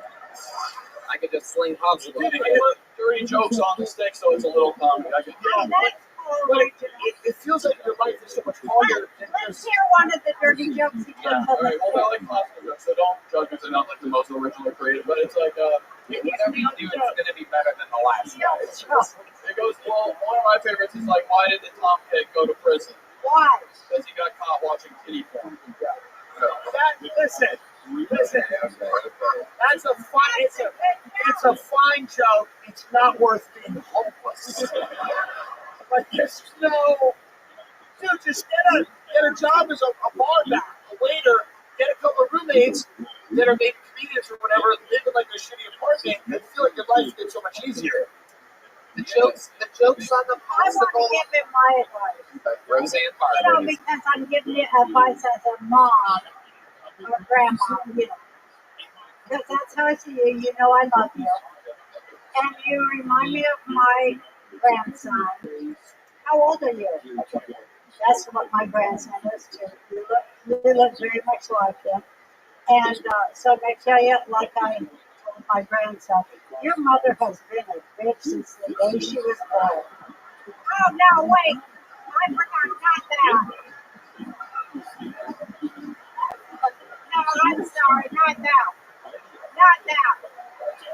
Oh, not that. I forgot about that. I said, I've known her all her goddamn life, and she's never been nothing but a dirty bitch, so don't you take her shit. You come and live with me. But anyway, here's one thing. But this is a whole different situation. No, I'm not that, because I'm going to tell you the truth.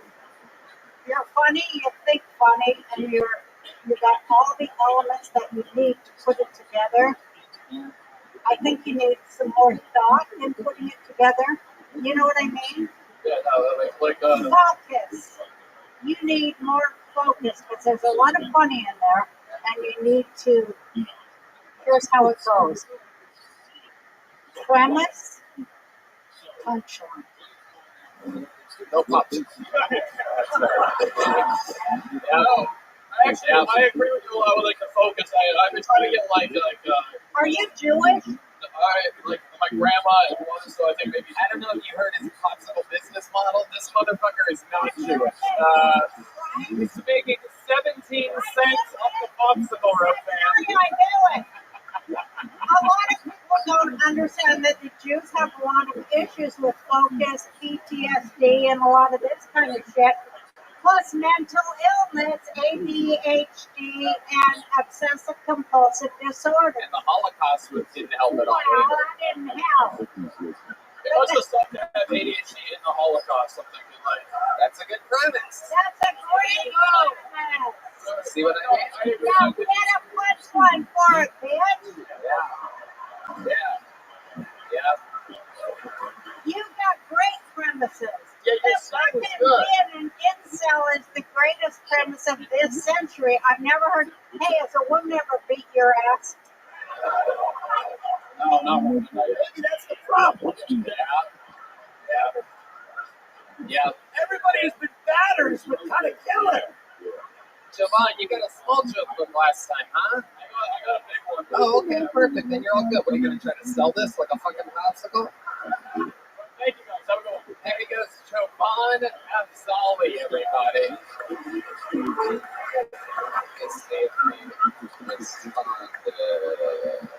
I was confused. Didn't he buy a 12-cent popsicle and sell it for $2? You made a lot of money. This one was yours too, though. You can have both of them. we go. You guys still having fun out there? How many of you like it when comedians do good on this show? How many of you like it when comedians do bad on this show? Oh, you guys are ruthless tonight. Sebastian Bartholomew. That's a new name. I'm excited about this. That's a good, powerful name. Sebastian Bartholomew. It's a long walk from obscurity here tonight. Here comes Sebastian Bartholomew. Make some noise for him. Good night, everybody. How are we doing tonight? I'd like to thank you all for being here tonight. You guys are making dreams come true. I think you guys are more selfless than we are. We're very selfish people.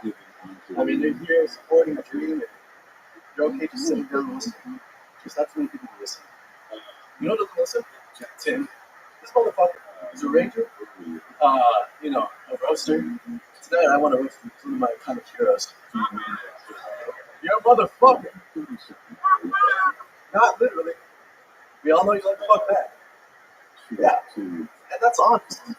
It's entirely honest. Very honest. Now I want to be honest tonight. Rosen, I've never seen you before. You're a romantic. You're a romantic. I am too. I work for watches. I'm a cowboy. I shoot from my head. So did I met her. She's really good. I hope she goes up to her. I met Derek. Wow, Sebastian. Yeah, I had such high hopes because he had the tie. Yeah. And Roseanne goes, he's dressed for it. Yep, he's got the name, he's got the look, he's got 2 watches, yet he did not make time to write a single joke. He didn't write any joke. No joke. No jokes at all. My name's Sebastian Bartholomew. That's Italian. I know you want to hear stories, but let me tell you the story. Sebastian, your time is up. I don't know if you know the format of the show that you're on, but now you're fucked, buddy. It's in our hands now. So, how long have you been doing stand-up, Sebastian? Yesterday was my first night at Creek and Pig. I love it. Okay. Do you live here in Austin? I just recently moved. Where'd you move from? I'm from both valleys. I'm from Los Angeles, and I'm from South Texas, 956. Remember that number? Wow. 956. Remember that number. What is that, the airline? You're going to fly into a building or something? What ethnicity are you, Sebastian? I'm trying to figure it out. Well, my mother's from Monterrey. Where? Wait, from where? Sebastian, stop trying to do fucking crowd work right now. You bombed, you ate it, you failed. That's how you're going to think about it when you wake up in the morning. I work tomorrow. So your mother is from where? Answer the questions cleanly and concisely. Monterrey, Mexico. Okay, there you go. Mexico is the answer we were looking for. How about your father? Los Angeles. Okay, so Mexico. Very good. All right. So you're Mexican, but you want to be Italian. My great-grandfather was Italian. that's a yes. All right. What do you do for a living, Sebastian? A couple people know. I'm a marketing development representative. Oh, God, you're possessed of Satan. Yeah. Yeah. And this is like if Sebastian Maniscalco developed a crack addiction from his hair. Yeah, it really is. This is incredible, Sebastian. Tell us a redeeming quality about you. What's something likable? Look out in the audience instead of looking out at us with a fucking death stare of a future serial killer. And tell us straight across, Sebastian, right there. Yes, like that. Welcome to Showbiz. Tell us something that will make us like you. I'm very genuine. That's usually the response. Are you good at anything? Do you have any special skills or talents? I'm a storyteller. I bet you are. It already seems like it. Unfortunately, you have no stories in less than a minute. Okay, Sebastian, you're giving us nothing to work with here. What's shoved in your front pocket there of your jacket? I make as well as wearing it. It's my business cards. Okie dokie. Sebastian Bartholomew. Sebastian, I bet. Sebastian, I'm gonna break my rule tonight.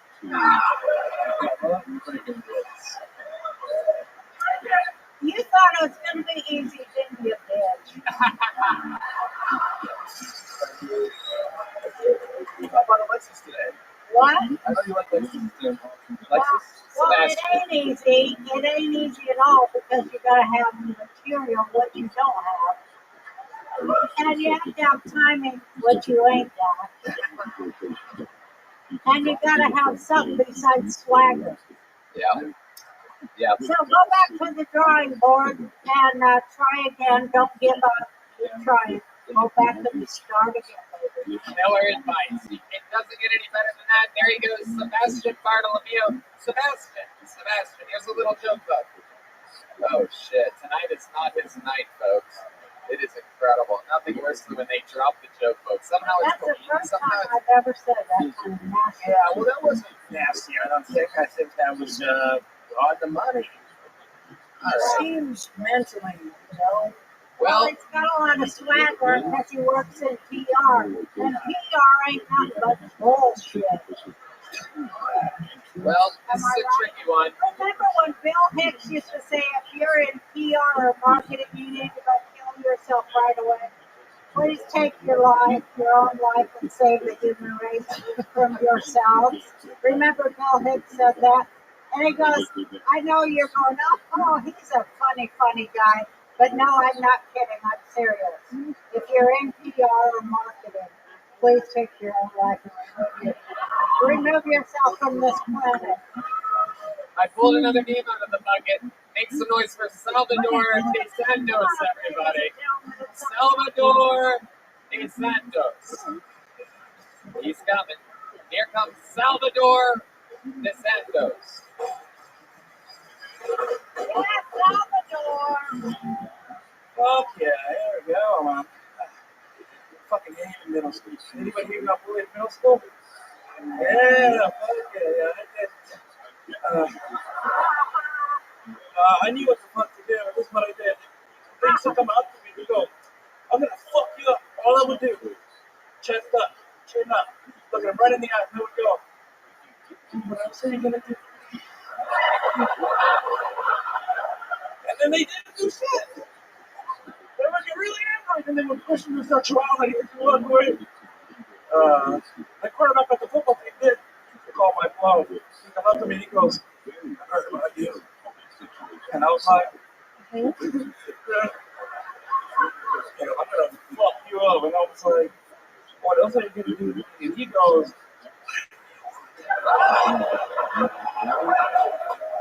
that's all I had. So I fucked him. Don't fucking judge me, alright? It's not gay if it's for survival, you know? I learned in middle school that if I ever go to prison, I'm gonna be okay. Thank you. Salvador de Santos. Look at that, a real set. A real minute of stand-up comedy. Well performed, well executed.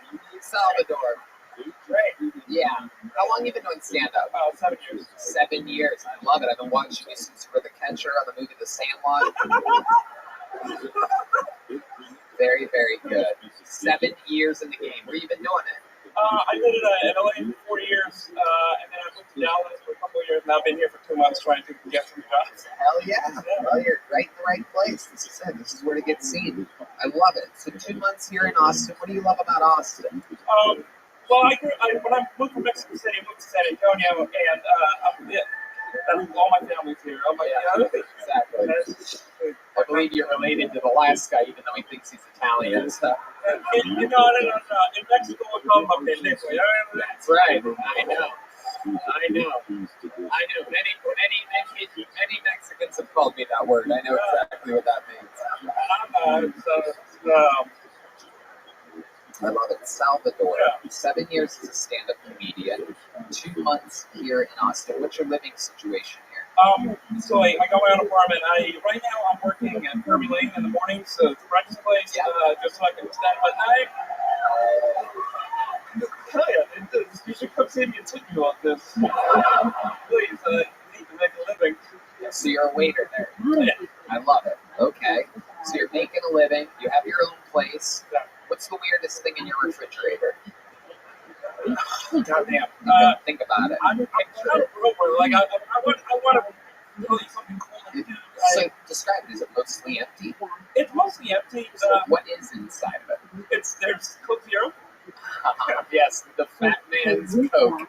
I love it. Oh yes, Red Band's a big fan. You guys think that that's like healthy for you or something? Oh yeah, it's like water. It's got 0 calories. It can't possibly be a chemical that keeps you fat in it. There's a big fucking joke in Mexico. I'll take 15 tacos, 4 tortas, 2 hamburgers, and a Taik. Yeah, exactly. I have it because usually after a long day I drink tequila with Coke Zero. It's a weird thing. That's so weird. Come on, it's not in Mexico. It's called Charro Negro. Incredible. Because I'm Mexican. Yeah, absolutely. You know what that song is? I'll give you $5 if you can tell me what that song is called. Mexican hat dance. No, the actual name.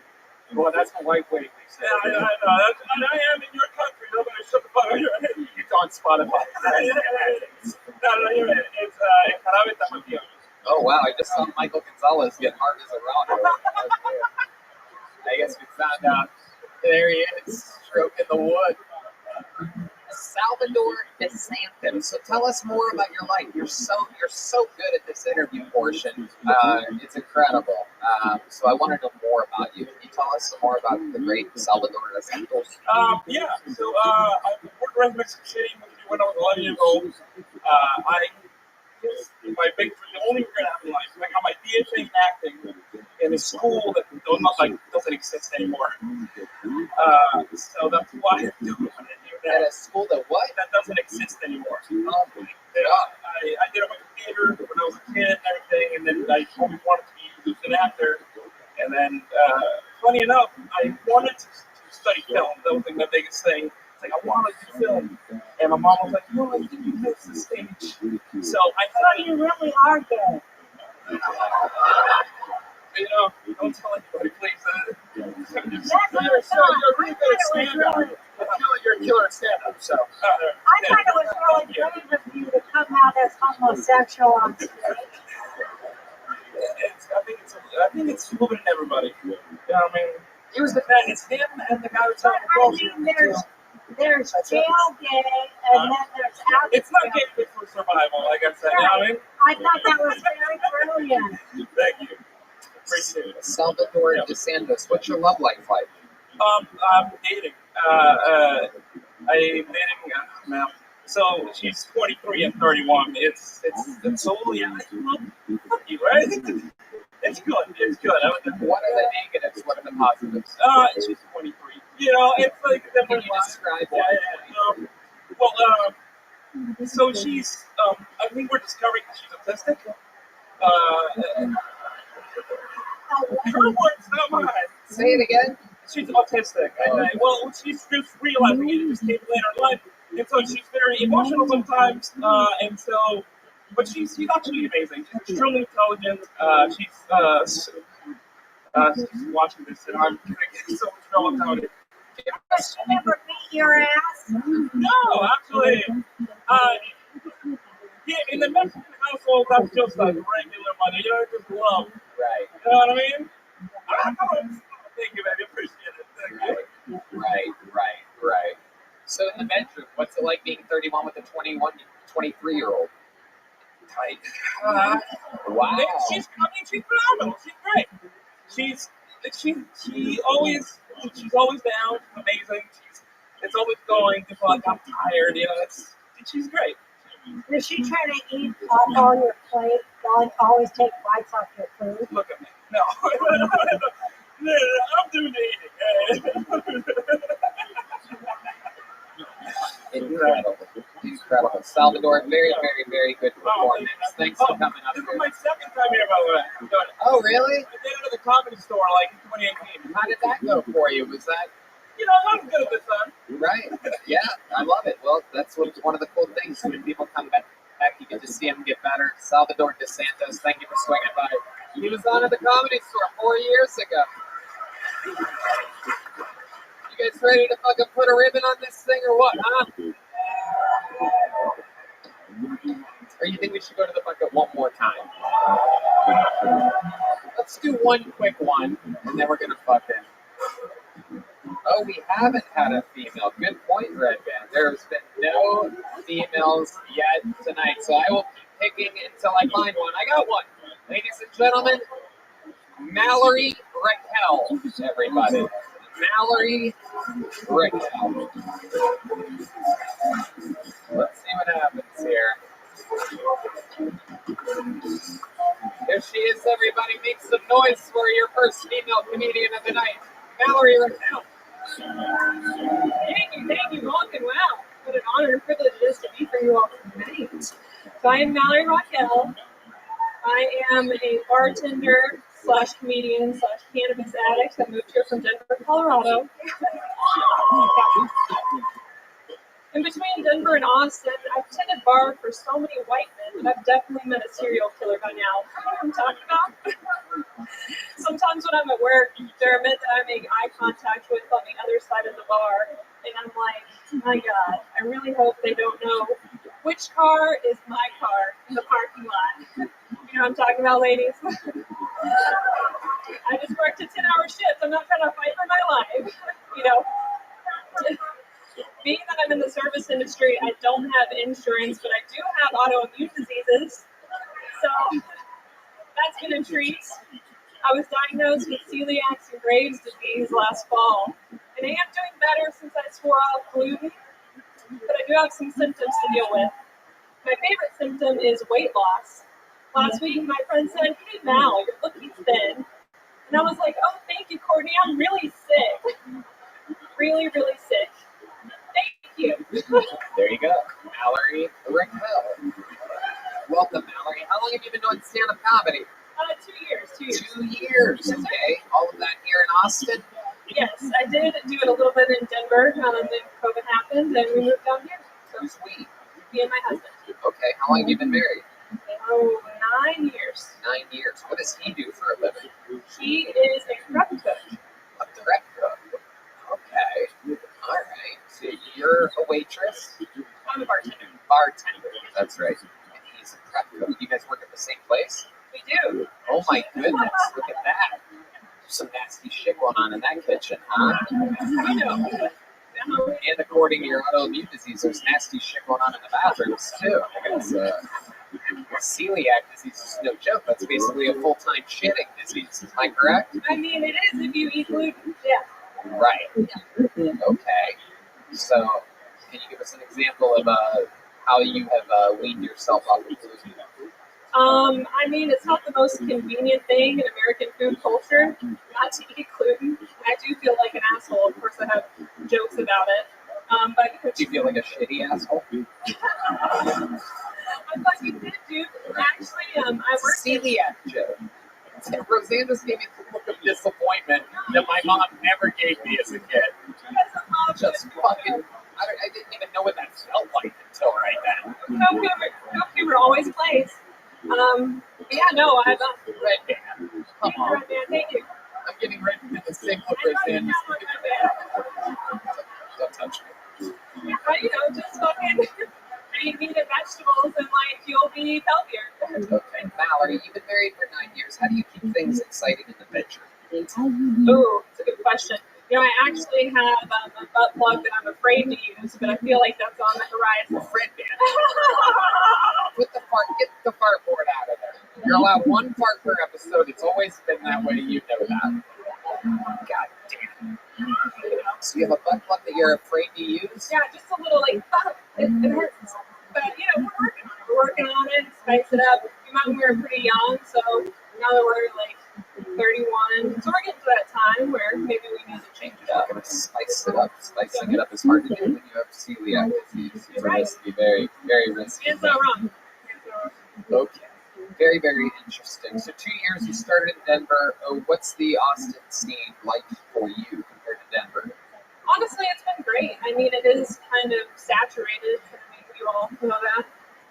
Just meeting people, making friends, and taking opportunities when they come my way. I've done a lot of shows around town and also in places that you've never heard of, I'm sure, in Texas. Right, absolutely. I'm sure. You know, another female stand-up comedian that started in Denver, one of the greatest of all time, Roseanne Barr, is sitting right here. Roseanne, talk into that microphone. Yeah, I started in Comedy Works also. Amazing. Yeah. Well, that was like a billion years ago. Oh, I was in the 80s. Time is a construct. Huh? I said Yeah, time is a construct. that's true. I went on stage there in 1980 first time. Fucking hell. And, well, I was going to say, I think you're funny and you have funny ideas and funny jokes. I think you need work on your construction, I think. But you have a lot of big premises. Yeah. No doubt, stage presence is the thing that stood out uniquely for you, Mallory. Congratulations on getting pulled out of the bucket. Can you catch a little joke book? Ready? Here you go. Mallory Repel, everybody. All right, this is it. It's that time. We have one final regular, one final comedian. The man who has done more sets than any other human in the history of the show. A new minute every single week for about fucking half a decade now. Ladies and gentlemen, it's the Big Red Machine, the Memphis Strangler, the Vanilla Gorilla, the one, the only William Montgomery, everybody.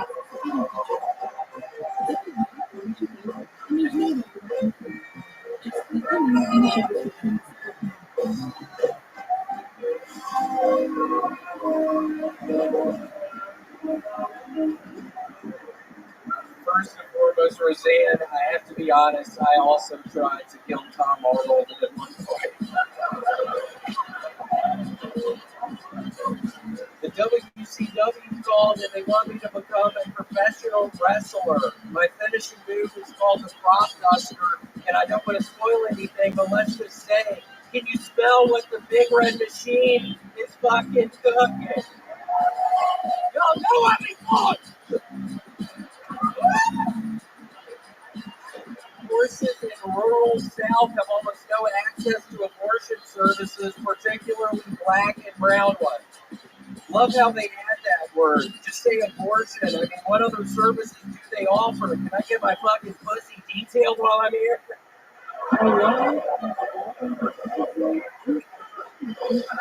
For once, I want to see an action movie where the hero is a fat black woman and she battles her arch nemesis. No good men worth a damn. And then also, I brought a fortune cookie. Let me just see what this fortune cookie says.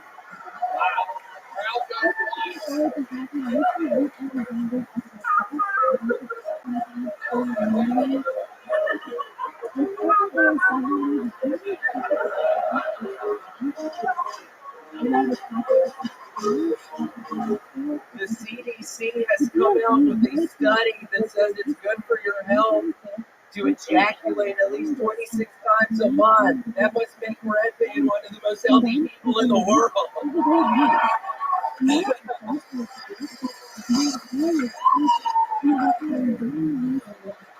Yeah, he constantly is jacking off. It's nasty. Okay, that's one time. William Montgomery with a new minute 55 fucking seconds. What a thunderstorm. As always, you can always count on him. Full mind, full body, absolutely thunder and lightning. How do you feel, William? I'm doing so much better than I was last week. I literally hadn't slept all of Sunday, and then I took some mushrooms before the set, and it was a horrible hellscape I was in. I cried some when I got back to my apartment. It literally was a nightmare. But Tony, I've actually got the call. I'm going to be working at the fairs for this coming fair season. I've been guessing people's ages. I've gotten really good at guessing ages. This is something I want to see. You just point at people and guess their age, or is this a day I hear? You are 32. 32 years old, and yeah, 32. Piece of shit. You responded 32. You responded with a middle finger and a hard head shake no. How old are you, sir? 31. Whoa. Pretty close. Who else? Okay. Oh, how about this Asian guy? Asian guys are tough. Man, you gotta be 32. How old are you? You're 32, right? Oh, he's 32. Wow, he's saying no with his hands and his face. Okay, how old are you, dumbass? 34? Oh. Still Still a pretty good guess. Okay, who else? How about the cool black guy over there? Right there. Black guys, black don't crack, they say. If you say 32, You're 35. uh-oh. How old are you? 30, he's 32, everybody. God. One of the angriest age guessers Yeah. I've ever seen in my life. What are the fucking beer people is here tonight? I shouldn't have fucking done that. How about you're showcasing your fair talents? How about somebody up in the balcony tonight? Okay, the young lady there, you must be, you're 33. How old are you? 33! Go! Holy shit! This is absolutely incredible. Yeah, I shouldn't have invited the fear manager guy here. I got some right. How about, let's try somebody a little bit older. I see this guy out at every show right there down the middle, right down the pipeline there. How about that guy? 56. 56. What is your actual age? 59. Wow. This is incredible. Now, is this something you think you're going to be doing for the rest of your life? Pretty much. I think so. I think I'm going to join this fair. I think I'm actually going to contact the guy who makes the popsicles out of the melted other popsicles. That's genius. I was just thinking, that dude's a fucking genius. When he was up here with the sweatpants, holy shit. That's pretty wild. So this is something that you think you're going to do forever. You're never going to... You're just always going to do it? Yeah, God willing, and the creek don't rise, I'm going to be doing it. For the rest of my life, I'm probably never going to fucking stop guessing people's ages. I swear to God, nobody on this earth is going to tell me to stop guessing these things. Because I guess them. Tony, I'm actually still sick. Is there literally a doctor here? I swear to God, I'm still sick. There's not. We need to find a doctor here. I need some sort of antibiotics or something. Tony. Is there a doctor in the house? Asian guy. Are you a doctor? What's going on here? You are? Okay. He's mad at you for guessing the wrong age, so I don't know if I would take what he's given. This guy looks like he's got his degree in a lab in Wuhan over there. So might be a little bit tricky. He actually called me today and said that all his snot is like coming out of his nose and it's green and yellow. Oh, great. That's great. Thank you, Red Band. Yeah, why would you bring up our personal conversations, you fucking idiot? Seriously, Red Band, don't be fucking bringing up our personal conversations on this fucking thing, you dumbass. I'm sick as shit right now, you idiot. I fucking spit in your drink earlier, Red Band, so you're probably gonna be... Let me ask you something. When you give Red Band advice like that, do you think he's going to take it? Do you think he's ever going to stop messing with you? I don't know if Red Band's going to stop. He is going to stop if he's 6 feet under if he keeps taking the testosterone and not moving around. Red Band, you could die soon, man. You look as fucking nasty as ever. Oh my God. I'm kidding. Wow, just being mean for no reason whatsoever. Do you know, you guess Red Band's age? This is a real interesting moment. 46. Wow, look at that. That's pretty good. 48. 48. You're basically 2 off with everybody. You're like 2 or 3 off with everyone. Like at the carnival, it's usually 2 pounds. You and at the carnival, it's normally 2 pounds. What are you fucking talking about? Seriously, it's normally 2 pounds at the carnival. What are you doing? Tim Dillon, you've seen William Montgomery probably as much as any guest in the show's history. He's amazing. Yeah. He's amazing. He's a force. Yep. I like the idea of the carnival aspect, the fair aspect. I think it'd be amazing. Yeah, no, I'm really excited. I've been looking at RVs that I'm going to move into an RV and just follow the fairs around. Yeah.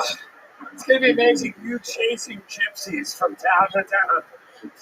Just going to be guessing you gypsies' ages the whole time. Just with my RV. Yeah, I'm excited.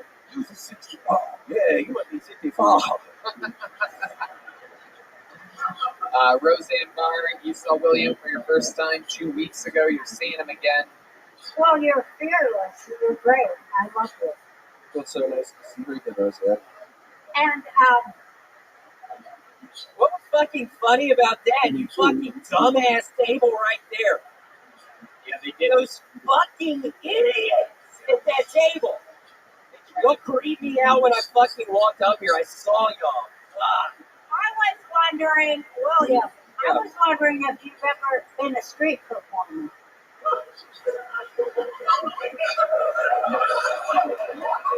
Because you have that element to you, you know?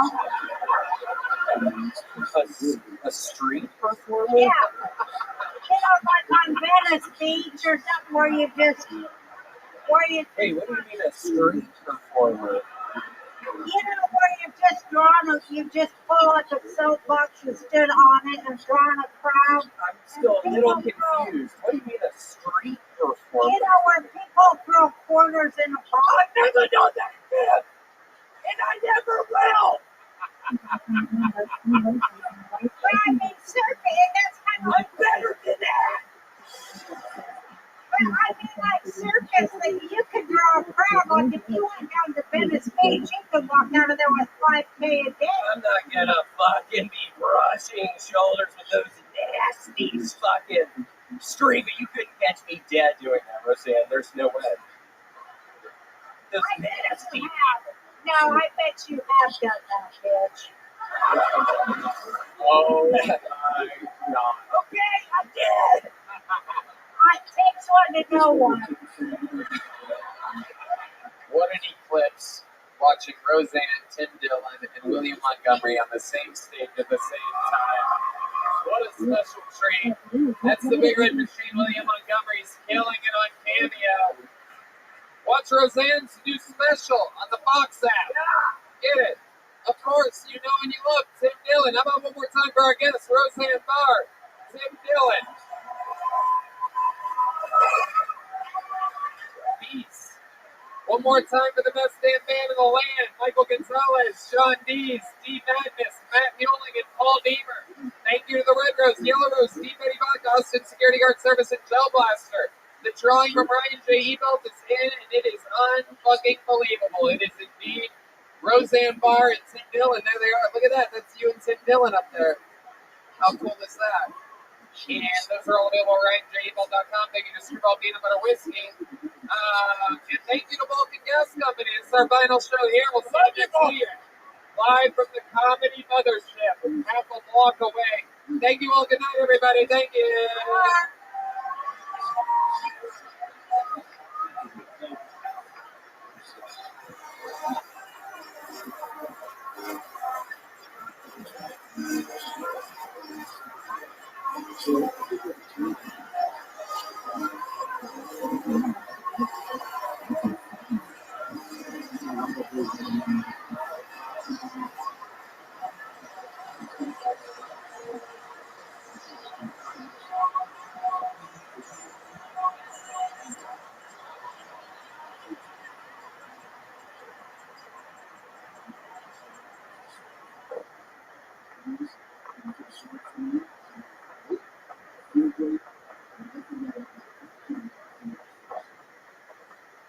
There you go. As always, I quickly want to say to everyone in the chat that I received over 200 questions via Reddit in an hour. But I got them on Reddit, Twitter, Facebook, email, Instagram, and the last 2 weeks. And of course, I'm really happy to have all of them. I picked the few the ones that I found most intriguing and original to ask along with the song. I want to say that I keep all of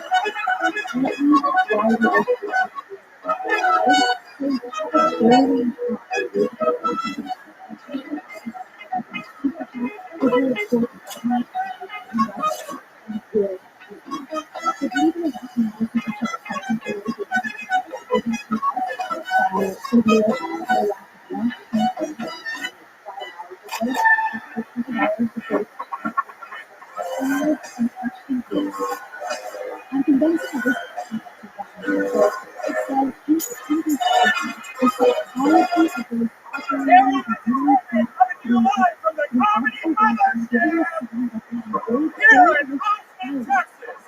For a brand new episode of GUINNESS.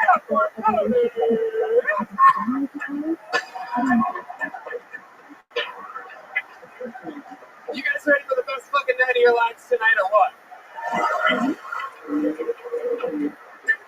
Yeah, it's Mr. Brian Redman, everybody. Guy that started podcasting.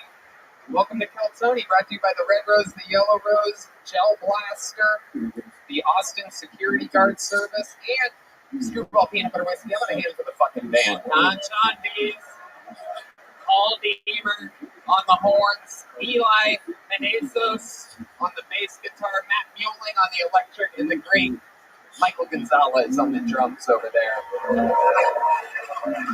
D. Madness couldn't be with us tonight. I don't know where he is. He's probably at Vulcan. We may have forgotten to tell him that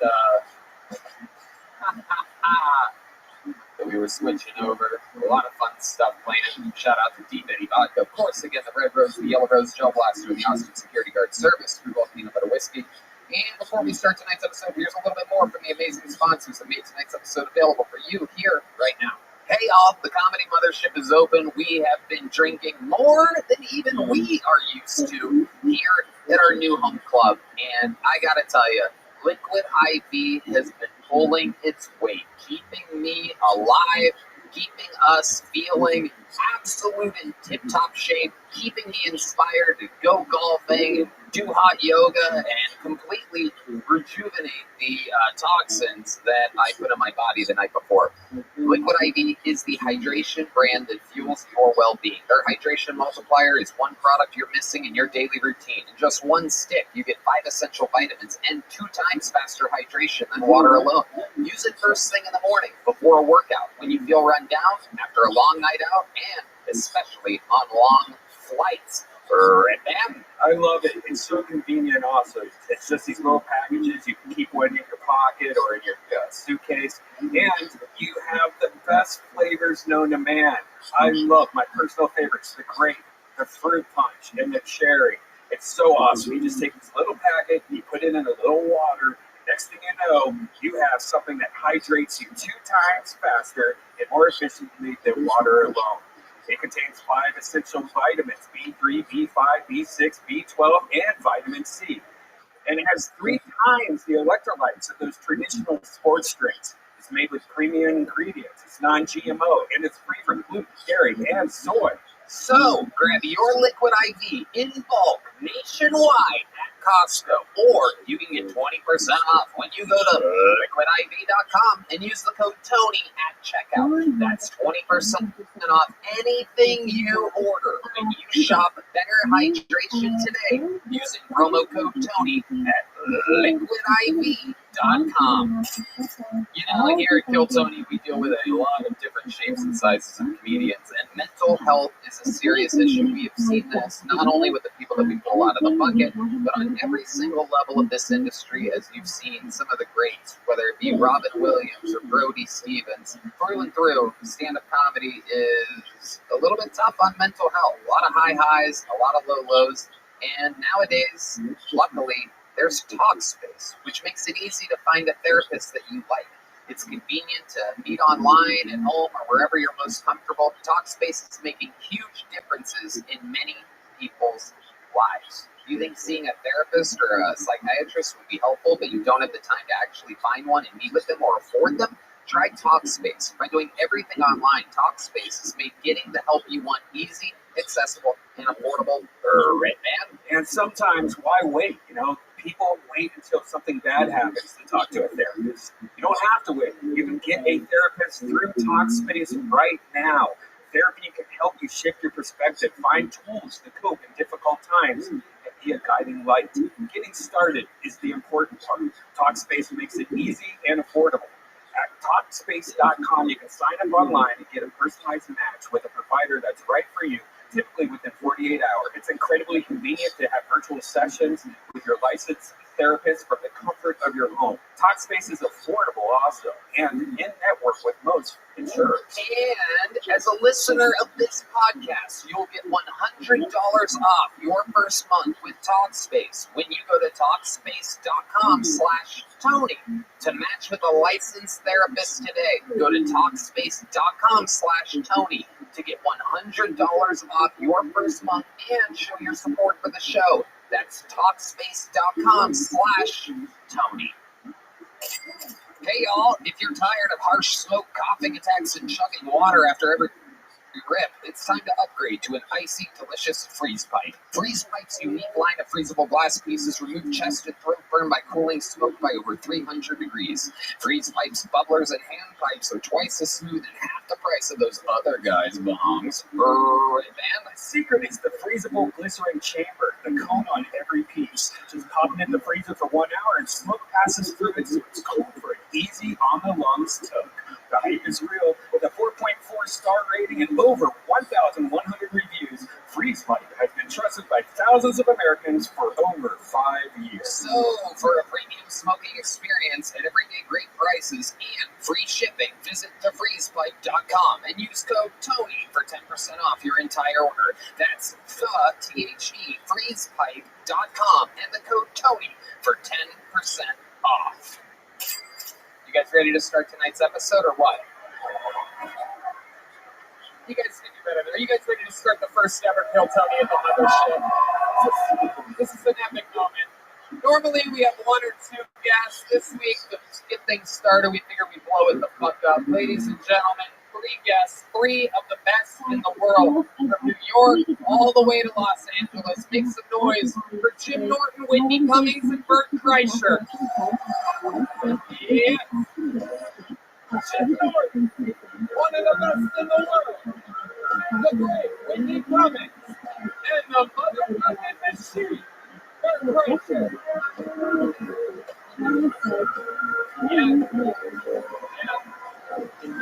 Welcome, Whitney Cummings, Jim Norton, Bert Kreischer. They've all been on the show before. This is very exciting. Bert Kreischer's special Razzle Dazzle comes out tonight at midnight on Netflix, everybody. And the machine comes out Memorial Day, and the roast of Bert Kreischer comes out on April 1st on OnlyFans. And a lot of fun stuff happened. OnlyFans TV. OnlyFans TV. It sounds like you're joking. They just laugh. They like it. No, it's real. That's my career at this point. You say it and people just laugh. Yeah. Okay, OnlyFans TV. If you have OnlyFans and you don't want to jerk off, watch the roast first. Yeah. Don't stop coming. By the way, I jerk off on OnlyFans. I'm not OnlyFans, I just said that. I would jerk off on OnlyFans. How much would you pay to see me jerk off for real? Like, let's put a price point on this. Do you guys want to do a jerk off auction right now? The gay cowboy from Dallas has got everybody beat. I was a playgirl of Brad Pitt when he was naked just to see his cock back in the day. What did it look like? It's solid. Wow. If God could have given anyone a small cock, it would have been to him, but he didn't. Yes. But I can tell you who did get one.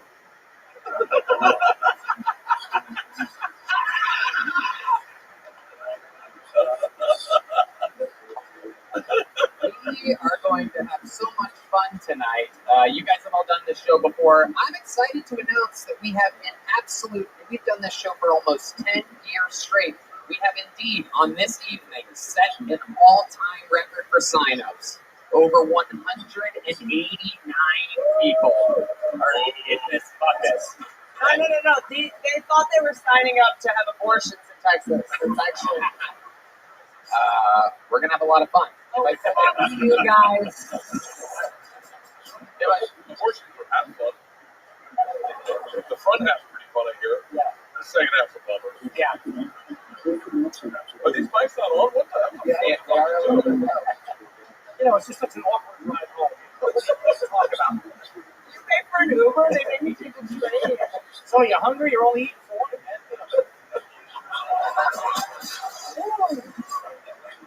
How does someone become an abortion doctor? Is there really someone in med school thinking, well, I want to work with kids, but there we go. We got to lift them up a little bit.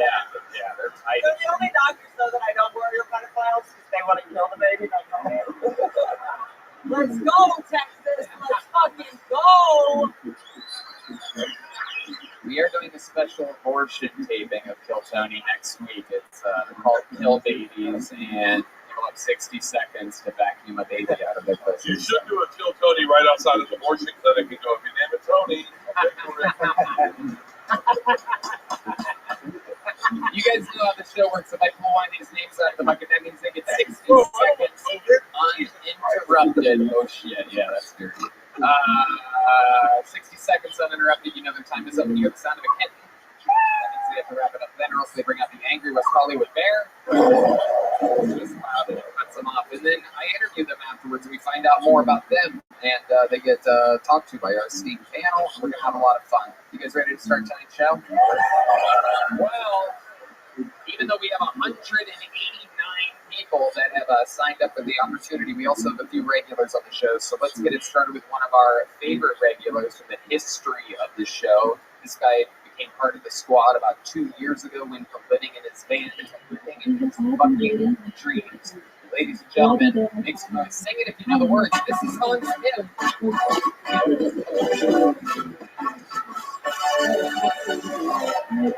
What the fuck is up, comedy mothership? Hell yeah. I think one of the most racist things to ever happen is the Chinese Expulsion Act. Do you know what's worse to an Asian than getting expelled? Nothing. Could have at least called it the Chinese B+ Act. How dare you use the language of schools against us? School is like our NFL. That's like calling the Fugitive Slave Act the Offsides on the Defense 5-yard penalty act. I have a Rolex. I love my Rolex because I'm fabulously wealthy. I'm thinking of having kids just to stunt on people. I love having a Rolex. I can look at it and be like, oh, looks like it's time to pull out my iPhone. So I have no idea how to read this thing. Thank you. Welcome. Another new minute. Very fun. The Chinese Expulsion Act. Yes, I've read a history book this week. I love it. What is the Chinese Expulsion Act exactly? Can you explain it to these people? The Chinese Expulsion Act is what happens when Asians act up. Is that really what it is? Well, apparently we built the railroads, and they were like, hey, what are you going to do now? Okay, fuck off. You know, they were kind of done with us. I thought you were very funny, and I made it my live stream to fight racism.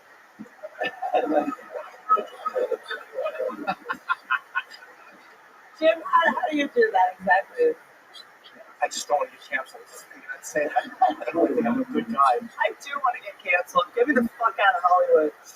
You're a very good writer. Very funny. Thank you, Jim. You're welcome. I appreciate that you love hating racism. I also agree with you. Now, Hans, you talked about the Chinese a little bit, and you are Korean. No, you're not China. I made a show called Two Broke Girls, and there was a Chinese character on it, and the actor that auditioned was South Korean. They called me racist.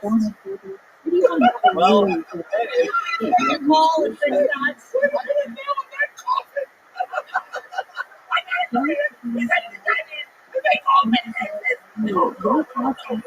racist. Wait, you're not even Chinese? I mean, I knew that. Yeah, we were talking about you Korean. I'm South Korean. Hey, fucking Korean, all right? Yeah.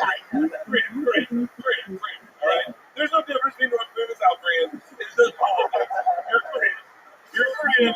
That's like going, oh, where do you live? I live in Georgia, on the border of Florida. It's the same. You're a redneck.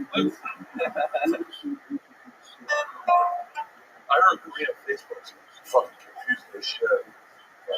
Is this true? Is Korean? Yeah, trying to tag yourself in a photo, you're like, is that me? No, that's not me.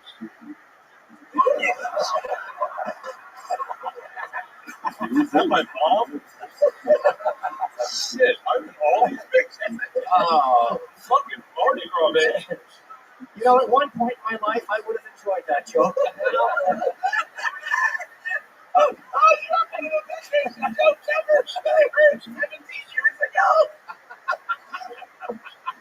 you really are playing? Yeah. Okay. Yeah, let's get something. What? What do you think he's wearing? A Halloween mask or something right now? Actually, I'm American. I am American. Ah. I don't know. No, you're not. Yeah, but where I'm from, This is Texas. This is not the rest of the thing. No, but I'm all kidding aside. Thank you for that learning moment. Thank you, Jeff. How did it feel up here? A whole different venue. Did you notice anything different? You noticed the change in the room? I noticed that I'm closer to the audience. I feel it's more intimate. I feel like we can really connect. And I feel like this is a wonderful club, and I can't wait to just be here and not get extra kicked out. So. Extra kicked out. Extra kicked out. Can I say something really quick? Yeah. Women talking. Depends on what you say. We might edit it out later. But yeah, you can talk now, sure.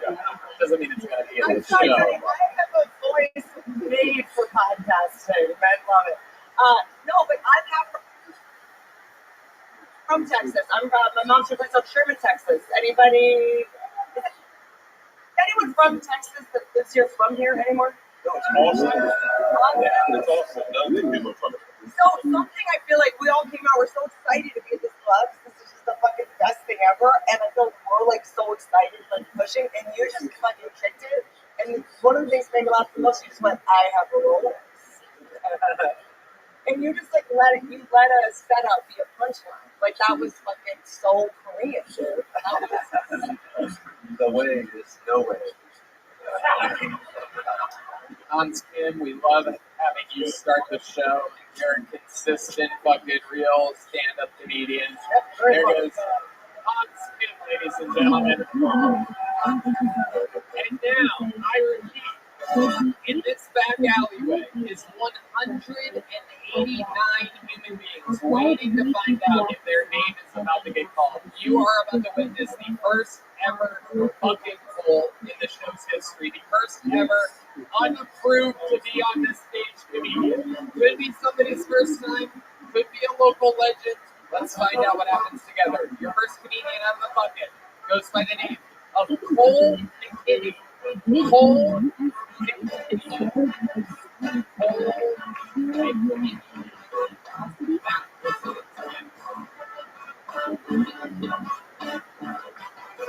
Cole McKinney is going to pop out of that curtain any second. Here he is, Cole McKinney. What's up? Yeah. I just came here. I moved here from a conservative small town. It was conservative because my dad used to meet the family whenever the gay guys from Modern Family would come on. And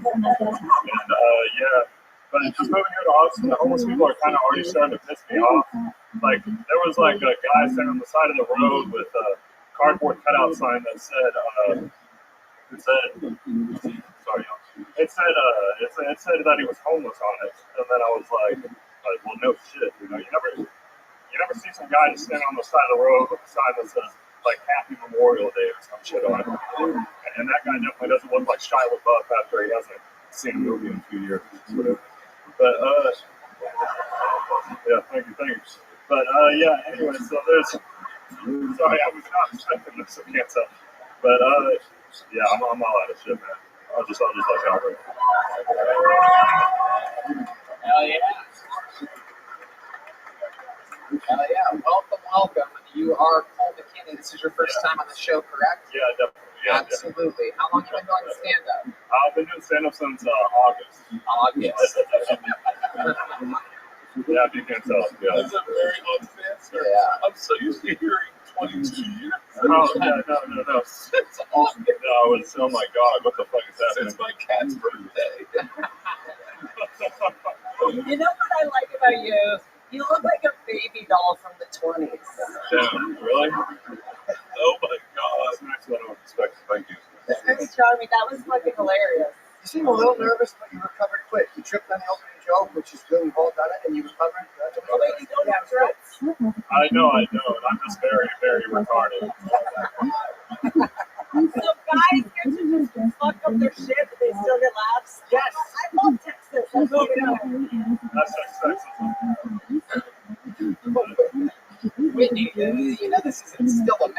right? Like, it's not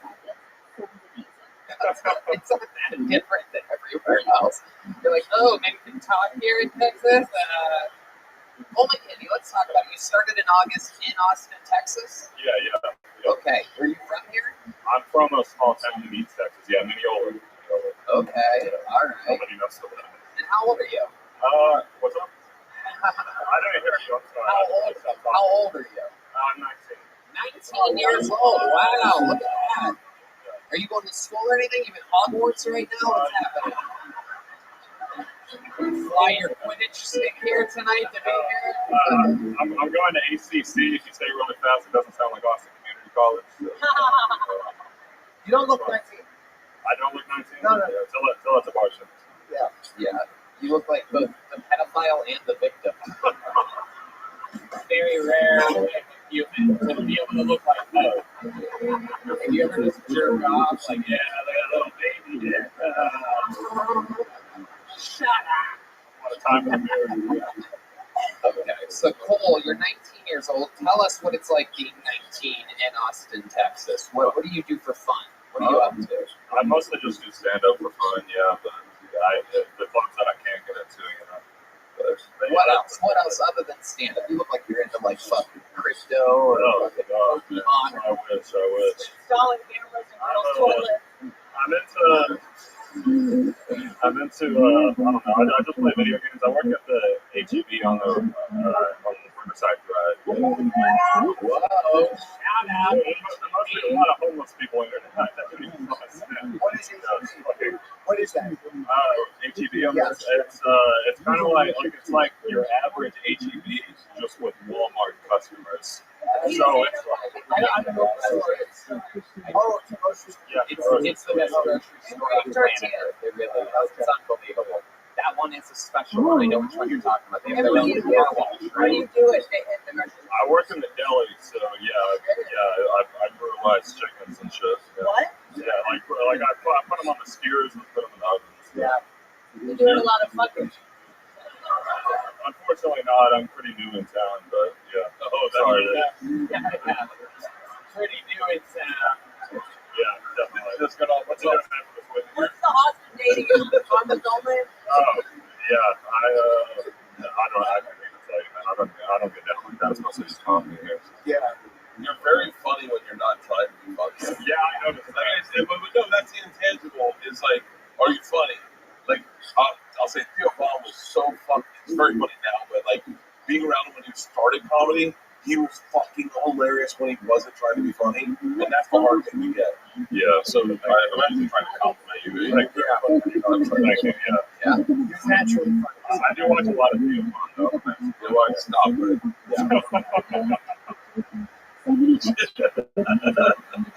Cole McKinney, let me ask you this before we let you out of here. When you say that you haven't been here long and that's why you haven't been with a girl yet in Austin, were you sexually satisfied when you were in the small town that you came from? I mean, yeah, I guess I did all right. Yeah? When you say you did all right, what exactly do you mean? Do you think you had more sex with more women than me? I don't know. When you say you did all right, were you punishing chickens in a different way? Yeah. I think the question I'll ask is, do I have to fuck you so you don't become a school shooter or not? Yeah, I mean, Just say yes. Yeah, I don't know where you're stuttering on. I think it would be phenomenal if we would grab a gun. How funny would it? You know, I've got some issues too. I was bullied. We can tell. But I'm pretty sure fucking Whitney is how you become a school shooter. Holy Kitty, congratulations. You're very, very, very proud to you in stand-up comedy. Here's a joke book. Take a joke book. Holy Kitty, there you go. All right, back to the bucket we go. You guys having fun out there yet? All right. At Owen B. At Owen B. K-A-T-O-W-B. I think so. I think that's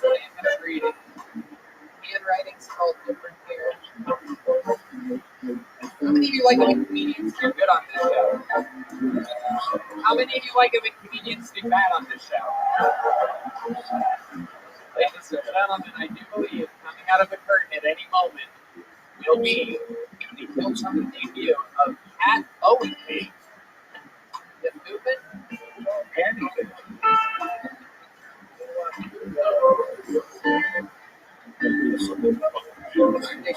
Ladies and gentlemen, Cat Owen Page, everybody.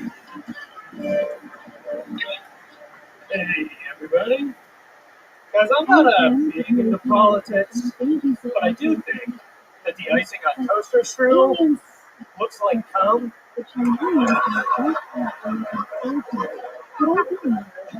Which gave me a pretty good idea. I have 2 roommates, so I made 3 toaster strudels, and 2 of them I put regular icing on. 1 of them I did not put regular icing on. I walked into my living room and I was like, hey, who wants a toaster strudel? And they're high as shit, so they both grabbed one. They're chowing down, right? And I was like, oh man, they have no idea I'm eating cum.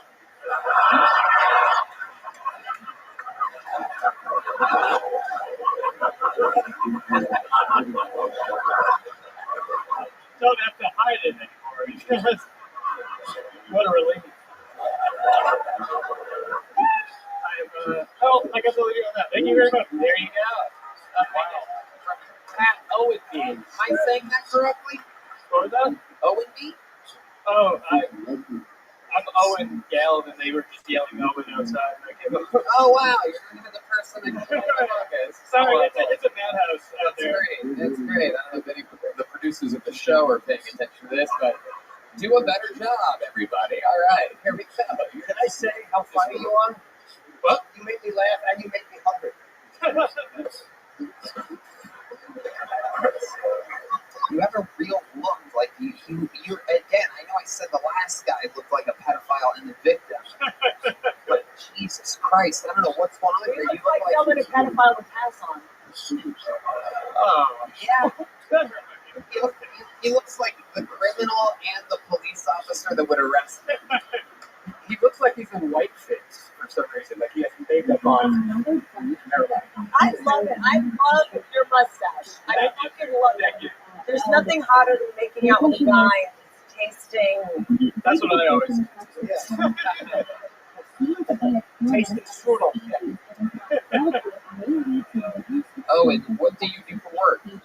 I'm an engineer at a semiconductor company. A semiconductor company. The guy that kind of drives a train but doesn't. Can I tell you what's crazy? Shut up. I thought they were called toastum strudels. Bert, I think you missed the point of that joke. You're missing it. I was distracted through the whole joke. Have I been saying it wrong? I think you're thinking of steak-um. Don't get me started on steak. I was like raised on steak. I was. Yeah. Oh, yeah. Yeah, that's the old I didn't have a dad growing up special right there. It's like making your own steak, but in a frying pan with sadness. Super sad. I didn't have olive oil, so I used tears. I would cry over the pan a little bit. Anyway, let's talk about it. You do that for work. How old are you? 29. Whoa, you're an old looking 29-year-old. Thank you. That's incredible. Hopefully my shape the mustache. Why do you? Oh, you're younger looking without the mustache? I think maybe not. I don't know. Okay. I like it. I like your style. What do you do for fun? I mean, I drink a lot, and I do a lot of comedy, but when I'm not doing that, I play a lot of disc golf, skateboard, snowboard, and snowboarding so much. Favorite disc you throw? The Ray.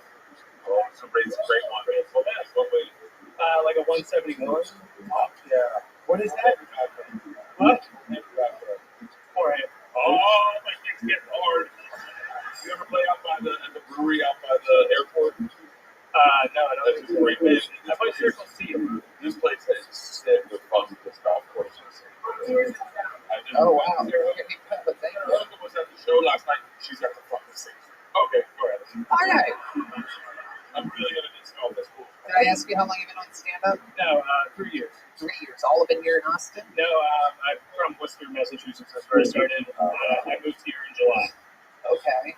All right. What's your favorite thing about Austin, Texas? Probably the food and the weather. I mean, coming from Massachusetts in winter and it's not just 10 feet of snow is pretty fucking sweet. Somebody just like the dust us. I mean, I think someone's letting out here. Why'd you leave Worcester? I came down here for the comedy scene. That's what I lived for. I came here, I didn't work for like 6 months. I just did like 15, 20 open mics every week. How much time do you think what's the longest set you've ever done? 20 minutes. 20 minutes. I'd love to have you on the stewardship. That would be Boom, you just got booked on a stand-up comedy show. There you go.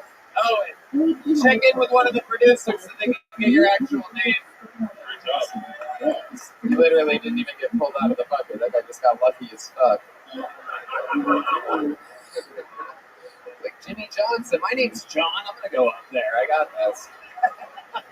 You guys ready for another special treat, huh? Ladies and gentlemen, this is one of those moments the Kill Tony fans absolutely fucking can't get enough of. One of the strongest regulars ever. One of our greatest joke writers.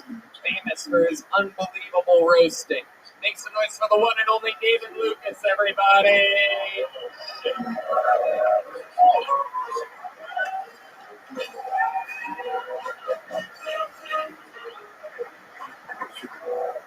Yeah.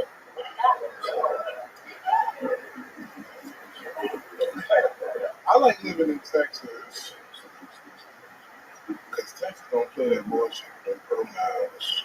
And they don't fuck with the triple 20, you know what I mean? I get it because they accept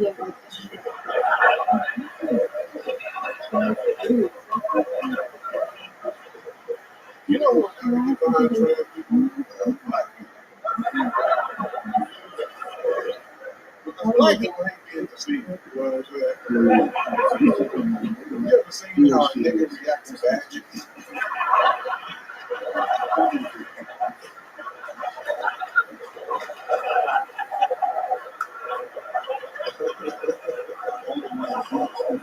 Like if I pull a car from behind my back, all the niggas are gonna run out, you know? That's why you never see a black magician. We don't like that shit. Well, that's a goddamn devil, man. All right, man, appreciate you. David motherfucking Lucas. Doing it again. Absolutely love it. Spot on. In and out. Big punchlines. Fucking legendary. I love it. Thanks, I love it. I know I've been on the road with you. You walks up and you fucking know the room and he's a great fucking joke. God damn it. That's fucking so good, man. That's right. Black people do react to that. Man, I had my best black experience with his family. Yeah, y'all gotta go watch that on YouTube. We watched Medea. That nigga said, but then is the day you gotta go toilet. It's so much fun. Like, you may not get it if you're white, just watching it, you go, oh, cool. But when you watch it with black people, like, oh shit, you're about to knock her out. And the whole thing was so much fun. That was so well done. That's incredible. You guys all watched Medea together. I had no idea about this. How many people were in the room for that? Tony, go ahead and get it out. Who knows? I don't even have a joke. I don't even have a joke yet. I'm just asking questions. It was fun watching the machine talk to the sleep apnea machine for a second. Tony, you look like a gay missionary, nigga. You about to spread the word of dick. Oh my god. Oh my god. You got that bullshit ass, the one that's your insurance salesman title. Hey, you guys have any penis insurance? I'm telling you. Penis insurance? Is that a thing? Nigga, you know. I know you got insurance on your ass on basically. Things that motherfucker get blown out of proportion. That is true. That is true. And I just bought real estate on your asshole. So it's 4 acres and a fucking a ranch and a blue cheese. You son of a bitch. I'm an inflated Safeware and a great hoodie making fun of me. How dare you? You got on some stupid shit, nigga. What do you mean? This You look like the substitute teacher when it's cold outside. Nigga, like,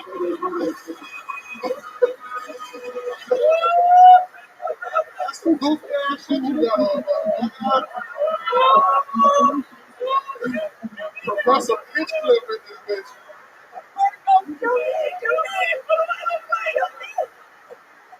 Bert Kreischer look like he smelled like air freshener and bologna. Boy, get your He does smell like air freshener and bologna. I can tell by Bert Beers he got a flaccid penis. You know what I'm saying? That motherfucking penis look like the balloons around the car dealership. They be flapping around. Look at Bert. Oh shit. Oh no. Whitney, plug your ears. Oh no, one of the Sopranos got something to say. I'm not going to say anything, but black people do magic. They make my wallet disappear. Oh, fuck. The top of your head is like a goldfish head, nigga. That shit big as a motherfucker. You need to let it go, boy. You got a reverse mohawk, nigga. None in the middle, all on the side. You have a body like Patrice and a head like Beetlejuice. You look like an albino earthworm, but you just ugly for no reason. You look like some shit for Men in Black, nigga. You look like you'll be in there. You look like you're around the coffee machine. You look like Lizzo dressed like Suge Knight for Halloween.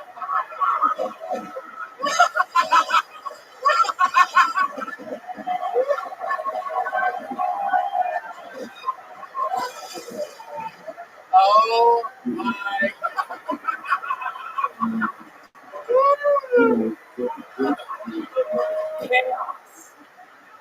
Chaos as it says, the great Jim Norton is here, ladies and gentlemen. Holy shit.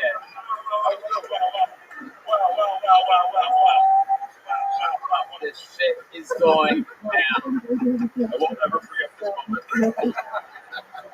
Fuck me. How fun. David Lucas does this every time he gets up here. Fucking lights shit on fire. Incredible.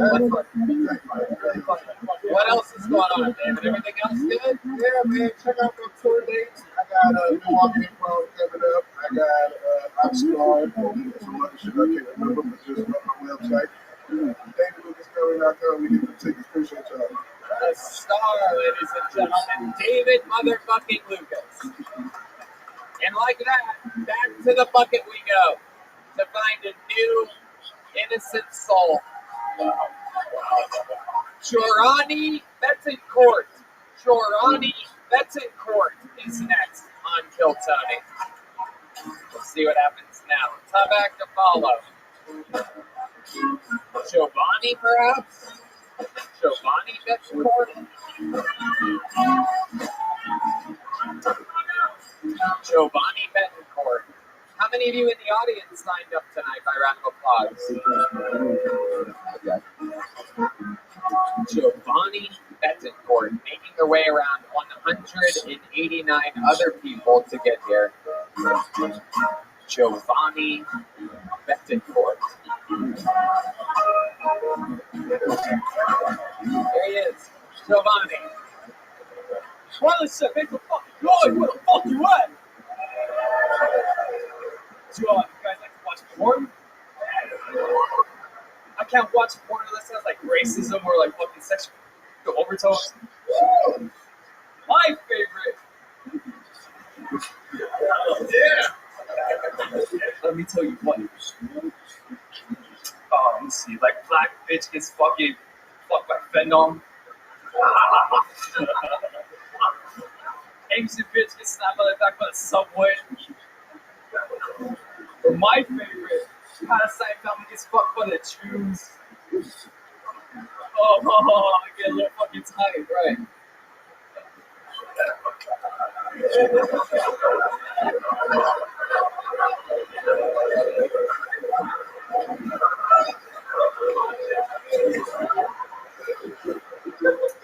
You ever watch so much porn, you watch your favorite porn stars at the age? Like now they're playing. Okay, now, okay, that's too much time. Thank you. There you go, Giovanni Betancourt. Holy shit, man! What the fuck? Giovanni, grab that microphone. This is the part where you get interviewed and have to stay on stage and talk about what just happened up here. Hey, Tony. Yeah. Is he on what everyone thinks I'm on? I think so. I think so. Street Adderall? Yeah. I'm starting to see why you guys are worried. Okay. Yeah. Giovanni, let's talk about it. How long have you been doing stand-up, my friend? This is my third year, my friend. Your third year doing it. Okay. Have you been on the show before? No. Right. 3 years in the game, and that is, what, is that a new minute? Is that your best minute? It's a new minute. It's a new minute. Yeah, of course. What do you mean you say, when you say of course, what do you mean? It's not my best shit. What's up, you guys? How y'all doing? Don't try to, they don't like you. Come on, so let's talk about it. Can we get an example of like your best joke that you've come up with in 3 years? Well, what do you want to talk about? No, you're not that good. There's no way. Slavery, women's rights, these sound like some pop culture right there. Alright. The hardest part about supporting feminism is nobody can ever get a supporter. And it's hard to think what people when you're seeing my face, you know? Oh, dude, Giovanni. Who are your... Hold on. There's something there. Yeah. There's definitely a seed of something there. We're talking to a real life supporter, like, in real fucking time. Thank you, Whitney. Like, keep honing it. Yes. Like, just try it. Just write it first. And it was a little rough to open with. Like, I mean, it's hard to criticize Jeff jerked off to 3 of those films that you mentioned. So I understand why you think we'd all be on board, but you gotta warm up on it. You know. Most stuff. I appreciate it. Giovanni, that feminist supporter joke is that's your joke that does the best that you've come up with over the last 3 years? No, sir. Okay, can you give us one of your best jokes? How many you want to hear as your best joke? I'm pretty sure we've heard your worst jokes, so let's try a different approach here. Right, let's try something that I'm a works. little fucked up, so you guys gotta work with me, right? Oh, that's what it is. Yeah. Alright, but thank you, Bert. That was a great fucking setup. That was fucking good. Your riffing is so good, Giovanni. It's incredible. You're like a real natural talent at this. I'm on your side. I like where you're going. Yeah, I've been there. You get a little in front of yourself. That's what I need. You know, I said one more fucking work though. So you ever fucking been like dating someone like you guys have a lot of like dirty talk, and the hardest part of like dirty talking is like being real about it. Like what's stay with me. Oh yeah, like dirty talk is like really like being there. Like you've been like going through the motions, like. I love how the coaches know how to find the sink of dirty dishes every time. That doesn't sound like that's pre-written.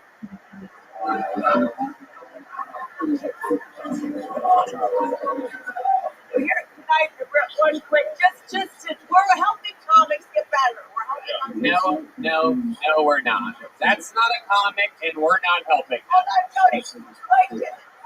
It would be good if we had a comic that tried and like had any fun. Tony, I need to check your diversity box. Just let me do this. I guess the one piece of advice I do have, if you're gonna hold a microphone, you can't have scabs on your knuckles. What the fuck have you been doing?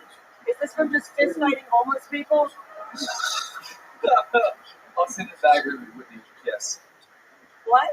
I was Giovanni, what are you fucked up on right now? Is this just Mikade and fucking... Why is your dick showing? Did you just get a hard-on from bombing? Whoa, you do kind of have an erect penis right now. That is incredible. I'm back on your team. Yeah, I'm on. Hold on. Not all of us wear underwear like fucking communists. Yeah. Our dick will show. If you've ever seen me in an airport, you're not doing my dick. I'm on your team, and I think it's cool right now. And I've been there. That's confidence, by the way. If you're bombing you, like, God, look at my dick, it's hard. That's fucking good for you. Good for you. Fuck that. Your dick is hard. Be you. Gives a shit. You. Giovanni, normally when people do bad on this show, I never ask them again and again to keep trying to do their best joke that they've come up with. But for some reason, my instinct is to do it one more time with you. You guys want to hear one more of Giovanni's best I'm gonna give you guys fucking different jokes. So what do you guys think about inflation? Okay. You guys. Hold on. Talk about the fucking banking crisis going on.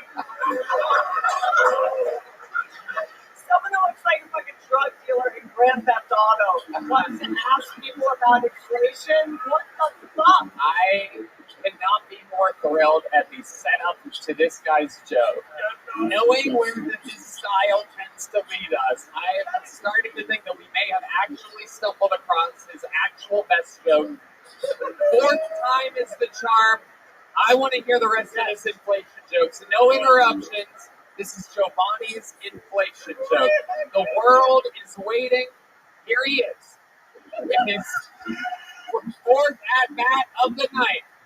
3-year comedy veteran, Giovanni Betancourt.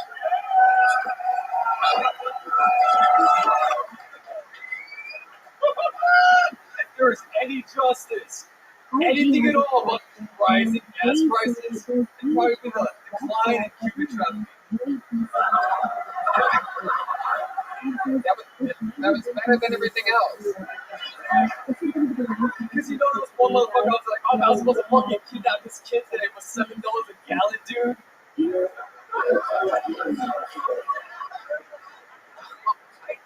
know what bothers me about you? I feel like you're making fun of us. Do you feel like he's making fun of comedians? I think he kind of is. You know these gas prices? You're doing a Gary Goldman impression, and I don't appreciate it. I was hoping that he was inflating up jump houses. They're called bouncy houses. Whatever, I thought that he was going to go, you haven't been inflating up a tobacco casserole. That looks like what he should be doing for a living. No shit. That's why I thought that's where we were going. I was like, Giovanni, what do you do for a living? Work for a tech company that you won't know. Fuck you told me. Wait, what? No, I won't tell you what job I work for, dude. Okay. Yeah. I'm back on your team. I love that on your team. You guys, is there a Betty Ford Austin?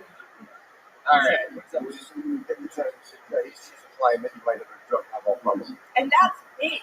Do you think you have a drug and alcohol problem, Giovanni? Like 9 years ago. What were you doing 9 years ago?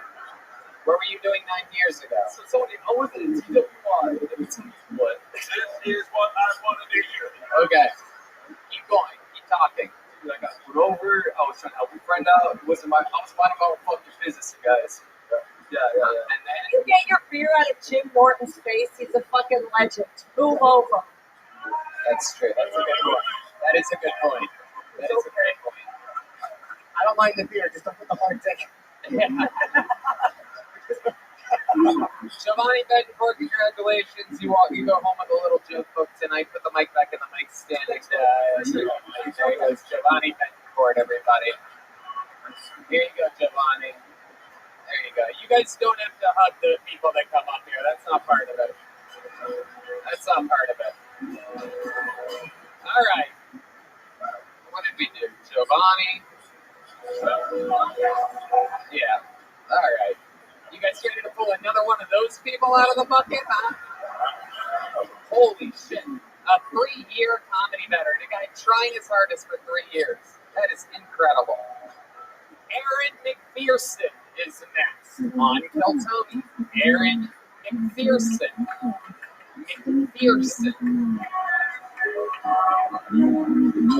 Trying to over-enunciate. How about another game for the best band in the goddamn land up there?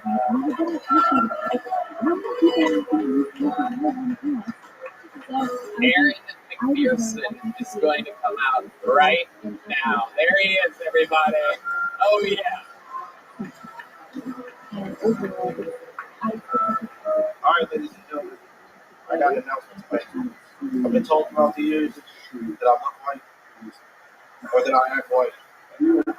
So therefore, I did some research and it turns out I'm in fact white. 2% like white milk, white as fuck. I've been learning some new words a new lexicon. I've been learning some words. I've learned some things like hey, bro. And I've learned some other words like hell yeah, brother. Heard hey, bro, term different from one white man to another.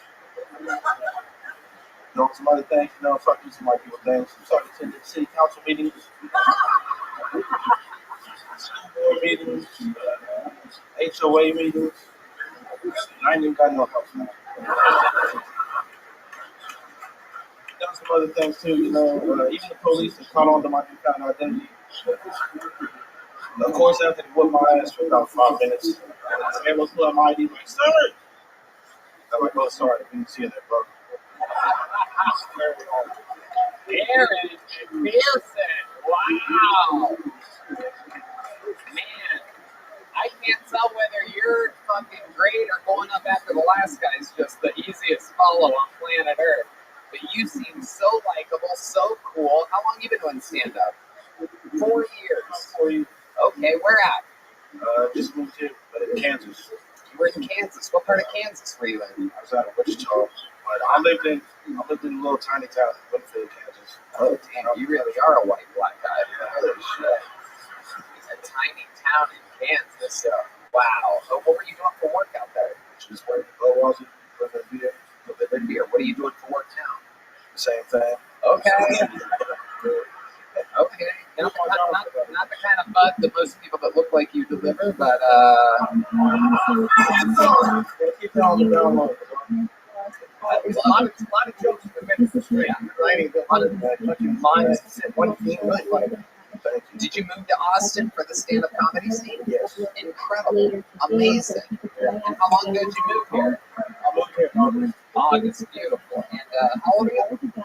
30. Perfect. Everything matches up. What do you love about Austin, Texas? What I love about Austin is the city. It's cool.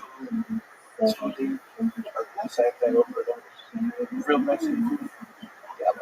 Yeah. It's true. Yeah, funky is that way. Yeah. What you think in the town you moved to? How's the housing market? Great. There's no food.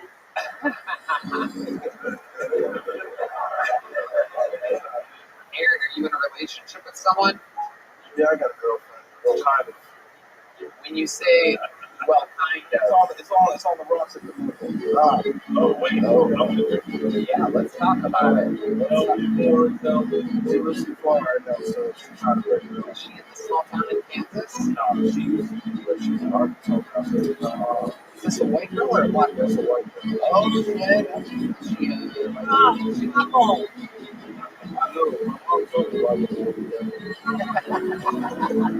Your mom doesn't want you in the white girl?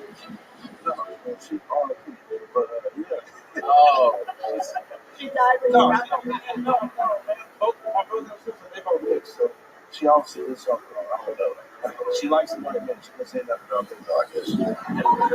Okay, this long distance relationship that you're in, what does she do? She takes care of kids. Oh, she's got kids. How many kids does she have? I got 3. 3 kids. I know.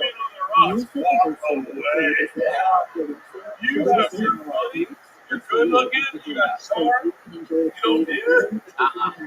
Why live in a diamond dozen?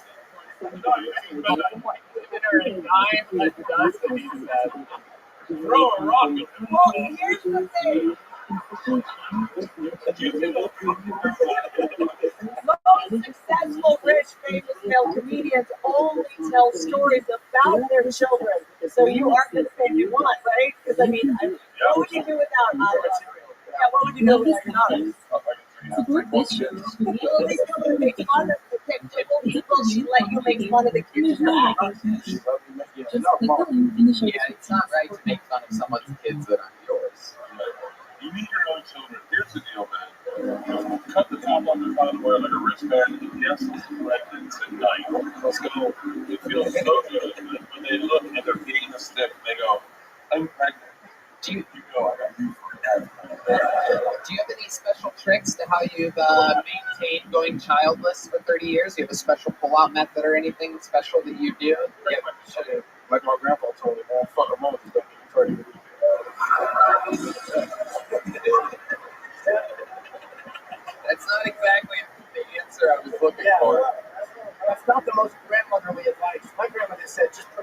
Chip.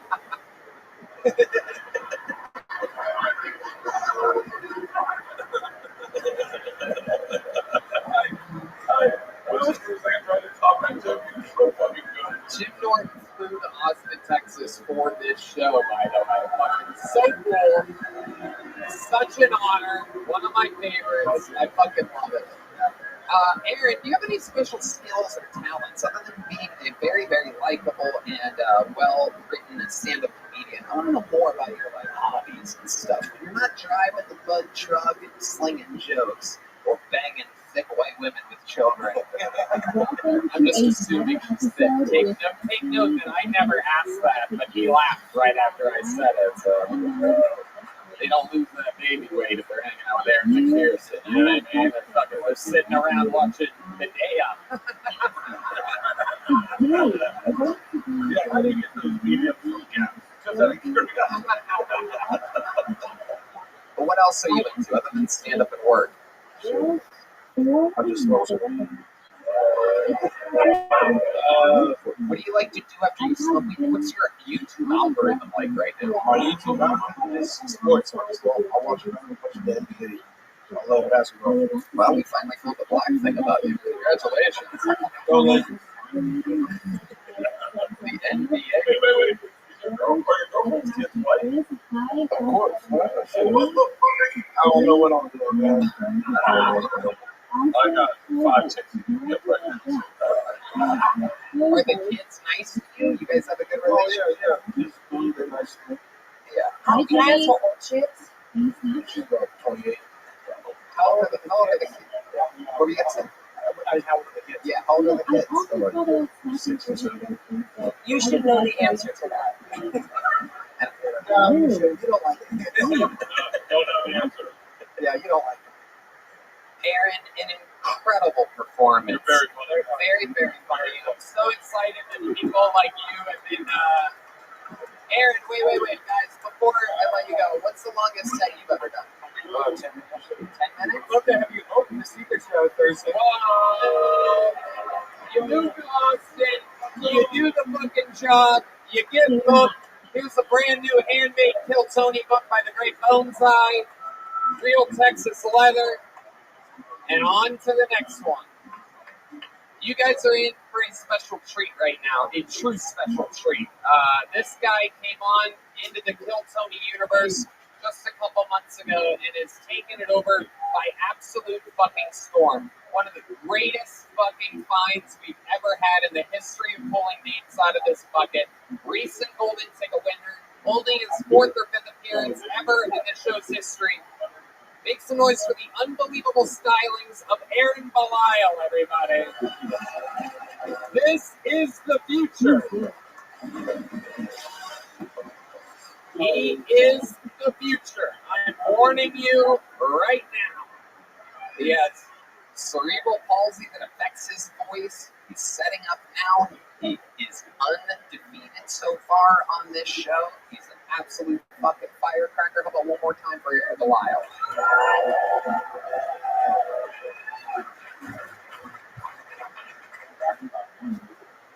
So I'm thinking about suing my chiropractor.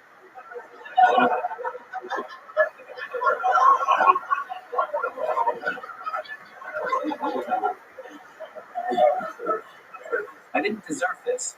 He took my parking spot, so I fucked his wife.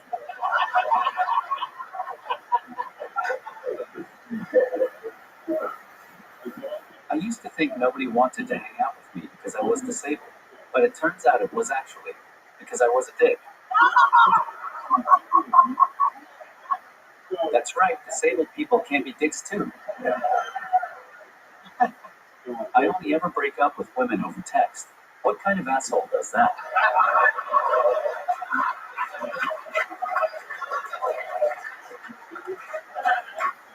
Sometimes I would wait outside a handicapped bathroom stall even if I don't need it.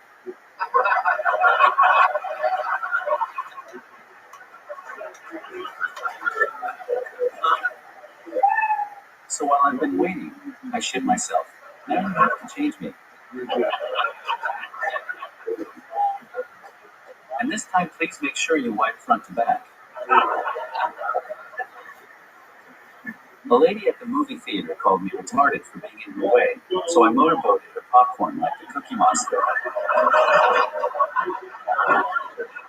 Aaron Belial, ladies and gentlemen. Another new minute. Every time. Unbelievable. This is your guys' first time seeing the great Aaron Belial. What are your thoughts? Hilarious. One of the most unique people I've seen stand up, and the jokes are great. Your jokes are really funny, so great. I love it. It's amazing. It really is. Thank you. Wow, there was a lot of typing for that payout right there. I thought he was looking for fuck you, but he didn't thank by mistake. Aaron, you did it again. Whitney, what do you think about this? You're fucking brilliant. That was so fun to watch. My brain is so fucking neurotic. I was like, what if the Wi-Fi goes out? What is the point? Yeah. It's actually Bluetooth. Oh, is it Bluetooth? Yeah. But no, but this is like, I'm also watching you just like anticipating the joke. The tension of it was just as fun as the actual joke. That was a fucking blast. Will you marry me? Oh, shit. Oh, see, I don't know. Oh, it looks longer than it is. Just texting someone else. Yes. Oh! Damn.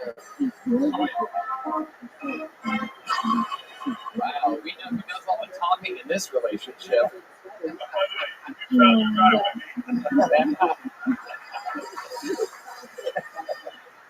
Do you take this woman to be your wife forever? Do you take my hand in marriage? Oh, maybe give her the other hand. Maybe give her the other hand. I bet you could do some fucking damage to my pussy with that hook, dude. Oh, yeah. Let's go. Absolutely. Don't do it, son. You'll never see that hand again.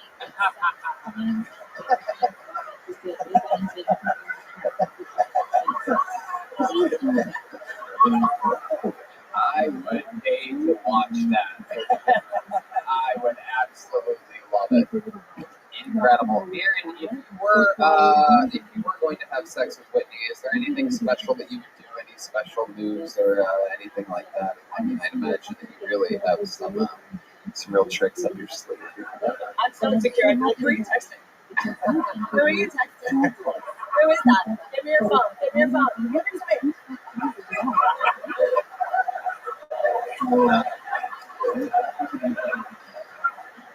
What did you do to Whitney Cummings? I'm interested to find out. Yeah. I think I need a divorce. Wait, what? I think I need a divorce. Let me turn that mic up. I'm going to agree that, brother. So, can I ask a technical question?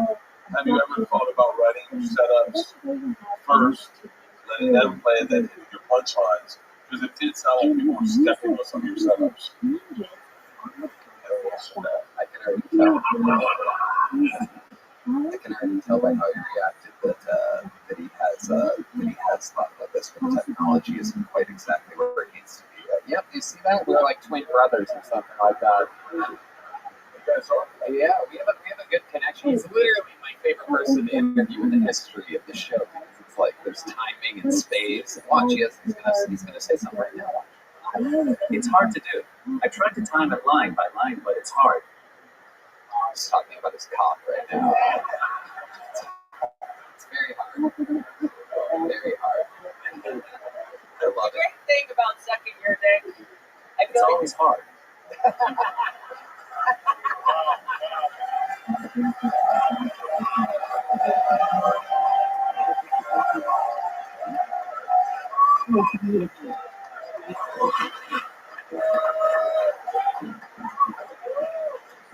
Every single week, this motherfucker absolutely dominates. Jim, is this the craziest shit ever or what? It's so funny. And the jokes are great, and the timing is perfect. That was I would like to hear the answer to that, though. oh, I get to talk to Josh Blueballs now. Tony. Right, yeah. No, I know. That's why I looked at you guys and I was like, this is gonna bomb with the audience, but at least I'll make Bert laugh. Is it cerebral palsy or cerebral palsy? Oh no. Oh, yeah, wait, well, one or two. That's going to fix the voice. Let the voice. Yeah, let the apple I dated a girl voice. with cerebral palsy. You dated a girl with cerebral palsy? That's the mute guy. That's the new guy? Fuck. You dated a girl with Mute guy. cerebral palsy? I think it's cerebral. Yeah. There you go. Yeah. Yeah. You dated a girl with cerebral palsy? Yeah. Cerebral palsy. Can you give us a little bit of like a background on that? Yeah. I met her on a plane. We took Xanax. She had a cat. We went partying in Soho, and we got fucked up. And on our second day, my buddy's like, "Hey man, I think something wrong with you."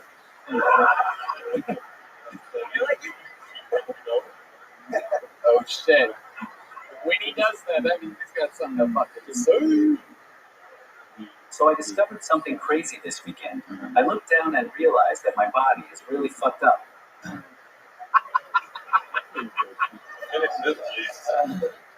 Well, I was having a problem, and I thought the best thing to do was call Jason Rouse, and his solution was to eat mushrooms in Zilker Park with my dog. Wow. Jason Rouse name drop. So how did that go for you? How was mushrooms with your dog? And did your dog I have started to freak out, so I decided to distract myself by running around the park for 2 hours shirtless with a stick in my mouth. Wow. Yeah, and that's why I fell in love. I feel bad for anybody else on mushrooms that day at Silker Park. It's like, did you guys fucking see that? Did you fucking see the guy with the fucking stick in his mouth? By the way, the best part of Bert's story is that the girl didn't have cerebral palsy. You just broke her back when you rolled over on her. No, she did have cerebral. Am I saying it wrong now? Yes. Yeah. Cerebral palsy. I went out with her on a Sunday afternoon, and she was wearing sneakers. Was the first thing that I was like, oh, what's up with that? And then she knew on a Sunday afternoon the sundress, and then she cut her hand with her right hand, cut her steak with her right hand, and ate with her right hand. And then I was like, and then Patrice, Patrice was alive, and Patrice goes, "You're such an alcoholic that you dated a chick for 3 days, got so fucked up, and didn't know she had cerebral palsy." And I was like, "Yeah, it was once in Soho, it was on Cobblestone Street." Wait, I swear to God, I swear to God. She was a big fan of Guns N' Roses, so a year later, she's like my dick and whatever, but a year later, we're broken up, and I bring her to this TV show and Slash from Guns N' Roses there. So we get fucking wasted with Slash. I bring her, and when she goes to get the door, it's noticeable she has cerebral palsy. She's reaching across her body to get the handle, and Slash, we hammer. She walks out, Slash, and she goes, "Yo, that chick." And I was like, "Yeah," I was about to say, "Yeah, I didn't notice it." He goes, "She's perfect." And all I could hear was Patrice giggling, going, "You're as big of an alcoholic as that." Now you fucked up the way I said it. You have it right. You talk a lot.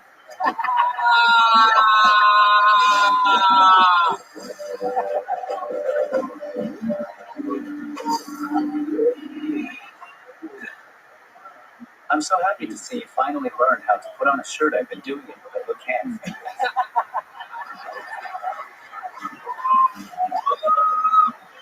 Oh, Aaron, motherfucker.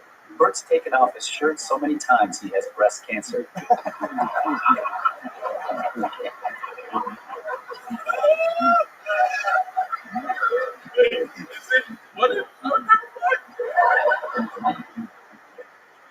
Aaron Belial, I am just absolutely obsessed with you. Every single. Careful, just so you know. I told this joke like that is true. The M and the B are right next to each other on the keyboard. So, just to very clear. Just with one good hand, I would be careful. Well, technically, he can say the N-word because he's not saying the N-word.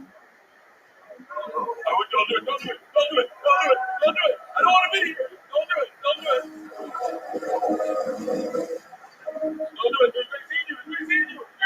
The moment you've all been waiting for. This is anything can happen. He's typing response by Aaron Belial.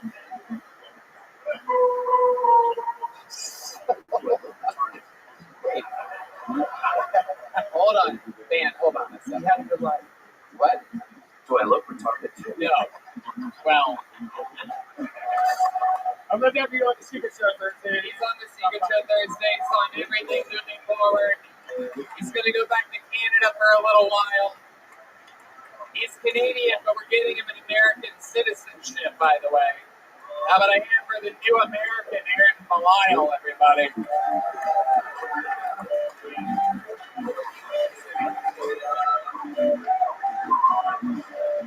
The new American. Aaron, down the middle here, down the middle. Keep going. Do I look retarded?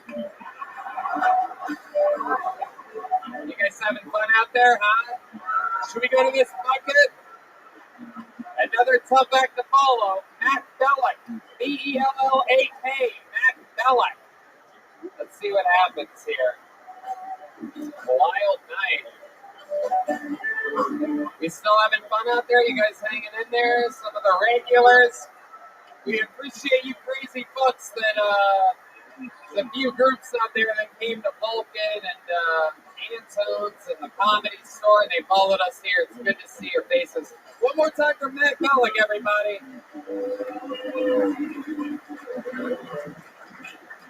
What's up, guys? So, haven't hanging out with my girlfriend too much lately. We've been living together for 5 years. She's a bitch, man. She fights me. Something wrong with everything I do.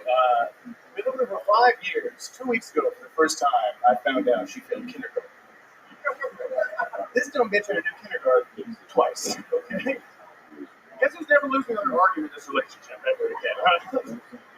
Mister knows how to color inside the fucking lines. That's who, dude. I wonder if my house is different now, dude. The other day, I couldn't find my phone charger. She's like, who uses a phone charger? Are you dumb? I was like, bitch, you failed nap time. Remember that? Remember eating a fruit snack and passing out was too much for you?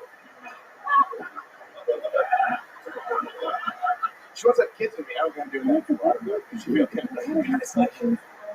I'm going to dip my toe in that retarded fucking gene hole.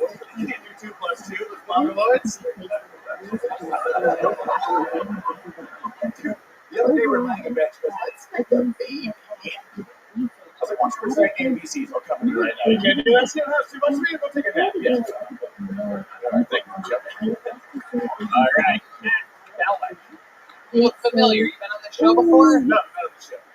I used to do a podcast at Better Box. I remember seeing you when you were filming out there. Okay. Yeah. So how long have you been on stand-up? Almost 10 years. Almost 10 years. Very, very interesting. That was most of that was in Los Angeles. Do you still live there? I started down in South Florida, then moved to Chicago, then LA, and now here. And how long have you lived here? Almost a year. Almost a year. Okay. How's it been going for you? It's good. Hanging out in the alley, waiting to get stage time. Right. Yeah. No, yeah. That's exactly where your career is at. Yeah. You're exactly right. And you should be fucking happy. I'm ecstatic. If that alley wasn't open for you, you wouldn't be doing anything right now. If you had anything better to do, you'd be doing that right now. I should have been fun to Goddamn right. What do you do for a living, man? I do this in my bartend. Okay. Bartend. How long have you been on that for? Craziest thing that's ever happened in one of your bars. You're back there, shit's always going down, people are getting wasted. Just watch people like fall down and hit their head, like just pass the fuck out. It's so fun. Right, well, I mean, you could say the same thing about Bob Saget's bell boy at his hotel, but like I'm talking about the history. Oh my God! That's the new pussy! Yeah, that was a weird one to not laugh at. I'm surprised that you guys too. He died in a hotel room from hitting his head. I love Bob Saget. You guys made it weird. Back to you, man. Great point. Something more specific. 12 years working behind bars. There must be one thing that stands out to you. It's like, fuck, that was crazy. I watched 2 lesbians fight over the chick. That was fun to me. Were you one of the lesbians? Yeah. By the way, secret time, I think Matt got me COVID. Oh, wow. I know Matt really well. I'm glad person. I don't know if you remember the first time I worked with I had Matt facial hair. He drew with a Sharpie facial hair on my face. And I thought it was cool at the time, but I think it was a glitch. There's a picture of it. It looks like Hitler. It's I don't know. I went with that a buzz before I got with your sister. Yeah, you did. Oh shit! No, we did. We did. My sister and my brother. Yeah, you fucking both. Whoa! Dude, that's a good time. I love it. I love it. Who against Burr would make good friends with a bartender? By the way, you didn't have to share about the boat thing. We were just I didn't know if you were going to say it or I was going to say it. no one was thinking about No, but it's like if I didn't say anything. No one was gonna be mad if you didn't say it. You think I'm just going to out here and have the full court coat? First of all, I did. Well, I didn't sell it to you. I just built I never would have guessed you to be a coke guy. I had no idea. It wasn't even from her. It was a huge fucking mistake. What's it? That's not Yeah. Oh my god. I took him to the airport that night, my wife on the phone. I had to go fly at like 5 in the morning. And we were like, we don't want to be afraid of it. Let's get coke. Stay up. What city was gonna go? It was and my sister's sitting down. So there was the. By the way, this is why you thought the girl had cerebral palsy. You were on coke. Yeah. What's that thing that hangs down in the car, the liner or whatever? Yeah. So we get to the back of my sister's shitty car, and the liner was like falling down, and we're in the back. And I'm like doing you a favor, taking the airport, and all these things. And as soon as he gets to the back seat, he's like, what the fuck is this liner in this car?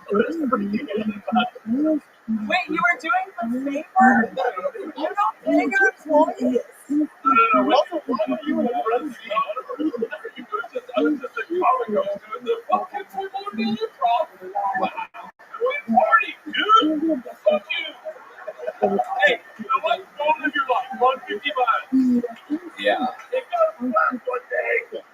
Man, what's your love life like? I got a girlfriend. Yeah. How long you been with her?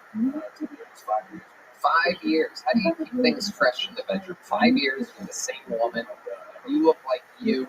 I don't keep it fresh. So what's your routine? You like roll over missionary position, or is it like you guys stay on your sides? The neck kisses is my move. I kiss the neck, and like that's my thing. And then what? Where does it go right from there? I just lay there, and she does the rest. Yeah. So you lay there, and she gets on top. I don't like to admit that. Yeah, no, she's always on top. It's the only way she can go. Is if she's on top. Ah, hell yeah. Hell yeah. Facing the other way, probably.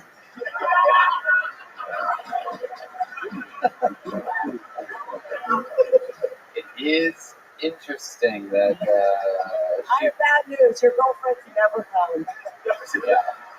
yeah. She failed from kindergarten, but she could fake an orgasm.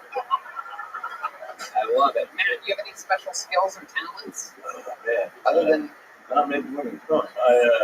Anything else? Do you have any hobbies or anything like Procuring that? cocaine in the jam. Did you wrestle or something? I did jujitsu for a few years. No, he was fighting you for cocaine. For $100. You'd be shocked at how much you have to do. Oh man, that was that should be a podcast called Two Bumps, One Coke. Yeah.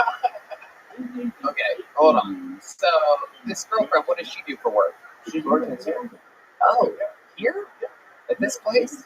She's making drinks as we speak. Oh my god, that's incredible. Incredible. Make sure you tip her. She's not being fucked properly. Matt Bellick, I love it when people with different levels of experience sign up for the show. You were great during this interview part, and very fun stuff. Here's a cool handmade, real Texas leather Kill Tony joke. Fun times. Thank you for signing up. Thank you for being here. Matt Bellick, everybody.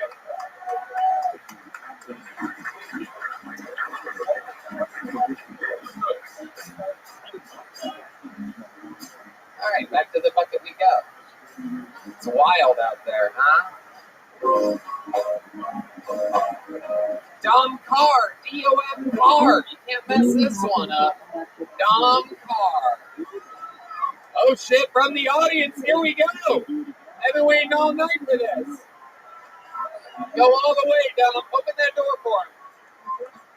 Yeah, I love it when people visiting sign up. This is very exciting. Dom Carr, most likely a first timer. So give him a big round of applause, everybody. Let's go. I miss the old racism, you know.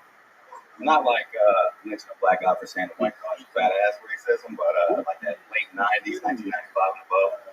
They said that shit with their chest. You know, not these internet racists, like you see a black dude beating up a white guy, and they're like, no, and they want to follow him.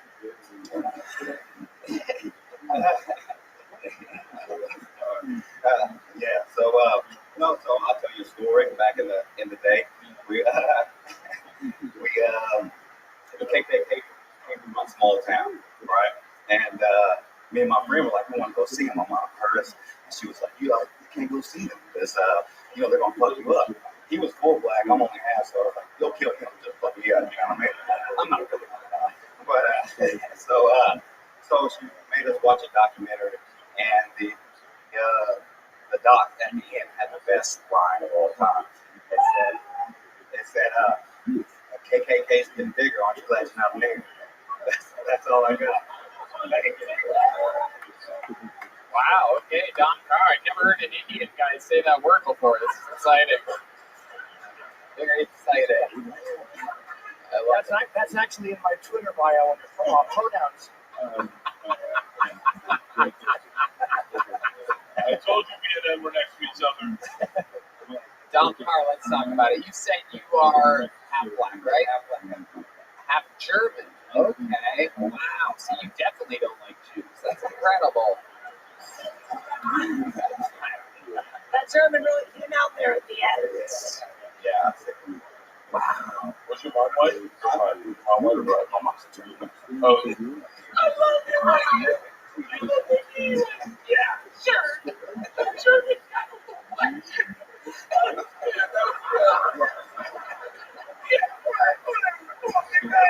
We're gonna play games for you until it seems around here. You close with your mom and dad still? Yeah, my mom, my dad. Dad's dead. How'd that happen?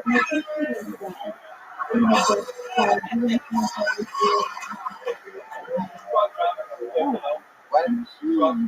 The truck? Yeah, Oh, shit. A black truck driver? where did you think this was from?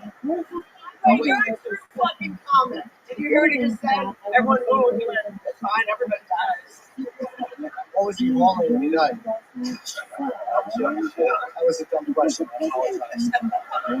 Still breathing. Insurance? Stupid fucking question. Did he drive for Budweiser? Because he might still be alive. This may be one of those old black dad tricks where it's like, no, I died, but he just moves to fucking Austin and chases dreams. I love it. I love it. What do you do for work, Dom? I'm going to school right now. I was in the Army for a while. I love it. I love it. Absolutely. An American hero. So, what are you going to school for? Supply chain management. Supply chain management. So what exactly does that mean? What are you going to end up doing? You don't even know. And they were like, what job did you make? Like 70 starting off? I'm like, okay. I did that. So I'm learning now. Of course, This might be why we still have so many supply chain issues. Yeah, it is pretty interesting. What do you do for fun, Dom? Well, I like comedy. How long have you been doing stand-up? That was my first time. Whoa! Wow. Incredible. You're so likable. You have such an incredible stage presence. I never even would have guessed that about you. Yeah. I mean, the set was rough, but this part you're doing good. You know what I mean? You're zoning it, rolling with the punches. You started out in the hole with the race stuff because I don't think anyone felt comfortable because they didn't know what I was. Right. Yeah. Yeah. And your beard is very like Karen Scope. I was the only one that possibly applied. Never mind. I'm talking about like wow, his goal was on Periscope. But like, yeah. Oh,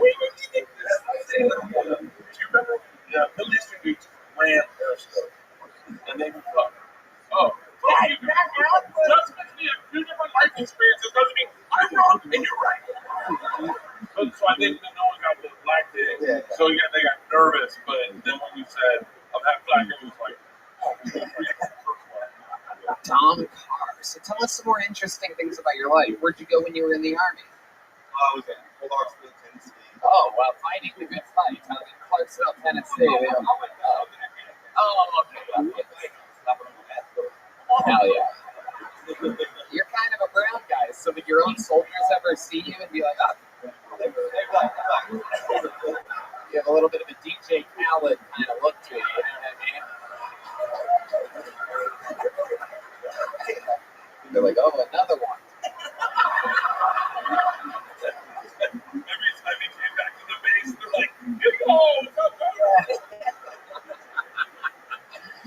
I love it. What, do you have a crazy Army story you can share with us on this crazy live podcast where the riskier the thing that you tend to tell, the more reward you get?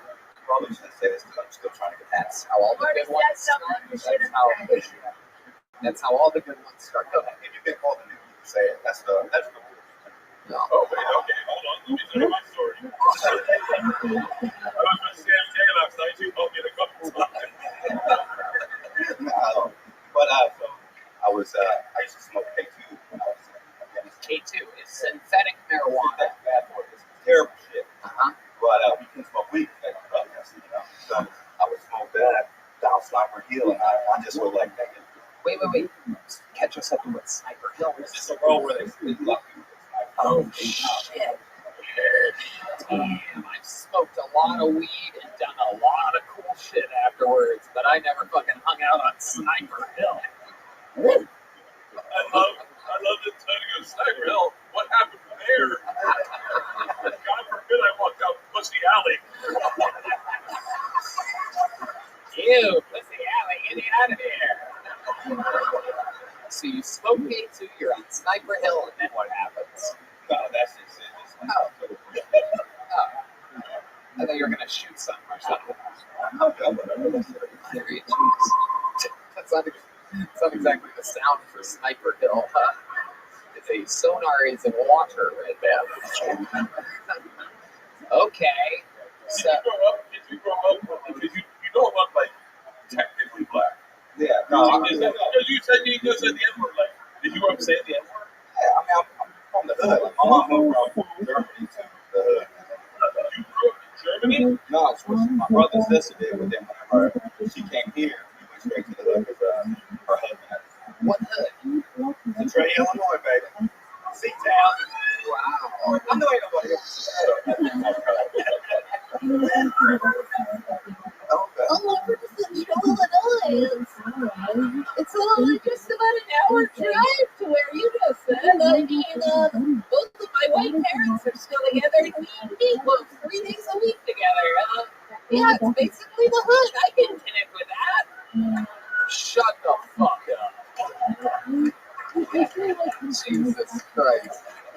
So tell us about this hood you grew up in. I'm excited to know more. It's a small deal, so it's not just only black or white. You know, so we didn't have no Mexicans or Asians to learn about them once they joined the army. I know. I had to move to LA to figure out what all those people were. They didn't have them in Youngstown either. Very interesting. So what's the worst crime that you saw growing up? Let's go. Absolutely. So, dumb shit. Like I was 17 years old going summer break, and so this dude wanted to buy UV. So I was like, sorry. You want to buy Jesus fucking get the cop out of here. They want you to find an 8-ball down Pussy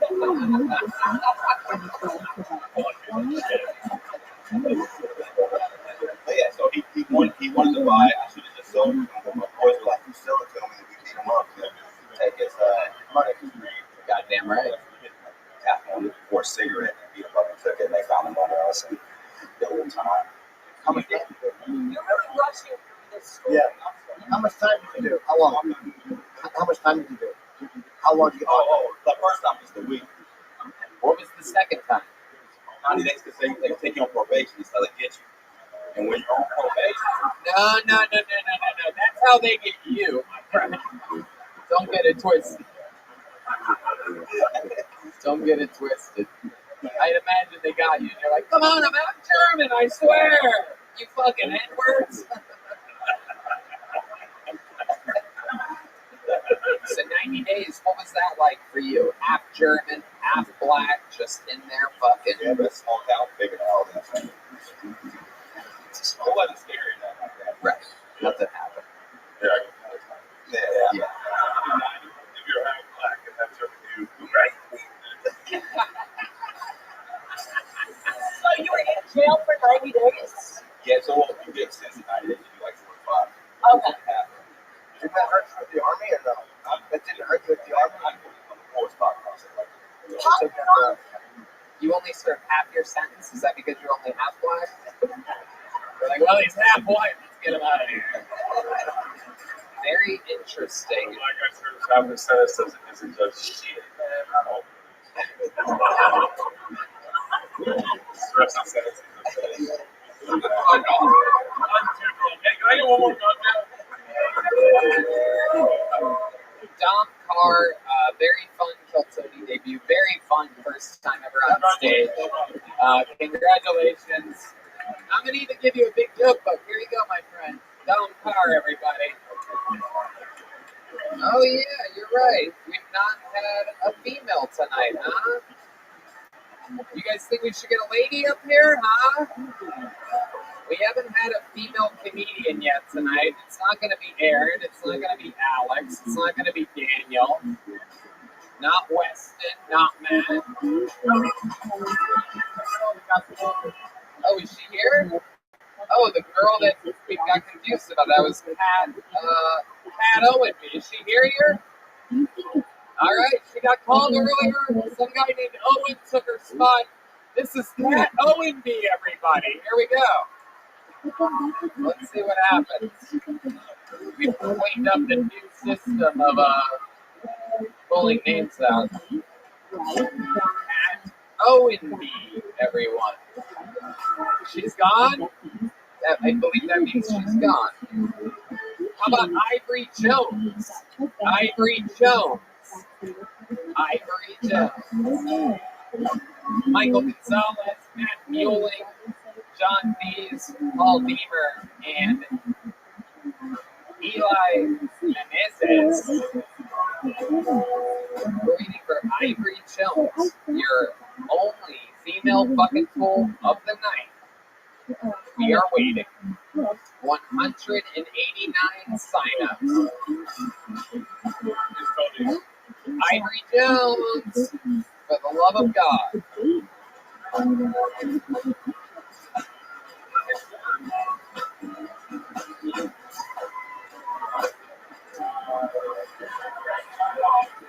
We are getting word that they are coming. Ladies and gentlemen, Ivory Jones.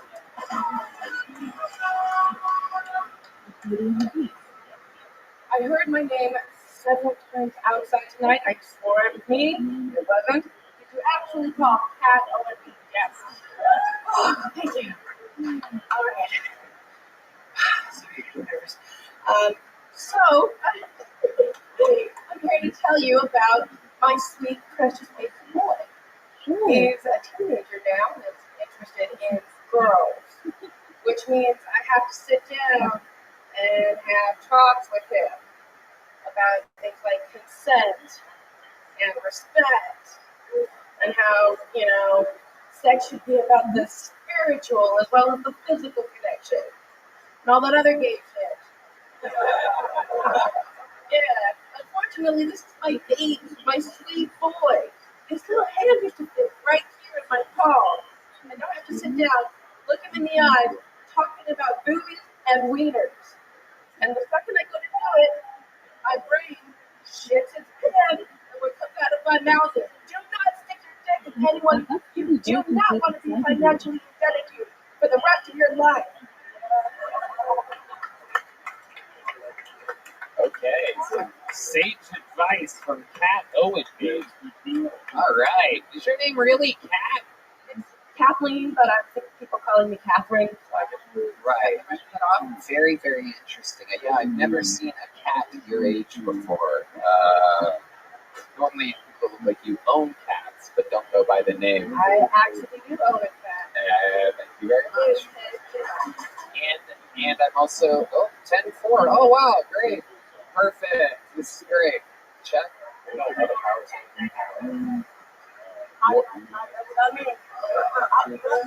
Just have to. Where my jokes at? This is what happens when female comedians perform at the mothership. I live in a building on fire. Check. 1, 2. Very good. They really followed all the rules that the Austin Fire Department laid out for them here in order to get the coding and everything correct. They bent over backwards. Spoiler alert, there's been a fire alarm pull every night since the club opened. It's been great. Perfect for showbiz. Even a little bit of technical advice. I was waiting for the things to check and come out. I think you have those in there. Yeah, is that an oxygen tank? What's going on? Dude, I have giant plastic things on my chest, and I was confused. Is that your notebook? But you gotta get a purse, dude. You gotta head down to Madewell. Get a backpack, something. Last time I had a backpack, they wouldn't let me in with it. Was everyone else confused about what that was? It was serious. Wait for him to come out, and the reveal was. Your pockets look very full. Very full pockets. Okay, Kat, how long have you been doing stand-up comedy? I don't give a fuck what's in your pockets. I have been doing stand-up comedy for about 95 seconds now. 95 seconds. Very good. First time. What made you want to start now? What made you want to do this? Actually, it was because I saw a video of David Lucas calling you 85 kinds of gay in less than 5 minutes. Right. And then you're like, I can't do that. I want to learn how to do that. If he can do that, I can't do that. And that was exactly it. And here we You are. make money calling people gay. That's what I want to do in my life. All right. Well, Yes, you can. I've done it in the mirror. what do you do for work now? What Walmart are you a cashier at? No, it's worse than Walmart. I figuratively sucked it all day. Okay. Can you give us just an honest answer of what you actually do? You're going to do just fine as a female comedian. No, literally, I walk people through pairing their phones to their cars through Bluetooth. Oh. At home. Wow. So you're dealing with just fucking morons. Just sucking dick all day. Okay. I actually wish I was literally sucking dick because once the cash is on my side of the dashboard, I can stop talking. I'm guessing you're probably better at connecting Bluetooth than sucking dick. Okay. How long have you been helping people connect their Bluetooths? Almost 5 years now. All right. Okay. What was your toughest case?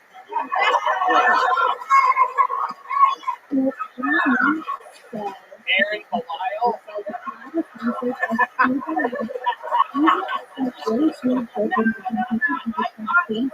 Aaron, just in case. No, my toughest case, I had a guy once call me yelling and screaming because his phone wouldn't pair automatically to the car. Did you turn it off and back on again? Yep. That's the trick. That's all you gotta do. Turn it off and back on. Don't call me. Just turn it off and back on.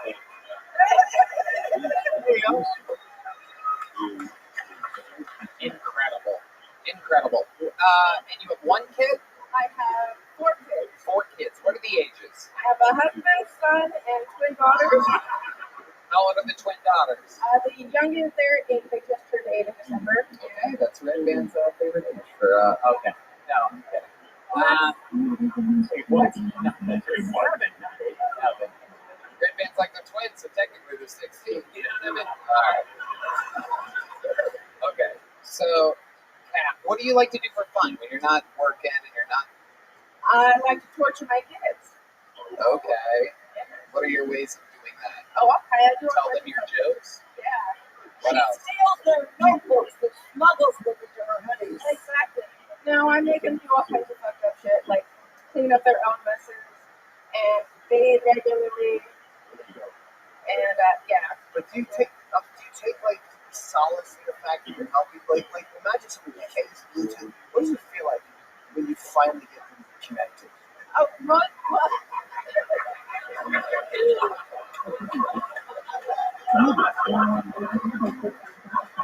It feels like I can finally stop everything. You talk about sucking dick a lot. That's literally the only thing holding my marriage together. Really? You're doing it for him, or he's not doing it to other people. So Somebody's got to make the money. I just want to carry the phone to their cars and Bluetooth. He's the provider. That means sucking dick. Maybe underneath. Can I give you a tip? My husband gave me one early, but okay. No, I think you're awesome. I'm just saying, I'm realizing why when I started stand-up, people thought I was angry. That's better. Do that. Isn't that cuter? Not really, no. I like it. Are you going to start doing stand-up now? Do you want to quit your job and doing the Bluetooth thing? When I get better at it, I will, but, you know. it's never going to happen for you. No matter what you do in a million years, you're so far off. You have such little natural talent that even if you worked harder than everybody, it's really nothing to buzz it up about. By the way, I did just fine, Tony. That's not true. I started with you. You were funny. Oh. Yeah, this is like an anomaly. She should be like reading palms or something like that. You have the demeanor of someone that could read fortunes, or perhaps like I'm confused. So how are you talking to them when they can't figure out their Bluetooth? Are they on their phone going, what do I do? And then you're like, all right, do you know your settings? Go to settings. And then they're like, great. And then you go, turn on your Bluetooth. And then they're like, yeah, I did it. So you're set. Almost. Now, most of my calls go something like, yes, thank you for calling major automotive American company for help with your Bluetooth. What kind of phone are we going to be hearing today? Oh, Motorola flip phone. Okay. Well, I see what you're doing there. Are you parked close enough to your house for your landline to reach your car? Oh, it's not fucking smart people. Yeah. It's all people who know how to use the sewing machine with the pedal on the bottom. Just so you know. It's all people who type like this. Yeah. Well, you have to feel good that you're doing the Lord's work. The Lord so much. Money off them if you just swindle them a little bit. You're like, I have so much money in my bank account that I can't get out. Send me $10,000. They'd be like, okay. You help me with my Bluetooth, I trust you. That is true. Try it again though. 90 seconds. One time on stage, you really can't. So you're probably nervous. You got to give it a couple more shots before you go. Totally. I was just kidding. Also not funny. That's not true. I think you're also very extemporaneously great. Like we're being monsters to you. Yeah. Holding it on. This is monstrous. God, I had a fucked up child. Yeah, we can tell. Oh, thank God. Thank God I'm not alone. So you, this is where you belong. This is where you belong. Okay, no offense, but I think you should keep raising your kids. What suburb 30 minutes outside of here do you live in exactly? I don't. I actually live right here in Austin. In the city? Mm-hmm. With a whole family? Yeah. Okay. What does the husband do for work? He's a kitchen manager at Aussie's Pizza. Or not Aussie's Pizza, Aussie's Volley Bar. Go bother him. Okay. I love that you don't know where your husband works. That's no, I just don't know what kind of food he makes. It's the volleyball spot that UT practices at. Okie dokie. Yeah. Now we know why he hangs out there so much. Yeah. Does anyone see the collegiate volleyball match anytime soon? Fucking, as a dad, I'm still like, I don't want to help, but god damn it. It is ridiculous. Like, yeah. I mean, fucking. That job is why my husband does not need Viagra. Thank God. I look like this. He still get those. Oh, good for you. I guess so. I guess so. I guess I'm the only person that hates you and thinks you're unfunny in the room. I'm just gonna roll with it. Congratulations, Pat. Your first time ever doing stand-up comedy. You're leaving with a little joke, but absolutely amazing. Congratulations. There you go. You get the handshakes from the panel. We gotta put it into that somehow. Put that in your pocket. Absolutely. It's a huge security hazard. Thank you so much, Pat. Get the fuck out of here. Thank you. Jesus Christ. These fucking people. I just want to beg you again. Get the fuck out of here. Alright, should we put a ribbon on this fucking thing or what, huh? Ladies and gentlemen, there's only one way to end an episode like this. The first ever Kill Tony at the Mothership, and that is with the man that has done more sets than anybody ever in the history of the show. We've seen him do absolutely everything. He's an insane person, and he kills all the time. Some people call him the Memphis Strangler. Some people call him the Big Red Machine. This is indeed the one and only William Montgomery, everybody. Here we go. The one and the only. Here he is, folks.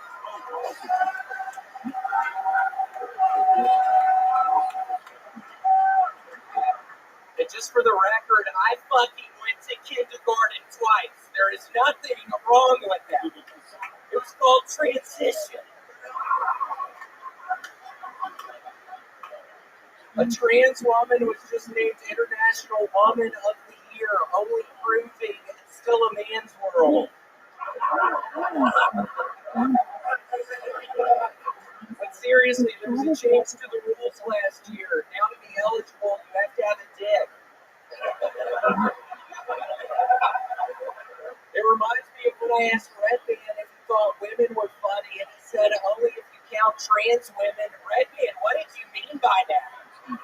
Holy shit, that was so weird. I just read where the TV show Night Court was found guilty of being America's favorite new comedy. Okay.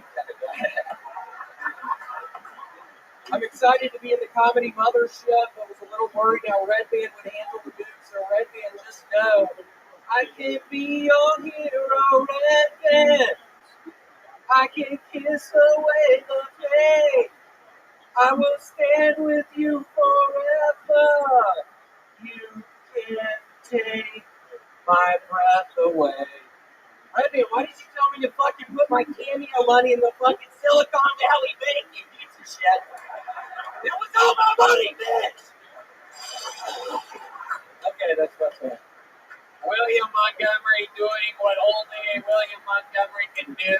Everybody else trying to fill a minute. William doing a minute 40 seconds every single week of brand fucking new stuff. Unbelievable. The Big Red Machine still in full effect. You guys have seen it before. What do you think about it? Funny. I love that fucking Night Court joke.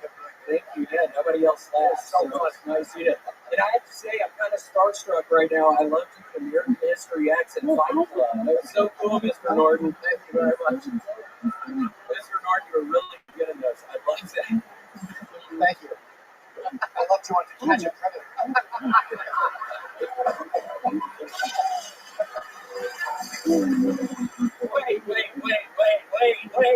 Wait. What? What the fuck? Yeah, I was on 2 of those episodes, so let's call your review. The Big Red Machine meets the Machine. What do you think about William Montgomery? I don't know, I can't say anything. I really enjoy it. It reminds me of a friend we used to have, where there's like an unbridled energy, and it's fun to watch, and I'm like fucking, and I love the more confidence you get, just the funner it is to watch you have fun on stage. What happened to your friend? Is he doing good now, or what happened to him? He hung himself. Yes. No. So hopefully you'll continue reminding us of him. You'll be doing it any minute. Have you ever thought about putting a what? Have you ever thought about putting an end to it all? When I was drinking and doing a bunch of cocaine, I specifically never had a gun because I probably would have been shooting and ended up shooting myself with it. So I didn't. Yeah, thank you. I feel much better. I found Ozempic. Are you on Ozempic too? I know I'm not on Ozempic. Oh. I'm not. We're doing it Austin. It goes up. You look good, man. You look good. Are you into head? Yeah, I love some girl for that. Okay. You look good. I remember when you was more overweight back. Oh, he was a bloated pig. He was unbelievable. That's what quitting drinking looks like, Bert. Yeah. Oh, no. What are you talking to? Black kettle? The fuck? Look at that man and I talking about weight loss in my free time. Nothing better than Like getting Paula Dean talking to the Grand Wizard of the KKK. you guys preaching about getting healthy while being shaped like a snowman. That's incredible. Yeah. Absolutely. You are very fucking funny and you're fun to watch. You're really fun to watch. Your energy is great. Everything. Your instincts are awesome. I don't know. Yep. You're spot on. You might like it. It's like aggressive. It's weird. You're like Carrot Bottom. Oh, shit. I just totally fucking zoned y'all out right there. What did y'all say? I literally was zoning you. So you're really not on Ozempic? I started taking Ozempic because of your fucking ass. Are you really not on it? I'm on metformin sometimes, but no. I take it. By the way, Austin is more LA than LA at this point. The comics are talking about fucking Ozempic. Are you really on it? Yes. Is that why you winked at me earlier? No, it's because did you have Lyme's disease? I also have Lyme's disease, and I thought I read you had Lyme's disease or something. No, you have cerebral palsy. You're Look at these things. You guys have so much in common. Yeah, wait, I thought you had Lyme's disease. I was so excited for you to be here tonight. I thought you were on Ozempic. I thought you had Lyme's disease. Do you like strawberry ice cream? Yeah, because you gotta get off Reddit, dude. You guys just, where did you hear all that? Wait, get off Reddit. I'm never fucking gonna get off Reddit. I swear to God, I fucking live on fucking Reddit. You love Reddit? Yeah, I'm never getting off of Reddit!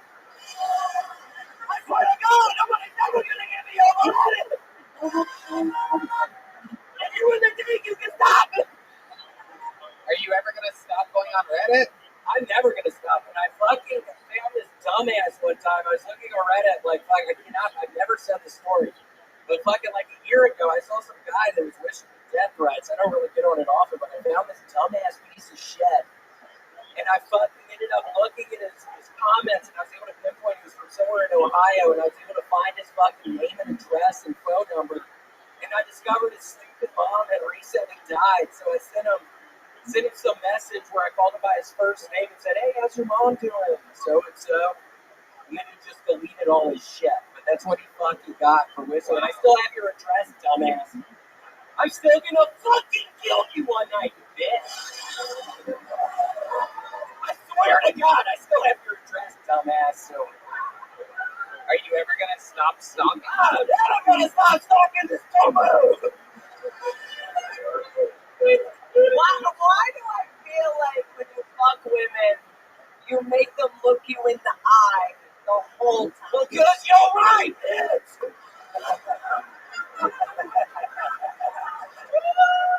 We're gonna stop making eye commentary. Him during sex. Look at me! Look at me! That guy.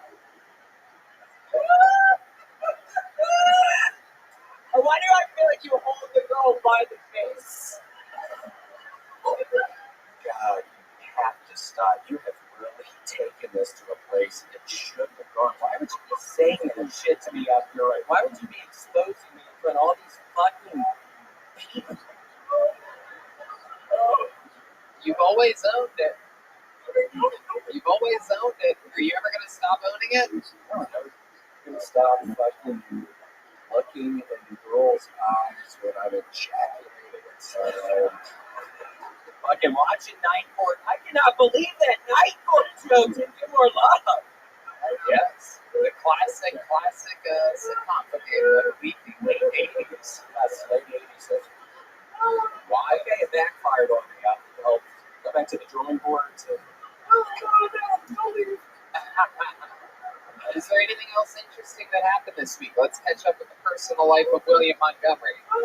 Well, I've been saving all much time, Johnny. I realized I can brush my teeth and TT at the same time. It's saving me like a minute out of every single day. Are you sitting down while you're doing this? No, I'm standing up, and my TT stream goes all over the place, so I have to get better at it. But yeah, man, I've been saving like a minute out of every single day.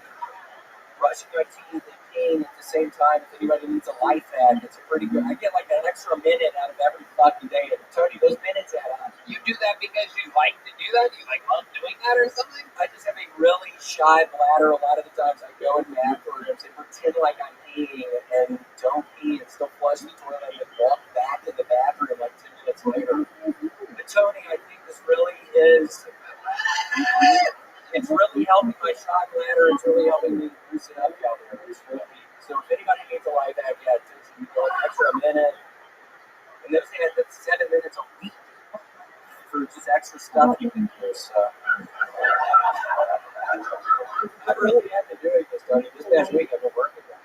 What are you doing with the extra time that you have now that you've saved on a daily basis from both peeing and brushing your teeth at the same time? Like, have you started new hobbies or anything like that? Those things. Remember those puzzles where it's a bunch of letters in like a square, and then you find the words inside of letters that you do in those all about a word search? Is that what that's called? Yeah, a lot of word search. Mr. Norton, do you ever do the word search? Yes, I do. William still convinced that Edward Norton is on the panel tonight. Yeah. You were insane in American History X. You were nuts in that. Thank you very much. I thought you were going to look a little different. No. I meant every word of it.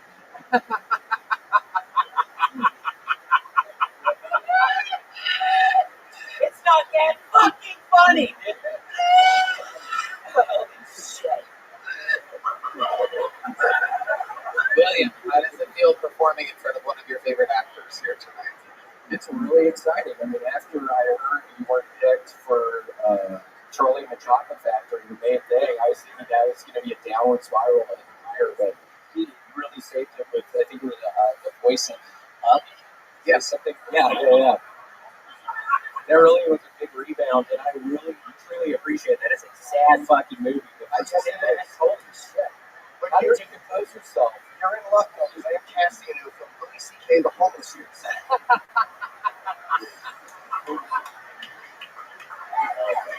Oh, look at the wheels turning over here. Oh my God. Oh, look at that. I mean, I'm just trying to have fucking fun tonight, and my favorite fucking actor is busting my balls up.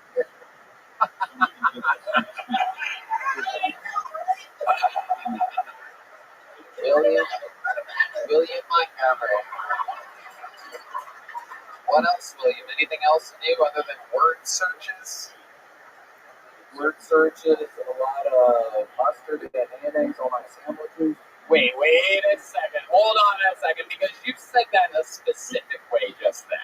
You didn't say mustard and mayo. I've been using a lot of mustard and mayo on my sandwiches. But there's a real slang there. Can you explain why you said it that way? A bunch of mustard and mayonnaise sandwiches. Wait. Have you been mustard and mayonnaise sandwiches? Wait a second. You need a bunch of mustard and mayonnaise sandwiches? Wait, did you go to prison this week? Mayonnaise and mustard sandwiches. Who have you been hanging out with while eating mustard and mayo sandwiches? Because it seems like... I mean, my mom alive, back in town. Mayonnaise and mustard. Is there anything else on the sandwiches that you're eating other than mustard? It's just fucking mayonnaise and mustard, Tony. I literally lost all my fucking money in the fucking Silicon Valley Bank. Redman really told me to put my money there. So you get 2 slices of bread, and you get mustard and mayo out, and you put mustard and mayo in between the bread, and then you just eat it? Both sides. But I put that shit on both sides. Danny, you know I put that shit on both sides. Mayonnaise and mustard on both sides. That's stupid. Man, I eat that shit with both sauce. It's just a regular sandwich. If you eat the sandwich with both sauce, that's a. Are you ever, is this new thing you're doing, the mustard and mayo sandwiches, are you planning on ending that anytime soon, or are you going to keep doing that? I'm taking it to the orphanage. Wait, what? You're taking it to the what? The Orpheum is just a theater. I'm going to be, I have to get a new job. I'm working in the fucking Orpheum after everything tanked this past week. It's been so bad. Oh, you had me install your fucking business advice. Yeah, bullshit. Everything tanked. Wow. Put my 401k in that fucking thing. Everything's fucking gone. Wow. What did you put it in? 401k. Oh yeah, I put my 401k in the NASDAQ.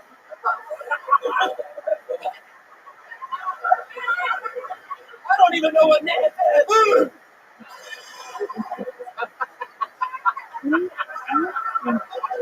Is that somebody's name? Richard Nasdaq? Who's Nasdaq? I don't know.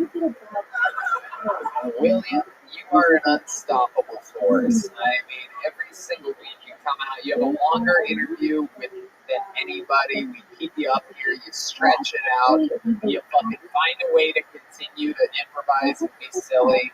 Jim, any closing words for William? Fucking great, enjoyable, really unique, just great. Fucking bird. Oh. Shut the fuck up, Monty!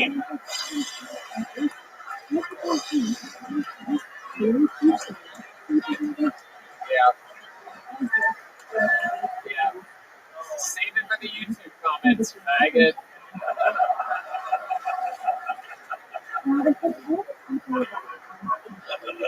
Bird, any closing words for William? He's an absolute superstar, selling out all over, featuring for everybody. Me, Duncan, Segura, Joe. He's killing it. He moved to Austin, took a fucking chance, thriving. So fucking funny. I love it, man. I'm so lucky I get to laugh like that. That was fun. Goddamn right. The great Whitney Cummings. Any final words? I can't get enough of you. Yeah. Oh, I better be staying at your house. You could. Yeah, I swear I would look you right in your fucking eyes. William, when you go to LA, maybe you should fucking hang out at Whitney's house. Whitney, what do you think? It would be a pleasure to strangle by you today. Thank you so much, and I can bring you a zip in. Thank you. William motherfucking Montgomery, ladies and gentlemen, like that, we did it. We did it. Razzle Dazzle comes out tonight at midnight on Netflix. The new Bert Kreischer story. Is this number 4 or 5? Number 5 for Bert Kreischer. Memorial Day. The Machine comes out. This motherfucker is a fucking movie, people. Unprecedented in the comedy world down here on movie, especially as a white guy. So that's like extra crazy. Here's the deal. Shout out to go to the Machine, movie pre-order your tickets. We're doing a live in the theater event, and then it'll stream directly into the theaters. Thank you guys for your support. How loud can this place get for the great and powerful Jim Norton, everybody, huh? My God. Whitney really helped me book tonight's episode, and when I realized we were having Jim and Bert and Whitney, I'm like, what a great way to start this Austin mothership Kill Tony thing with one of the best from New York, two of my favorites from LA, and fucking unbelievable energy. I knew it was going to be fun. We got through it together. Whitney. More coming is April 1st. That's on right. OnlyFans TV. Not OnlyFans TV, it's free. We're roasting Bert Kreischer. Remember the Comedy Central roast? We're bringing it back. We're roasting Bert Kreischer. Tony's on and he fucking destroys. And this comes out 4 days before that. Live audience, thank you guys so much for coming out. I mean, what an epic time to start this new partnership. This show ran out of the Comedy Store for 8 years. The first and only live podcast to come out of there. And we have a bunch of crazy shit that we're doing in the very near future. So I'm very, very excited. Thank you guys so much. Good night, everybody. We love you. Thank you. The drawing. Oh, wait. We have a couple more things. The drawing from Ryan J. emailed us in. That shows right now on the podcast. And we have a drawing from live local artist Chris Rogers, who drew William Montgomery tonight, right up there while you all watch tonight's episode. Yeah, the great William Montgomery. I do believe he might be auctioning that off after this episode to try to get your orders in. How about one more time for the best band in the land, the Screwball Peanut Butter Whiskey Kill Tony Band. Sean Dees, Paul Deaver, Eli Menezes, Matt Mueller, and Michael Gonzalez, everybody. We love you guys. Thank you so much. Good night, everybody. Love you.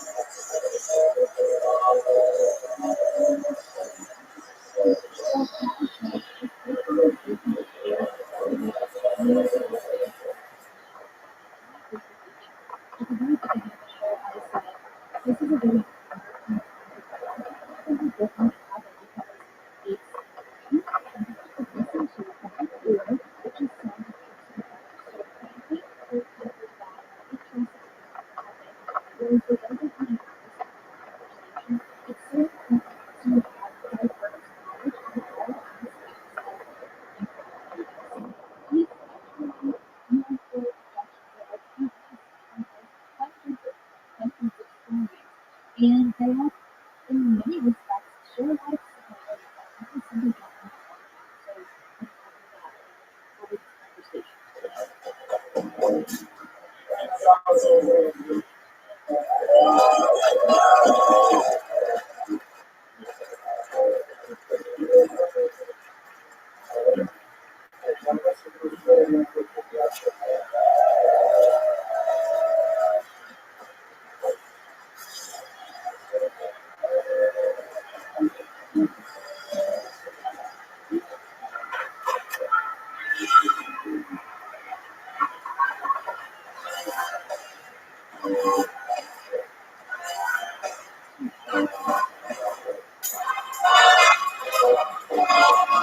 Hey, this is Rabbi coming to you live from the Comedy Mothership here in Austin, Texas.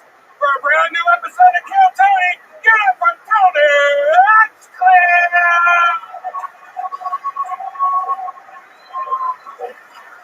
Fucking son of a bitch.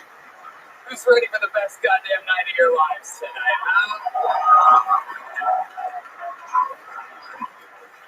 It's nice and bright red band, everybody. Hey, everybody. It's really hit live in the flesh. Hey.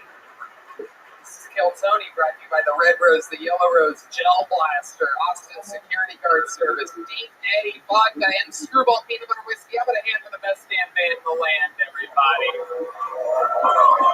Let's bring Paul Deaver on the horns. Taking a phone call real quick. Michael Gonzalez on the drums. The great Sean Dees right here on the keys. Eli Menezes on the bass guitar. And that's the golden boy himself, Matt Mueller, on the electric guitar. We are going to have fun tonight. Very exciting show ahead of us. Before we start tonight's episode, here's a little bit from the amazing sponsors that made tonight's episode available for you here right now. Hey y'all, we all try to stand out in different ways. We all have different styles, I'm a little bit roasty. Sometimes I like helping people, but I'm a pretty edgy, dark guy. Redman's a silly goof, talks about silly stuff. We're all different. It's tough to stand out, especially if you're a business owner and you want to attract the most talented people to hire on your team. But ZipRecruiter makes it easy. And right now, you can try it for free at ZipRecruiter.com/KillTony. Redman.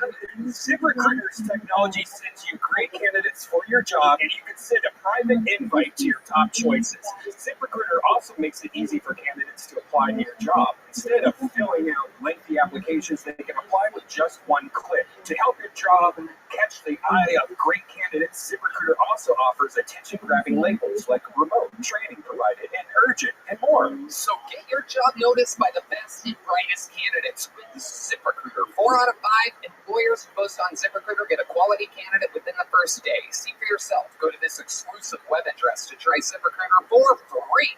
ZipRecruiter.com/KillTony. Again, that's ZipRecruiter.com/KILLTONY. ZipRecruiter, the smartest way to hire. Power up for springtime with Factor, America's #1 ready-to-eat meal kit. Get nutritious, chef-prepared meals delivered straight to your door, leaving you time and energy to tackle everything on your to-do list. Look and feel your best in time for warmer weather with calorie-smart meals around 550 calories or less. Too busy to cook? With Factor, skip the trip to the grocery store and skip the chopping, prepping, and cleaning up too. Factor's fresh, never frozen meals are ready in just 2 minutes. All you have to do is eat and enjoy. I know who likes to eat and enjoy and not have to worry about cleaning up. Red Man? I've actually lost 16 pounds in the last 2 months because I subscribe to Factor. It's delicious. They have flavor-packed meals to help you live life to the fullest. Choose from keto, vegan, veggie, calorie smart, and protein plus options on the menu each week. Prepared by chefs approved by dietitians, and each meal has all of the ingredients you need to feel satisfied all day long. Want to cut back on takeout? Get Factor instead. Not only is Factor cheaper than takeout, but meals are ready faster than restaurant delivery in just 2 minutes. Put the time and money you save towards planning activities for when the weather warms up. And it is getting hot here in Texas. So you should head to factormeals.com/KillTony50 and use the code KillTony50 to get 50% off your first box. That's code KillTony50 at factormeals.com/KillTony50 to get 50% off your first box. Hey y'all, even though I have a bunch of cool hookups and agents and friends that can try to help me get tickets to things, sometimes all of those things fall through and I'm stuck last minute hunting down perhaps an Ohio State ticket or a UFC ticket or a cool music concert in town. Buying tickets to your favorite events shouldn't be stressful. Game Time is the fast and easy way to buy tickets for all the sports, music, and theater near you. With killer deals on last-minute tickets and the best price guarantee, you can stop stressing over the tickets and start getting hyped for the fun you'll have. I'll tell you what I love about the Game Time app. It's the flash deals and last-minute tickets, the easy to find and buy tickets for every kind of event in your area. Images of seat views, lowest price guarantee, event cancellation protection, job loss protection, and much more. Forget planning months in advance. Game Time has deals on tickets right up to the day of the event. Right now. It's the fastest growing app for ticketing in the country. For a reason, you can get images of the seat before you buy, so you know exactly what to expect when you arrive. Buy tickets in a matter of seconds. 2 taps and you're set. Tickets are sent directly to your phone, so you never have to dig through your email. Snag the tickets without the stress with Game Time. Download the Game Time app, create an account, and use code KillTony for $20 off your first purchase. Terms apply. Again, create an account and redeem code KillTony for $20 off. Download Game Time today. Last minute tickets, lowest price, guaranteed. Hey y'all, if you're tired of harsh smoke, coughing attacks, and chugging water after every rip, it's time to upgrade to an icy, delicious freeze pipe. Freeze Pipe's unique line of freezable glass pieces remove chest and throat burn by cooling smoke by over 300 degrees. Freeze Pipe's bubblers and hand pipes are twice as smooth and half the price of those other guys' bongs. Man, The secret is the freezable glycerin chamber, the cone on every piece. Just pop it in the freezer for 1 hour and smoke passes through it, so it's cool for an easy on-the-lungs tug. The hype is real. With a 4.4 star rating and over 1,100 reviews, Freeze Pipe has been trusted by thousands of Americans for over 5 years. So, for a premium smoking experience at everyday great prices and free shipping, visit thefreezepipe.com and use code TONY for 10% off your entire order. That's THE freezepipe.com and the code TONY for 10% off. You guys ready to start tonight's episode? Well, ladies and gentlemen, you're in for a special treat. Last week we had 3 crazy ass guests all fucking talking over one another. We had the fucking band on the other side of the room. We're all fucking united together at once. We're all finally in full effect. We've made the tweaks, and now it's time to have one of our favorite guests in the history of the show. One of my favorite human beings to work with on all of planet Earth. Your guest tonight, Shane Gillis, everybody. Let's go. Let's fucking go. The man, the myth, the bull, Shane motherfucking Gillis. My dear brother. My big, beautiful brother. How are you, Shane? I'm fine. Oh, nice. It's a bucket of Bud Lights. Nice. And like that, the party has begun. Yeah. Shane's been here all week. We've been fucking goofing around, doing shows continuously, getting fucked up at night. We've been having fun. It's been a good week. We're about to have a ton of fun. You've been on this show before. You know how it works. Yes.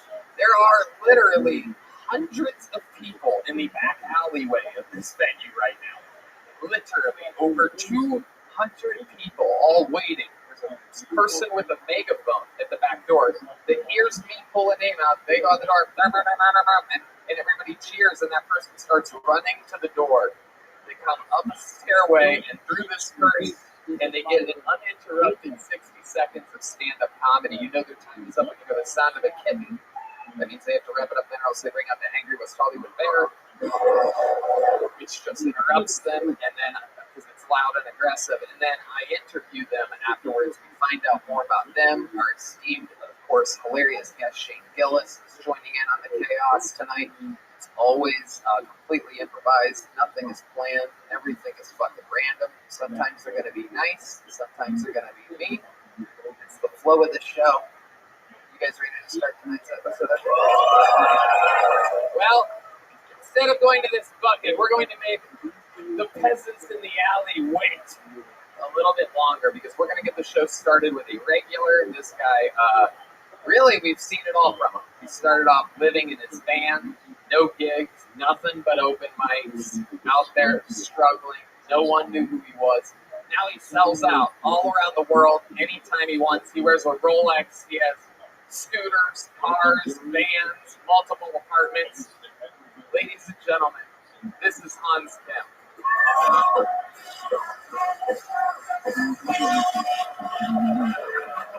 Hey, it's great to be here at the Comedy Mothership, capital of stand-up comedy, right here on 6th Street, where you can see homeless people playing music by scratching scabs on their face. Child prostitutes are yelling the N-word at each other. Feel sorry for those losers in LA and New York. Too busy being like, how will I know if I'm successful if the NBC call gets molesting me? Their holes are perfectly sized for corporate cock.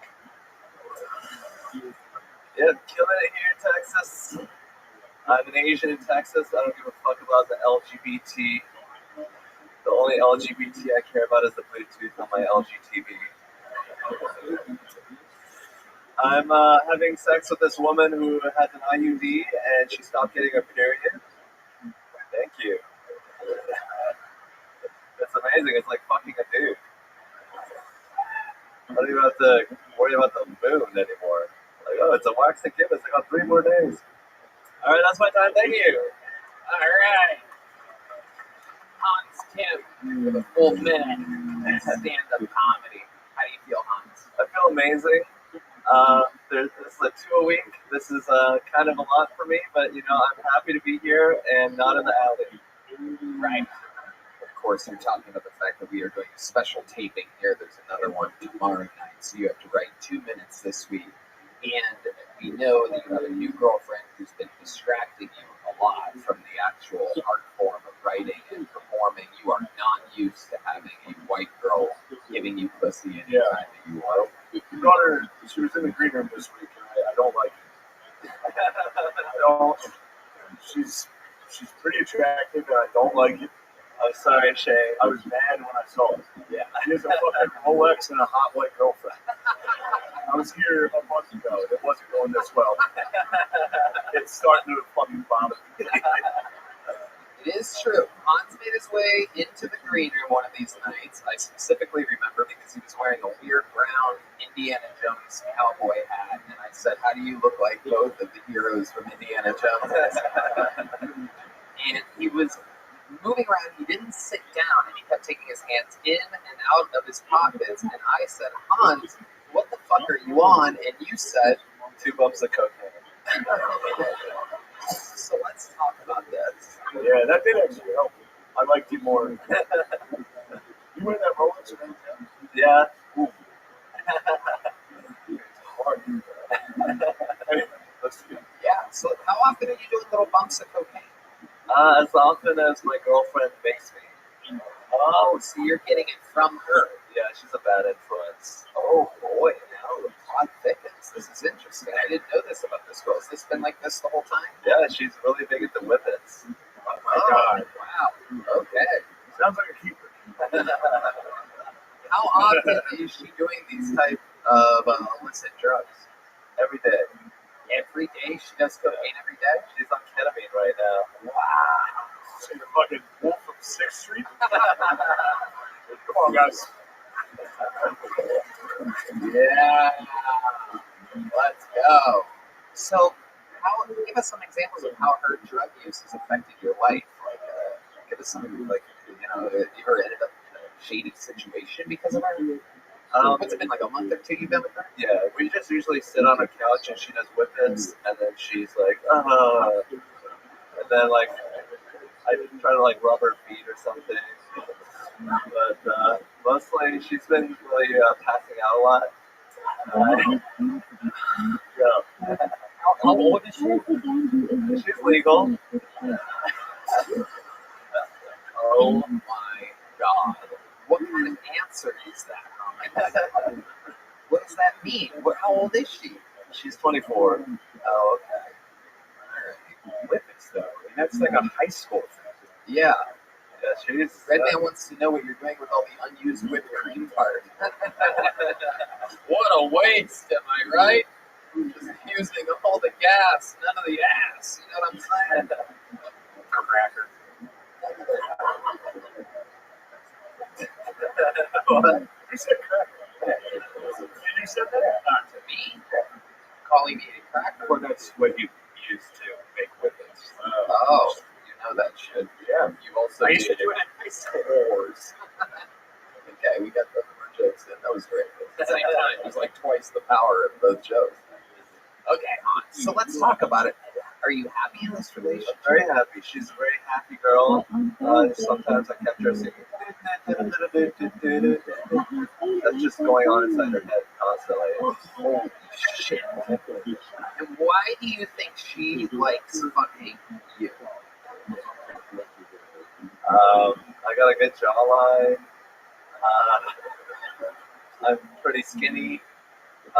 Also, I'm like fun to be around sometimes. I try to make her be happy. You know, sometimes I'm like sad, but sometimes I'm not. So maybe she likes it when I'm not sad. I honestly don't know. Yo, is this actually how you talk? Is this a character or is this for real? Yeah, no, he's like this. Sometimes I'm sad, sometimes I'm not. Yeah. Is this a Drake song? Is the IUD thing real? Yeah, she doesn't get periods. So how long's that been for? The whole time she's known me. Wow. It's amazing. You're just dumping your fucking loads and loads. Wow. Incredible. Incredible. You never pull out at all. I used to, but then I was like, why? Now you like it. Yeah, it feels better. It's like if your penis is just coming without anything touching it, it's just like, it hurts. What? Really are something else, Hans. You're a giant 11-year-old boy. It is incredible. Are you concerned at all about her doing as much drugs, though? Whippets? Have you talked to her about it at all? No, I think she's doing a great job. She's really having a lot of fun, and that's what it's all about. What does she do for work? She's in supply chain management. Does she contribute to anything that you guys do? Does she get to pick up the tavern? Yeah, she's independently wealthy. Really? Yeah. Well, she's supply chain. Yeah. Where's she work? Full Southern.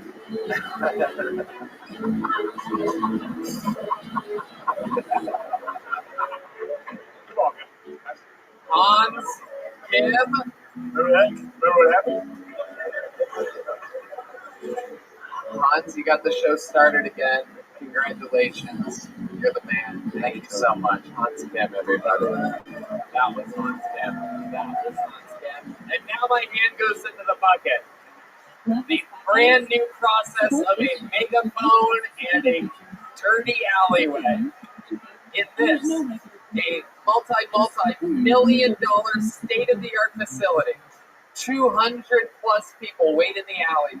Your first comedian out of the bucket, we're going to meet them all together, goes by the name of Frank Ramos. Frank Ramos is going to be first. How exciting.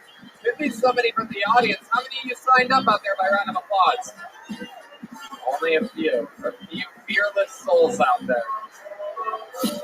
We are listening to the music from the inside of Hans's girlfriend's head right now. Frank Ramos! Thumbs up. That means he's coming. It's a little bit of a hype. That was fun. Can you imagine passing out from a whippet and then waking up on Hans campus? Licking your feet. Here he is, everybody. Frank Ramos!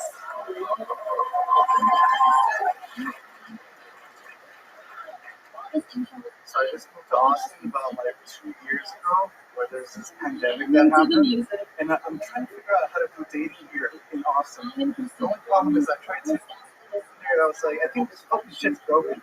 Like, these might be nothing happens. So I tried this other dating app, and I was like, I put my profile in, I put where I work, all this fucking awesome shit, and then I was like, hey Frank, how's it going? I have an opportunity for you. My name is Stacy, and I'm a recruiter. And I was like, oh my god, this is fucking amazing. So that's not what I'm doing dating now. I'm going on coffee dates with recruiters. What do I get laid here? That's it, huh? 42 seconds of thunder and lightning from Frank Ramos. Wow. Just coming up talking about your dating life. Incredible. Have you tried Grindr yet? That might work. Huh? That might work. I don't know. Well, what are you into? What kind of girl are you looking for, Frank Ramos? You know, a little bit of a twang to you. Shane, what do you think about this guy?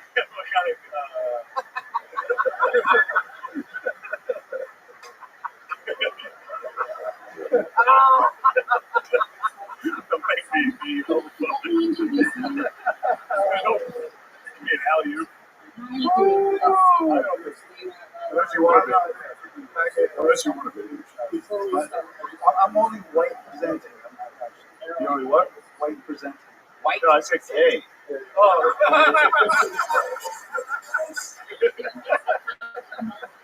Oh my goodness, what a specimen you are, Frank. How long have you been doing stand-up comedy? About a minute and 42 seconds. That makes sense. Okay. There you go. Very good. That's a old reference to an old thing we don't really do anymore. Frank Ramos. So this is your first time doing stand-up. Explain to us what made you want to do this. How old are you? I am 41. 41. And you're starting today because? I've been watching Joe and you guys for a really long time, and I was like, why not me? Yeah.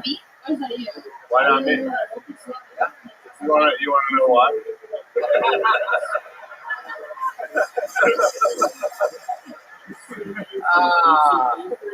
What do you do for work, Frank Ramos? Software engineer. Software engineer. Absolutely. And how long have you lived in Austin? 2 years.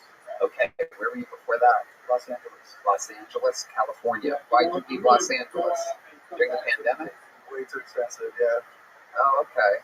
So I made it more expensive here. I just switched everything over. Okay. What do you like to do for fun? What are some hobbies? What do you have on your dating profile? I like drone racing. Actually, it's really fun. Oh, yeah. How about that, babe?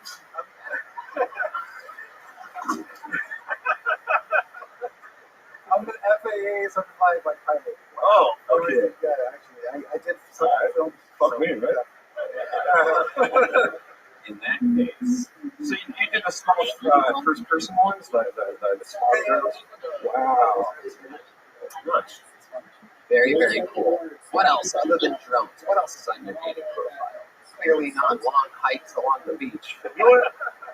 There's a Steve Brown guy on the other end. He's fucking drones.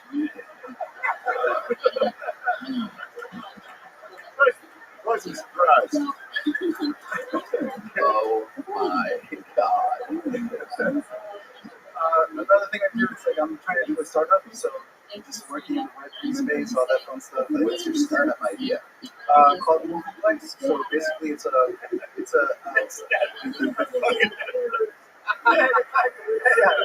like an uncensored Netflix. Ah, okay. How's that going? So well, just raise some money for it. So you have like investors and stuff, and you go and you pitch to them, and you're like, so here's what it's gonna be. It's like, we have this idea. It's like Netflix, but uncensored, and there's cocks everywhere. Hey, look at that! You got a little trademark. You guys see that? Look at you. Look who made a funny up here accidentally, real quick. Not even thinking about it. Frank. So happy. It feels good, right? Really nice, right? You do. You look genuinely happy right now. You're not? Yeah, okay. You are. All right. Okay, so Frank, let's talk about this. We talked about dating for 41 seconds straight. What was your last date like? yeah, so like I said, in Austin, everyone here is a little bit different than LA. So most people my age are like married multiple times, have kids. Right, they're straight. It's way different. I'm not used to it. Right.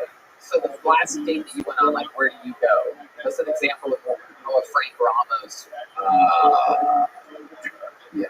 fucking rolls? It's just like coffee dates just to see if they're not catfishing first, and then after that it's just like dates. What do you think they think? What is your profile? What is your profile? What is really honest? Like, they already know what they're getting. Like, you never know. I never know. Okay. Do you get catfished a lot? I think half the people on Tinder are catfish. Like, so I don't think, wow. Yeah, it's bots and all this bullshit. And I would just chat GPT bullshit. We're all fucked. Wow. Okay. I don't know. I break into a Def Jam set.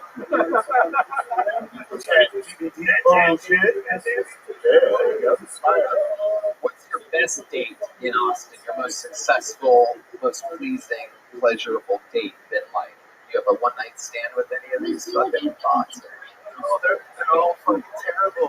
Like I said, give us an example of how you've blown it during a date. Okay, I blew it because I said I don't date women that have kids. And that's just not, I should have said it a lot better. Yeah, like after you came is when you should have said that. I have to go to the family. It's not really saying it differently, it's when you say it. It's like, oh, by the way, peace. I don't like kids. Thank you. Here's a towel. It's really a timing thing, Frank. So you think it's harder to date out here than it is in LA? Absolutely. Really? That is wild. That is unheard of. I've never heard of such a thing. That is cool. We tried meeting people in real life. That's why I'm here, ladies. Like, what's up? Is there a lady? Raise your hand out there if you're a single lady that's willing to go on a date this week with Frank Ramos. Anybody out there? Let's do it. See, it's hard out here. Yeah. Is that a real one? Why don't you come up here, lady? Come on up here. Let's see what we're dealing with here. She's got the balls to raise her hand. Let's see what goes on here. This is Tony. Anything can happen. She almost tripped. She almost got a real Spotify deal after falling at the mothership. There she is, everybody. Wow, look at this. What a gentleman. Step on up to that microphone, sweetheart. What's your name? Name's Mary. Hi, Mary. Oh my God, you're so charismatic. You're much better looking than I thought you would be. Thank you. Coming from the back, willing to go on a date with Frank Ramos. Well, she's like a real sweet guy, right? Andy has a startup. She's interested in the startup. Very, very good. Yeah, right? No. With the goddamn window or not, Frank? Play it cool.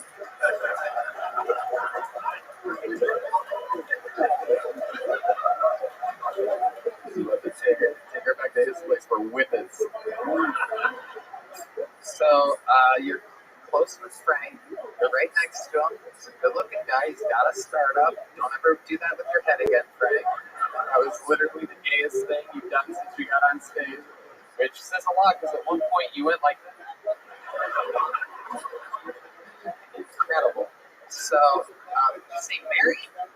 Mary, did you sign up tonight? No. So you just came with some friends? Have you seen the show before? This is amazing. Well,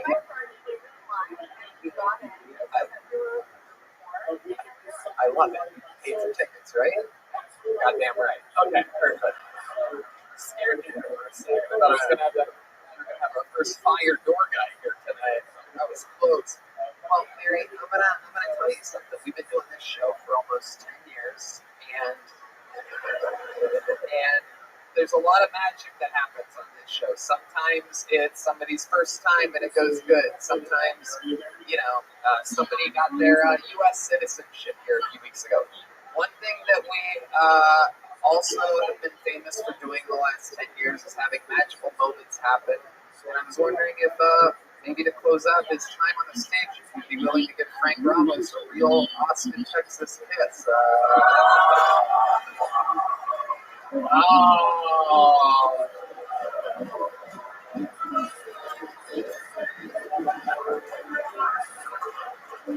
She thinks you're gay too, faggot.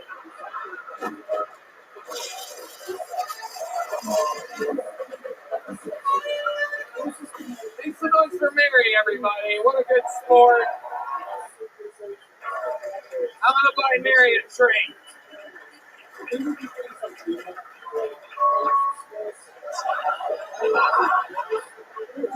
Pretty good. So she doesn't want to go on a date with him. I thought the whole thing was like you can go on a date with her. I don't know. She took off and run. I know she did. She got out of here. I think she smelled cum on his breath and fucking started chatting. Frank, you got pulled out of the bucket first tonight. It takes a lot of balls to do that. We know you love balls. You had your first time on stage. You rolled with the punches. You're actually, you have a very good on-stage presence. Ridiculously likable. And if you do this more often, who knows what the fucking happens. Ladies and gentlemen, there he goes, Frank Ramos. Here's a little joke book. Take a little joke book with you. That's from the great Boneside. Real Tony little joke books. Real Texas leather. Check out Boneside on Instagram. BONECEYE. Alex Olinger is next. Or Olinger, perhaps. You guys still having fun out there? A fun fact for you, while we're waiting for Alex, these little joke books say Kill Tony on the front and You Suck on the back. Or it has a bomb on it. They bomb really bad. And the big ones are just cool. Alex Olinger is next. And here we go. Alex Olinger, hopefully any second, for the love of fucking God. This is a new venue. We're working on some of the kinks as we go. How many of you like when comedians do good on this show? How many of you like when comedians do bad on this show? All right, here he is, everybody. Alex Olinger.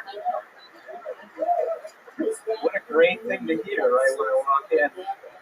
How many of you like when people do bad? Yeah!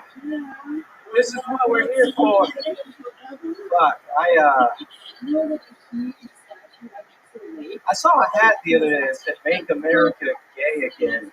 I don't think America was never gay, was it? Not enough to be gay again. I mean, that's like really gay and then it stopped. I just like the idea of like the gay founding fathers. Just sitting there like, Quincy. Yes, Benjamin? I have a question. Do these slaves make me look fat?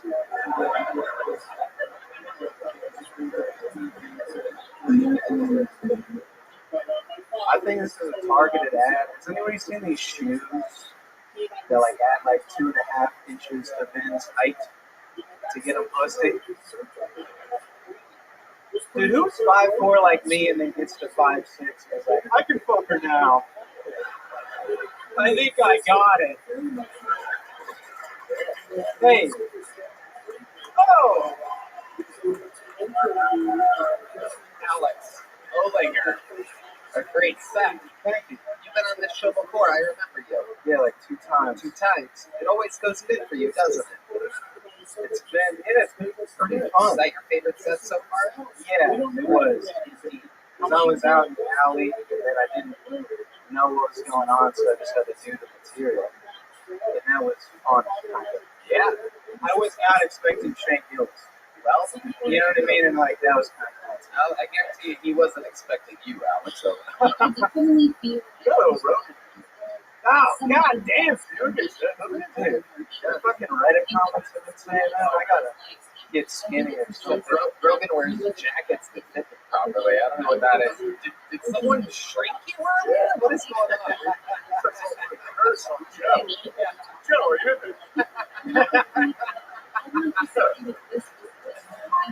I was left out in the sun too long.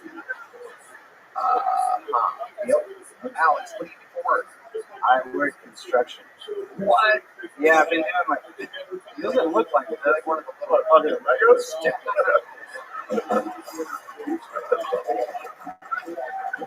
Alright. Okay. No, we're good. It's cool. Thank you, Shane, for that. That's what I needed tonight. People are gonna see this. My dad's gonna see me later and be like, fucking Legos. But it is something like that. Isn't it like tiny homes or something that you do? Like, what? Oh, God damn. What exactly do you do in construction? We make custom shit for people's houses, like rich people. cookies in trees? I don't know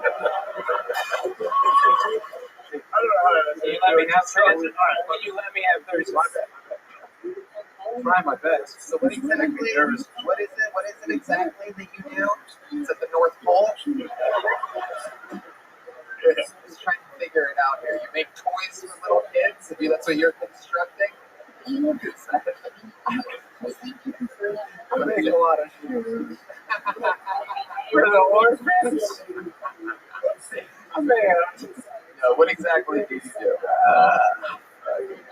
There must be, I see a lot of construction. Everybody like specializes in something. It must be like you. Are you like no, it's like rich people who are moving to Austin ask us to make things for their houses. Like what? Like, oh, dude, this one guy is making a sex dungeon. We get to make that. Wow. No, I'm serious. Look at that. I got 2 months. That's deep.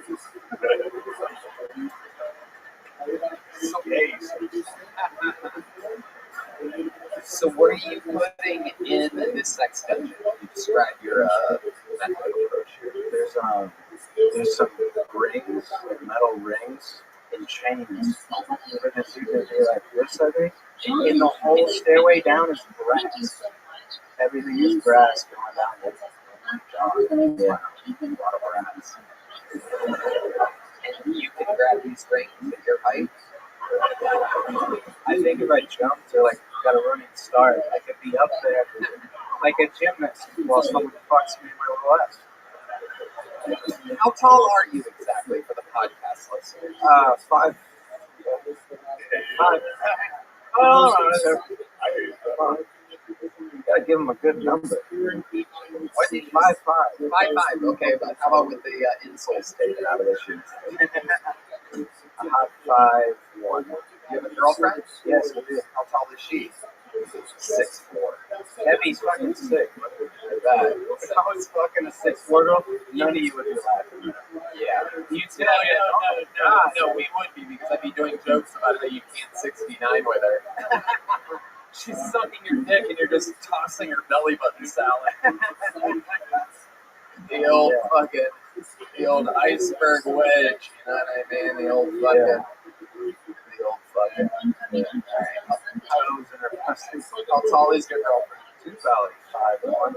Okay. Oh, nice. Yeah. I got a shorter one. So it makes you feel normal. No one cares. What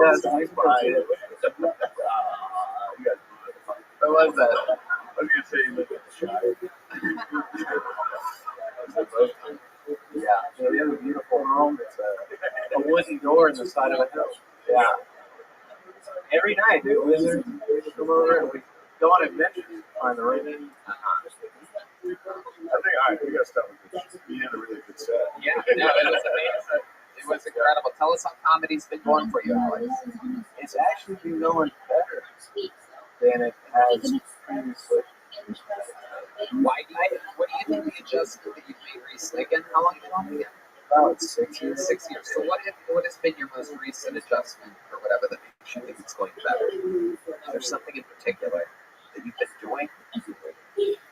I would just like forget about this bullshit. No, like I just go up and do my thing. I had a good set. Clearly it works. Yeah. Fucking trombone player, whatever the fuck. Oh, I can do it too.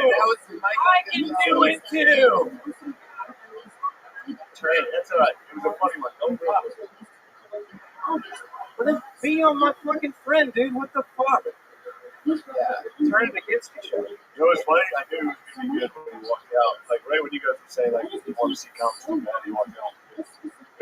He just looked over, like, what the fuck? And I was like, That's nice. a really scary thing to hear. Almost like me. Yeah. I've never been in here. It's just fucking. Yep. Right. It's like it's like alien shit. Yeah, you're gonna be back in the alleyway in 30 seconds. So you better soak it in, my friend. I would like to. Alex, I would love to have you back on the Secret Show. Booked on the show. Thank you. Alex Solinger, there he goes, everybody. On to the next one. Hans Hilton. Hans Hilton is next. Let's see if we can get this moving a little bit faster. Let's play some music or something. What's going on? How's everybody doing? I call the name Hans Hilton is in the mix. This is definitely a new name. I would know if I had seen a Hans Hilton before. Incredible that 2 out of the 4 comedians so far tonight are Hanses. This is very exciting. Perhaps this is a cross between Hans Kim and Paris Hilton. Here he is, Hans Hilton, everybody. Boston! I got 3 kids, so last year for my birthday, I got a vasectomy. The number one question guys ask me is, did it hurt? Did it hurt? Less than a 4th kid would hurt. But I was really nervous going into it, so I was trying to find ways to get rid of the nerves, and one clinic recommended nitrous oxide. You guys remember the lactic gas from the dentist's office? Their motto was, come laugh your balls off with us. And it was a great start, but I was so nervous, I kept researching. Another clinic recommends a brosectomy. That's where 3 of your friends come with you. You guys all get sick together. That's when I found out I don't have 3 good friends because I went alone. But the biggest thing I was worried about was that it wasn't going to work because they say it's supposed to keep you from having kids. And when you know I went home, those 3 fuckers are still there. They keep me from having anything. I called my wife while I was waiting out in the alley and told her I was waiting hoping to perform for 1 minute. She said I should be really good at that because I've got lots of experience. All right, Hans Hilton. Yeah. Is that your real name, Hans Hilton? What the fuck? I've been asked my whole life if it was my stage name and as my real name, but now it's also my stage name. Wow. What other stages are you on? Oh, serious. Did it just come? Just come.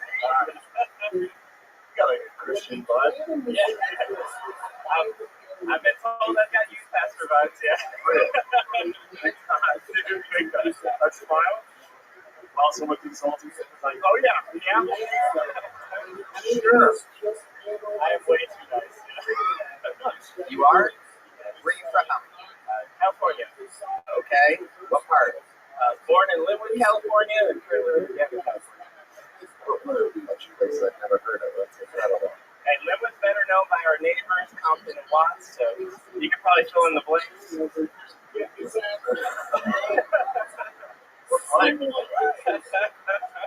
Wow. How often do you say the N-word? Oh, sure. Yeah, we say that a lot. Anymore.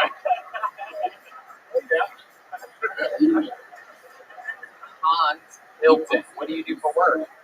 I sell knives. No. To who? We'll go with the blank. Yeah, exactly. Great location for that. Kitchen knives. Really? Kitchen knives? Wow. So like you're like up there on the pyramid, huh? Not up there now. I've been selling for 21 years. So. 21 years you've been a Cutco guy? Holy shit. So $3.5 million worth of kitchen knives. Oh my goodness. Wow. What's 3.5 million divided by 21 years? It's actually successful. I can start off slow. You son of a bitch. So Hans, you have 3 kids. You now have a vasectomy, so you're pulling another Hans. You're just blowing loads inside of your lady ruthlessly as well, right? My friends asked me if I'm just spraying my seed freely, and I was like, I don't think you call it seed anymore because we're not planting humans, but.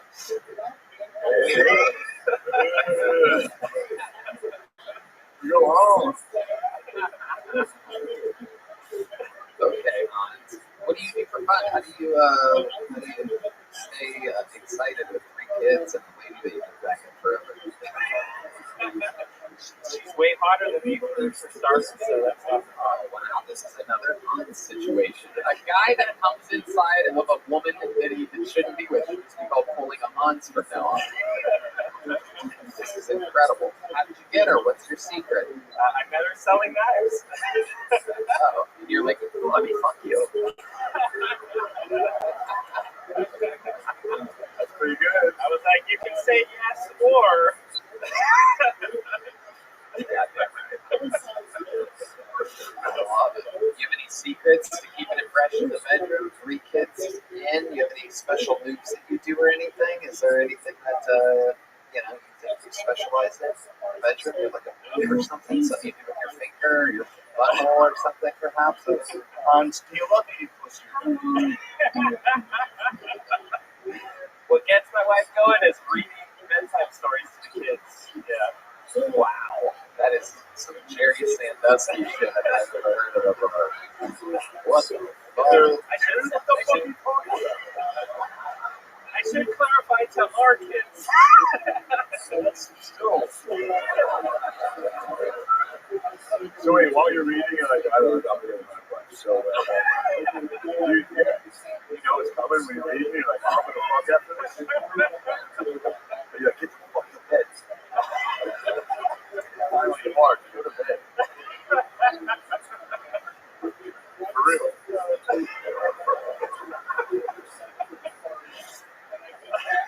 Read your heart, read your fucking kids. Answer the fucking question. Do you? Yes, you could answer it. No, I've never been posed a question in such a way. It's incredible. It is like a bunch here tonight. It's like it's hard while his wife gets wet while they're reading to their kids. 17-year-old kids.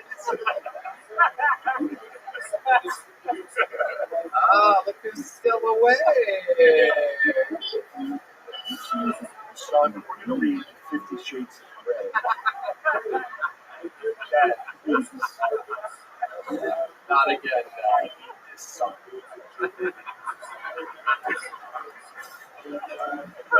Holy shit.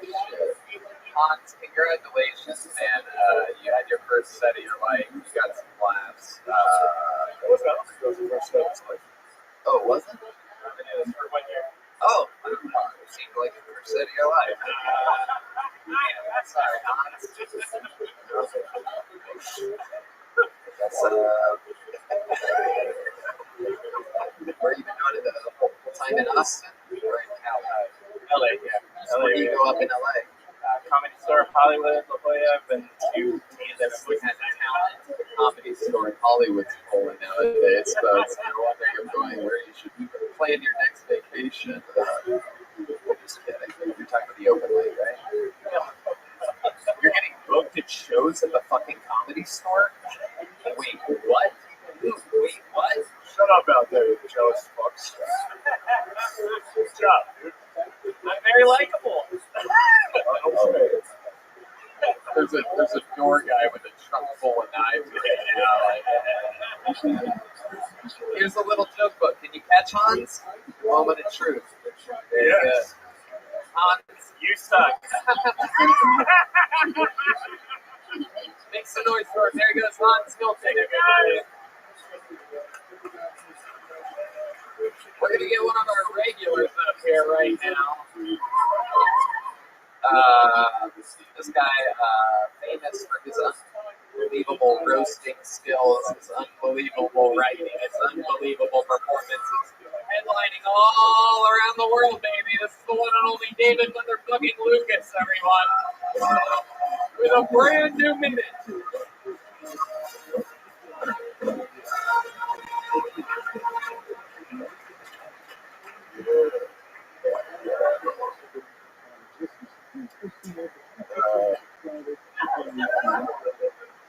My 8-year-old, she goes to private school, and I went to the every day.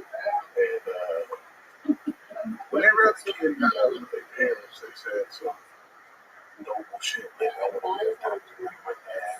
I want to like from an accountant. This bitch got up there and said, I want to be a rapper. I'm like, you ain't got to go to private school for that. You can go to regular school for that, bitch. If you want to be like Cardi, if you want to pop your pussy, you need to catch your blood first. You know?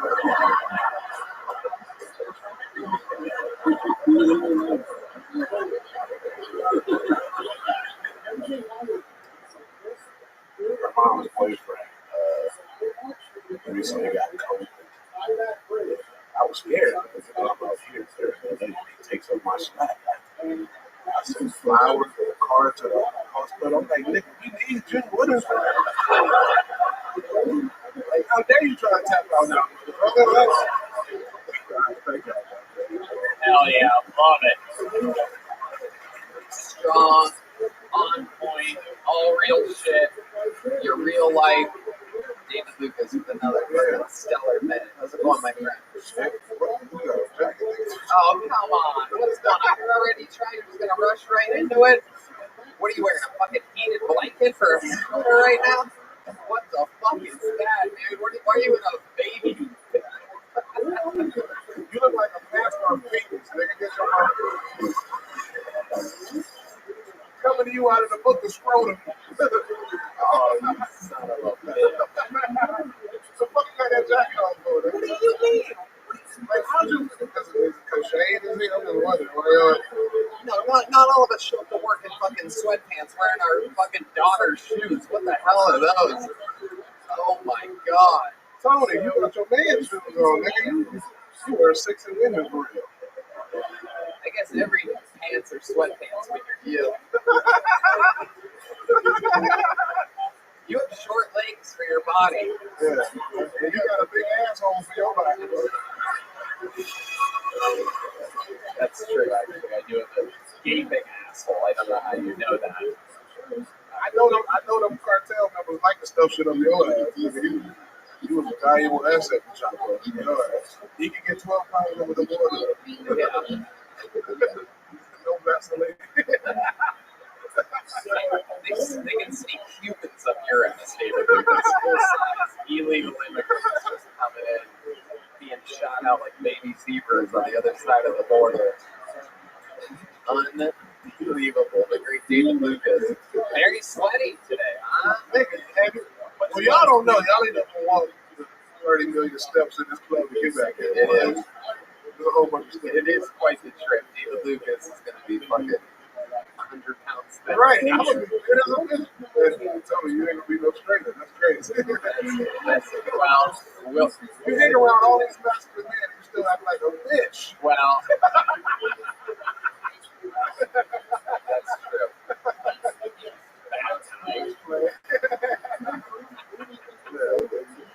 No, I love it. You are soaking wet. I love it. I'm just going to keep you up here. I got a shacket on, nigga. What is it? A shacket. A shacket? Yeah. It's a shirt jacket. Oh, my. Kind of rhymes with faggot. Oh, you don't know shit about fashion. You got a fucking cave dead man's jacket on. He's not gonna need this anymore. They took it off when he was in the coffin. He died from AIDS. He was an old friend. Jesus. I love it. Well, you walk 100,000 miles with AIDS, right? Where do you even get something like that? Like, what shit? I think, you're dressed like a Kleenex box right now. It is incredible. Shane, shut your ass up. No, don't do it. You look like you play wheelchair basketball, nigga.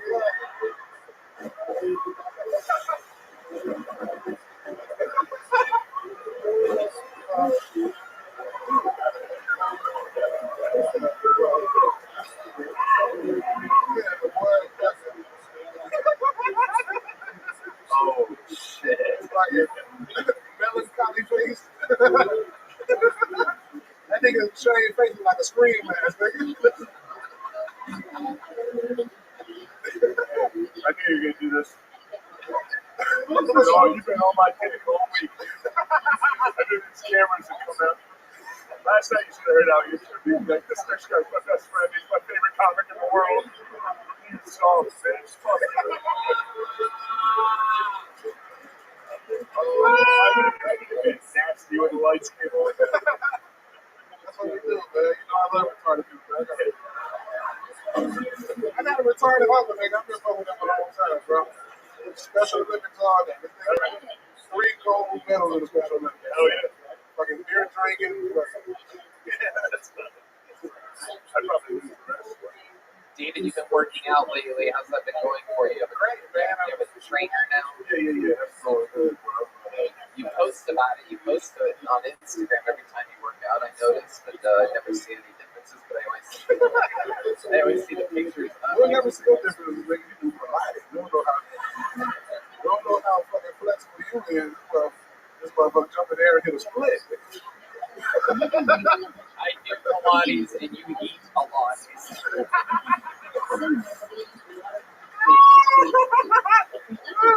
I wish I had one to ride with that. I do hot yoga and you do hot yogurt. I love wings and you make cakes. Hey! Fucking weak motherfucker. That is true. I make delicious German chocolate in the back. You probably got the strength of the top, nigga. I will arm wrestle you right now. Tony, let's go. Let's go. Let's go. I mean,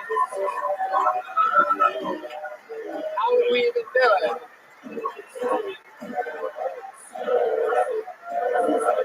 Oh my God! Wait.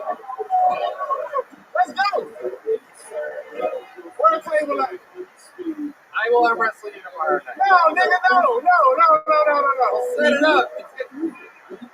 Okay. I'll tell you, we need a table. Grab a table. We need a table.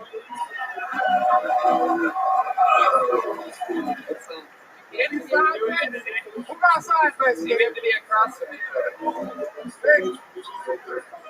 Hey, I put 10,000 on myself right now. $10. Whoa. 10,000. Shane, what do you think? Who do you think's going to win out of this? Don't just screw Jack. I know. I never put. I never. I think that's good stuff. Don't say that.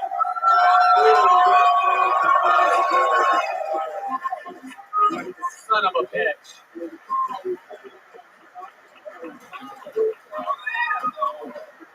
Holy shit, guys.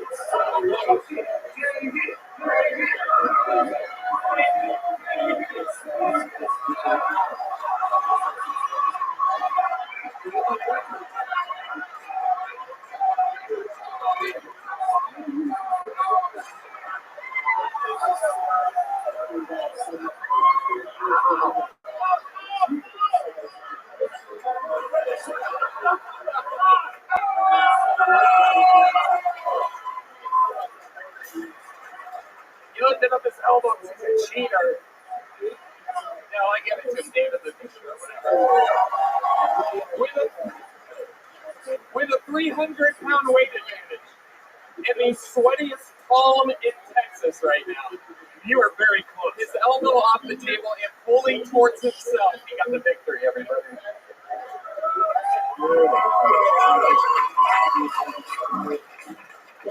David, you're a legend. You do it every week. We love you. I appreciate y'all, man. Check out the tour dates. I'll be in Ontario, Irvine, and Oslo. David Lucas, everybody. There you go. Woo, that was shockingly hard. I thought it was going to be an easy win for me. Having ridiculous confidence sometimes can be overwhelming. Callan Glaw, everybody. Callan Glaw. Woo, I'm out of breath. How do you guys feel?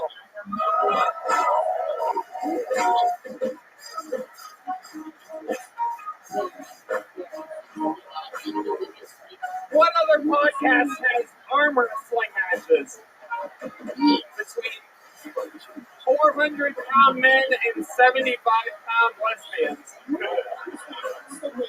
And the lesbian almost won, by the way. There's a lot of shady shit going on in there. Here he is, Callan Glaw, everyone. Holy shit, Callan Glaw. So, sometimes I wish I was blind. Like when I go to Hooters. It's like the cool rule of Hooters is you can look but you can't touch. Unless you're blind, they can tell you the fuck you want. And the thing about it, right? Like if a seeing guy cops a feel on a waitress, he's like a serial But like if a blind guy cops a feel, they just look at the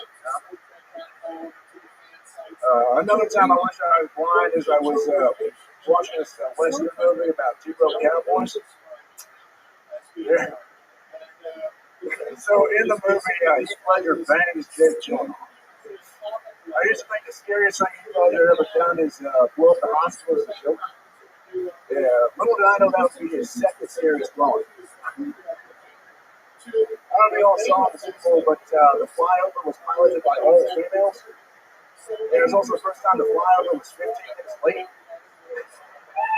Thank y'all, appreciate it. Callan Glaw. Hell yes. Fuck yeah. Hell yeah. One of the best looking Lego men you've ever had out there. This is incredible.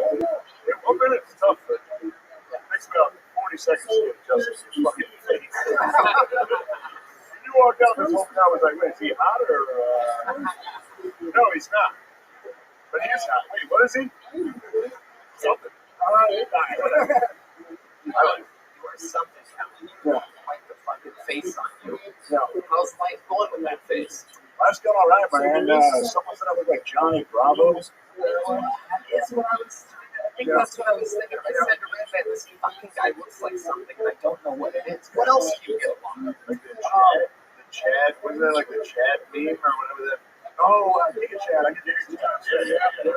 Also, put together Rock the Russian. Yeah. Or like a hot Conan O'Brien or something. Yeah. That's pretty good. I get fucking stupid with that. Someone told me Chris Hemsworth had AIDS apparently. I can see that. Or like when he first wakes up in the morning or something like that. Yeah. So, Callan, what do you do for work? I'm in tech sales, self-co-location, if anyone's interested in buying. No food. Oh, yeah. How long have you been on stand-up? About a year and a half now. And what made you want to start doing it? So I actually know McDonald, listen to him, and I'd always thought about it, listening to McDonald, this guy's pretty awesome. Kind of got some inspiration from that, and jumped on into it, born on Iowa, so yeah. Is that where you're from? Yeah, from Iowa, yep. That explains it. Yeah. Now the face makes sense. Your grandmother got raped by your great-grandfather. Yeah, well, the math too, but yeah. The monster. That means it came inside of her. I missed that part. Yeah. You were in the alleyway. So, Callan, how long have you lived in Austin? Are you visiting or what's going on? Yeah, so I come down here. I moved down here in July. Yeah. Moved here in July. Yeah, in July. Okay. And what do you love about Austin? The Latin women. Oh, wow. You have a type. Yeah, you're out there in the fucking cornfields in Iowa. You never seen anything like that. Farmers in Iowa are all white people, so. I did a black guy until I was 18 years old. You did? I was like 12 years old. Yeah. What was he, the elf? It's in Iowa, John. Don't throw it like that. Iowa's different. Very racist people in Iowa, am I correct? Mostly nice, but a little bit racist, I would say so. What's the most racist thing you ever seen happen in Iowa? Look right at John in his face.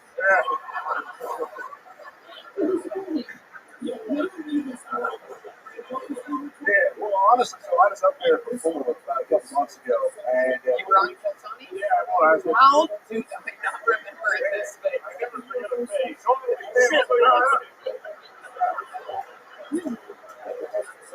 Yes. Whoa, small neighbor on the horn. They tried to get me to say the N-word last time. Is that true? Yeah. You have the kind of face that makes people want you to say the N-word. Yeah, dude. So we talked about last time I was here, but I did acting in college, and the role I played was a racist cop. So it was, yeah. Should I ever cite one of your lines? Well, yeah, and that's when I said the N-word, but I say N-word, You do. You said the N-word? Yeah, I said it like multiple times. And I also, like, there was a scene where I had to, like, rape a woman. You said the N-word and then raped a lady. Literally exactly what I heard a fucking college film did. And it was a gay college film, dude. And it was gay? Yes, it's still. Yeah. Wait, what? This was like a school project? Like, you had to do this for your grades? Yeah, so in college I was an acting major, and one of the shows I had was about stoning. And I played a racist cop and stuck his hands down a woman's pants and beat her up and all the N-word jokes. Wow, did you play Donald Trump? That's incredible. Hand in the pants, drop the N-word, grab the pussy. That's incredible. Like, while you're doing it, you're like, this is good. Like, I can put myself on camera doing this. This is going to be good. So I'm kind of right. And then you saw it, you're like, fuck. I'm ruined. Forever.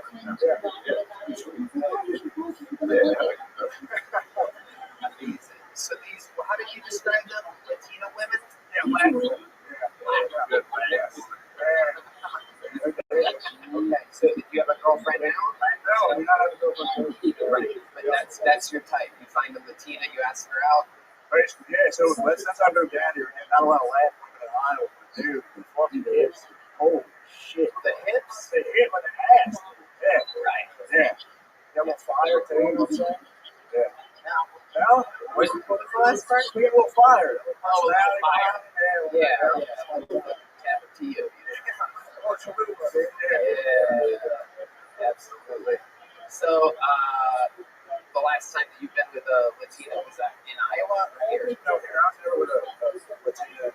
Right. It's a new thing. You're trying to take over. Are you aware of how easily they get pregnant?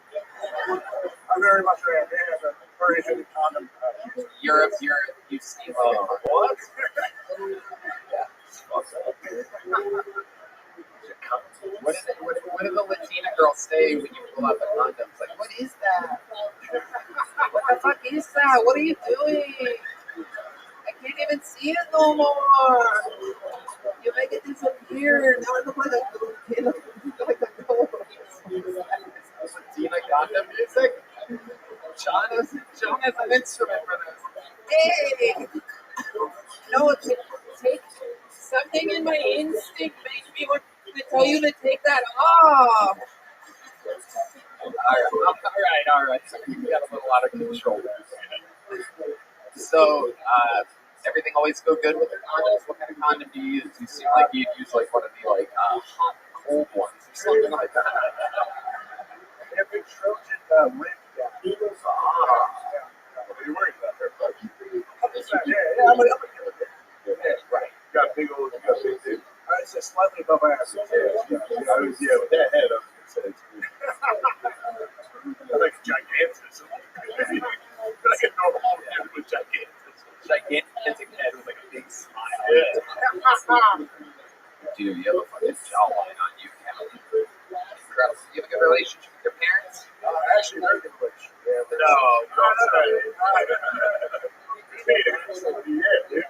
Let me ask you this, Calvin. Let's say you went back home for the holidays to celebrate in Iowa with your parents that are still together. We'd eat dinner together every night. We'd probably go to church on Sundays. Not anymore, but yeah. Not anymore, right? Yeah, nobody believes in God. But it's been a rough few years for that guy. But let me ask you this. Let's say you go back for Christmas and you don't warn them and you bring a little fucking Maria home with you or something like that. What do you think their honest, true, truthful reaction would be? Yeah, honestly, I think they'd be pretty chill with it. Pretty open. Yeah. It's true, right? Yeah, thanks, guys. I hear your answer. I know that you know that they're going to probably watch this at some point. Hey, Mom, Dad, got on again. I have a good relationship with you, so I tell you things like this. I'll be on YouTube in a couple weeks. Yeah. But let me ask you this. Yeah. You bring the Latino, they present it like they don't care. They go up to their face. Yeah. What do you think they say that? Oh, they say, hey, Kelly, I hope that guy's wearing those children red condoms outside of it. Was your mom or your dad that had like? Probably on my mom's side. Your mom? Yeah. Oh shit! God damn, I was hoping your dad did that. You got blocked in, Mom? Yeah. Shout out Kelly, dude. Shout out to the mom. All right, Callan, congratulations. Very fun times, fun interview. Yeah, there he goes, Callan. Wow, he's going on with a gel blaster. You got a joke book last time, right? Yeah, who gives a fuck? There he goes. Having a hand for Wario going back to his C right here. It's for Wario. Just making his way back. This fucking table pisses a lot. Nick James. Nick James is next. Hell yeah. How fun. Still slightly out of breath from arm wrestling David Lucas for any of you keeping track of that. That was hard. I'm gonna take him on again soon. I'm not gonna, I don't take defeat lightly. Maybe 2 months. Maybe 1. I'll train for it. Here he is, everybody. Nick James. Make some noise for Nick, everybody. These guys wait all night in the patio. One more time for Nick James. So, comedy's hard, right? But not for the reasons you think. Y'all probably think, oh, bombing has to be the worst part about doing stand-up, right? Wrong. Worst part about doing stand-up is bombing in front of someone trying to have sex with you. Any aspiring comedians in the audience, here's some advice. Never bring a date to a comedy show you're performing on. I did that once and I bombed so hard I could hear the pussy dry up from across the room. I don't know if you guys have ever heard the sound of a vacuum seal before. Sounds a little bit like. God, dude. That happened to me. Like, alright, I gotta talk to this date. I gotta preserve the possibility of getting late theater. So after the show, I order. It's like, I talk for it like, baby, look, I promise I'm funny. Can you please touch me later? She's like, oh, dude, I'll fuck you. Just wait comedy, please. That's my time. Thank you. I'm Nick James.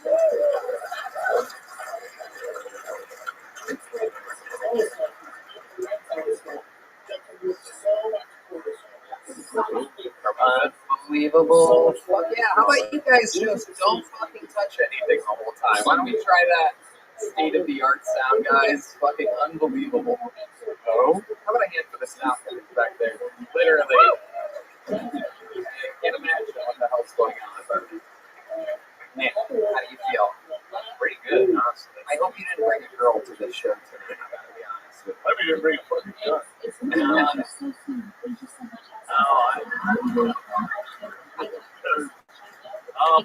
Well, you ever heard that one before, Shane? Jeez. Well, alright, we're cool. We're cool, bro. You're my favorite. Don't show up tomorrow, though. Jesus. Yeah. Hell yeah, man. You know what you look like. You prepared for this. Yeah, I look like a guy in these shoes. Yeah. They call him Kill Tony for a reason. Yeah. Kill that motherfucker. All right, Shane. No, bring a gun.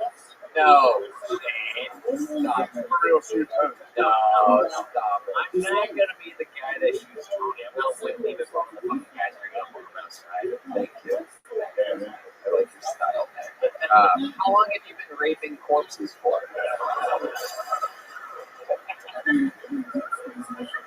About 1 year. I love it.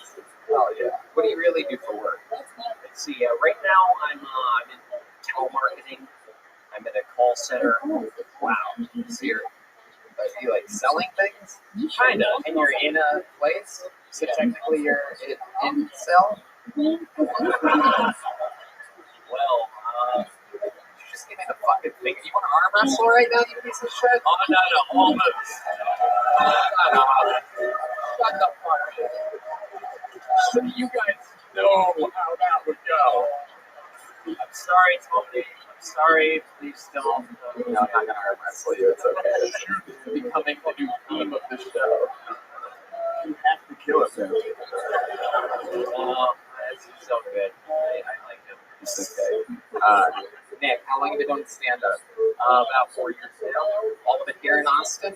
Now that 7 months in Austin, most of it up in New England. Okay. Where are you from? Sleepy Hollow?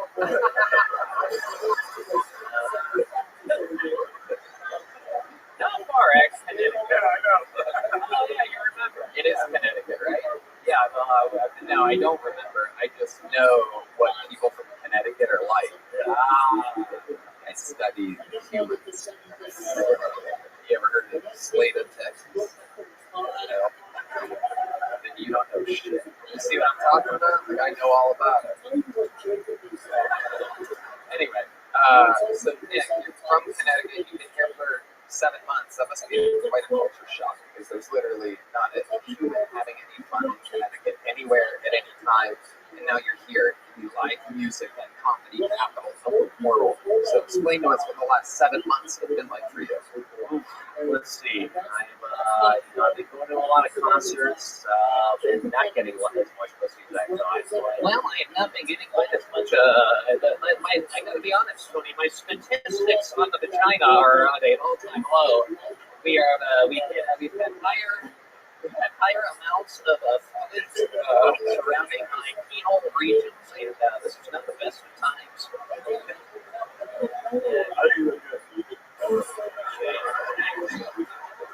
Oh, you gotta take this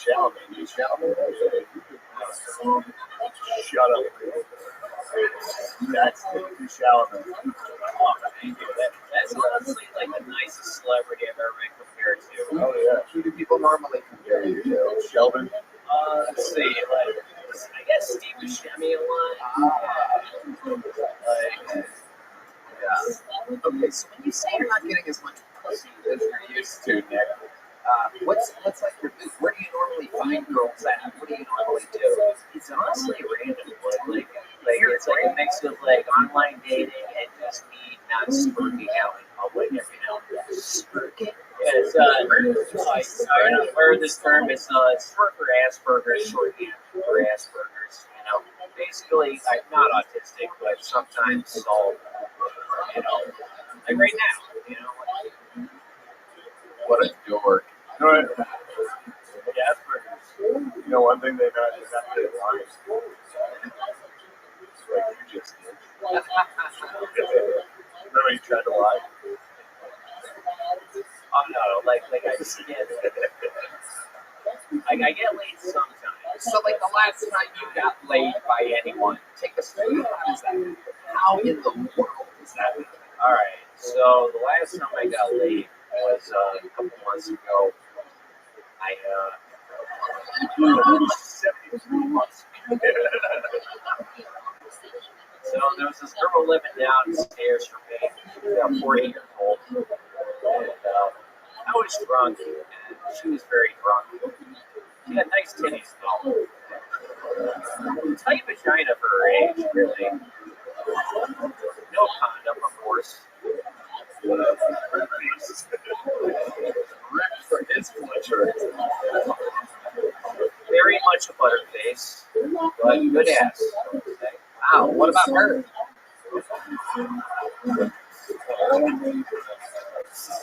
So See what you do. So no condom, butterface, are you hitting it from behind or are you going missionary? Just fucking scared shopping the world.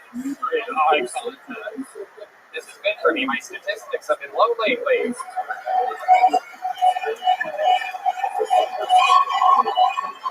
I pull the logs. So, Sissy asked, unfortunately, it was missionary. So, she had this like weird sex face, like where she kept going like, oh God, this is horrible. No, I bet it helped you last a little longer though, right? no, it was just fucking horrible. Kinda, yeah. Like I was kind of proud of myself. I was going like 20 minutes, but like I really wish I finished. Shit, you fucking with it. Yeah. It was also like mushrooms too, so I was like, I was like half sunken her and only like got hard towards the end, like as the shrimps were wearing off. Right. Yeah. Look at you, you're a little fucking There, brother. Yeah. That's how that goes. little party machine. Just getting drunk at your apartment, eating mushrooms. What else are you into? Let's see. Well, I make my own acid sometimes. I have been like trying to like find those like microdosing of mushrooms. Like I've been trying to weight on a scale, trying to like do the whole gel capping so I can get things down, so I don't accidentally like fuck up a trip in public. I did that once, and holy shit, like never. Yeah, you don't want people to think you're creepy. No. Yeah, it's bad enough as it is, but like when I'm tripping, like it's actually like Craziest thing you've ever done while tripping. oh god. So do you want to hear about the time I got naked or the time I went to a movie theater? Why do I feel like it's the same story? What were they playing? Batman in Colorado? Yeah. Trump here. No, guess that.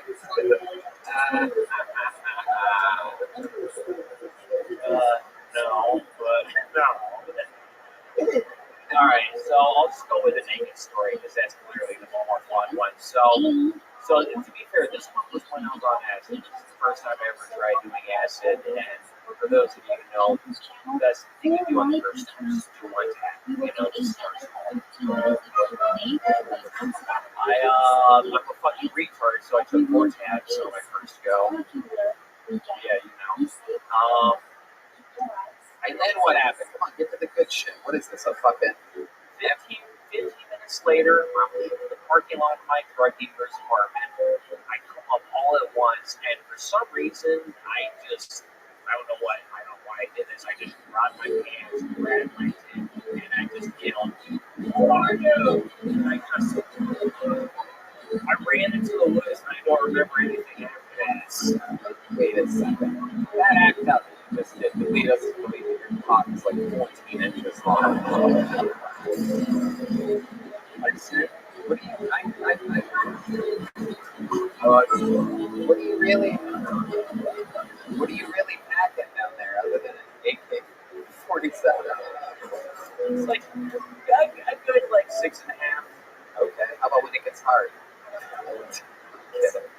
I got 7.5. It's homophobe. Oh, disgusting.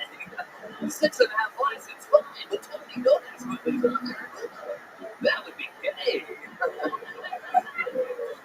Man, I'll show it to you right now. No. Yes. How many of you want to see me arm wrestle this cock right now? No. Okay, there you go, Snake James, everybody. You have a joke book already? You already have one of these? Okay, there you go.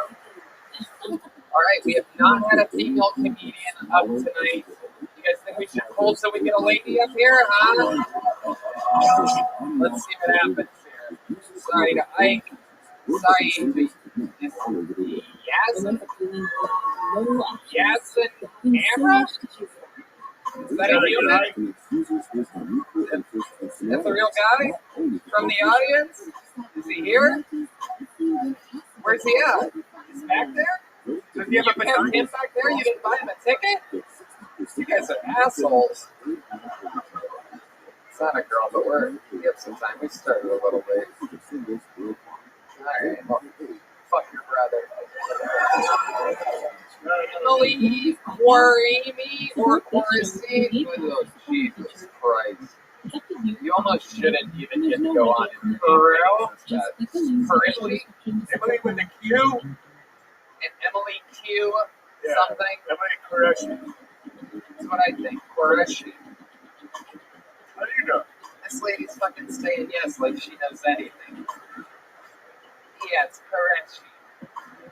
Can't even see it. What are you, a palm reader? You're a fucking idiot. He's not.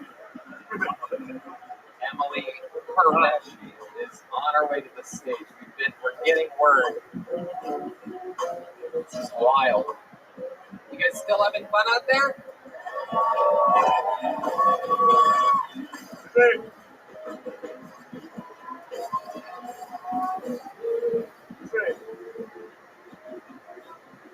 It's a nice knowing Nick and that blockhead. One more time for Emily, everybody. Come on.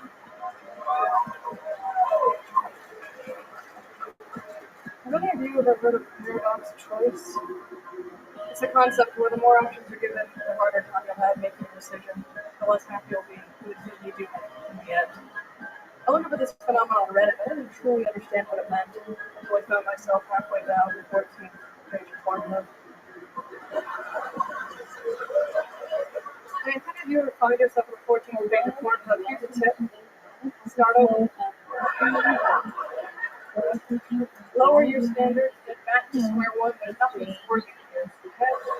It's a goddamn no-man's land. You got to page 14 and you got even the algorithm confused. It's like Jesus Christ, good like any of that. I am a big fan of pornography. I guess I do have a couple of qualms, a couple of voters with it. Hey, look, I know it's cliche to say, I'm not trying to beat up the dead horse here. I just think it deserves to be said again. These bunch of assholes have really gotten out of hand. I just want to know, what's the bottom next year that needs to be? That's prettier. I'm joking, we all think that every time we see one. Thank you so much.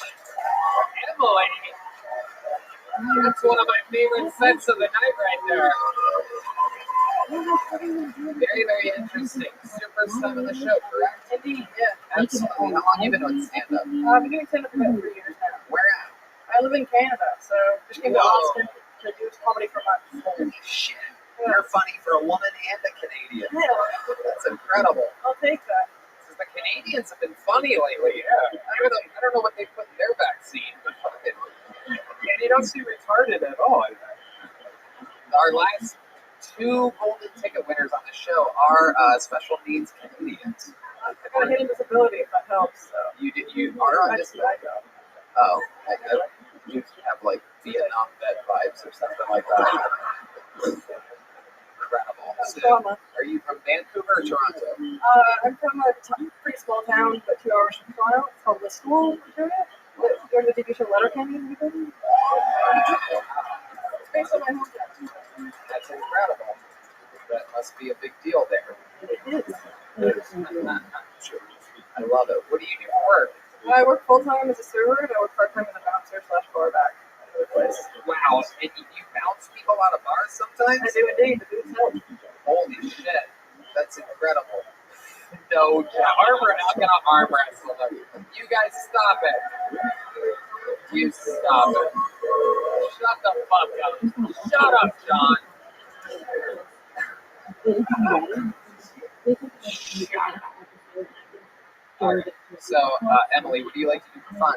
I'm a snowboarder. It's part of, like, on my day, like, one day on the week, I like to go up the mountain. I live in Whistler, BC now, so that's close to me.